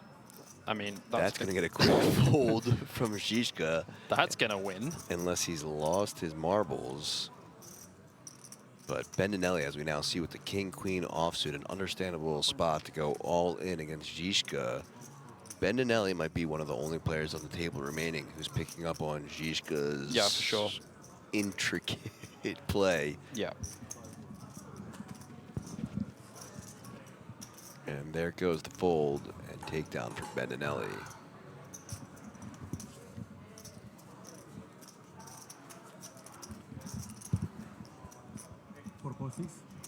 All in.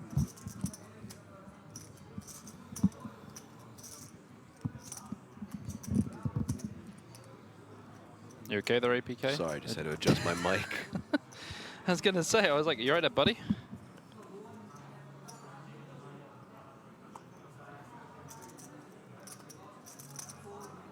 Hand 160.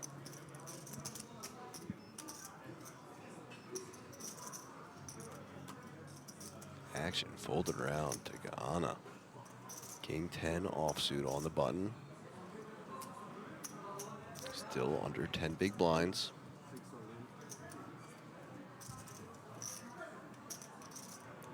All in. Should get through the small blind.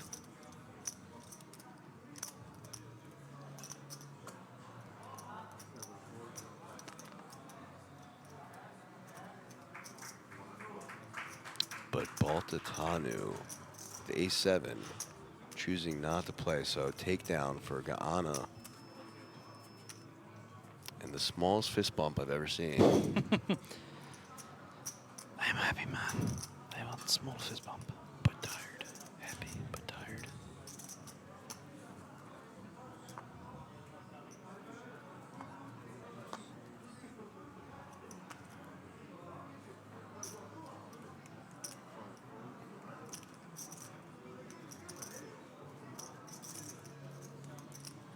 At least we didn't see the under the gun limp there from Žižka.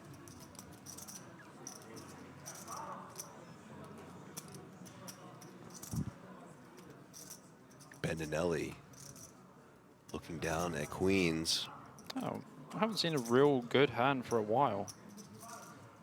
Well, here's the start of one, but we'll have some.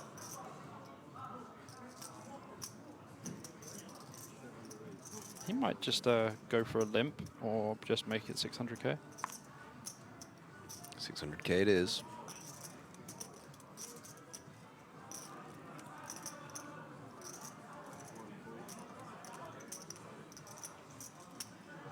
Fold from Baltateanu, and now Okhotskyi in the big blind with the king 3 offsuit.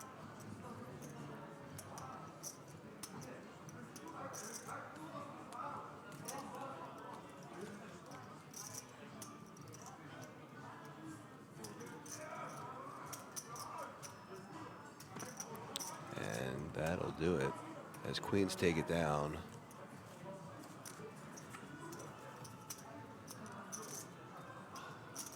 Five players left. Once again, this is the World Series of Poker Europe 2K Monsterstack live at King's Resort and Casino here in Rozvadov.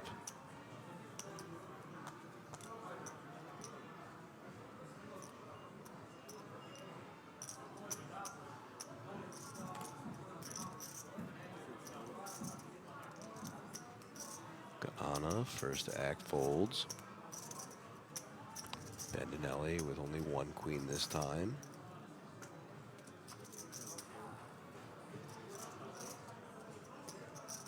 Also folding.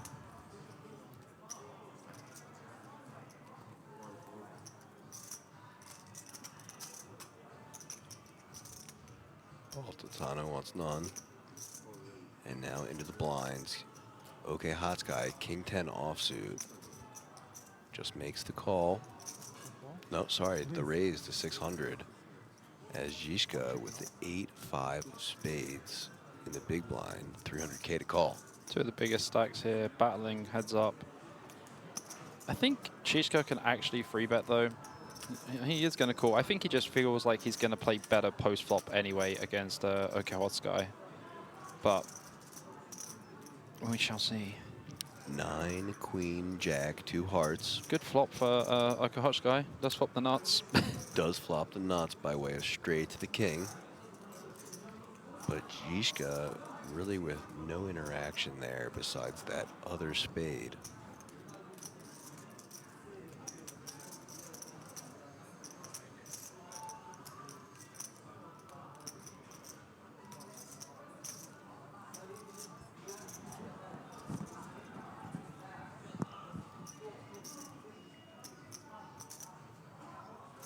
Another time bank used here.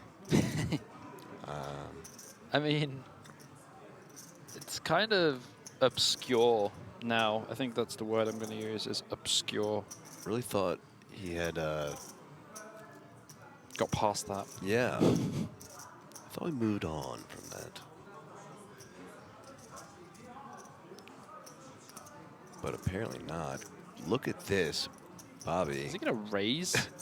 This is an untimely spot to choose some funk, and Okhotskyi has to be like, this is the greatest day of my life. That's exactly what he's thinking.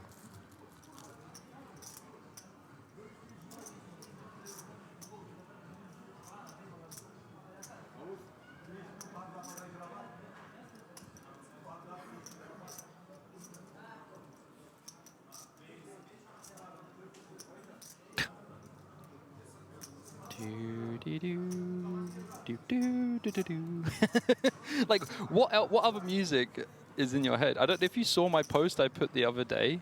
It was absolutely amazing, and it's so apt to this moment. I want to make really good decisions, but in my head, and it's got the Gandalf. Like, that's what my head's doing when I've got the nuts, and it's just like someone bets. I'm like, like the my Gandalf head nod. Yeah, 100%. Yeah, fair enough. That's all that's going on in my head at that time. Classic gifts that you can see and hear without even having the volume on. Giftastic. Just gonna flat, surely. Absolutely. Why would you do anything else? Is he raised?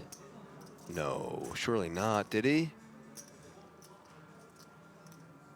This looks like a raise, man. Three bet to Oh my 4.8 million. That'll just quickly get a fold and Just cold. denies. Like you're not scared of anything. Yeah, denies Žižka the chance to find another bluff on the turn. Oh man. So first real possible misstep that we've seen from Okhotskyi. Yeah, I think that is a big misstep. As he denies himself a lot of possible equity on future streets with the flopped nuts. Yeah, like you have the nuts, man. Like, come on. Especially against a player who we've seen do some funky things. Yeah. You just want to give them all the room in the world to continue down that For funky sure. path.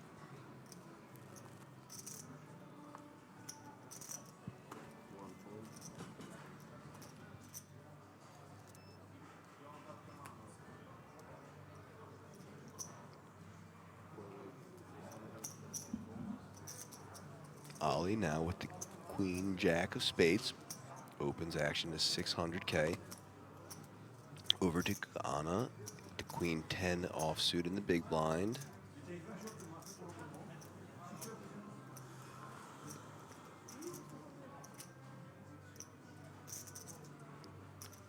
Certainly seems like a spot you're going to want to think about things.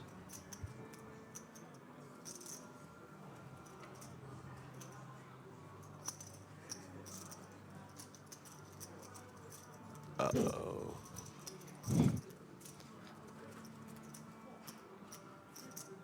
Makes the call, but unaware that his queen is in trouble. The danger out-pipped. that lies beneath.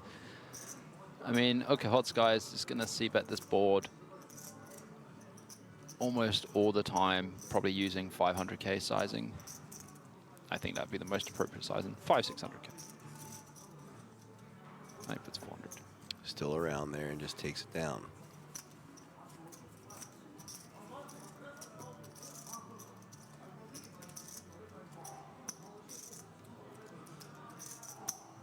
So no real collisions yet after going five-handed.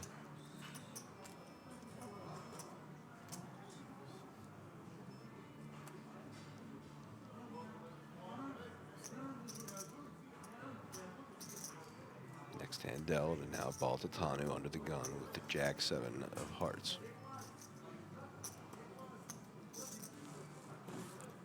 Folding to Oleh with the 7-4 clubs. Should be a fold too. Žižka, Jack 9 offsuit.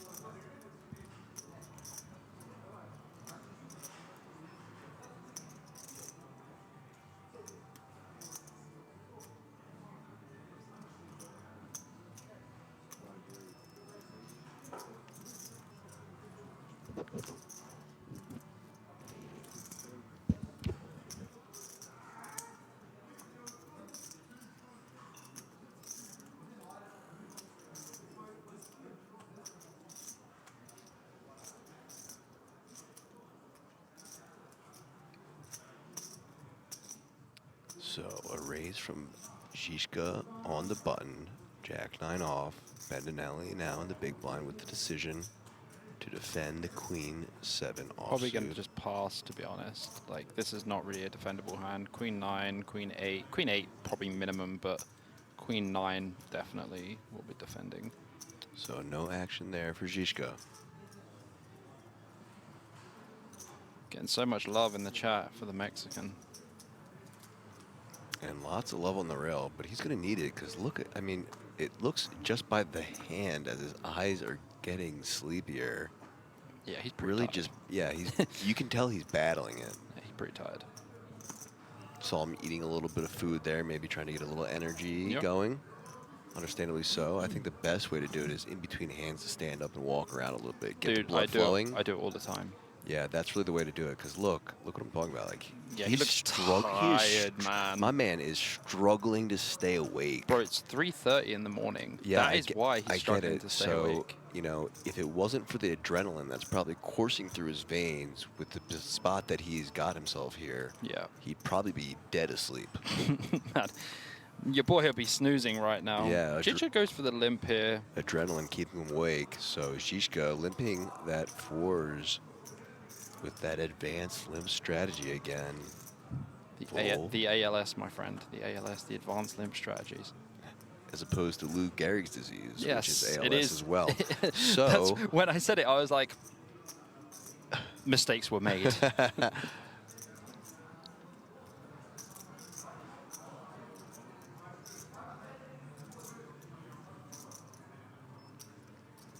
and a call from Bendinelli.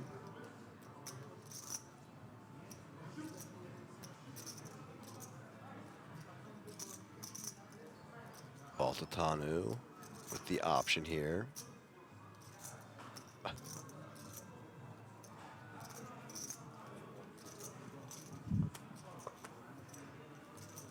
Checks. Looked like he was thinking about some kind of move, but opted out of that decision and just checks.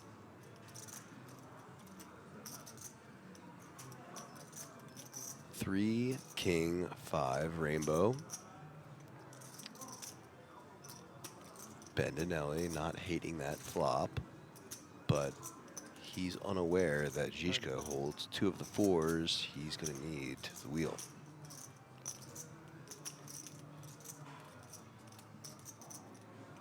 Bet from Žižka and Bendinelli to call.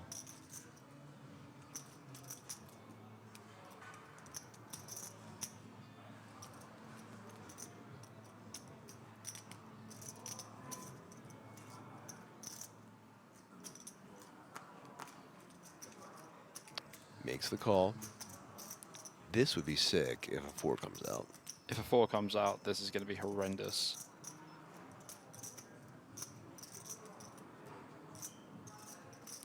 No 4, but a queen of clubs on the turn.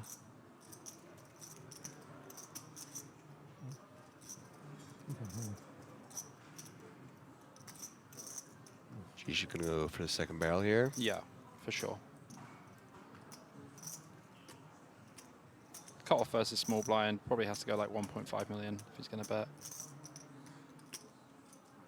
Well, we've seen him use some aggression in spots we weren't necessarily think he's going to, and chooses to once again prove us wrong with a passive check back and that king of hearts on the river now. Žižka taking the check mark, but can Bendinelli find some kind of way to get the fold from the 4s? Or will he just check and hope that ace high might, in some world, be good? So a check from Bendinelli.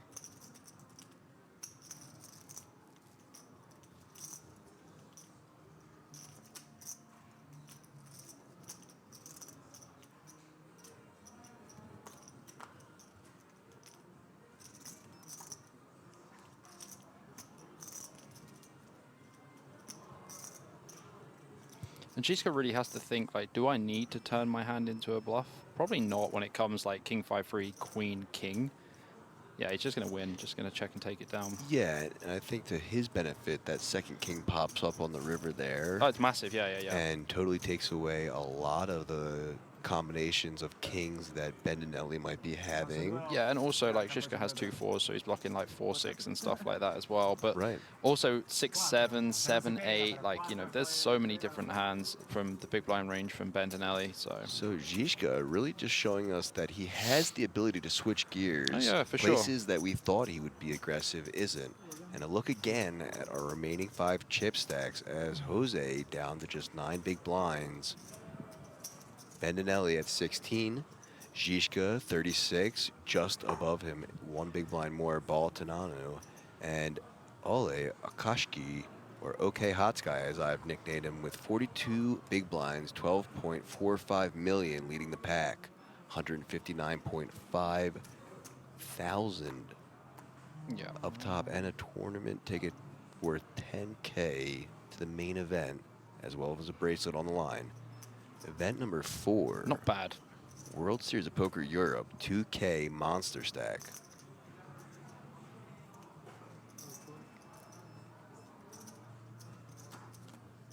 Žižka first to ask folding the king 3. And now Giuliano with the ace queen suited and under 10 big blinds.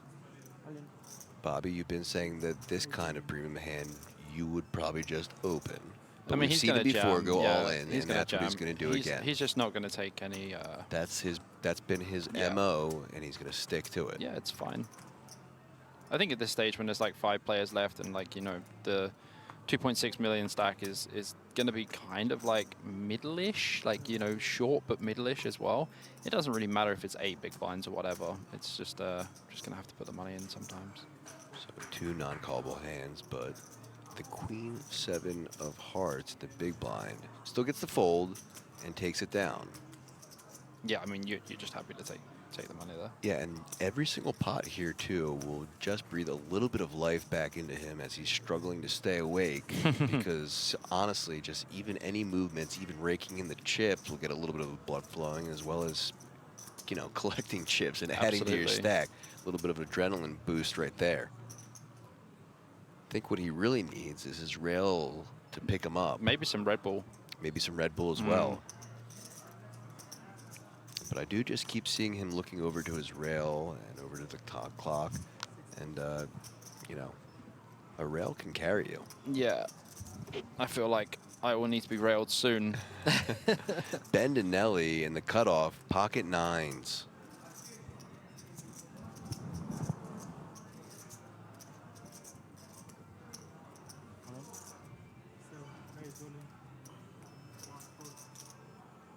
Yeah, he's just going to put the money in. For sure. Yeah, Okhotskyi is just going to have to fold this one. Even from small blind, it's just way too much. Yep, and Žižka's out there as well. Out of there.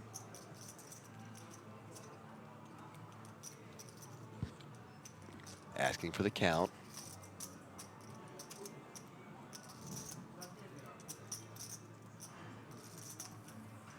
Maybe ask him for the count just to see how many big blinds. Bobby, if I see him burn a time bank here and then fold. I don't think he's going to burn a time bank. Because you know why he asks for a count? Because when you ask for the count, the time bank is paused.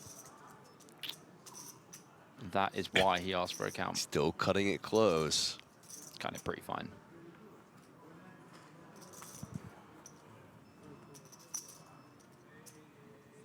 Wants to use every single second. Makes the fold. And avoids the verbal confrontation from me on break where I would have had a word for him. Buddy. Listen, buddy, pal, guy. My guy. Those are important. They are important minutes. Treat them with some respect, sir. Yep. He's just throwing them away like they're penny candy.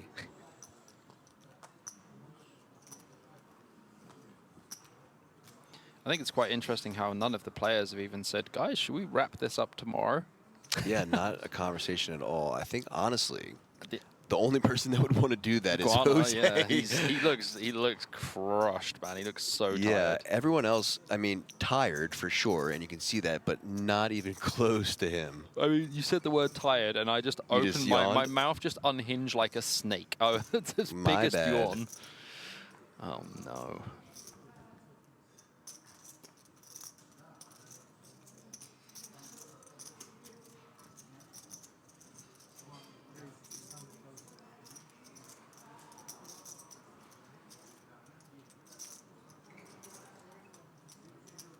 Open here from Baltateanu with the Jack-8 off from the cutoff. And Žižka here with Ace-Jack off in small blind. It gets very dicey when it's big stack against big stack. They are about 33 big blinds effective, but I think Žižka's going to free bet this one. And I think a gentleman in the background might have died. You hear that? Did he just jam? Wow, he just jams 30 bigs effective. Dude, this is like ICM suicide, man. Like, honestly, this is crazy. And, I mean, he knows that Baltateanu is going to be opening wide, but come on, man. That's way too wide. And just really a menacing look on his face. This guy is just... I don't want to mess with him. Crazy, man. crazy, man. Maybe it was good for me that he didn't use that time back. I would have gave him a word. He would have gave me one back. Might have given you a permanent word, mate. Maybe. So a fold there. And with the conclusion of hand 168, we once again are going to take a small little break, about 13.5 minutes, covering the 2K Monsterstack from the WSOPE at Rozvadov Kings Resort and Casino. One last look at those last 5 remaining chip stacks and payouts. Guaranteed 34,650 euros and playing for that 159,500 euro top prize, and they all receive a 10,000 euro main event seat. We will be back in about 10 to 15 minutes. We shall see you soon. See you then. Welcome back, live from Kings Casino and Resort, the 2025 World Series of Poker Europe 2K Monsterstack final table.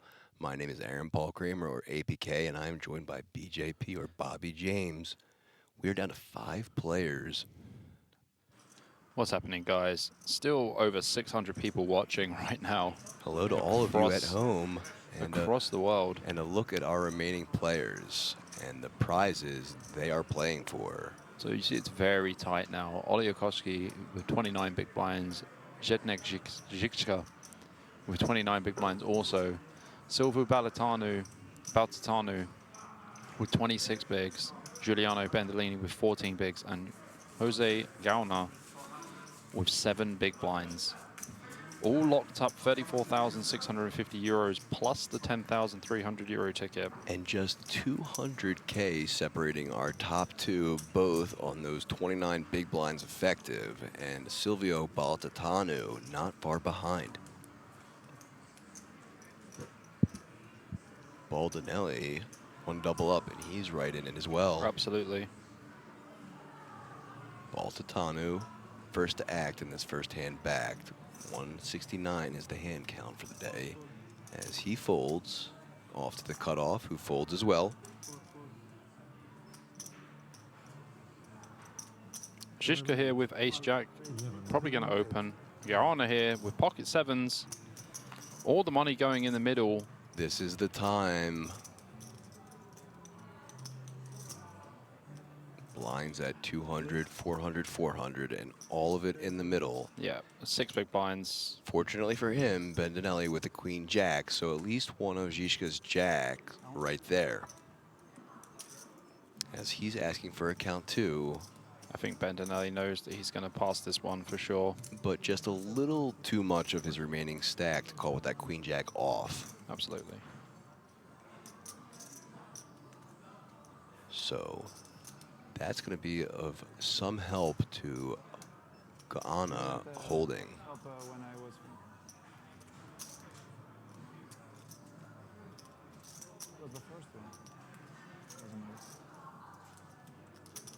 Yeah, what does it matter at this point? You're 5 left, and it's 4 a.m.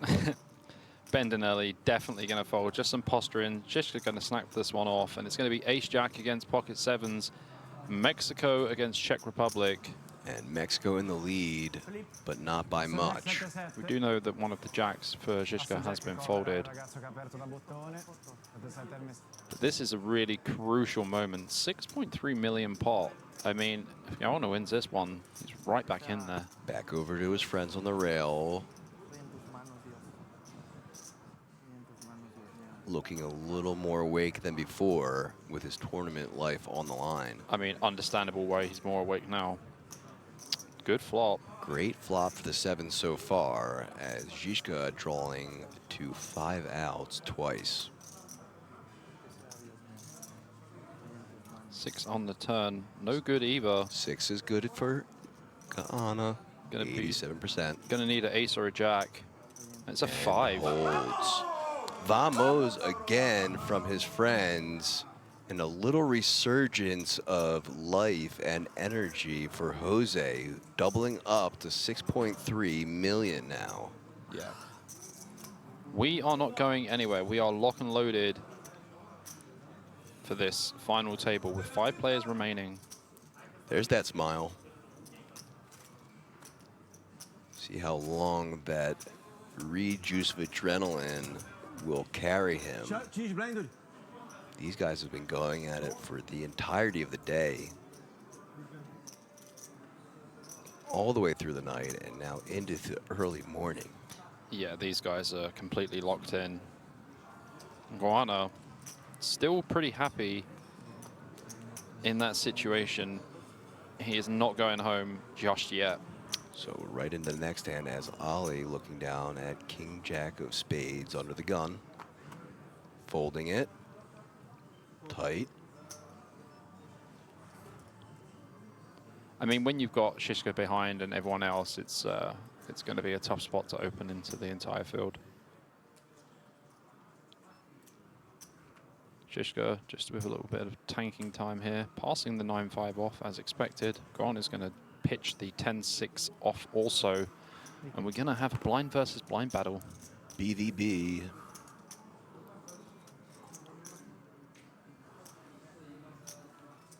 And Bendinelli in the small blind with the ace-king offsuit.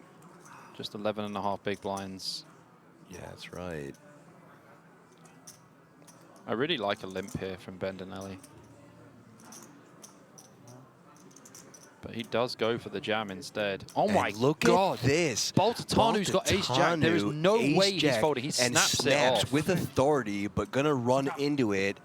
We have an exciting one here. Absolutely snaps that one off. I mean, what else are you supposed to do? Look at the expression on Bendinelli when he sees the great news that he is way in front. Yeah, this is almost 80-20. Baltateanu, obviously absolutely nothing he can do. Blind versus blind action. 11 big blinds effective.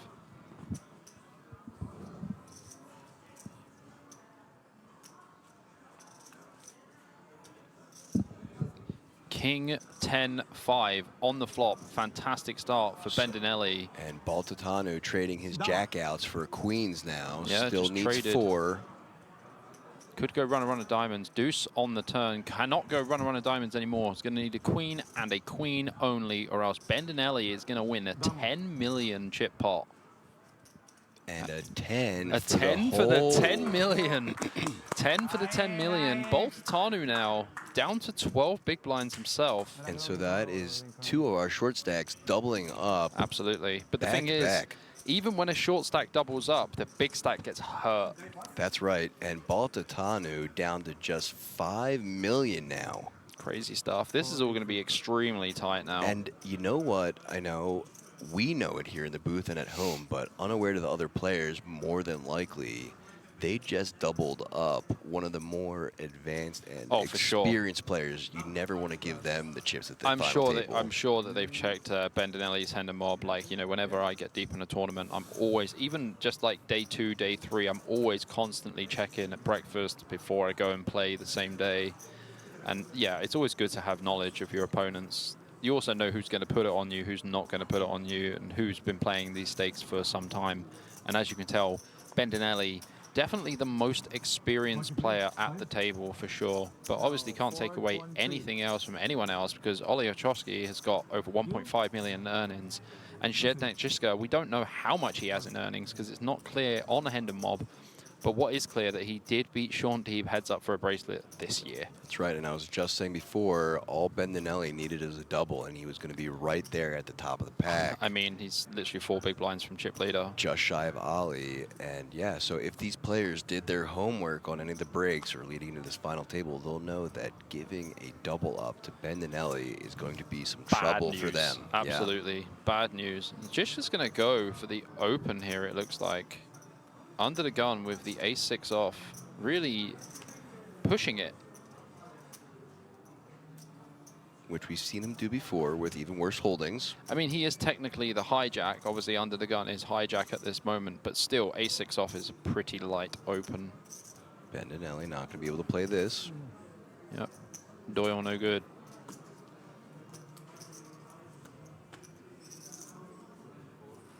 Baltateanu in the small blind, snap folds, and Okhotskyi, I can't even say his name anymore. Okhotskyi. Okhotskyi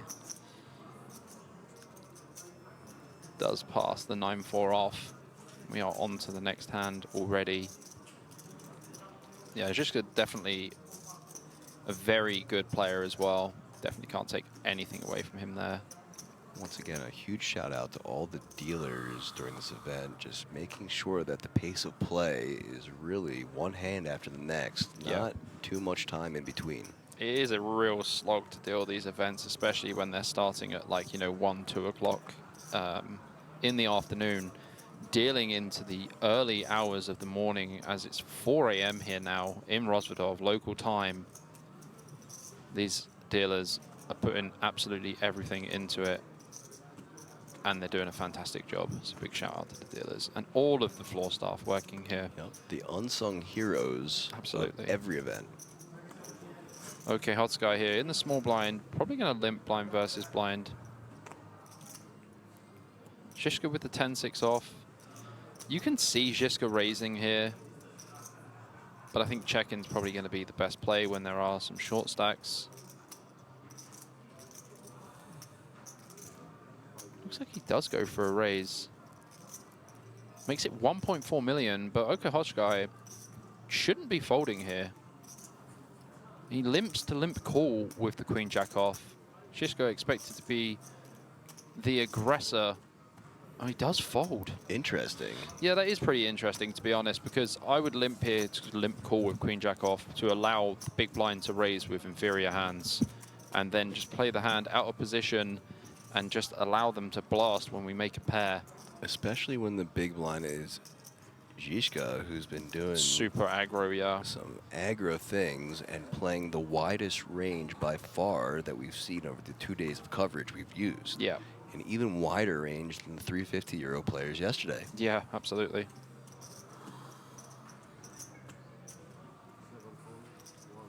Folds to Baltateanu, who also folds onto the button. Oleh with the king or the queen 8 off. Žižka 8-7 of diamonds now.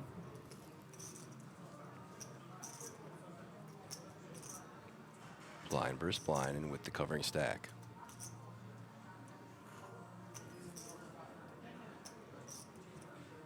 Max pressure once again. Just going to jam. This seems very good. And it's going to be almost impossible here for Giuliano to call with 9-8 suited blind versus blind. Yeah, he's unaware that he has this 7-8 dominated.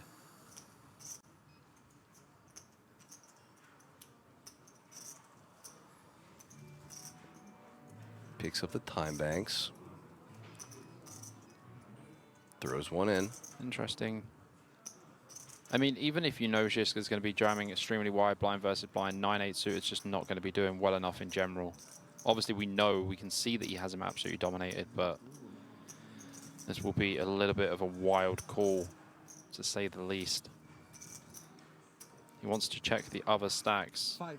You have about 5 million. Which is understandable, because just making sure he is not the smallest stack himself. Yeah, obviously, like making sure he's not committing ICM issues. Good choice of words there. Yeah, I'm practicing. There are other terminologies that are a little less friendly on the ears, but I appreciate that one. So I think that's another time bank going to be used. Yep, there it goes.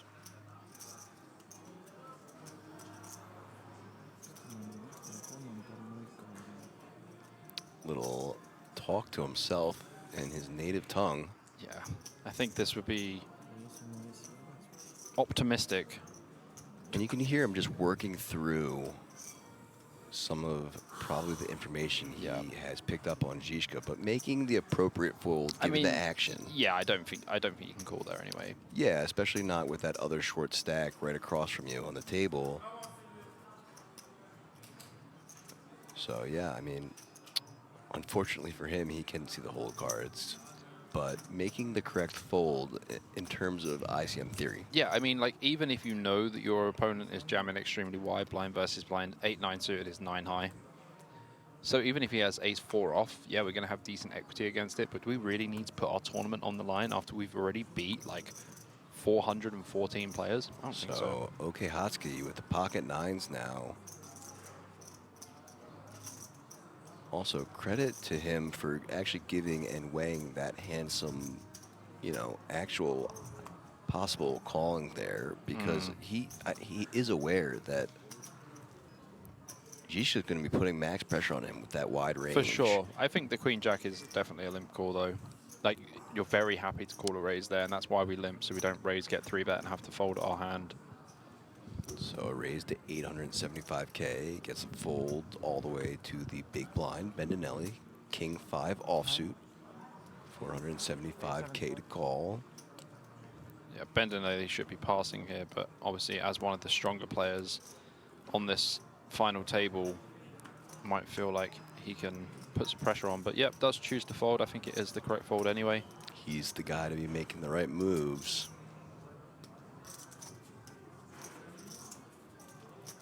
Up to 11.5 million for Okhotskyi.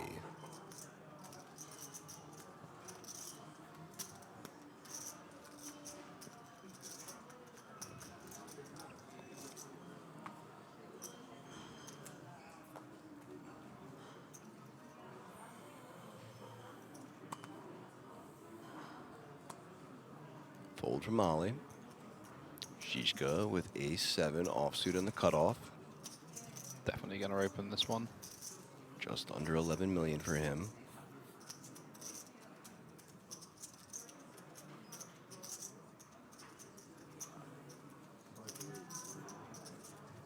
The raise to 1 million even. Counter's just going to have to pass the King 7 here. We obviously don't have any reason to play this. Bendinelli waking up with ace-10 offsuit here and around 20 big blinds. In the small blind. I assume he's just going to jam. I would think a 3-bet of some sort is going to come out of this gentleman who knows exactly what he's doing. He's contemplating, do I 3-bet, do I jam? Žižka's opening very wide. If I 3-bet, can I induce a jam? Do I want to induce a jam?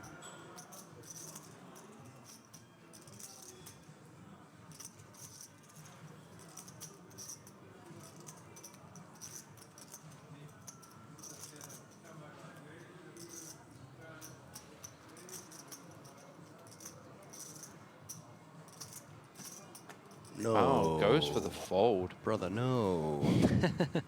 I mean, he is thinking about ICM for sure. ICM is a key factor, especially when Baltateanu. I know, 2 short stacks. Yeah. But that would be, you know. I mean, it's disastrous to bust before them, right? So if you 3-bet, you can be 4-bet, and you don't really want to be calling off a 4-bet for 20 bigs when you're like one of the top 2 or 3 in chips. Could he have had a 3-bet sizing that folds to a 4-bet though there? Yeah, for sure. So that's what I was kind of thinking that he was going to do because he's been such a... I think jam is definitely best anyway versus cut off. Like, you know, we're And Žižka. yeah, we're 5-handed. This guy's been super wide. I'm sure he would have checked on the break and watched some of the stream back and seen how wide he is. Yeah, which is why I would have really expected some sort of re-raise there for him, but just letting it go, going to find a better spot down the line. Yeah, I mean, the ace-10 spot was a very good one, though, to be honest with you. I thought so. Cut off versus small blind. But again, I'm not going to question him. He has tons more of experience than I do. So Baltateanu in the small blind, Basically raising all in. it essentially all in with the pocket 3s. Yeah. And going to take it down.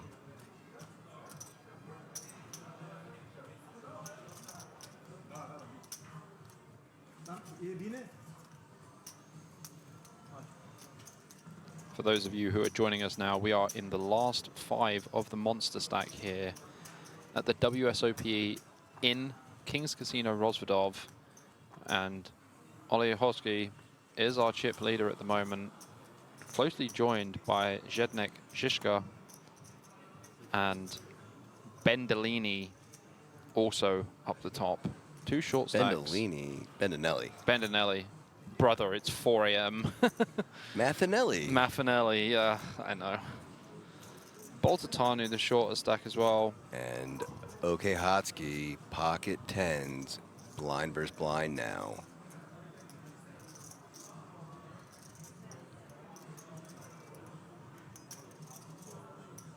It's going to open this to like 550 or something. 875. Oh, sorry, 850. Oh, my goodness me. Yeah, you know, We are sunk at this I point. was gonna say, you know, it'll be fun for you guys at home to pick up on how many misspoken words and phrases we might say as we get deeper. We're certainly tired. Kiwi Special says, can the commentator please lower his voice? Which one are you talking about? Lower our voices, as in deeper. I can also go quite deep. No shot he can catch me though. I'm not trying. You don't want to. Are you on about volume? Because these volumes are on the same level. So Yeah, we need to know clarification there. Volume or pitch? yeah. Is this better?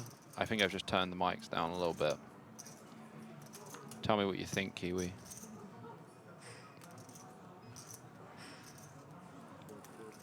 Still in a great spot as Žižka is just trolling to that ace on the river. I think the message was deleted as I cannot see it anymore.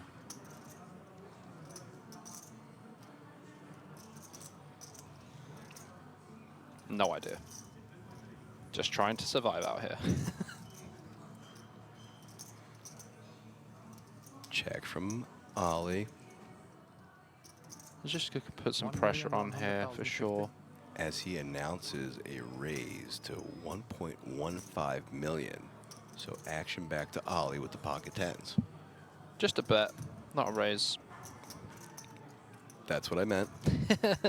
And now you're starting to sink too. Yeah, well, it happens. Yeah, I think Oleh, yeah, just smooth calling here is good.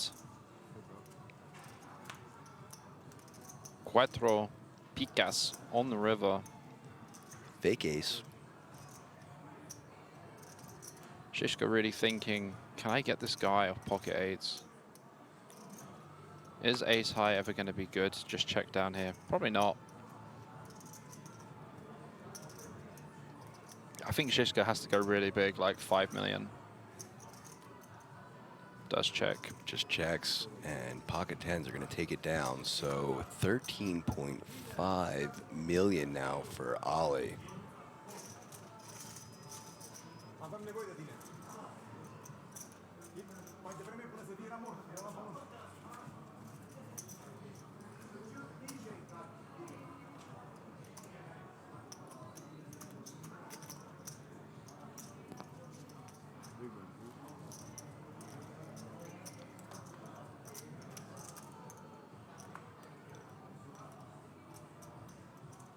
Ace nine of hearts under the gun for Bendinelli. Pretty decent holding here for Bendinelli.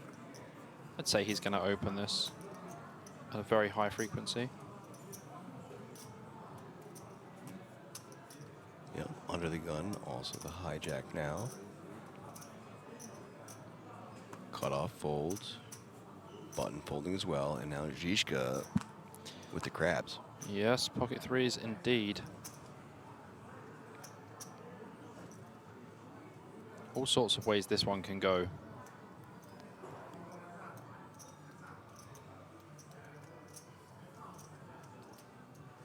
And that's one way it can go as he makes the call. And ace eight. Kind of nice spot here.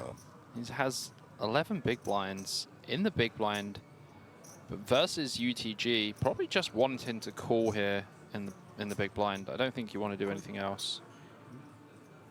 He just says call. And we're off to a three-way flop here. Could get pretty interesting if we're seeing some clubs, hearts, or a three. And 2.8 already in the middle. Oh, that is hearts. That is an unbelievable flop there for Bendinelli. He flops the open-ended straight draw and the nut flush draw, and Giuliano hits an 8. Žižka just left with threes. Gonna need a 3 of spades or something on the turn here if he could see a card for free, which is going to be pretty unlikely with Bendinelli here with this super strong draw. Probably wants to bet about 1 million here. Might go a little bit bigger. .2 is the sizing, so just slightly larger than what you called for. Off to Žižka.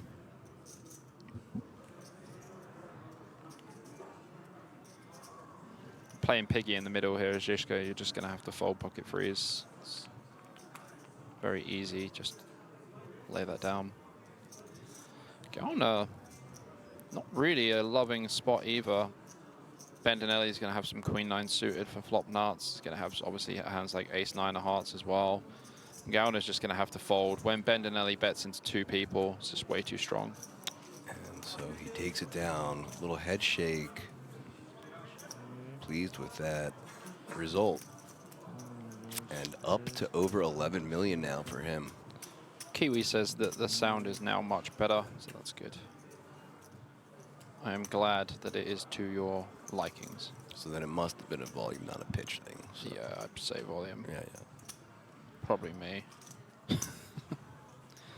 It was probably Bob. Blame Bob. Everyone else does. Off to our next hand now. Baltateanu, ace 4. No good. But Oleh with the ace jack offsuit in the cutoff. This is a decent looking hand. Clear open spot. Absolutely.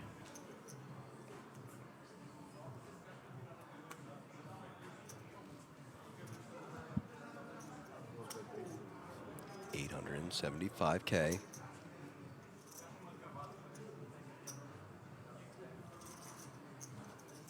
I mean, Žižka has like the endurance of like a 12-year-old child. He just doesn't look tired at all. He looks completely wired, let alone tired. Very focused on what's going on. Quite literally the same as he looked about 6 hours ago when we first met him and first saw his advanced limping strategy. Yes, it's very true. I feel like that was way more than 6 hours ago now, though.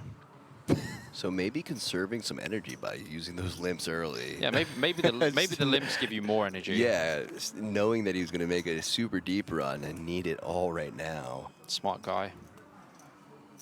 The foresight on that. Wow. Wow. Oh, it wasn't me. It was you. It was me? Yeah.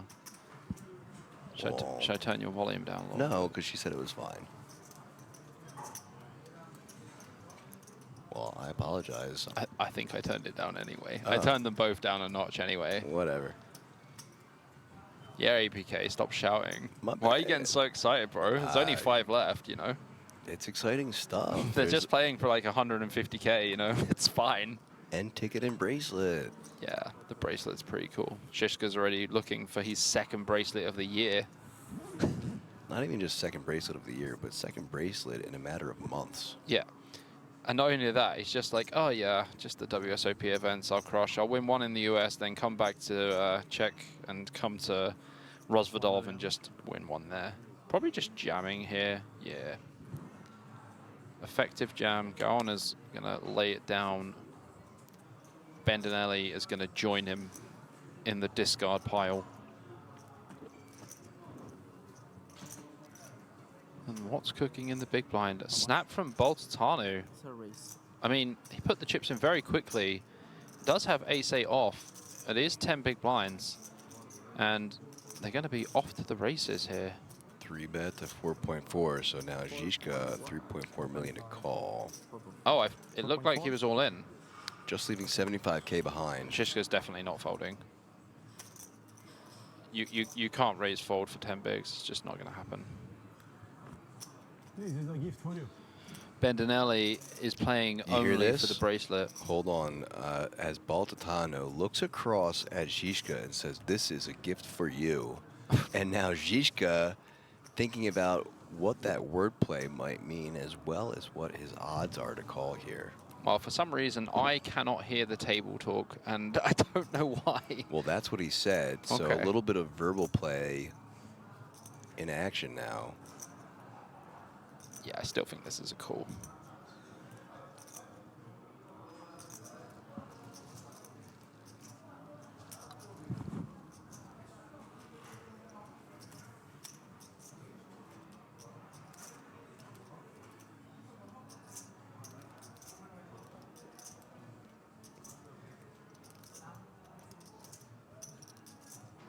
And so this is what I was saying earlier. So he's burnt some of those time banks where Yeah. this is more of a situation where I'd expect For sure. for an appropriate use of time banks. And, you know, probably wishing that he wants some of those back. But He does call. there it is, all in and a call. Not shocked by that call at all.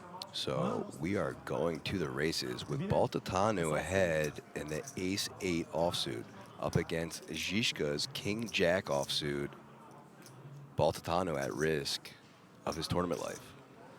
Yeah, this is a pretty big flip spot, you know, 60-40, but All other players have left the table. yeah, no one else wants to watch. They'll watch from a distance. See you guys. Looks Catch you like soon. Baltateanu doesn't even want to watch. The thing is, there's not many people with rails at the moment. The only rail I think here is the Mexican rail. And now in spectacular fashion, we have No both one's at the hands and table. no one at the table. That I've never is- seen this before. I've never seen this before. This is insane. No one is at the table. It's a ghost table, and they're playing the hands. Žižka's going to need a 10, a king, or a jack here.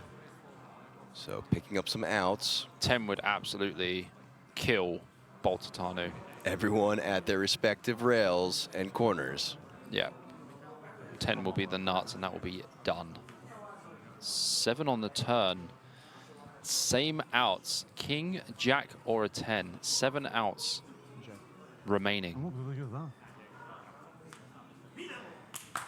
And that is a hold for Baltateanu. So Wow. now Žižka. The tables have turned. Now Žižka's got less than 10 bigs. And that's what I was saying, APK. Like, the changes that can happen in one hand. You think, I'm only calling off 8 bigs or 9 bigs.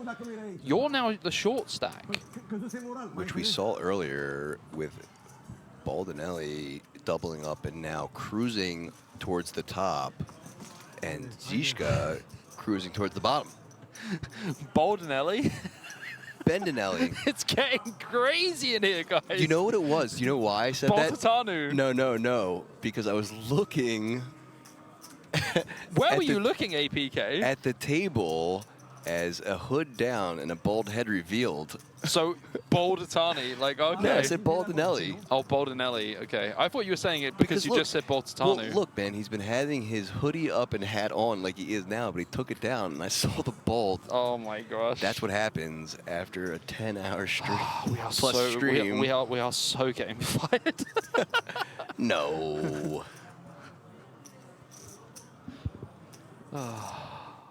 Entertainment 100 out of 100 for sure. My eyes saw the bald, and my mouth just went with the words. Bro, my eyes aren't seeing too much right now. Don't worry about it. Are you seeing double yet? Nah, not yet. Not quite yet, okay. Come on, man. I used to play like 30, 40-hour sessions when I was a kid. Your Red Bull's right there if you need a swig. Shh, don't tell anyone I'm drinking Red Bull. His Red Bull isn't right there, that's mine. Why are you drinking Red Bull? You're like super fit and healthy and just, you know, hyper. Like a Duracell battery. Well, you know, Wait, do you have Duracell batteries in the US? we do. Oh, okay. But yeah, testament to my very structured lifestyle back home. Slight yawn in the booth. Wasn't even contagious. No yawn from me. Your machine. Guys, I hope you're enjoying this as much as we are. We know it is almost 4:30 in the morning, way past most people's bedtime, and there's still over 600 people tuning in across the globe. Certainly past mine, Bobby. Take a guess at what time I go to bed on average each Like night. 9 p.m. Close, 9:30. Oh, you rebel. I know. Do you sometimes stay up till 10? Very infrequently. If there's like a sporting event that's Yeah. late, I'll stay up for that. Or but- you're watching one of my YouTube videos, of course. No, I watch that in the morning, sorry. Oh, the morning. Yeah. Okay. Some people, I've had some amazing comments recently. The guy was like, I am listening to your videos and they're helping me sleep. And I'm like, is that a compliment? Thanks, man. I appreciate it. Well, Question yes mark. and no, right? So, Oleh in the small blind with Big Slick now, Ace King, going with the 3.45 million raise and putting Žižka in the position for his tournament life if he does call with that Jack 7 off. I don't think Žižka's going to call here with Jack 7 off. Does have less than 10 big blinds, but Jack 7 off is doing pretty badly here. Even blind versus blind is doing pretty badly. Yeah, I just don't think you beat Deeb making calls like that. Definitely not. So, yeah, that'll do it as Ace King takes it down Sì, ma siamo pre-flop. tutti lì. Sì. Sì, ma siamo tutti lì. Cioè, ci sono con la shot.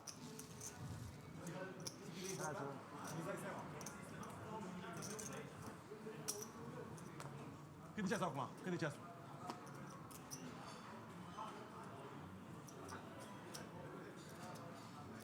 Bendinelli under the gun, 10-7 offsuit. It's definitely getting wild out here now.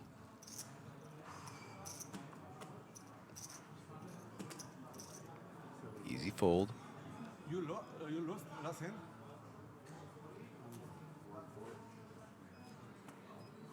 Over to Oleh, king 9 off in the button. And now 6-7 offsuit in the small blind for Žižka. But Looks looking like, over at a small stack to his left. How many times can you get away with the jam? I mean, they've both got small stacks. I actually think that Žižka's covered. So just Yeah, a he call. is. Yeah, oh, this is going to be going all in for sure. Giuliano's going to put this all in. I would expect so. An ace is a very, very, very good card.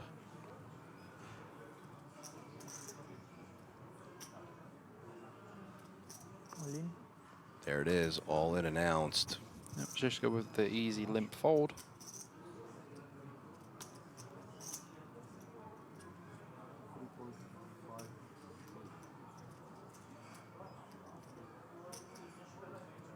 And in Žižka's head, he's just like, yep, okay, you just got it, no problem.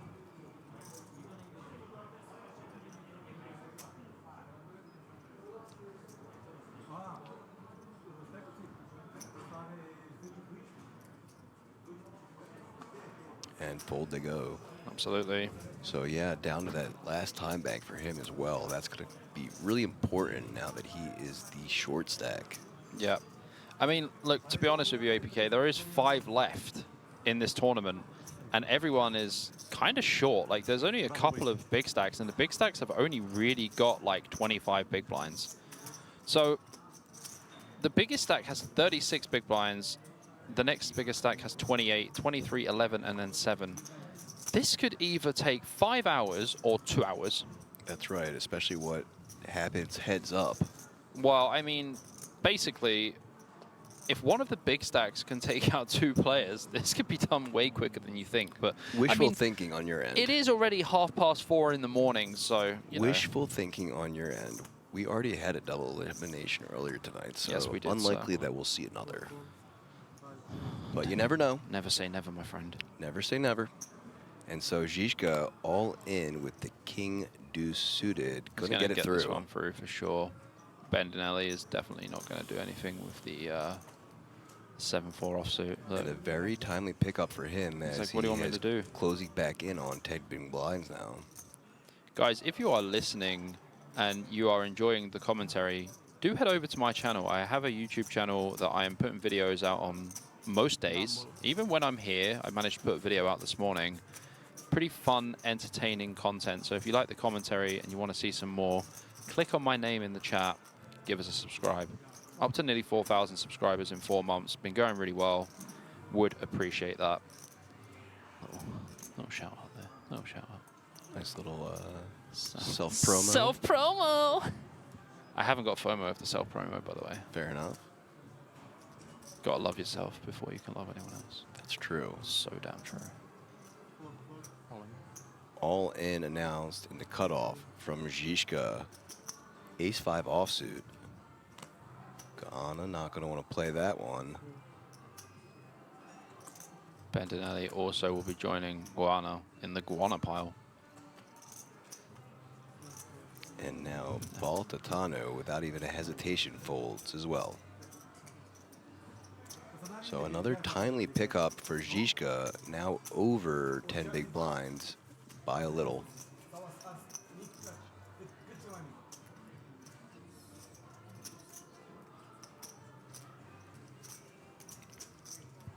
If you are just joining us, you're joining us at 4:30 in the morning local time. This is the €2,000 Monsterstack World Series of Poker Bracelet event in Europe at the King's Casino in Rozvadov. I am BJP, and I am joined by my co-host, the other best initials in the game, APK. That's me. And again, event number 4 with a bracelet up top and over 150k euro. Bendinelli now on the button Should with ace-6 suited. Should just be opening this for sure. And does to 800k. So Baltateanu here in the small blind did chip up a little bit back to 20 bigs. Likely to just fold this one. Queen 10 off, not doing well enough. Okhotskyi in the big blind with the inferior ace. Should complete, but a fold would also be fine just to avoid any ICM issues. So makes the call and now heads up to the flop. Ace against ace. And it comes 9-8-3 rainbow. Doesn't change anything. It's actually a much better flop here for Okhotskyi for his perceived range. Bendinelli does have backdoor straight draw, backdoor flush draw. So maybe he just bets like 500k on this flop. Small sizing.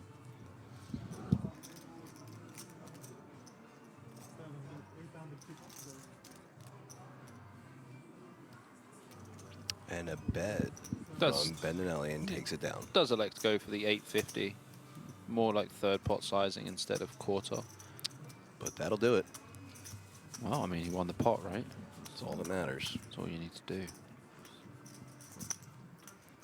Win the pot. Happy days. Don't win the pot. Not happy days. Sad days. Sad days.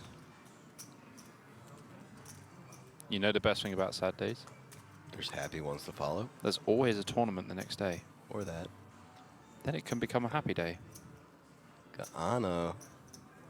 Ace-6 of spades. Again, it says under the gun, this technically is just the cutoff. I would be... Hijack. Oh. eight. I do mean a hijack, yeah. So I got you back there. Yeah, for some reason, I thought we were four-handed. Not yet. Again, with the wishful thinking. Okay, yeah, a cutoff I would have jammed it. Hijack is pretty close.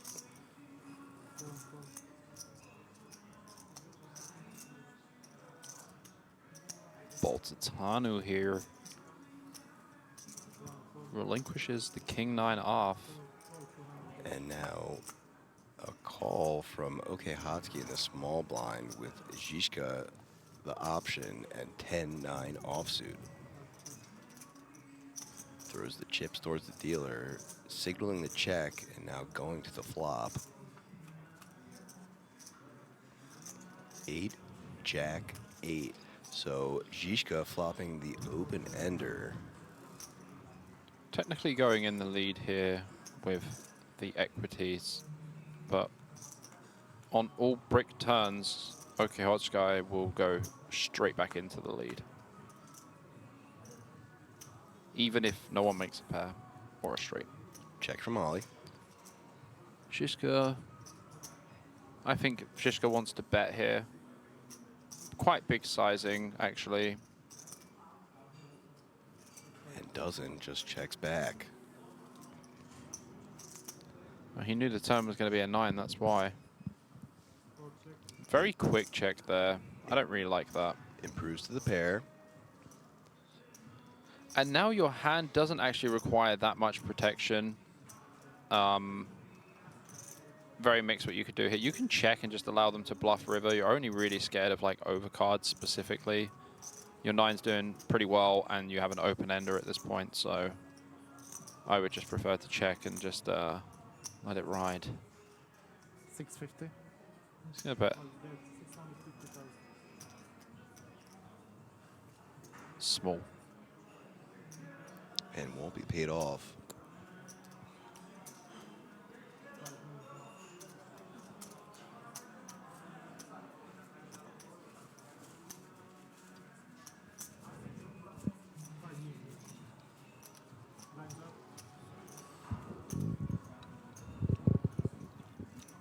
Still 5 players remaining here.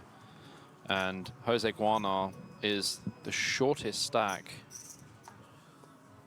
as it stands.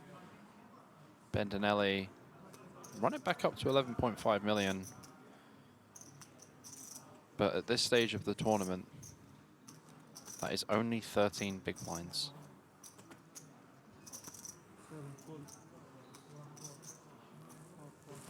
Couple quick folds there, and now into the blinds again. This is an easy jam here for Žižka. Seems like one to me.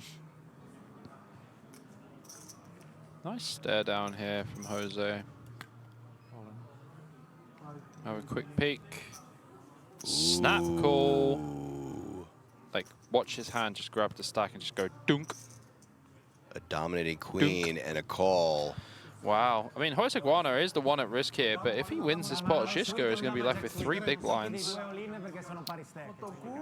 Žižka showing some dismay. Back into the corner of Mexico. It's done well for him so far. The corner of Mexico has done extremely well for him so far. He looks tired and stressed at the same time. Just needs to fade the hearts or the 9. I mean, yeah, pretty standard stuff here. Not even anything to really contemplate. Oh my gosh, the 9 on the flop. Žižka takes the lead, but Guana does have the overcard with the jack and a backdoor flush draw and straight draw. 3 outs drawn twice, but the first one no good. That's a dusty, dusty turn. He's going to need a jack and a jack only. 8%. He will be gone. And no good as Žižka improves to the boat and eliminates Guana. Bobby, tell him what he's taking home. So Jose Guana from Mexico will take home 34,650 euros plus that 10,000 euro WSOP main event seat in Europe. And another true form of sportsmanship from everyone at the table as they give him a round of applause. Heard a round of applause from the whole entire rail, including his own. Picks up his Mexican flag and heads to the door. Really impressed by his play. Yeah, he played really especially solid. Considering this is his, by far, biggest win and deepest run. And he was very short for a long time, and he was very patient as well. I mean, you know, it's just crazy how poker works. This is going to be a huge score for him. He's going to have a lot more buy-ins into other tournaments, and, you know, I'm sure we'll be seeing him again. I truly hope so, and did a great job of battling off the sleepies and finding a great spot. He looked pretty wrecked at one point, to be honest with you. And, like, I know, like, you know, he just cashed for, like 35K, 45K. He's going to be so happy to go to sleep for sure. Yeah, a small part of him has to probably be a little bit relieved. Relieved, yeah. In some way. I mean, not much, but just a really great run. He was in a couple spots where he got some double ups, found some ladders, made it all the way down to 5th place. So now we are 4-handed, where under the gun is now the cutoff. Yeah. Yeah. As that on-screen graphic will be updated shortly. Again, 4 of 419K left here. Yeah, and Bendinelli, he's not really going to take any spots here that he doesn't need to against Žižka. He does have him covered, but he knows that Žižka is very slippery, very hard to play against, and it's going to put a lot of pressure on Bendinelli at almost every opportunity. And a very important hand for Žižka, as now it gives him the ability to be a little more aggressive again. Yeah, he can bet like 600K on this board if he wants to. No, it goes for the 500K.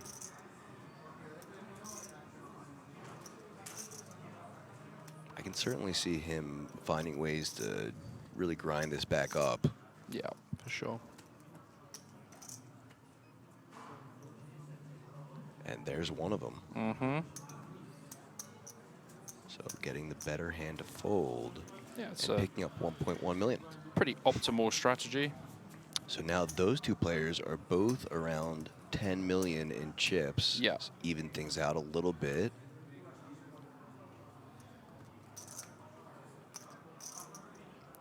Looks like the Hoods Up group has gained another Oleh.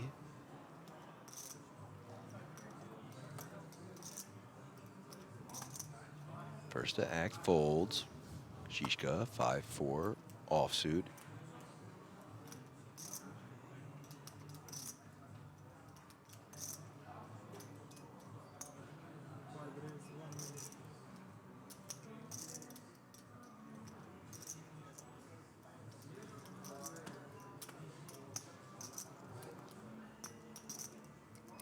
Bendinelli, small blind, king, jack, and 750k to call.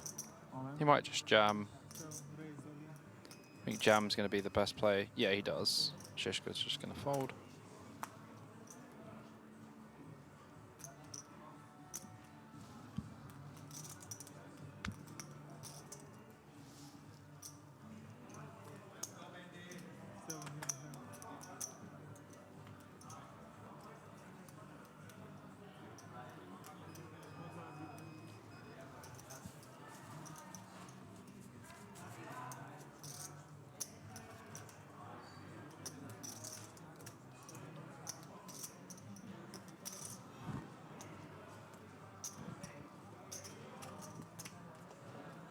Bendinelli just navigating the final table beautifully as expected. Showing off that experience from his other previous scores and accomplishments.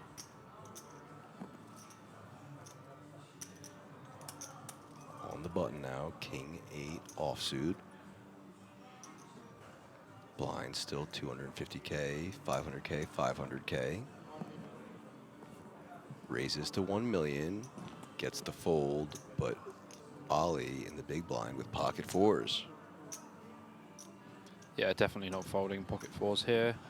Bendinelli's open is completely standard, and Oleh Okhotskyi in the big blind. Not a bad flop for fours either. Bendinelli's going to be c-betting this flop a lot of the time. But I think on 539, you probably want to use a little bit bigger sizing, around half pot.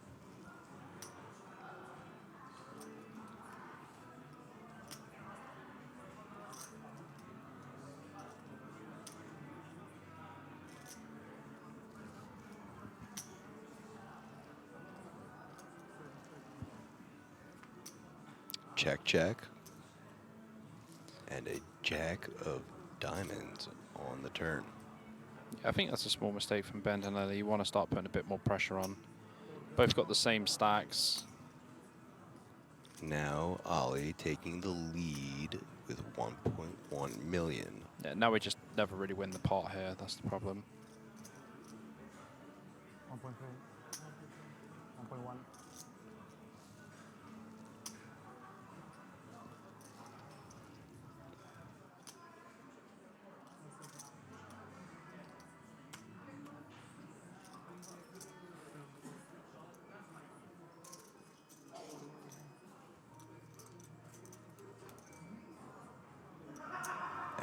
Pickup for Oleh, 1.25 million, up to 14 million for him. How much you play, my friend? 11.5.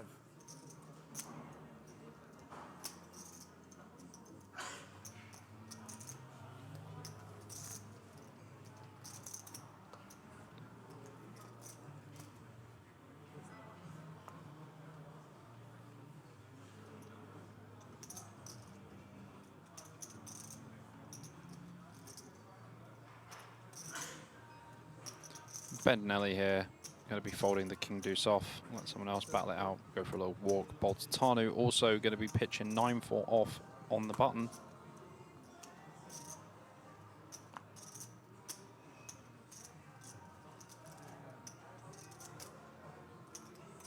At some point today. Yeah. Correct. You found the fold. And Okhotskyi is not even going to mess about here against Žižka. He's had too many blind versus blind battles against this guy. And yeah, no thanks, sir.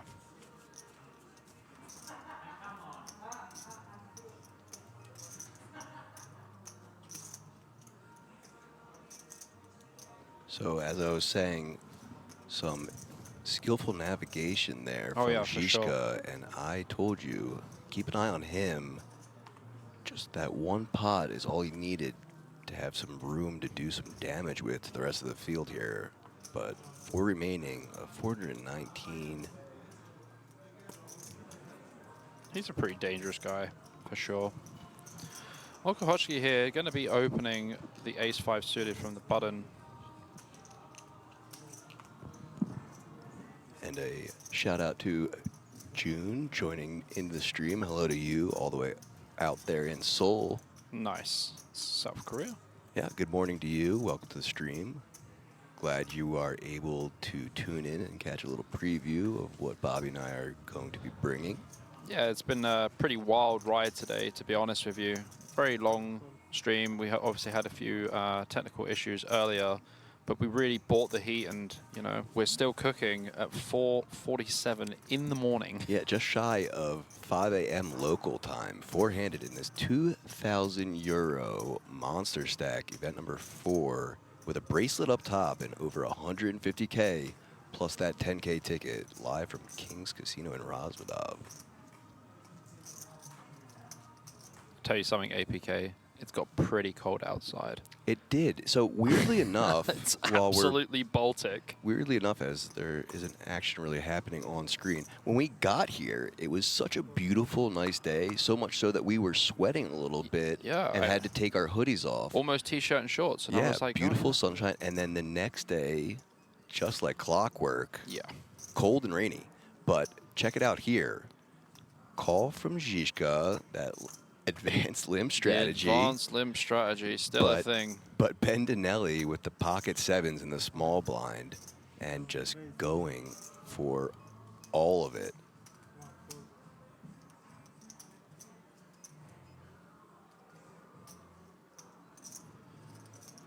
How much is it?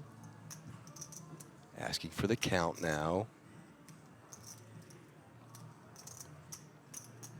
Don't think it's going to really change much as Bendinelli has Žižka covered. And I don't expect him to make a wild call here with 8-6 even suited. Gonna need a little bit more than the 8-6 suited here. But again, experience, asking for the count since he doesn't have those time banks. And like you said, using that clock method to try and buy up some time and make the correct decision. Because again, he's down to his last time bank. Yeah. Smeeb's asking how cold is it? Well, it's 9 degrees, but apparently it feels like 6 degrees. Yeah, but you're forgetting that Smeebs is from my homelands back in the States, so that means He's practically used to nothing really him. cold. Yeah, it is 46 degrees Fahrenheit, or freedom units, as I call it. Oh, here? Yeah. Okay. Well, he's going to relate more to Fahrenheit. Yeah. And I didn't want, you know, I didn't want him to have to do the math. Yeah, seems reasonable. So yeah, I mean, pretty chilly. And the other thing is, though, not just chilly, but so where the casino is situated, there's mountains ranges around us, and it's kind of a little bit of a valley, not a huge one, but the wind just kind of whips through it, and especially with the rain the other day. Oh yeah, dude. I mean, I went outside like on the last break, and I was like, nope. I was like, better get some fresh air. Nope. We certainly have to be careful and make sure that we keep ourselves healthy in this weather. Yeah. 46 freedom units isn't bad at all. Smeebs, I'm cold. I need cuddles and APKs here. I'm fine. So we see Baltateanu here with the limp in the small blind. And Okhotskyi looks like he's going for raised, around 1.3 to 1.5 million. Going to take this one down. Good enough to take it down. Yeah. And Baltateanu taking a lap. Well, I mean, Baltateanu is kind of lucky because I think Jack 10 offers a jam for 10 bigs blind v blind. So he's kind of lucky that he limp folded.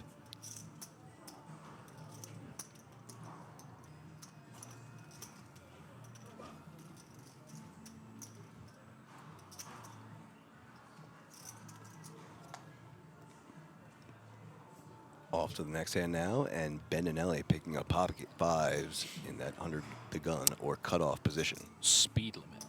Speed limit. It's the nickname for pocket 55? fives. Yeah.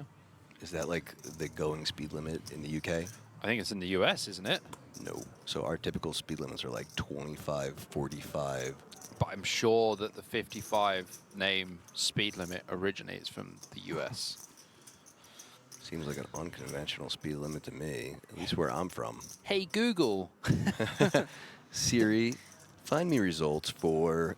I'm sorry, but it's 4 a.m. I don't care. I've always wanted to do this, by the way, so if any of you are watching the stream at home and have the volume on, Alexa, play. Ah, yeah.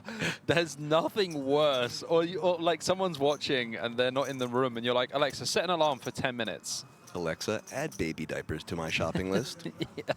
Questions from the wife. Bendinelli is jammed here. Žižka all into call. It's a little bit too much, I would say. Once again, Bendinelli only going to have that one time bank to think about things, so making a quick decision there and saving the time bank for future hands.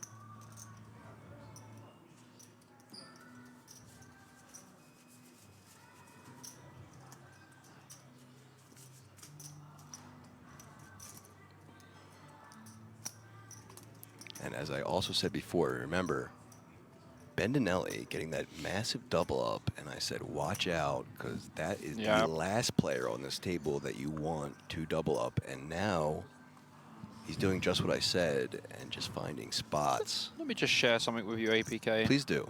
55 miles per hour is the maximum speed limit in the US in the national maximum speed law era. Which was when?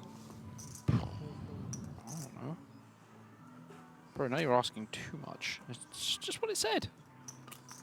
Because it's not the maximum speed limit now. It comes from a song by a guy called Sammy Hagar, and it's called I Can't Drive 55. Sammy Hagar, I know who that is. Oh, so you know who Sammy Hagar is, but you don't know the speed limit? What, do you expect me to know all of his songs? Brother. When will it end? Not anytime soon.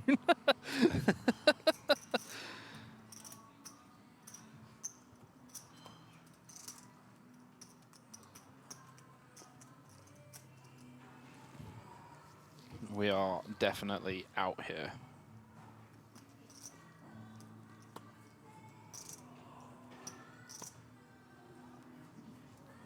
See, most of my knowledge of Sammy Hagar came from like his Van Halen days, but I know he had solo stuff as well, so maybe it was from that, and I more so know his Van Halen days stuff. Okay. Just seen a fold, actually, from Bendinelli. No, not Bendinelli. Žižka. Did Žižka fold King Jack off? No. Okhotskyi. Yeah. But Bendinelli now in the small blind and essentially going all in, basically putting Baltateanu at the decision for his life. Baltateanu, yeah? Baltateanu. Dude. I'm just mixing names together. And that's because at least these both are on screen. Bro, you know? I love it. Baltateanu. Bendinelli and Baltateanu. Baltateanu. Oh my gosh. Too many B's in similar sounding names. Too many B's. Apologies to these players, because they're going to watch back stream and be like, what? But, you know, they'll at least understand because they're for sure more tired than we are. Oh, yeah, for sure. But I think the fold from Okhotskyi was very tight, actually. From the cutoff, like, with the big stack, well, one of the dominating stacks, I think you can just open. For sure. For sure. Žižka here. Makes a disciplined fold with the 8 deuce off.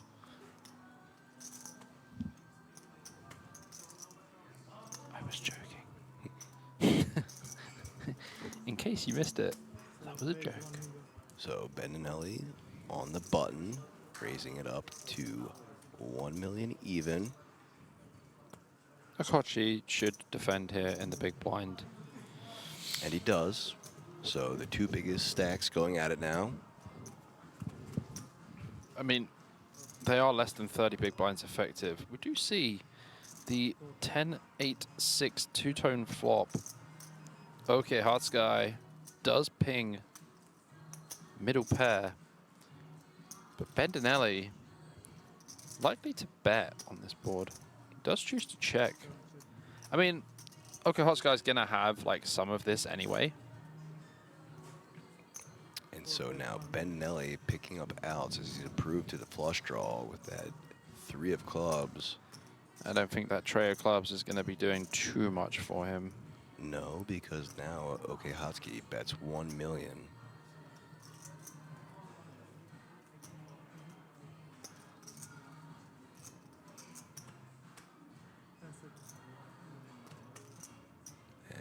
wants no part of it. So a pickup for Okhotskyi, now up to 16.7 million.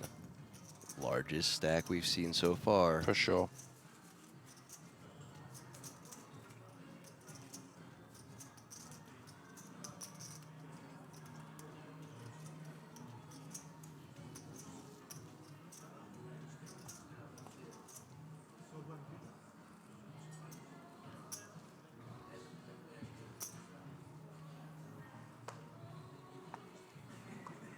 So you know the person who goes out next is going to get over 50,000 euros.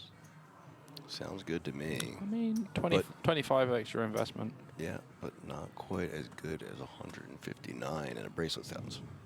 Yeah, it sounds pretty tasty. And also, our last 4 remaining players, I think as you said, unless I was wrong in recalling, but Žižka, our only bracelet winner, so we'll have a new bracelet winner, assuming the other 3 win. One of the other 3. One of the other 3 win, yeah. Pretty cool. Yep. Cool. Look at this. All the 8s are out. Okhotskyi has got pocket 8s. Does call the open from Bendinelli. And Žižka in the big blind has 8-9 suited. So it's 8-9 against 8-9 against 8-8. Yeah, 8-9 suited. 8-9 suited versus 8-8. And a 9 right there on the flop. I mean, the good news for Okhotskyi is he can't hit an 8. That's right. So now he is just at 1% as the other 2 players are presumably looking at a possible chop. Bendinelli betting 1 million. Yeah, he's definitely not folding though. For sure not folding, at least yet. Žižka won't be either, obviously. Yeah, I don't think Žižka needs to raise here. Like, his hand's doing pretty well. I think call-in would just be the line. Like, what are you really trying to isolate against? Because the thing is, Okhotskyi could definitely just have a hand like pocket 10s that he calls in the small blind to trap Žižka, because he knows that Žižka's super aggressive. Oh, he's gonna raise. Bumping it up, and both of those 8-9s also flopping 1 more additional of their suits, so both 3 to that flush as well. 2.25 million, very small raise into 2 people. Looks pretty strong, but I don't think Bendinelli is going to be folding flop, not with top pair and a backdoor flush draw, backdoor straight draw. Yep, so essentially a click back. Yep.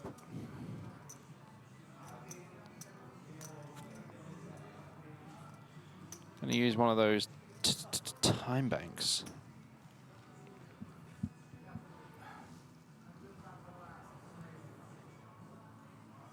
Well, we just hit the 5 AM mark.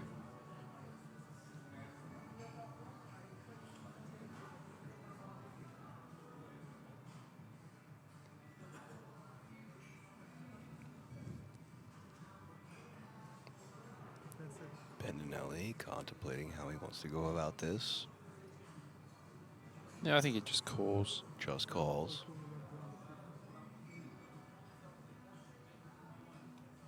And now Oleh with the pocket 8s, 1.25 million to call as well.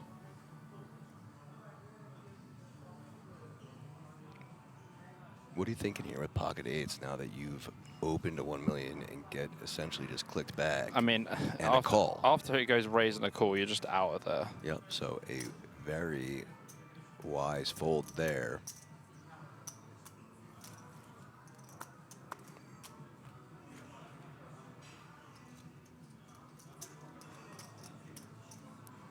Over 9 million in the middle now. I think bringing a flush draw on the turn would be interesting. It does come for Žižka. It does come in for Žižka. Hand number 200. Are we going to get a spicy one on the river? So both players now with top pair. Same kicker, but Žižka 4 to the flush. I mean, Žižka could honestly just jam here. And just put max pressure on he is well Bendinelli. under that 1-to-1 stack to pot ratio. As he announces 1.45. the sizing, 1.45. Super small sizing. Super small sizing.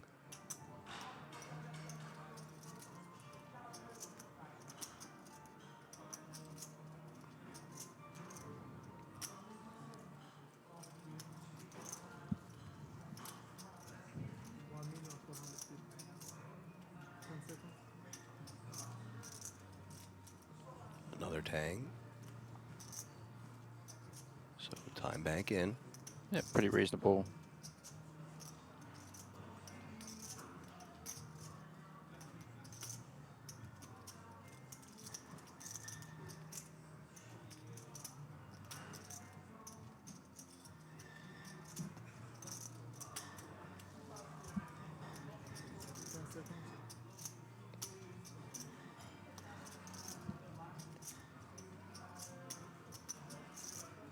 I think Bendinelli's just contemplating if he should jam. Žižka's only got 2.1 million behind. So he's like, should I just put it in now? Bendinelli and the Blendinelli. Love it. It's a real juicy one. And folds. Whoa. So an interesting and a big... No, I think the graphics are wrong. Graphics were wrong. Yeah. I was like... Graphics just screwed you, bro. So he still had his cards in front of him, but I thought he might have said... Announced it, yeah, sure. Fold or something. Sure. But yes, no, still in it. But throwing another time bank. Yeah, I'm just not sure if you can just fold here, to be honest. Like, that's why I was surprised. You and I both, buddy. What was the shock at 5 AM? Bendinelli folded. I still think he's just contemplating. Do I jam? Like, does Žižka have like that many bluffs? The answer is probably yes, but well, look at this, another time bank card. I don't think he's thinking about folding, to be honest with you. So now he's down to 1-2. Yeah, I mean, I'm gonna have to go in there and start slipping people some time bank cards or something and start selling them for a tenner a piece. And chat's self-proclaimed #1 math wizard in Italy. What is he gonna do?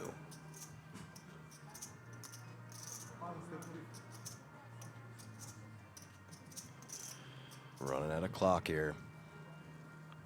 There it is. Last one in the middle. Yeah, that's very interesting now. I mean, like, Žižka looks mega strong, by the way. Like, he literally spent 1.4 million into, like, 10. And he's only got 2 million behind. Like, what bluffs does he have? Like, almost 0. The graphics guy just thinks that, like, Bendinelli is going to fold. I didn't fall for it that time. Yeah. I'm glad you're super attentive right now. Whoa. Oh my. Whoa. Could the graphics guy know something that we don't because he did fold? Man, Žižka just wrecked Bendinelli there completely. Oh, the little raise on the flop into 2 and then the tiny bet on the turn, it just never looks like a bluff. He's going to see this back. He's going to be kicking himself. Really, really be questioning his decision there. But again, Žižka finding ways to get back in this when he was down to the shortest stack. But now Oleh still in the lead, 30 big blinds, 35% of the stacks in play.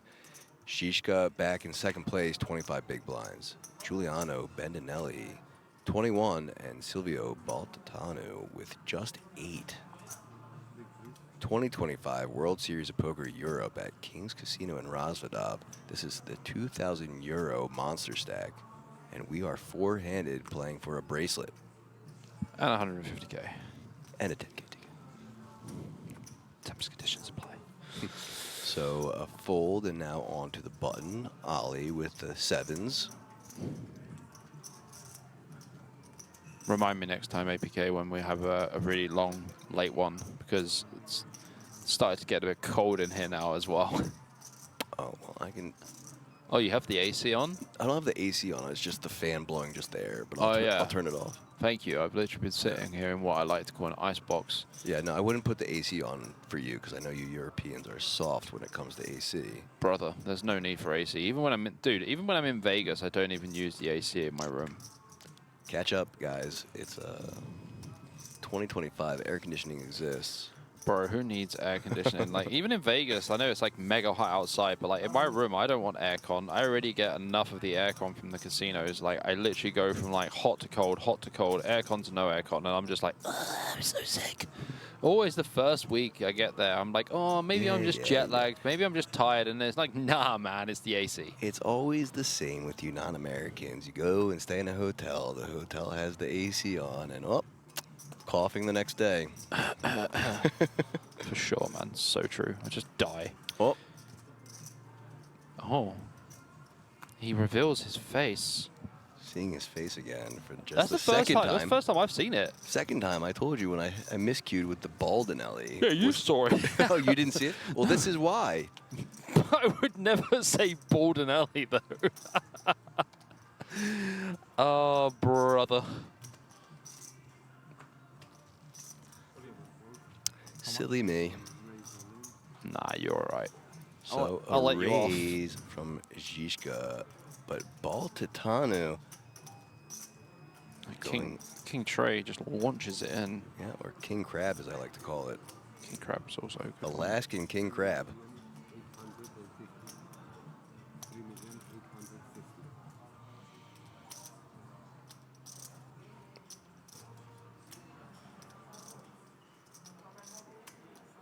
And standing up as well.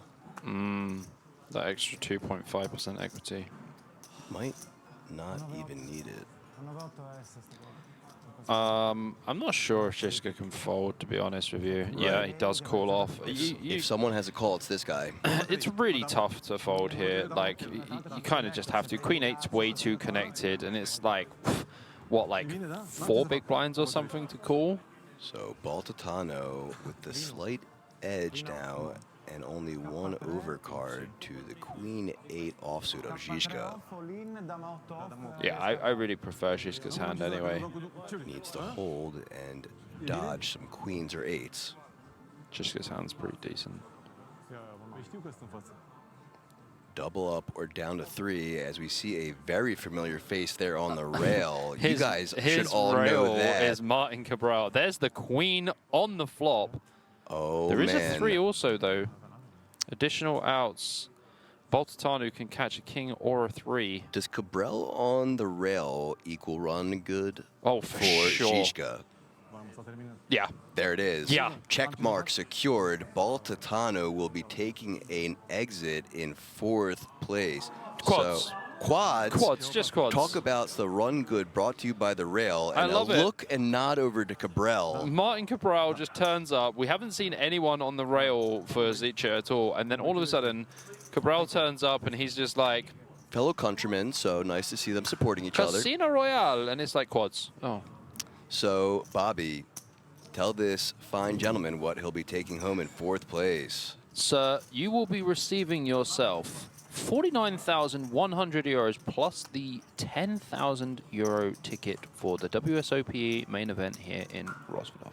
And GG's to you, sir. It's been a pleasure to cover you play. Hope It's I get to do it again. Enormous pay jump as well. What are Because we up to? the pay jump is 21,000 euros. So in 3rd place, you will now receive 71,100 euros. Wooey, wooey. Yeah, that's 71 Bagaruskis.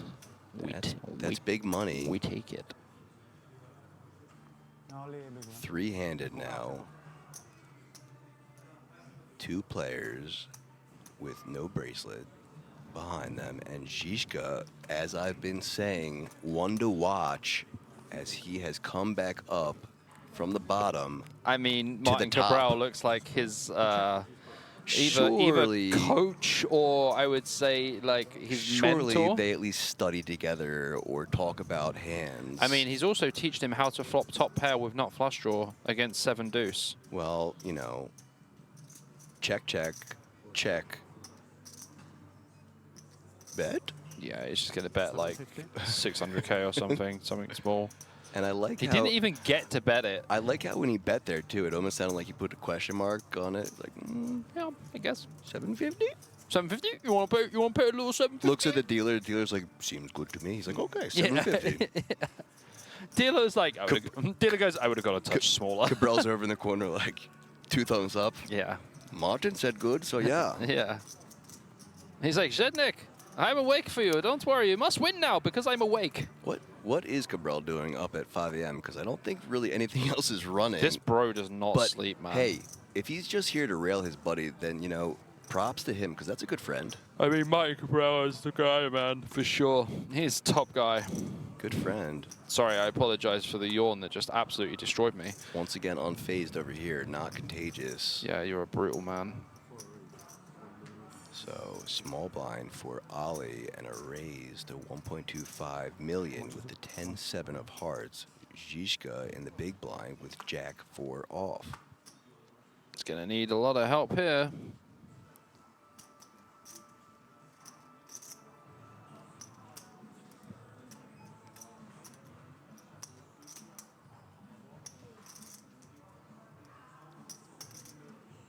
$2.9.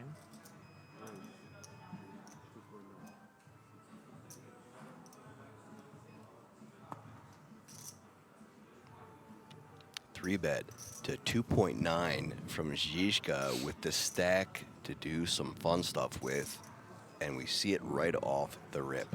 Yeah, this guy is... Ollie's going to have to fold. Not really. They're like... You don't think so They're against like chip leader? mega deep. Like, as in, like, for this tournament, they're pretty deep.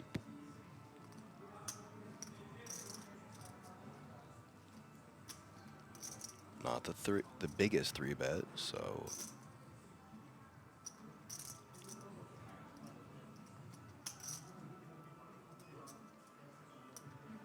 all right, finds the call. Yeah. Pretty reasonable, to be honest.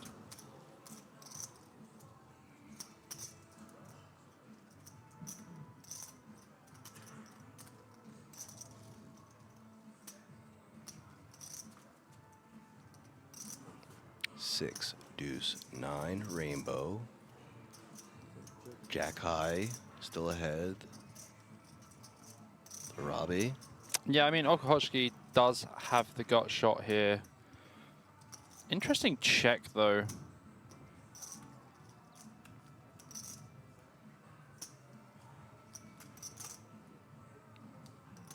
$1,125,000. 1,125,000 is the verbally announced sizing from Žižka. And a quick call from Oleh. Deuce of clubs on the turn, and Žižka's Jack 4 still holding. Quick check from Oleh.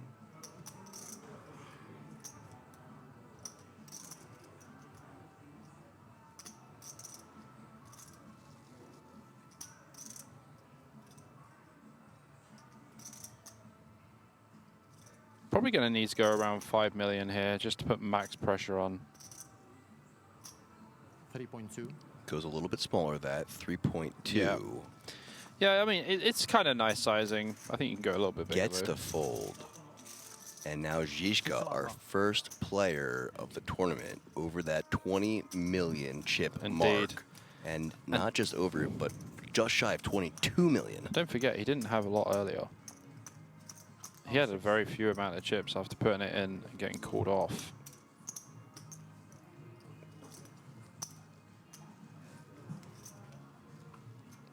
Three-handed. And Žižka just taking the leadska. That's a stretch, but you know. I don't know, man. I mean, Look, like, it's 5:15. I wasn't falling over about Bobby, it, it's 5:15. Yeah, I mean, yeah, it's okay. I'm not going to hold it against you, like, for the rest of your life. Maybe just today. Would you have preferred a Žižka taking the lead? That would have been amazing. Okay, sorry. Well, you know, you can't win them all, so you just got to try again and hope you're second. Yeah. Seems fair. Got it on the second one, guys.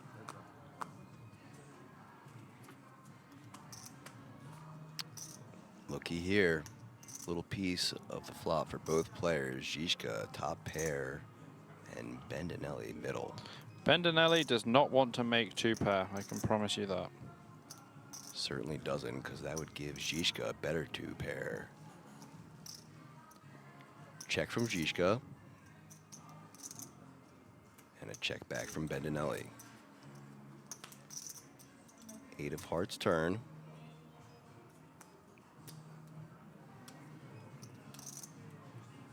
And now Žižka has this all but locked up unless the single 7 finds the river. 1,100,000. Small bet again, 1.1 million. So Bendinelli in this spot is very uncomfortable. Not really much you can do. Not sure you even want to be calling. Certainly not liking the pair of sevens as they are now the third pair. Yeah, I think the problem is when we call here as Bendinelli, what river do we really want? Look at this, makes the call. Sure hope it's not a 3 on the river. Almost, but the deuce of diamonds could have got gross. So we should see, I would think, some value from Žižka and then a fold from Bendinelli. Yeah, that seems accurate.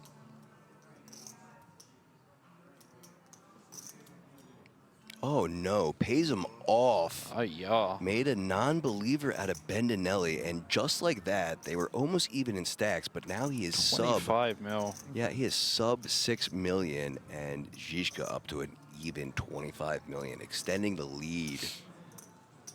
Yeah, I mean, Žižka's really just taken a big lead here. A surprising call there on the river. I mean, the deuce doesn't really change anything. Like, Žižka's still going to have some hands like 9-10, Jack-9, Queen-10 maybe that want to bluff, but this river size is just always nutted. So, I mean... Yeah, that's what I mean. So Bendinelli was getting a really good price though, man. I guess he's getting like, you know, 4-1 or something, so, or 5-1. Yeah, but a really experienced player there, so I kind of was expecting him to pick up on the fact that that was a value-heavy bluff. I mean, sizing out of Žižka on the river. Yeah, for sure. I hear you. But kudos to Žižka for extracting max value there. Yeah, that was max value. I don't see how he could have gotten more. Yeah. I mean, you know, he's got Martin Cabral on his rail. No and messing. the Cabral run good seems to be real because hitting quads when you were behind that big one and now just cruising. Yeah. How much?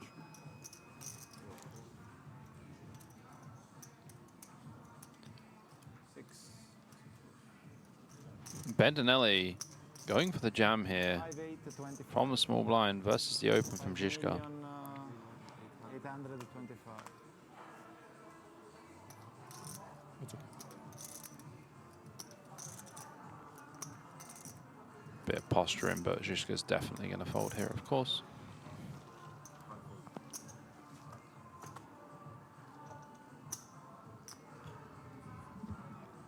And a timely takedown for Bendinelli.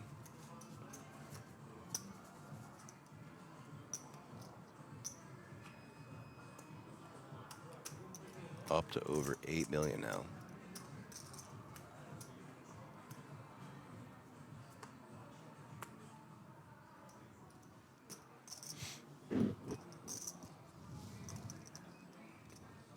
Pocket fives for Bendinelli now. Definitely picking some good hole cards at this stage of the tournament as well. And announcing the verbal all-in, followed by the chips in the middle, but a quick fold from both other players, and he'll take that down to get to just under 10 million now.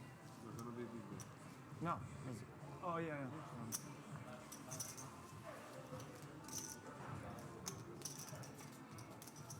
Just 3 players remaining. Pretty wild game.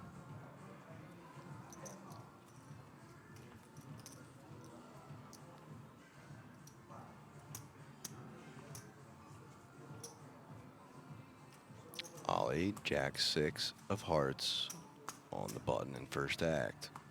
Folding. Blind versus blind now. Žižka in the small blind with 6 deuce just folds and gives a walk to Bendinelli. Now up over 10 million. Yep. It's a little bit of a recovery.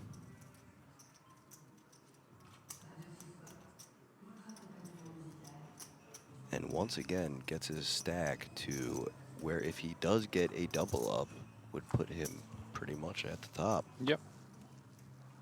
Tight race right now, guys. Žižka, King 10 offsuit.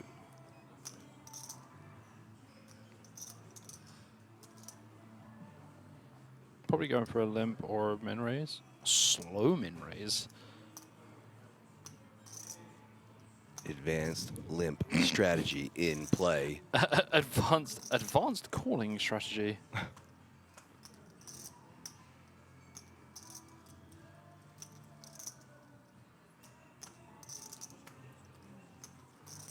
Fold from Bendinelli. And option on Oleh, who just checks. Flop. 4, queen, 4, 2 hearts. Check from Oleh. And a quick bet and fold. Approaching hand number 210. What did I say? Over 225. I think that was what you said, yeah. I think it's a reasonable guess.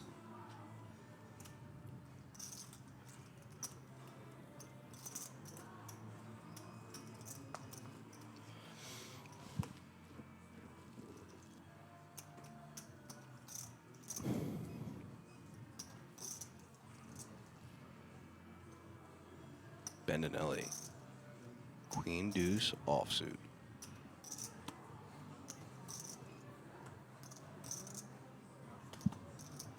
Definitely gonna pitch this one. Yep, in the middle they go. Now blind versus blind with Oleh in the king 9 offsuit. Makes the call. Option now on Žižka with the ace 3 offsuit. Would expect to see a call. I mean a check, sorry, and does. Yeah. 4, 5, queen, 2 spades. Check from Oleh.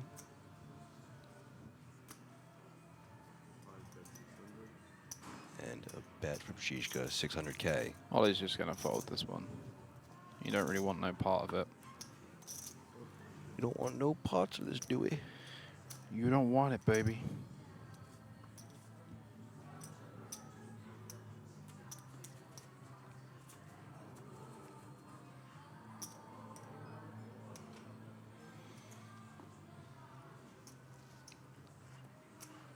Žižka just extending his stacks into the middle.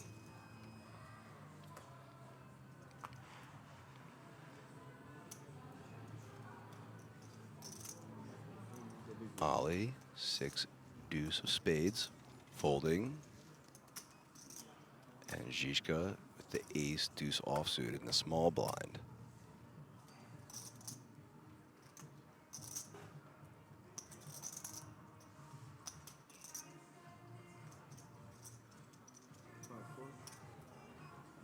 Makes the call, and look at this. Wow.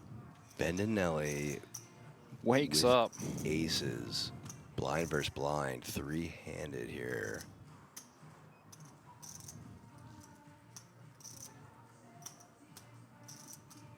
Absolutely wakes up with the aces. Raises it to 1.6 million. So now just 1 million to call for Žižka. I don't think Žižka's going to be folding. No, and a quick fold out of him. Interesting. I mean, Žižka's just going to pick his spots, respectfully. And he knows that Bendinelli is definitely not a spot.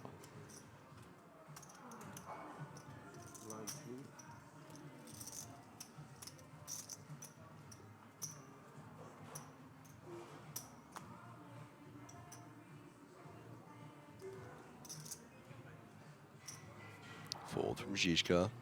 And from aces to ace queen, Bendinelli in the small blind. Not the worst downgrade. Still pretty decent.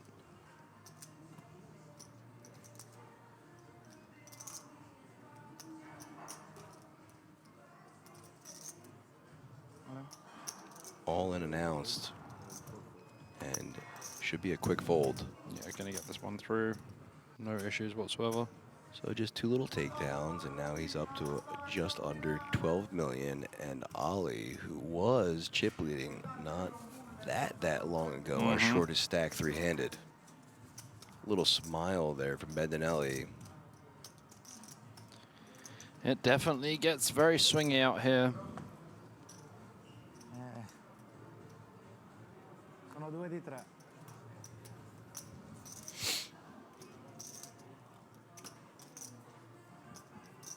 And from aces to ace queen to ace 4 for Bendinelli. Okay, this is a significant downgrade, but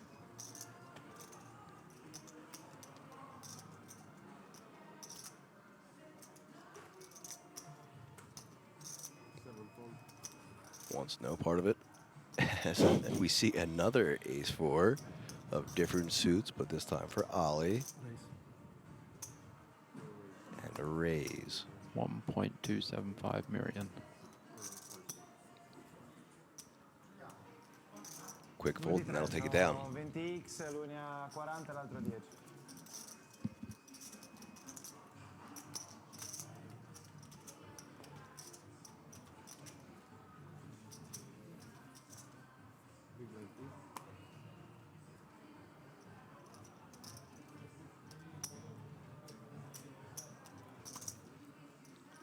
Oleh now on the button again, folding the 5-4 offsuit.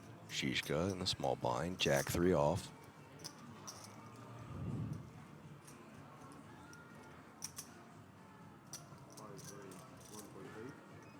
Raising it up, 1.8 million. Bendinelli, 1.2 million to call. Won't be able to.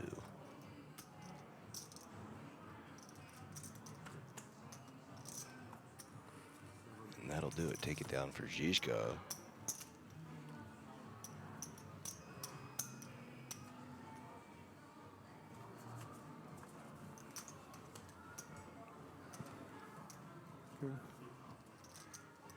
Look at the chip counts again and the payouts on the right. I mean, Žižka's got chunks now, really. Zdenek Žižka, 57% of chips in play. 40 big blinds. Realistically, he can definitely start open jamming soon. When the blinds go up again, he'll be able to put max pressure on.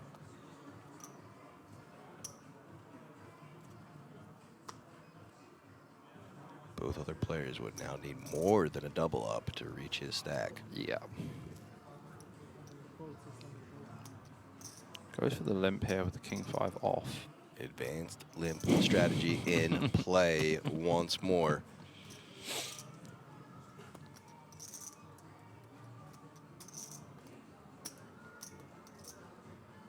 Bendinelli just 300K to call, and does. As we see Oleh throw his chips in the middle.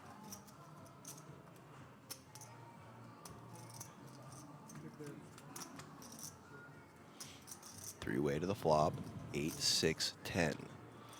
That is quite a spicy one. We see Bendinelli with an 8, but Okhotskyi does have a gut shot here. And one overcard at least. Žižka just with the bare king. But choosing to open the action. I think Bendinelli is going to call here, and then Okhotskyi is going to be able to call behind as well. Should go call. There's part 1. And there's part 2. Part 2. So three-way to the turn we go now.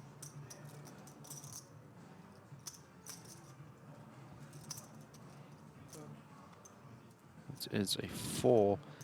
Bring in a gut shot for Bendinelli and Žižka.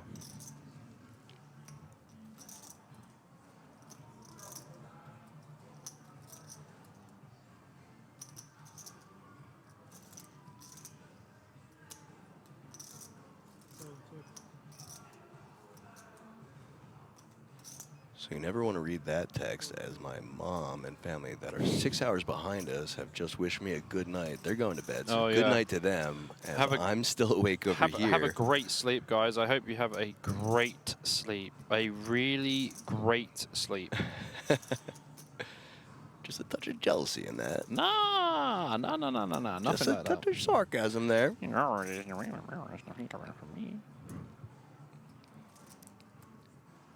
Check, check, option bets.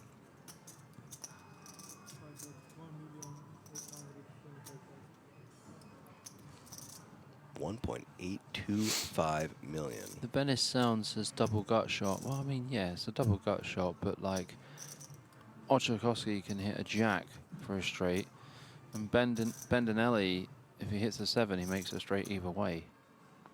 I don't know where I'm missing something. Am I missing, or if they both got a gut shot? Are you saying? Who knows at this point? No one knows.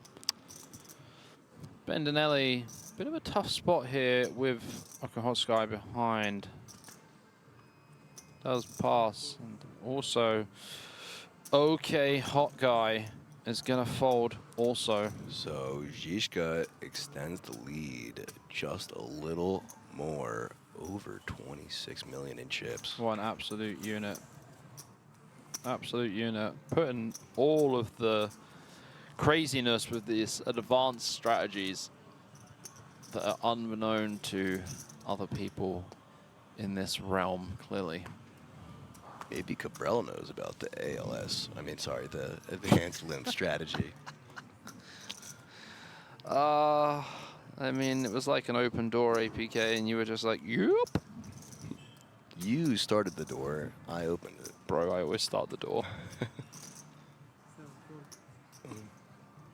All in announced from Oleh. Žižka out. Quick fold. Yeah, pretty standard. There's going to be a lot of push forward happening now, for sure. Bendinelli standing up and sitting down. I'm fine with it. Looks like he had to put something in his pocket. Yeah.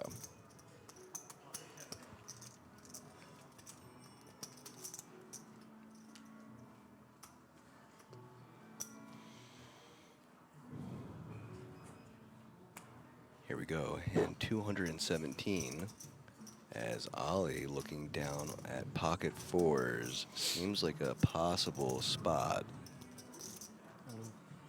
And it is. He's going to take it. Yeah, for sure. All in, but Žižka looking down at ace, queen of hearts. Well, this is going to be a flip situation for sure.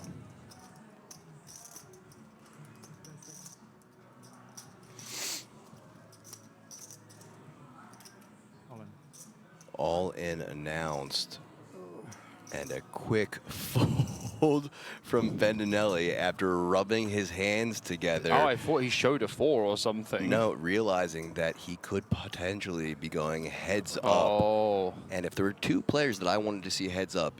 These 2, for sure. Yeah, and nothing against Oleh, but that's what I was sort of hoping in my mind. Back to the Ghost Phantom table here. So, Oleh slightly ahead, but behind in percentages. Just comes over for the Cabral chat.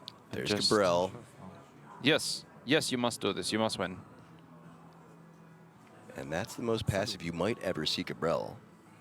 Well, that is a good flop. Wow. That is a good flop for Žižka.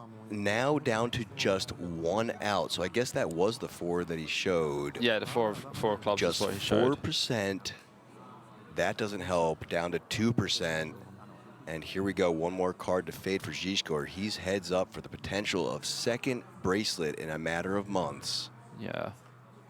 Oh, quads again! Holy That is the shit. second time this man has hit quads in the river. And it's been queens. While talking to Cabral. Queens both times, and that is an elimination for That Oleh is insane. by means of quads. Death by quads, quads. part 2. And so a handshake and good sportsmanship, and now Bobby, as always, tell this gentleman what he's taking home in third place. Absolutely no dramas whatsoever. 71,100 euros plus that 10,000 euro WSOP main event ticket for the King's Casino in Rozvadov. And most importantly for him, now he gets to go to bed. So with that, tables will be shuffled around a little bit as we get into the heads-up position. They're going to bring out that golden bracelet, as either we are going to have a freshly crowned new bracelet holder or a second-time winner at this 2,000 euro event. here in Rozvadov, King's Casino and Resort. One of the two will happen. Will Zdenek get another bracelet this year, or will it be the year of the other person? Bendinelli. Bendinelli is right. I am APK, that's BJP. We will be right back in just around 5 minutes for the conclusion of this tournament. It's Bendinelli. It's Bendinelli. Stick around, guys.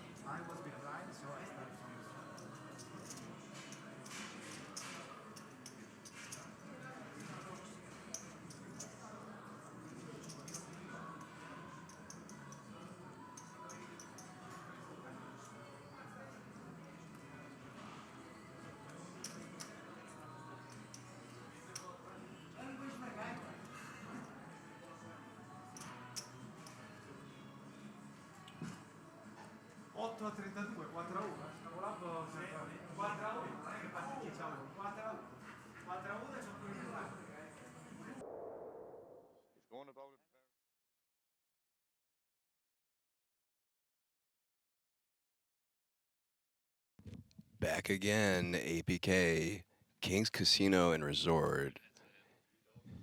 2025 World Series of Poker Europe 2K Monsterstack. We are heads up and about to get underway as we are just taking a look at the picture being taken between the two gentlemen playing for over 150,000 euro plus that tournament ticket and a gold World Series of Poker bracelet. That's right, APK. 105,000 euros locked up. They are playing for an additional 56,200. Sorry, 55,000. Over 50K. 900 euros. Yeah, I just. And a look at the stack size over there on the left. Zdenek Žižka with 81% of total chips in play, a smooth 34 million or 57 big blinds. And Giuliano Bendinelli gonna need some help. Guys, I mean, we have been down to 13 in the big booth for an blinds. extremely long time today. This has been a mega stream. What time did we officially start? Like 5. So we've been 12 hours now. Over 12-hour stream for you guys, with no rotations, just being held down by yours and Bobby truly the entire way.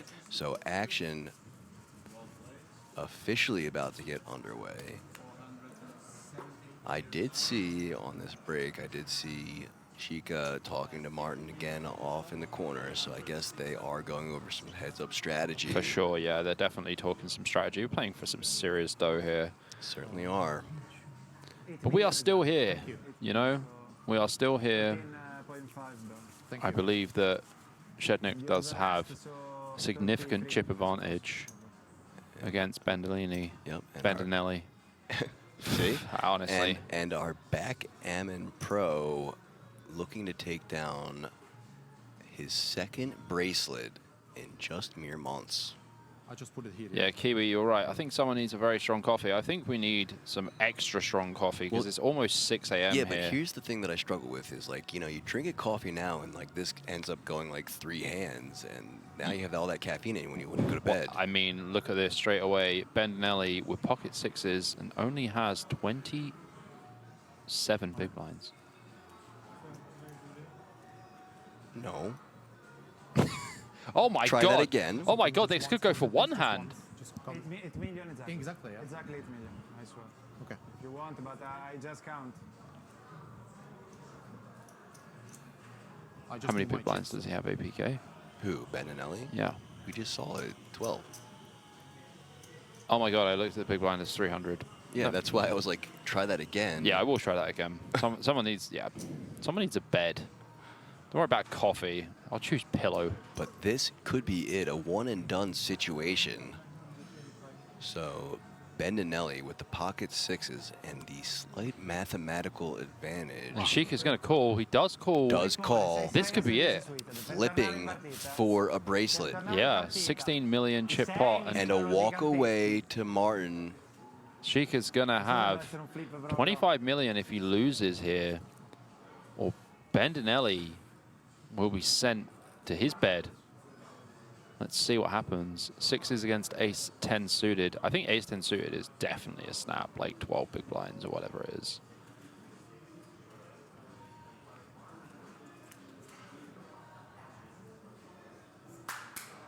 Here we go. That's a good start. That's the end. But a bad that is the end. turnout because I saw the 2 clubs, but not the additional 4 there at the end. Oh, I managed to see a boat. It's going to need to go ace-ace here. Žižka down to 1% as Bendinelli just flops all of it with a boat. Oh, there's one my ace. God. If this comes ace, this will be the sickest bust out ever. Look at Bendinelli. He's like, yeah, I know 1 ace, but not 2.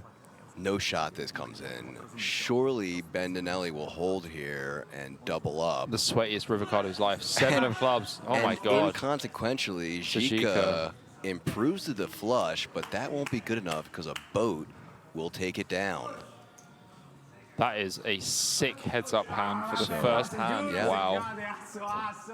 Okay, now he's got 25 bigs. And a rejuvenation flowing through Bendinelli now, talking to his rail in Italian, and full of smile and hope that the dream of his first bracelet is still alive. It is very much still alive, unlike me. Really closes down the gap between the two as well. Yeah. I mean, 25 plays 16. It's going to be very tight now. Big blind ante is no, is 600, not 525. A green, not very. Put this one, yeah. Mathematician at work again. This guy. That is why chat has proclaimed him as the top mathematician in all of Italy. Andiamo. Andiamo. Yes, indeed. Grande Giuliano. Bella fishes. Beautiful chips. So fortunately for Bendinelli, but unfortunately for us, that certainly means that this heads-up match is going to go a little bit longer. As Bobby collapses to the side of the booth. And it's not a very large booth, but I tell you what. And also will be just putting the dagger in your prediction of 220-some hands. I think we're going to get well over that now. Yeah, 225. Oh, wow, Žižka's got 6s now. 6s now for Žižka. Are we going to see another That would be all-in? sick. That would be really sick. Imagine here if Bendinelli has ace 10 of clubs. Oh my God, honestly, I don't know what I'd do. He's just going to go for the open. Okay, well, 6-5 off is definitely not quite. Not quite a ace 10 of playable clubs. hand for Bendinelli, who's going to probably just fold after getting that huge double up. But I mean, calling's going to be fine as well. calling can be okay as well. Yeah. I mean, you're playing heads up now. It's like, you know, Žižka's just pretty much going to open button, like almost every button, I would say. But he might put in this advanced limp strategy that he has still. Bendinelli feeling himself a little bit. I saw him bobbing his head as the flop comes queen, king, king. Definitely not a good flop for Bendinelli. And Žižka's probably just going to bet 1 million and just win this one. Seems like a good spot to do a little continuation and just end it here. Absolutely.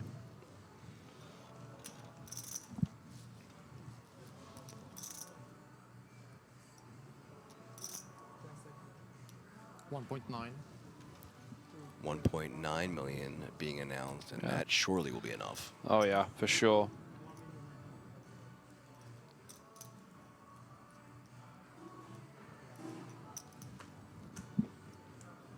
Yep, into the middle those go. And now Žižka, once again, over 27 million in chips.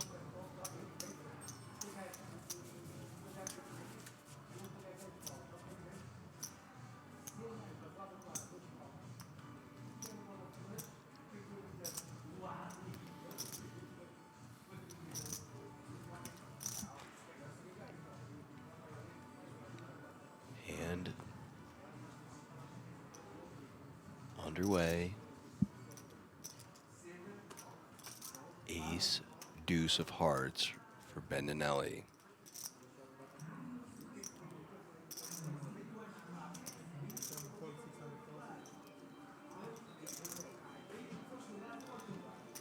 Calls, and now Žižka with a better ace Ace Jack offsuit. You just decided to disregard the first part of his surname. Žižka. Žižka. Žižka? No, were we not saying Žižka earlier? No. Žižka? You're getting tighter by the minute. Žižka. Yeah. Žižka. Oh, is that what you just said? Yes. Žižka. Yeah. I mean, you're almost making it into like tzatziki, like Žižka. Getting a little too Greek there. No, it's just Žižka. Remember? Žižka. Oh, wow. Žižka. Bendinelli is all in, and Žižka definitely should be looking to call this one. Heads up, Ace Jack off is a monster.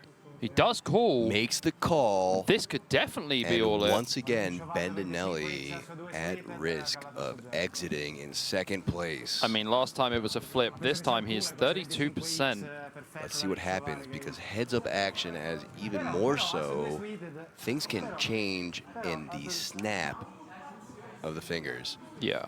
Look over there at Žižka and Martin Cabral, followed by our friend and host, Philip, as we are going to see a flop, turn, and river here. Ace 5-8. Good flop Great. for Žižka. And Bendinelli has some backdoor outs here. Hearts will make a runner on a flush, and also has some wheel draws too. And the 8 adds some chop outs. A king or a queen will be a chop here, or an ace. Oh, and that's a king. Saved by the cowboy in the river. Look at Žižka. He's just like, for goodness sake. For fluff's sake. For flop's sake, yeah. I mean, that could have been it again. If it doesn't come 8 on the turn, that was it. So, you know, I'm going to go ahead and blame Cabral there, because he used a lot of his run good, giving Just the man quads twice with the queen. Yeah. And ace queen, quads, yeah. Yeah, and might have been better off just like saving some of the run good for now. Absolutely. So, saved again is Bendinelli, and back at it these two gentlemen go. These guys have had some big hands heads up in like 3 hands. And this is the action we wanted to see between these two players, who both, again, have the experience to know how to navigate heads up. Both of them already have won large tournaments in their past.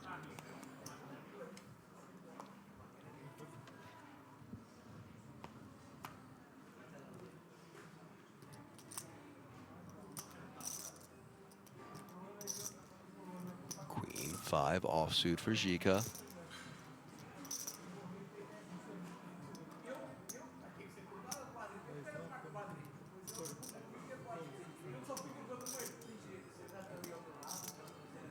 Bendinelli with the 9-3 of hearts. Yeah, very likely just going to check back here versus the button limp of Žižka. Does just that.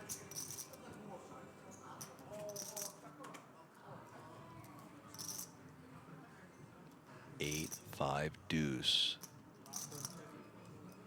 Žižka ahead now by a larger percentage than before. Probably just going to see a small bet here from Žižka on the flop. Probably just bets 1 million, something like that. He went a little bit larger last time. I think he's probably going to do it again. Yeah, that looks a lot bigger, actually. Is that an overbet? No, 925. Man, these chips are so confusing. So confusing. Yeah, I thought that was more, but 925K and Bendinelli. Luckinelli. That's a nice new nickname. Luckinelli indeed. Giuliano Luckinelli. So a fold and take it for Žižka. Yeah, I mean 20 bigs playing 30-ish.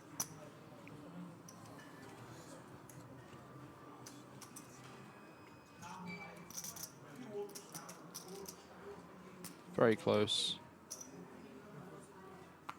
Both gentlemen can taste the finish line.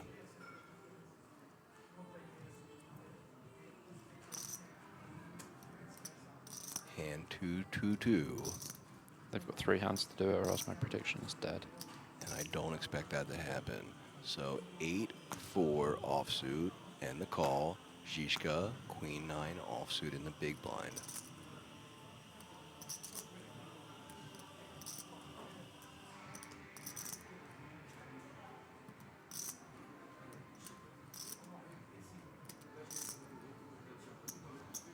Can definitely raise here, but checking's going to be fine too. Decides to just check, throws the chips in the middle.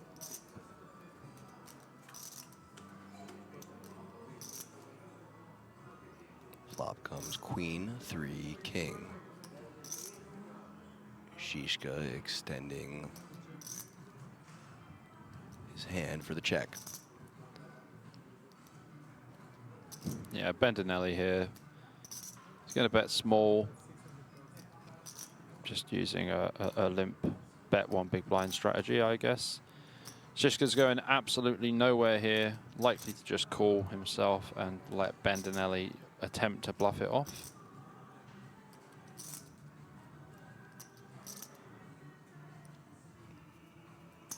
Yeah, those colors are so similar. Look Yeah, the at pink and the brown. You would call those tan, I guess? Tans? do you know what? I would say they're just very similar, and I would not be able to differentiate after playing for such a long period of time.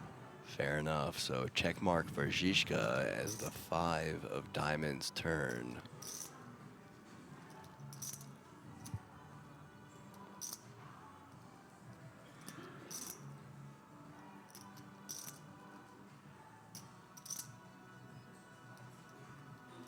Check back from Bendinelli.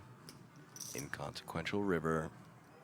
4 of diamonds. So Bendinelli rivering a pair.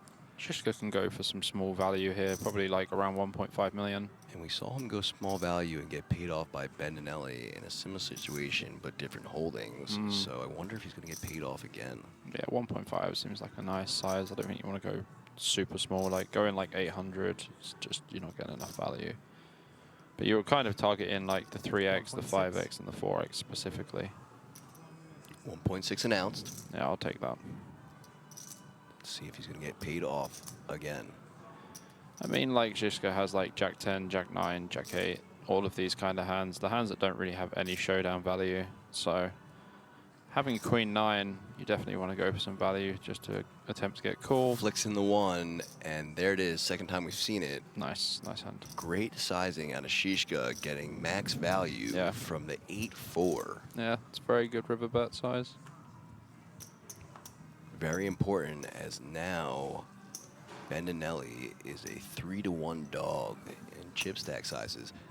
30.9 million for Žižka, only 10.9 for Bendinelli. Yeah, so like 15 bigs now. So now I truly expect to see Žižka really pushing around that stack weight. Yeah, and the blinds are definitely going up soon as well. Yep, there's a look at it. 18 bigs plays 52. 3-to-1, like I said. 74% of the chips in play for Žižka. Yeah, it's very decent size on the river. Yeah, beautifully played. Twice we've seen that, so.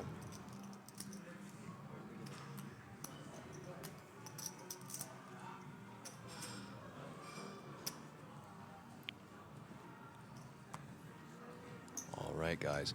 Hand 223 underway.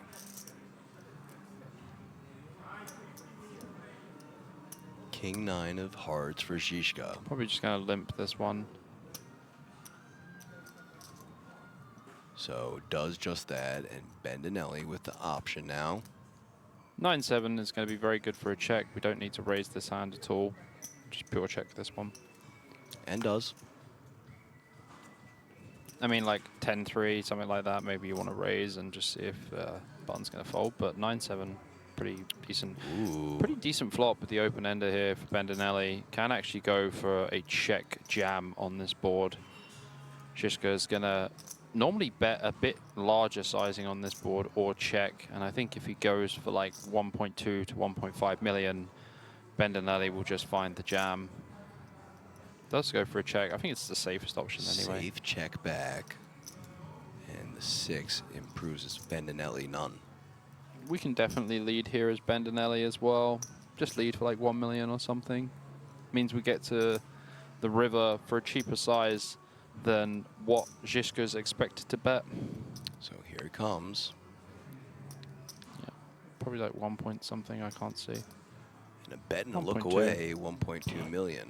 Yeah, this is exactly what I'm talking about. Whereas we can bet 1.2 million here, and if it does get checked to Žižka, he could just use like 3 million size or like, you know, 2 million. I don't think he's going to be folding here with the King 9 suited either. King High going to be doing very well. Well, he does choose to pass. Just folds. Guess he's just waiting for a better spot. Doesn't want to blind, doesn't want to bleed any of the blinds here for sure. That's right. And so as Bendinelli collects that pot, I'm going to inform you guys that we are now at our scheduled break. Sorry that these have kind of been bunched up together, but the last one was just because we had to rearrange the table. Heads up, this is the actually scheduled break. Fortunately for you guys and us, it's only 13 minutes long, and we'll be right back with heads up action from the 2025 World Series of Poker Europe, playing out the conclusion of this €2,000 monster stack, event number 4 with a bracelet on the line. We'll be right back, ABK and BJP.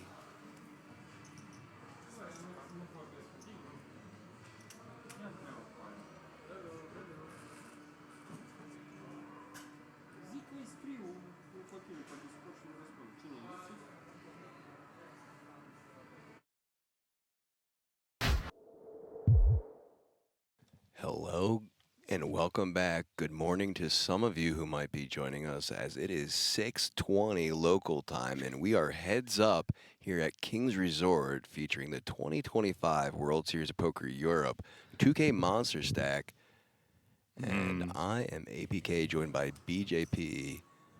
Hello guys. We are still alive. We're barely breathing. Yeah, we are live from the King's Resort here. 2025 WSOP 2K Monster Stack final table heads up, and I will attempt to say names. Zdenek Žižka. Šeško? Žeško? Žeško. No. Žižka.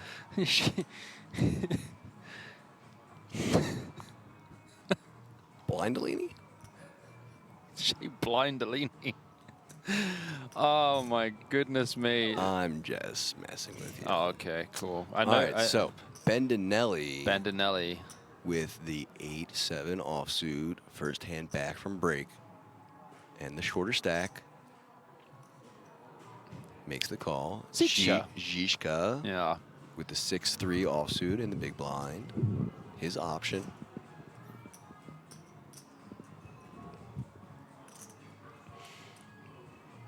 Yeah, he's going to check this one back. They're going to head off to a flop. Heads up before the flop and heads up post flop. 4-7-3. A little something for everyone here. Bendinelli flops top pair. Žižka flops bottom pair with a gut shot.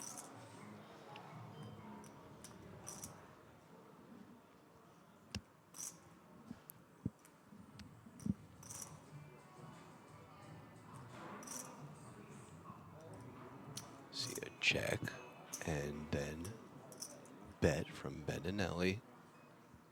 1.2 million. Žižka.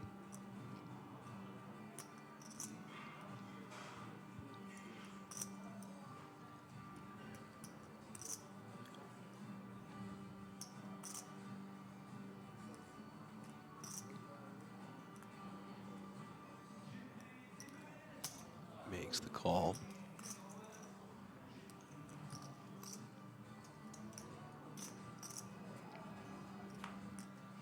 Ace of spades on the turn. No help for Žižka, who still needs a 6, 5, or 3.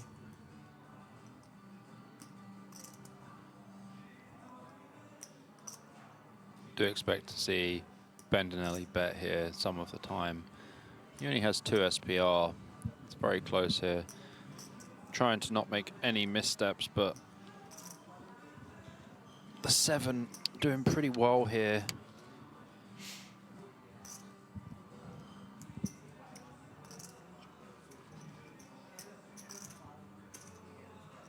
He does go for a bet. And it's very likely to be a fold from Žižka here,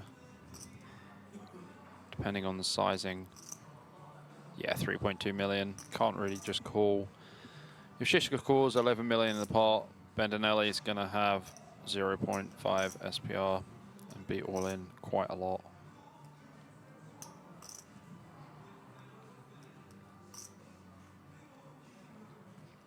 And makes the fold on screen, but not at the table. So we've been seeing that graphical error, but in real life, deciding to call. Interesting. Not a lot of good rivers here for Žižka. Only 9 outs. That's Absolutely drilled it. That's one of them. That's a straight. And now checks. Bendinelli is definitely going to check back. Gets to check back. Is this? Refrain? What? What? You have a straight? What the heck? Hates to see it, both players actually, because Žižka was hoping to see Bendinelli bet into the made straight on the river, but takes down a plus 5.2 million pot. He's over 35.5 million now.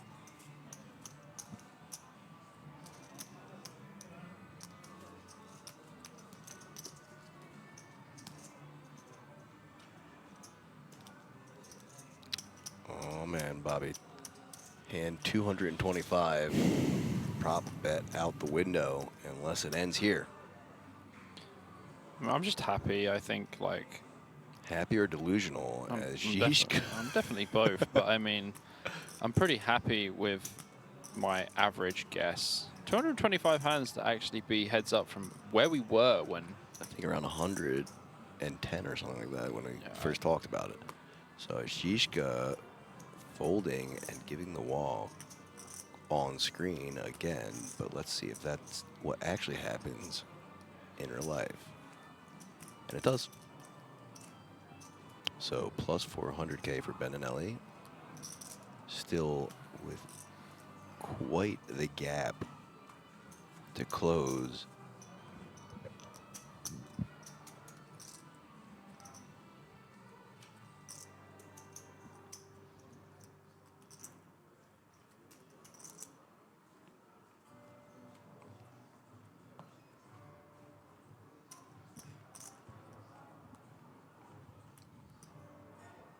Bendinelli, King 4 offsuit.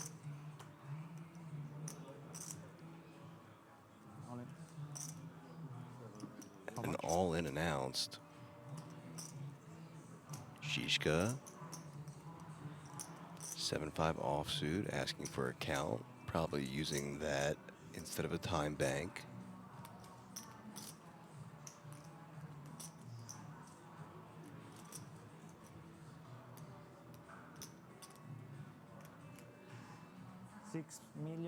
I think Žižka has pretty easy fold here, though. And makes that easy fold. So a little back and forth with smaller pots.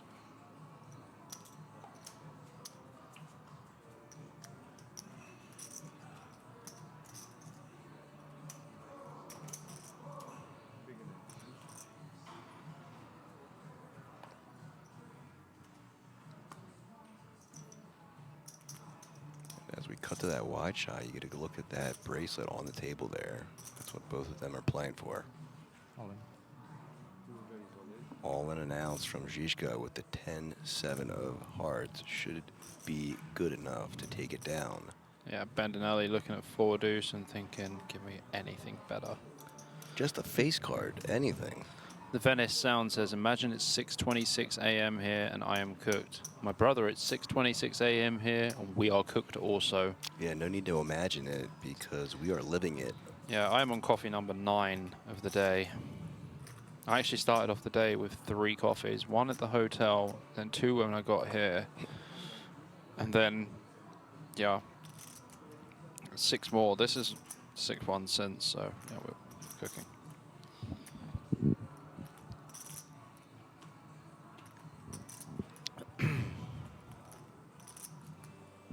Bendinelli giving the walk to Žižka. Should see a good amount of that as he's down to just over 6 million in chips and is looking for the spot to double up. Yeah, just 8 big blinds here for Bendinelli. He's going to need a spin up.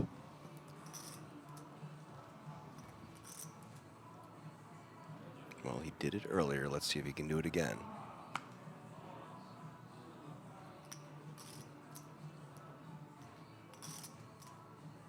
$10-8 offsuit and an all-in announced. But Bendinelli looking down at ace-8 of diamonds and snaps it off. Here we go.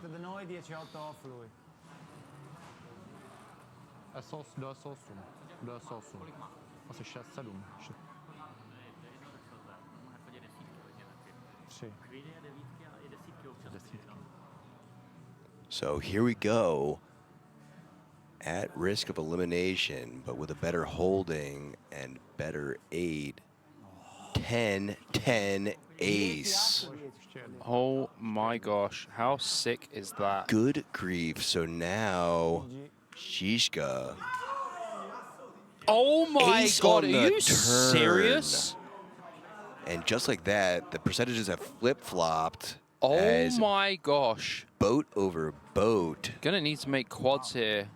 He's done it twice earlier with Martin Cabral Oh my on God, the it's a side. 9. How close and is it's that? just 1 pip away. But Bendinelli with the more important double up and a breath of fresh air.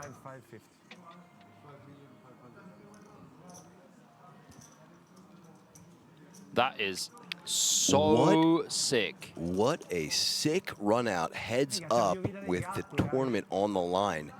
Bendinelli looking down at the ace, then seeing the 2 10s to follow and just That is just, absolutely hating things. bro, that is outrageous. Like, you gotta think, Žižka was going to be like 95% I think that's right around what it said. for his second bracelet, Turns and the he just ace. had it stolen from him. Yeah, and Giuliano, Bendellini, oh, Bendinelli, Bender something, like, Bender got there. I mean, wow, that is an insane ping. yeah, Bendinelli nearly out the door, but still here to play. That is crazy how he's won that hand.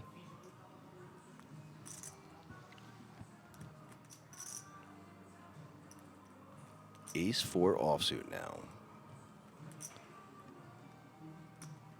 Probably just going to open jam this one. I don't think you want to get tricky with ace-4 off. Yeah, Okhotskyi. Does just that and gets the quick fold. So on a little bit of a come up here. Yeah. Still needs another double up to in fact take over the chip lead then, but Žižka still 2-1. Jackson 5, no good there for Žižka.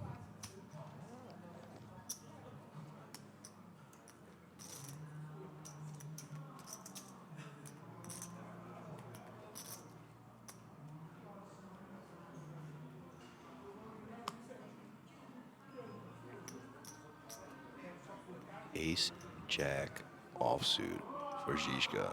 Hand number 231.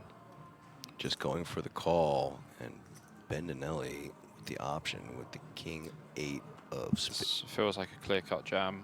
diamonds. Yep. Versus limp, I feel like this is clear-cut jam. And should be a snap call. Yeah, he is going to snap. There Here we it go. is. So will Bendinelli be able to double up like I was just talking about, or will Žižka close it out here? Finally, will Žižka finally defeat Bendinelli? It's been an absolute wild ride, but, you know, Bendinelli's got out of jail a few times. He's bent his way through the bars and got out, whereas Žižka getting it in good almost every time and did chop one. Let's see how he gets on here. Ace 6-5. 6. Well, I mean, look, he's 92%. If you lose a 95% and a 92%er, then that is just ridiculous. Bendinelli Yeah, I mean, like... biting his cuticles. Oh my god, he turns a flush draw. Flush draw, but Žižka two has pair turned for top Žižka. This would just be so insane if it All comes he diamond. needs to do is fade a diamond. 8 outs for Bendinelli. And Oh my diamond god, it are you is! serious? This is absolutely insane. Are you actually serious right now? Running diamonds for running outs for Bendinelli, who now locks up the chip lead from Žižka. Žižka, who had been sitting on that impressive stack for the majority of the last couple hours, has been dethroned from the chip lead. And that changes things drastically. Are you actually serious that just happened? That is insane. He flops the ace, he turns the jack, and then Bendinelli just finds the 4 of diamonds on the river to go runner flush. 92% again on the flop Žižka was. He was 95% before. So back-to-back, Wow. over 90% being taken down. No justice in poker? None at all. There are no friends in poker. There is no love. Like, the cards do not remember you. They do not remember what happened. But they will always be there to crush your soul, like they've done to Žižka here. Not once, but twice. Back-to-back like that, too. That is gross.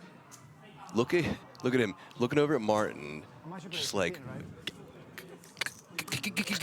But the cat got your tongue there for sure, because he can't believe it himself. Yeah, breathing has now become a very difficult thing. I mean, like, it's not only the bracelet, you know, it's 50,000 euro pay jump as well.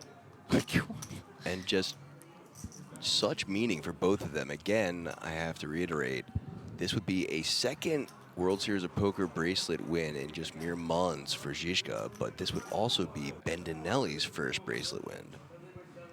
So now Bendinelli with the chip lead and ace-5 offsuit. All in. Maximum pressure, all in announced, and Žižka with the 9-6 offsuit. Yeah, we'll definitely be passing this one. Yep, time to buckle down, honker down, as we say back in the States, and get back to the grind. Step 1 to winning a tournament, Bobby. Gotta have the chip lead. Have chip. Have a chip. Gotta have the chip lead to win. Man, this has been crazy, honestly. Like, Some absolutely wild runouts. We had those quad queens twice. yeah, Now 2 90%ers cracked. yeah, it's been wild. Honestly, like, it's so rare for this to happen. And we started the day off hand 2 with the flopped straight flush, if Yeah, you guys that can was- remember, that was and we're wild. there. Seems like a day ago, and that's because it was. Felt like yesterday. It was yesterday. Wait a second, it was. Žižka looking down at the snowman now. There's no man like the snowman. Probably just want to raise here. 2 million or something. Looks like that's what he Oh, he isn't just goes going for to the call. do. Just goes for his limping strategy, and now Bendinelli in a spot to flop a potential overpair. He might just jam. He actually might just jam still. I'm just gonna check. Composed, wants to see 3 cards first.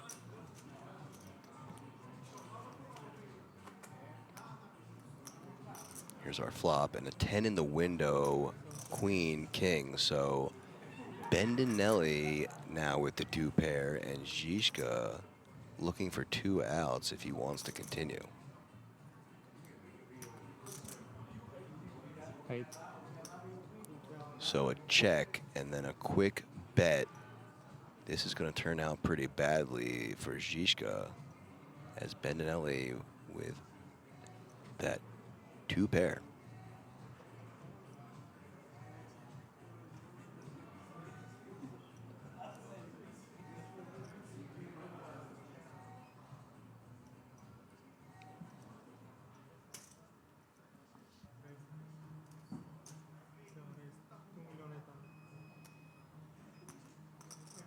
Raised to 2.8 million.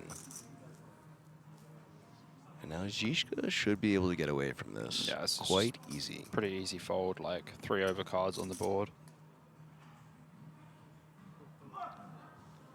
Fold comes in. Yeah, it does get away. So now Bendinelli extending his lead, and Žižka dwindling down. Bro, what crazy swings, honestly. Heads up poker is wild. Yeah, man.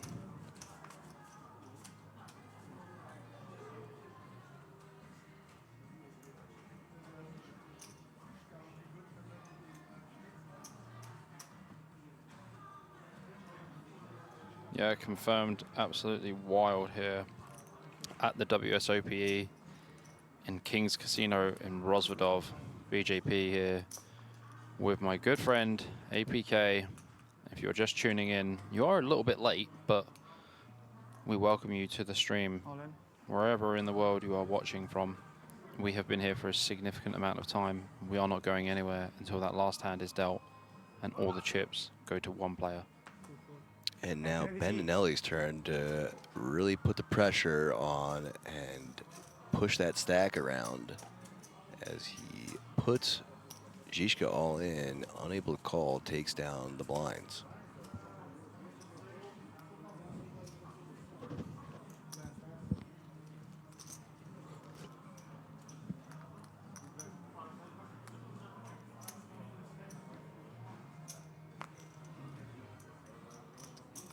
Žižka here with the ace-9 of hearts. Looks like, is it going for a limp or is this a raise? Just a limp, and Bendinelli with a king-queen. I expect this one definitely goes in. To be played out by both gentlemen. Yeah, this one definitely goes in. All unannounced, and a quick call is what I expect. Looks down his holding and makes that quick call. Here we go, once more, both players. Bendinelli, for the first time, is all in. And in a spot to take this down. Absolutely. Just going to need a little bit of help here. So now it is Žižka's turn to go back over to that rail. Bendinelli looks cool as a cucumber. Well, like I said, both of them have been here heads up before in big spots. Ace in the window, followed by a 9 and 10. Ooh, does have a gutter. 2 pair for Žižka, though, and 84%. Can Bendinelli crack the 90%er almost again? I mean, if there's anyone that I want to crack a 90%, I'm going to give Bendinelli a call. So if no jack on the turn, there will be that over 90%. Yeah. Just needs to hit that jack on the river to do it 3 times heads up on the final table. 4 outs. And that is a boat. That is a boat. Is a boat indeed for Žižka, who now reclaims the chip lead. Swingy indeed, as Bendinelli only had that chip lead for a matter of hands. Žižka taking it right back. Yeah, this is pretty crazy stuff. Like the thing is, they're very shallow at the moment, and obviously there's no deals in the World Series of Poker Europe, so there is just a lot of push fold happening here. Both players pretty shallow here. I think big blind has it gone up to 1 million? Big blind 1 million, yeah. There's blinds in this game. What's a blind? Where am I? What's a blind? I don't know what blind is.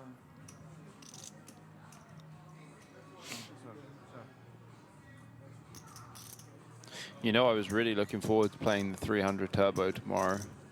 Yeah, I mean, we might be reconsidering that and might be taking a trip to the wellness spa. Bro, honestly, we might still be in bed. Yeah. I'm not even joking. I have a good feeling that I'm going to wake up at whatever time tomorrow and feel a little hungover after not consuming any alcohol today, Yeah. but just a sleep hungover. Sleep depravity is real. Yeah. But it's okay, because I'm all for it. I wouldn't want to be anywhere else losing sleep, but here with BJP covering poker. I mean, it's probably the best way. Until you have children, then you just lose sleep constantly. Well, and that's the thing, so I'll never have to worry about that, because I really don't want children. So with that out of my mind, the only place I'm losing sleep is here with you. That's okay.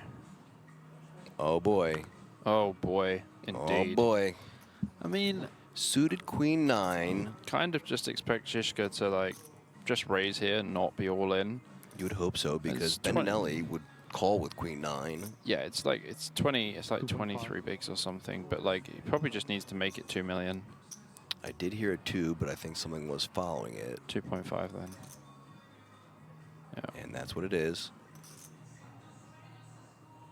Bendinelli probably gonna have to call here, to be honest. I think queen 9 suited heads up is just too strong to Yeah, fold here. If you fold here, you're just letting him exploit you. But it's not strong enough to jam. No, correct. Yeah. But if you do fold, you're just letting him run over you. Because yeah. queen 9 heads up, Queen 9's a especially when it's monster. suited, is great. And even against ace king, you can see in those percentages, it's really not that far off.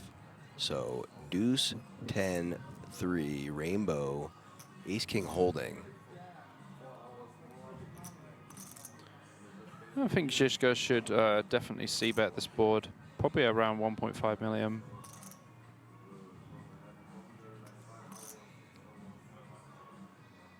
Goes for a check. Sneaky, sneaky.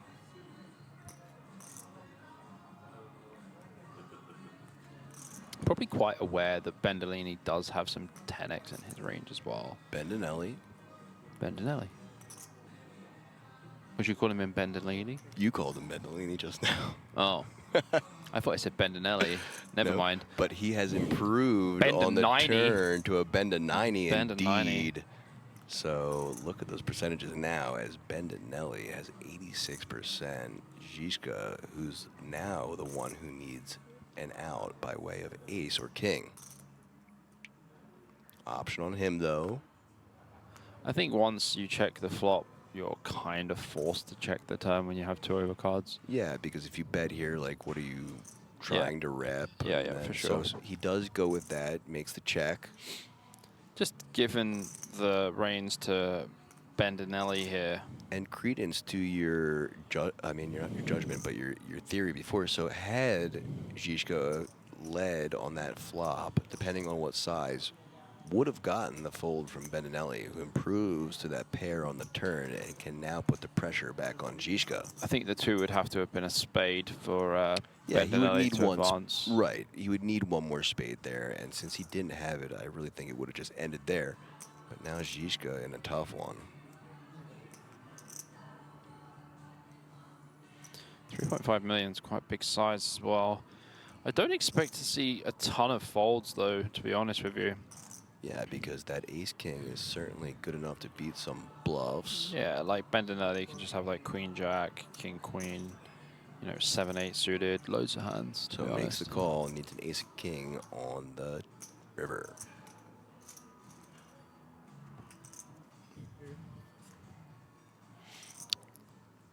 Bricku. Not quite there. Neither player with diamonds, so option on Žižka, who checks. And Bendinelli's just gonna like either put it in or just check, I think. Yeah, stack the pot ratio just around 1-to-1. Certainly would see logic in both of those.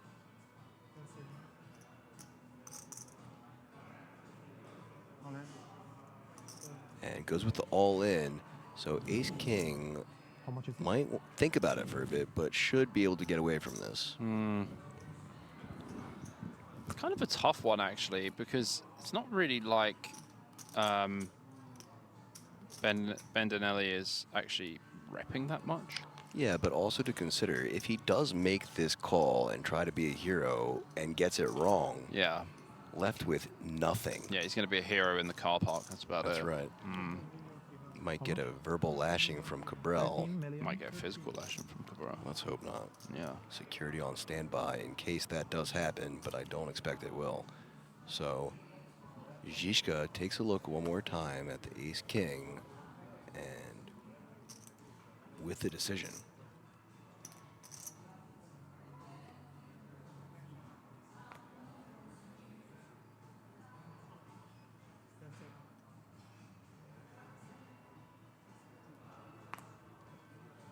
He's going to pitch it. And Yeah. a smart and savvy fold. It's a good fold. I mean, like, it's going to, like, Bendinelli's going to have some bluffs there, but your head's up. You're playing for 150K.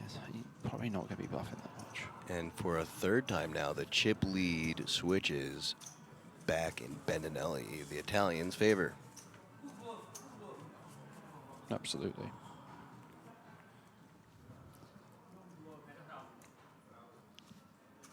I mean, these guys are still going as we approach almost 7 a.m. Didn't want to hear that. You know what the funniest thing is, APK? Nothing's funny anymore, Bobby. As I touch your shoulder without caressing it or cabrelling it, we did say, haha, this could be like a 7 a.m. finish, right? That was literally the joke I at got the beginning of the day, and we both chuckled at it like, no way. Well, do you know what? I found the joke of the day. Do you know what it is? It's us. We are the jokes of the Absolutely. day. Yeah, but nothing's funny anymore when you're this eepy. Yeah. We're deep. We're just two eepy boys. I mean, the worst thing about it is that we actually still have to drive back. Yeah. This will be a fun one. Maybe we'll have the sunrise and it won't just be darkness. Eternal darkness from the third kind? Yes, I'm aware. But then the real decision will be, do we eat breakfast and then go to bed, or just skip breakfast entirely and sleep? There is probably less than a 2.2% chance that I will eat. So, Žižka with the ace-5 offsuit and flopping toppest of pair.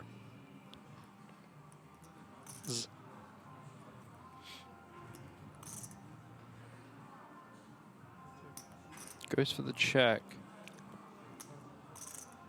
10 on the turn.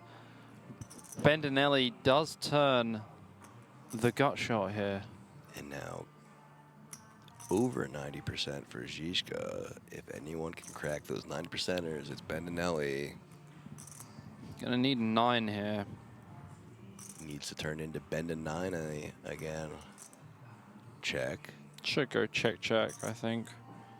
Could go check, bet, call, but it's quite awkward sizing to bet here in a pot of 4 million when your opponent does have you covered and you are playing heads up. 800K is the bet sizing. Seems very low.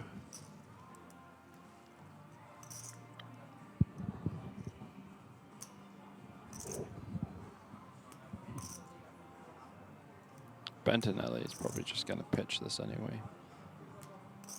And does. So stacks evening out just a little bit once more. Bendinelli holding on to that lead.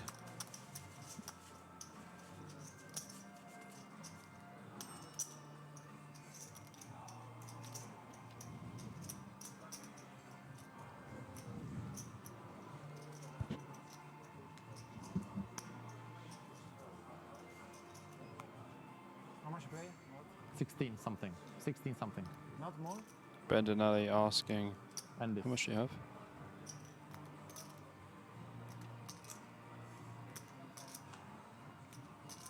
Six-3 offsuit for the Italian. Just going to go for the limp. And 9 deuce offsuit for Žižka.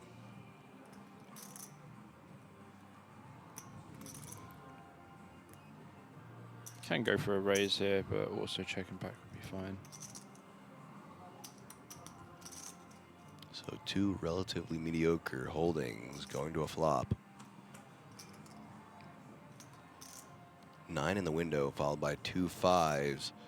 Žižka, who was ahead, goes up to 95%. Yeah, Bendinelli's going to need some help to win this hand for sure. Here comes a bet. This is just going to get folded for sure. 800K and 6-3 should get out of the way.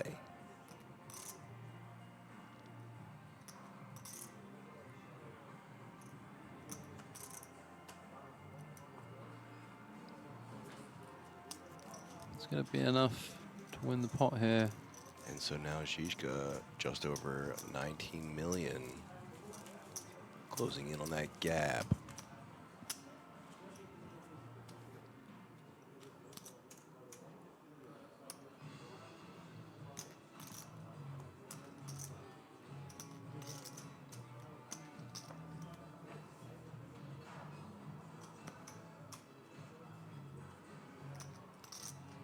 King 6 of clubs for Žižka. Makes the call. Probably just going to play a limp. But Bendinelli with the ace-3. Go for a check back. I think that was just his blind, as he hasn't even looked at his cards yet.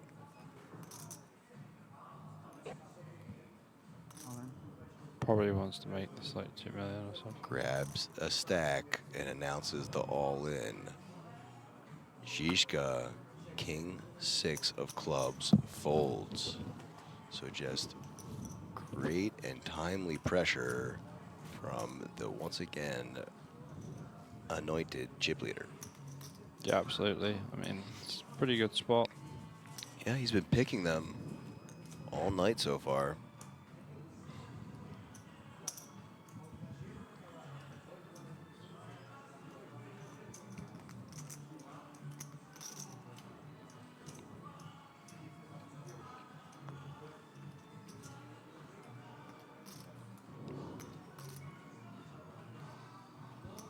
Here we go, hand number 240, and Bendinelli looking down at pocket jacks.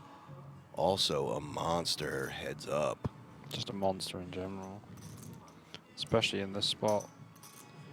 Playing heads up after 419 entrants into this tournament. Oh my God, here we go. Here we go. This could be it, folks. A raise to 1.6, an ace-10 offsuit heads up is also usually a monster. I'm now awake. So sitting up in our chairs, both of us, Bobby, James, and APK, all in announced, and a snap call and disgust on Žižka's face. Did not like that snap. Bendinelli announcing to his fans over on the rail that he is ahead for now, and with that chip lead, poised to take his first bracelet. Pretty sick stuff, to be honest. And if Bendinelli loses this, he's going to be absolutely crippled again. Here we go. This could be the final hand of this tournament. Ace-10 against jacks. 5-7. 9. No help for Žižka. It's going to need runner straight or an ace. That doesn't help at all. That's a brick. Turn. And now 93% for the 90% cracker, Bendinelli. One card away.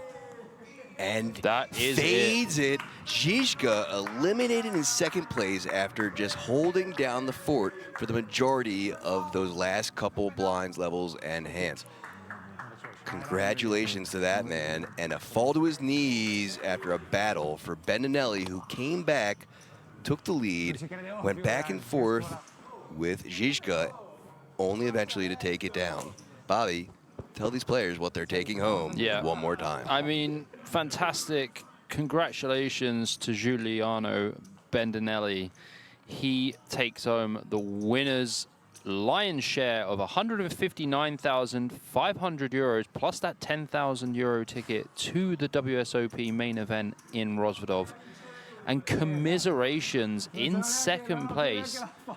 Unbelievable run. I've honestly, I've never seen anyone lose so many times when they are heads up in 90% spots. And just truly sick. Yeah, and just a really fun long stream and tournament to cover, as we had Žižka early on showing us some fun limps. Yeah. And making it all the way heads up. Yeah, Zdenek Žižka has been denied his second bracelet this year in a matter of months. But you know what? Giuliano Bendinelli played extremely well. Really navigated the field, and he's going to add this 150k score to his Hender mob, which is already impressive with over 2.5 million. Yeah, and so backgammon pro, I fully expect him to be backgammon on these tables soon. For sure. So we can see the winner coming in to get his prize. And that will conclude things here. So just going to look at things as the camera pans away. Thank you so much to everyone at home who joined us for this incredibly long stream. We're tired, but we'll be back. APK, BJP, Kings Resort Casino, World Series of Poker Europe. Bye-bye now. Bye for now.